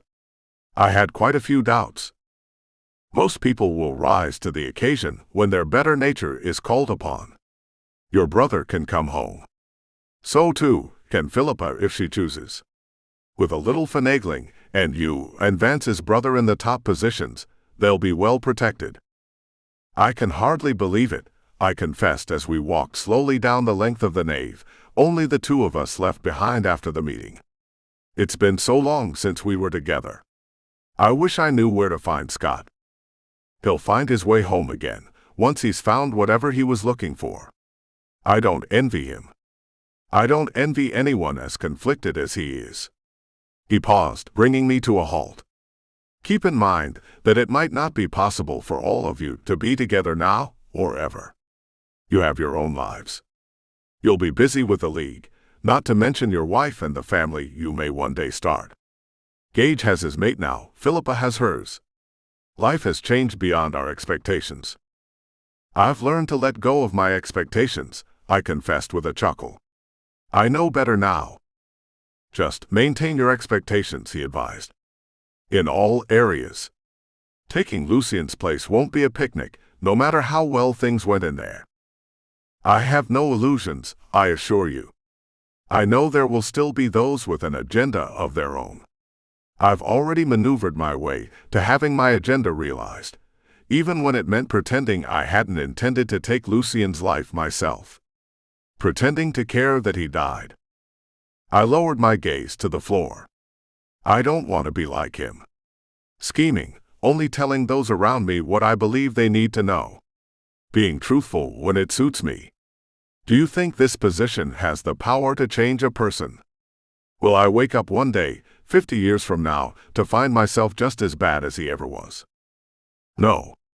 I have no doubt about that. You'll never be like him, because he wasn't a decent man. You are. The fact that you would even question yourself tells me so. He resumed walking, and I fell in step beside him. You have something else he never had. What's that? Family to anchor you, to keep you on course. Yes, he had his sons, but they were his heirs. Nothing more. He was never satisfied, and that unhappiness poured out into everything he put his hand to. Focus on what truly matters. Anissa, your family. The people you love. Make decisions with them in mind, not yourself or what suits your desires best. You can't go wrong. I'll take that to heart, I vowed, and I meant it with every fiber of my being. Here. He handed me a phone. The number to the phone I gave Gage is in there. You should be the one to make the call. What about you? I asked as he looked prepared to move on. He smiled, and for an instant, he reminded me of the father I used to know. He hadn't changed. Domek was still in there, the essence of what had made him who he was. I'd only tricked myself into believing anything else. I intend to bring back our family from Hallowthorn Landing, if that would work for you. Now that the League is in good hands, I have no need to worry about Seren or Elena. That would work just fine, I grinned, relieved, watching as he opened a portal. I'll meet you all at the high-rise. When the portal closed, I looked down at the phone he'd given me. There was another call I wanted to make first, and that number was programmed into my personal phone. I dialed it up and waited, hoping she would be able to talk. Knowing Philippa, she was making the most of wherever she happened to be, which meant partying, visiting nightclubs, and generally cutting a swath through the city. Jonah, she answered, sounding pleased and a bit surprised. What's wrong? I didn't say anything was wrong. I said, looking around the empty nave and reminding myself that I would now conduct meetings there.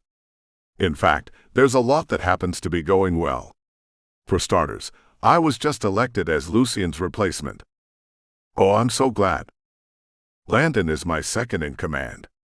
And I know we would agree that we want the two of you back here. There's no reason to run anymore. I plan to work everything out here. I want us to be together again, if we can. Or at least for all of us to feel like we don't have to hide. The moment's hesitation from her end of the call told me everything I needed to know. I don't want to sound ungrateful. Oh no. Not you. You would never. Hush, he chided. It's just that we've been very happy out here. Happier than either of us have been in a long time, in fact. I don't necessarily want to give that up just yet. Nobody's asking you to. You know what I mean. There we have our families, our clans. Here it's just us. I like that. I don't mean to stay away forever, but just for now, I finished. I understand. Do you? I need you to. I only want you to be happy, Philippa. I want you to come home, yes, but when you're ready. The option is there now. You no longer have to hide. Thank you for that. I know it'll mean the world to Vance. The tenderness with which she spoke his name told me this was the real thing. He had always been the only one she'd ever loved, and they deserved their time together. I guess the two of you are just coming back from a night on the town then. Actually. She laughed. We spent the night watching movies on the couch. You? I don't believe it. We spent a lot more time inside than out. I'm tired of the party scene. Sure, it's nice sometimes, maybe once or even twice a week. Otherwise, I'd rather stay in. Well, domesticity certainly has changed you. I can't say I'm unhappy about it. Thank you. I didn't know I was such a nightmare. That's not what I mean. I'm glad you're settled down. I'm glad you found what you were missing. So am I. And what about you? Did you find what you needed? I'm married now. What? She shrieked at a pitch I was sure dogs all over the city must have heard. You married Anissa. Is it such a surprise? That's where we were always headed. Without me there? It was private in Avalane. No one was there but Alanik and Felicity. Now I need to return earlier than I'd planned, she declared, and I could practically hear the wheels spinning. We're going to throw a bash like nobody's ever seen. It'll be unforgettable. Well, if anyone can plan a party like that, it's you. I'd better go. I need to call Gage and tell him it's safe to come back if he wants to. Hey, Jonah. I love you. And she paused. Tell Anissa the same from me. I managed to keep myself from collapsing. This was a complete about-face from how she'd once felt. Vance had changed her for certain, and I couldn't complain. I will. And I love you too. We'd said it not nearly often enough over the years, something I'd never given much thought to, until Anissa entered my world and opened my life to a new depth, a new richness. I could never have imagined how she would turn everything around and grant me an appreciation for that which I had taken for granted. Like my twin brother. I called him using the phone Fane gave me. I could have lost him more than once, and I hadn't cared, or I'd done my best to convince myself that I hadn't. He'd insisted on challenging me, and I'd sworn it didn't matter. Now, I would have fought the entire league if they'd stood in the way of overturning the law keeping him out of the country. Good thing they hadn't. Gage, I said when he answered, relief washing over me at the sound of his voice. Are you finally tired of Europe? Because Manhattan misses you. Chapter 41. Anissa. They're beautiful together. Seren looked absolutely beatific as she watched Branwen walking arm in arm with Stark, strolling along the docks. We knew the intimate gesture served a deeper purpose, making sure he didn't lose his strength too easily, supporting him as he walked a little further every day. They are, I sighed. Branwen's glowing. I almost feel bad for watching.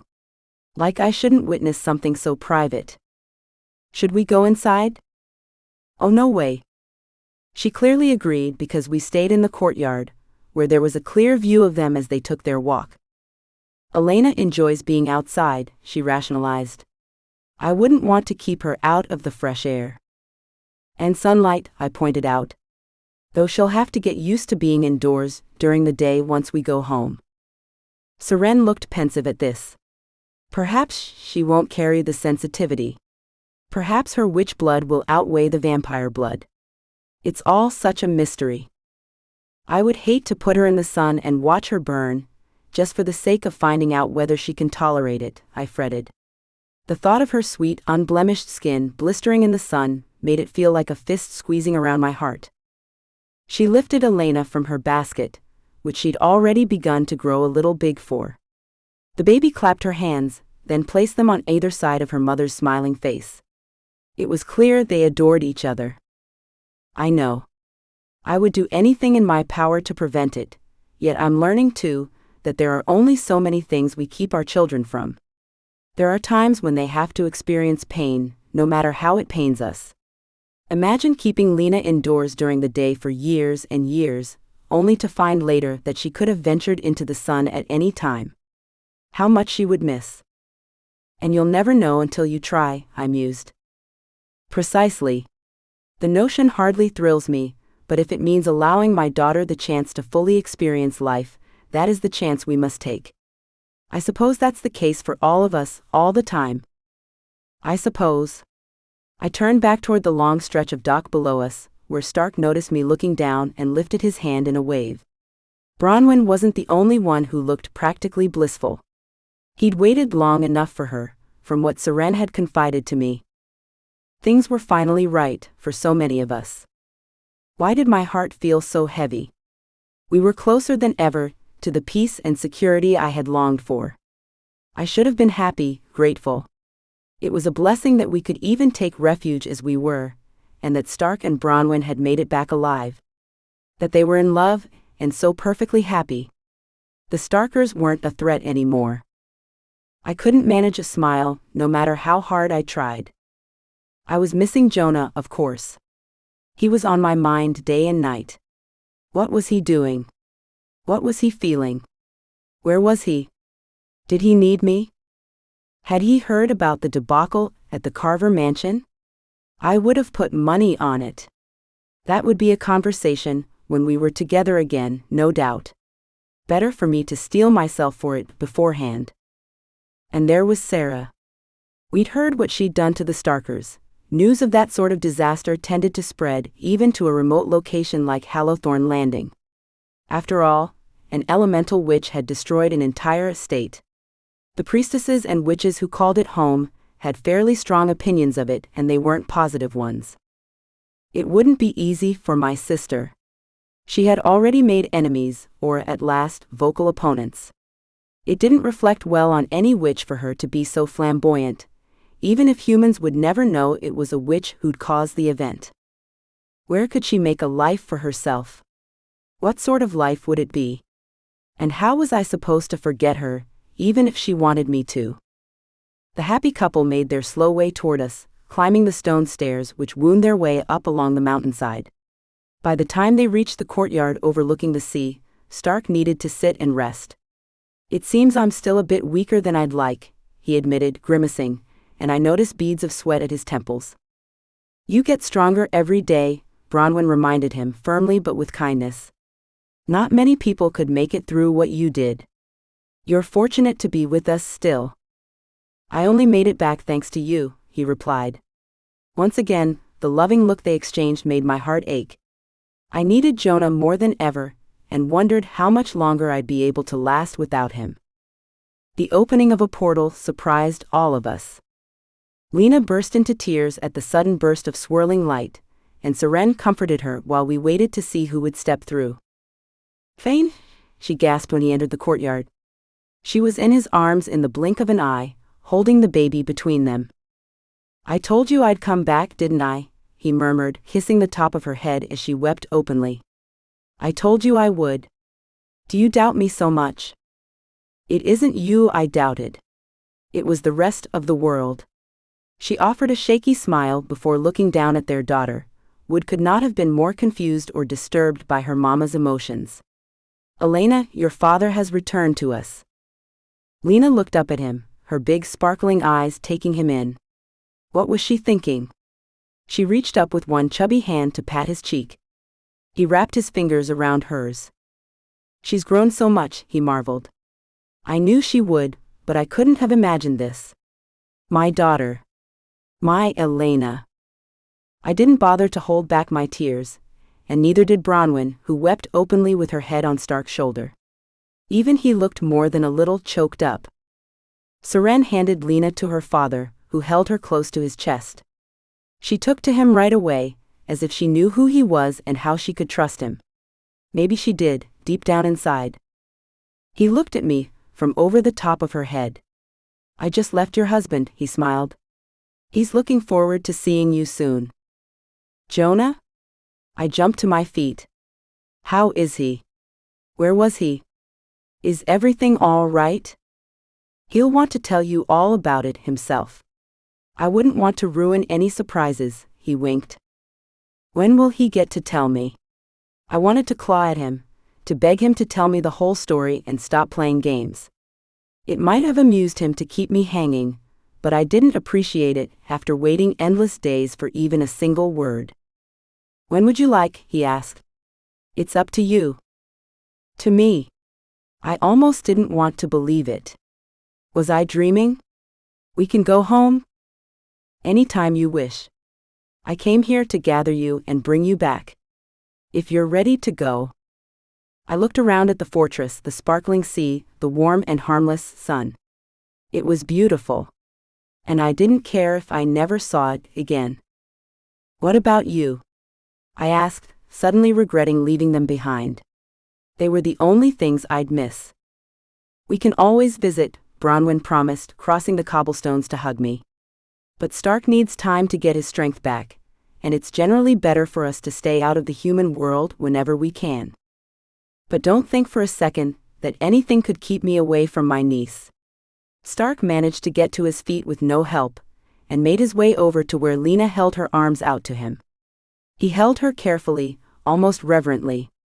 I'll miss you, little one. You know you'll always have a home with us, I promised. Both of you. Whenever you want to visit, you're more than welcome. Stark seemed pleased by this, but he still hesitated when handing the baby back to her father. They would be happy together, and who knew? Maybe they'd have a baby of their own in time. The thought of our big, unlikely family growing even larger thrilled me. But not as much as the thought of home. And Jonah. Can we leave now? I asked, laughing. The penthouse was strangely quiet when we stepped through the portal. I could have wept with joy at the sight of it. This was the closest thing to home I'd ever known, really, much more so than the Carver mansion had ever been. Finally, I whispered with a sigh of relief. Finally. Who's there? An unexpected voice, followed by the unexpected presence of none other than Genevieve. She came in from Philippa's bedroom, and I had to wonder what Philippa would have thought of her stepping foot inside. What are you doing here? I demanded, remembering the weapons in my boot, but thinking twice when I remembered Elena's watchful eye on me. She was on the other side of the room, in Saren's arms. I would fight to defend them if I had to, but only then. I would do anything to protect Lena from Genevieve. It would be a joy, in fact. Genevieve took a backward step. We're here as friends. I don't want to fight. Friends? I laughed.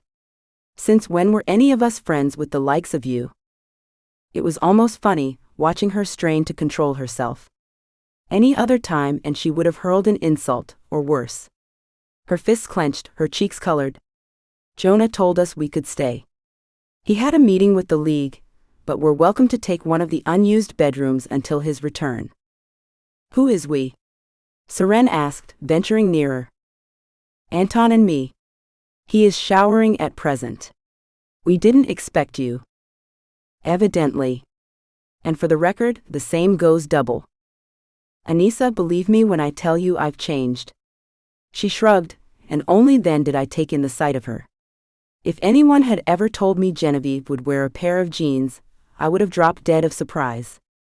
Yet there she was, looking downright cozy in a pair of Philippa's jeans. What would she think about that? And a sweater. Like a normal person. Not a stitch of couture in sight. You appear to have changed, I admitted. It goes deeper than that. I've been through a lot, and yes, I've even seen the error of my ways. I know how pitiful it must sound after all I've put you through. I raised a brow. That's putting it mildly. And while I doubt it would be worthwhile to offer my friendship, I can tell you in all sincerity that I wish no ill will upon you. I understand you were recently married. My congratulations. It was so awkward, I almost wanted to laugh. But she sounded sincere enough, and if Jonah believed her, well, stranger things had happened. The door opened, and my heart almost forgot to beat when Jonah stepped through. Our eyes met. He smiled and opened his arms, beckoning me. Everything else fell away. I had finally come home. Epilogue. Anissa. That's what brought them here, Jonah explained, holding Lena on one hip. He was a natural with her, bouncing her every once in a while when it seemed like she was getting bored with our conversation. Anton sat on the sofa. Actually, he took up most of it. We need allies, he explained. I'll never be able to tell you how sorry I am for what my brother did to your family with his blood-tainting endeavors. It sickens me. He got what he deserved. I believe you, I whispered, a little choked up when I remembered what this Dietrich had done to my sister. And to Lena, who seemed to be getting along well enough, but who we'd been jumping through hoops for practically since the day she was born. I reached out to tickle her, and she giggled and squirmed against Jonah. She'd found her protector. Saren entered with a fresh bottle of blood. What's taking Fane so long? I asked. He said he had an errand to run, but he wouldn't say what. She and Jonah exchanged a knowing look. He should be back soon enough, she promised. Terrific, I groaned. I love nothing more than when people know things and won't share them with me. Patience, Jonah murmured, kissing my cheek before taking the bottle. I wasn't having it just then. Forgive me, but I've been exercising patience for a long time now and would like to get what I want when I want it. Is that so much to ask? I couldn't be upset with him when he laughed. I was too happy to be with him again. I'll make sure the word spreads that the two of you are under my clan's protection, Jonah decided, turning his attention to our guests. Should you encounter trouble, you can reach out to me, and I'll do anything I can to help. I would like to extend an olive branch to the shifters at large, as I've already said about forming alliances with other groups. Anton winced as he and Genevieve shared a look. I can't guarantee that will be possible if you offer protection to one who is more than likely being hunted by them at this very minute. 2, counting myself, she added. We can lie low for as long as it takes. That much I'll guarantee. We'll stir up no trouble. Frankly, I crave the peace and quiet. You? Jonah snickered, and I elbowed him. But she took it in stride. Yes, me. People are capable of change, Jonah Burke. I never would have predicted you would marry a Carver clan member, but here we are. They got their things together and left shortly thereafter, with Genevieve casting a longing look toward Lena. The thought of her raising a baby sent a shiver down my spine no matter how she swore up and down that she had changed. I expect Landon will have things well in hand in my absence, should anything come up. Jonah sat and drew Lena into his lap. Another positive aspect of him serving as my second. He's so close to headquarters. You don't want to relocate? I asked, sitting next to him. It had been on my mind all day, ever since he'd announced the results of the vote. There was no way I could possibly be prouder of him, but I couldn't help wondering how this would affect us. The thought of living all the way out there just to be close in case there was an emergency meeting or if someone stumbled in looking for help, It didn't do much for me, though it would mean being closer to Avalaine. One bright spot. I would miss Manhattan. Nothing in the world could match looking out over the balcony and seeing those sparkling lights. Feeling life pulsing in the air. But Jonah was home to me. Being by his side was all that mattered, no matter where that happened to be. He pursed his lips, thoughtful as he bounced Lena up and down until she dissolved into giggles. Careful, Saren warned. You wouldn't want what she just drank to come back up. That stopped him in his tracks, and I covered my mouth to hide a giggle. I don't think I want to relocate there, he decided. Not that I ever seriously considered it, but I suppose there will be questions. The League will want to know what to expect. You can make your own rules, Saren reminded him. You don't need to abide by old ways of thinking. Forge a path for yourself. I would wager the League will benefit from it. That's true, he murmured, staring out the balcony doors and into the night. But my duties will still take me away from here, more than I'd like. I leaned against him. It's okay. Whatever you need. We've never exactly had a conventional relationship, why would we start now? That was when a flash of light caught my eye, and my heart leapt when I realized Fane was on his way back. The new portal started whirling, opening out on the balcony. This time, Lena clapped and babbled at the sight of the glowing light. She was adapting quickly. I jumped off the couch when Gage stepped through, holding the hand of a blonde vampire. I expected to see Fane next. Instead, out came Raze. It was like watching my past and my present collide. What? I gasped, running to fling the doors open. What are you doing here? He was holding hands with a dark-haired vampire who eyed me warily. I held back from giving him a hug when I got the sense that she was extremely protective.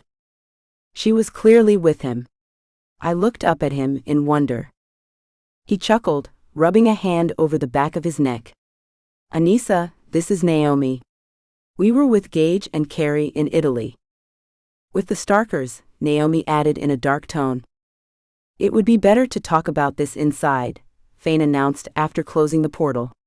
We gathered in the living room, where the newcomers gave us the short version of where they'd been, and how things had ended. Sara did it. I sank onto the couch next to Jonah, who slid an arm over my shoulders. Well, that was her goal. We didn't know you were there, of course. She couldn't have come at a better time, Gage murmured. We were within moments of being killed. I would have taken care of things, Fane reminded him. I was prepared to wipe them out on my own until she arrived, and I knew within moments there would be no stopping her. She's truly something else. I looked at Raze, who gazed at me from across the room. Only we knew Sara in the old days, before everything changed. Before Marcus took her and locked her away. He understood. He would always understand. I'm so sorry you had to go through that, I whispered. It was unfathomable. But now you're here, and you don't have to run anymore. Thanks to you. Gage nodded to Jonah. Thank you for that. I wish I could have changed things sooner, he shrugged. It just matters that you did it. You could have faced opposition, but you took a chance. That means a great deal. To me too, Carrie added.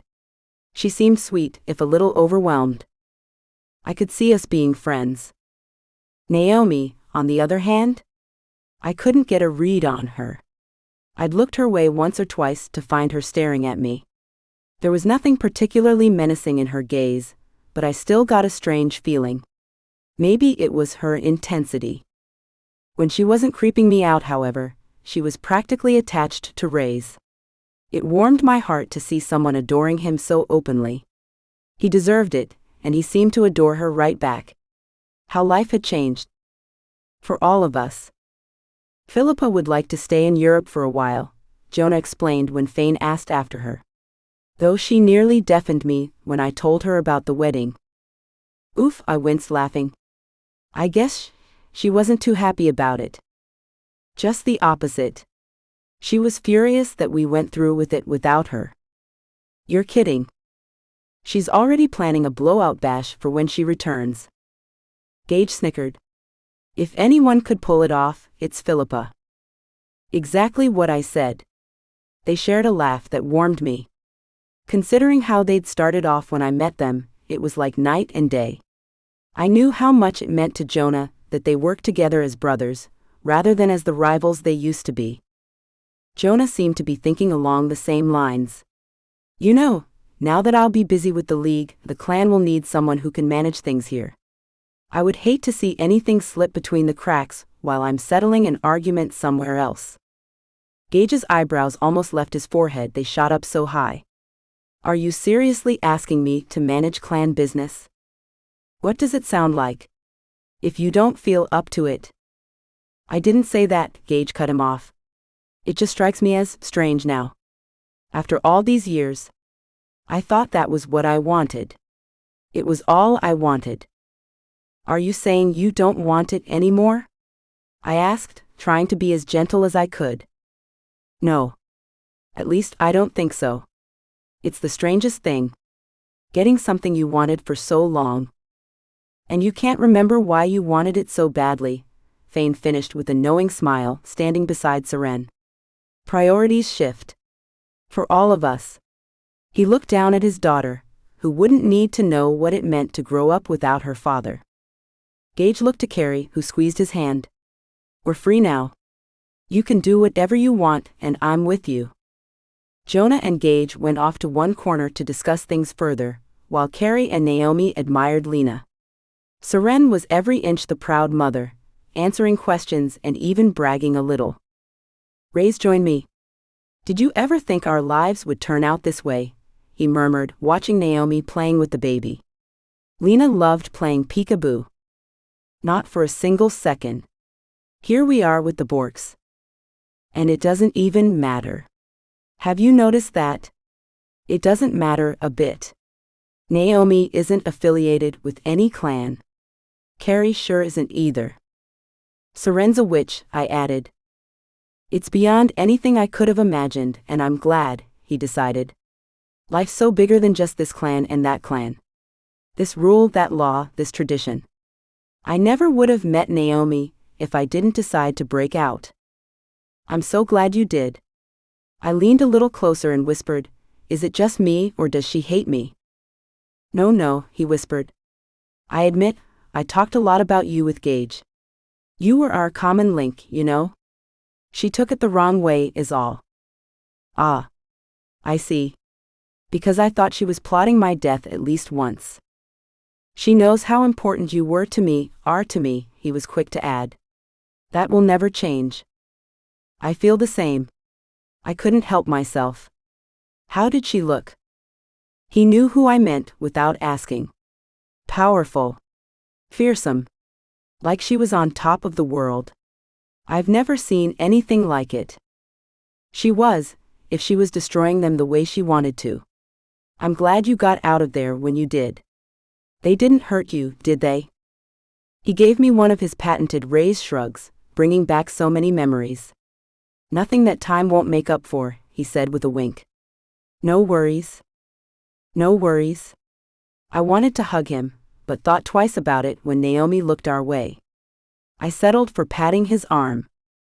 Jonah joined us. It looks like Gage will take over my duties in the clan, which is a huge load off my shoulders. And he seems happy. That wasn't the word for it. He looked like a man who just had everything he ever wanted drop into his lap, and he didn't have the first idea what to do with it. I wanted to thank you, Jonah added, shaking Raze's hand. You protected my brother when he needed you, in Paris. He might not have made it. You didn't have to do that. I thought it was time to let bygones be bygones. I knew there was more to that than he was letting on. He'd resented Jonah when we fell in love. He wanted to put that in the past, and I knew Jonah did too. He went to Naomi, wrapping her in a hug, and I did the same with Jonah. We watched everyone together, and I knew there were others there in spirit. They would never not be with me. Gregor, Alonic, Jonah told me they'd seen each other at headquarters and I was already planning on paying a visit. Felicity. Stark and Branwen. Philippa Scott. Sara. Mom. I couldn't help but get choked up at the thought of them, especially when I pictured Mom. At least I got a little time with her before I lost her again, I whispered. Jonah kissed the top of my head, then leaned his cheek against it. She's with you? Don't you feel her? I feel my mother, for sure. She'll always be here, especially when we're together and happy, and things are finally the way they were meant to be. What about us? I asked, looking up at him with my arms around his waist. What about us? Now that Gage will be handling things here, what about us? I know you said you didn't want to relocate. I don't, not to that barren nothingness surrounding headquarters, he said, frowning. But I can't pretend there won't be times when I'll have to visit other clans, both here and overseas. I would like you to come with me, whenever possible. A home base would be nice. Somewhere to return to, somewhere I can relax with the people I love. Like our children, I mused, watching his face. I was descended from the bloodline that could bear children. My mother did. I'd known I should be able to. He would know this. Sure, of course. He looked away from the group across the room and stared down at me. Our children? Don't you want them? I mean, it's a little late now to change your mind. It was cute, actually, watching him come to grips with what I was telling him. Wait. Come on, I coaxed. You're so close. Almost there. A smile broke out over his face. You're having a baby. I patted his chest. See? I knew you would figure it out. Really? He whispered, his eyes glowing. If I could make him even a fraction as happy for the rest of our life together, I would consider myself a success. Really? What is it? A boy or a girl? I couldn't help but laugh. I don't know yet. I don't even look like it yet, do I? That's true. He let go of me and ran his hands through his hair. This is tremendous. This is everything I ever dreamed of. Me too, I whispered, my eyes filling with tears. The only thing that could have made it better would be having Mom with me, but he was right. She would always be with me no matter where I went. He smiled. And if it's a girl, I think we should name her Tabitha. That sounds right, doesn't it? I stood on tiptoe to kiss him, tears spilling over. Perfect, I assured him. It sounds just perfect. I hope you've enjoyed this Rye Brewer book. Don't forget to subscribe and to ring the bell to be notified of new releases.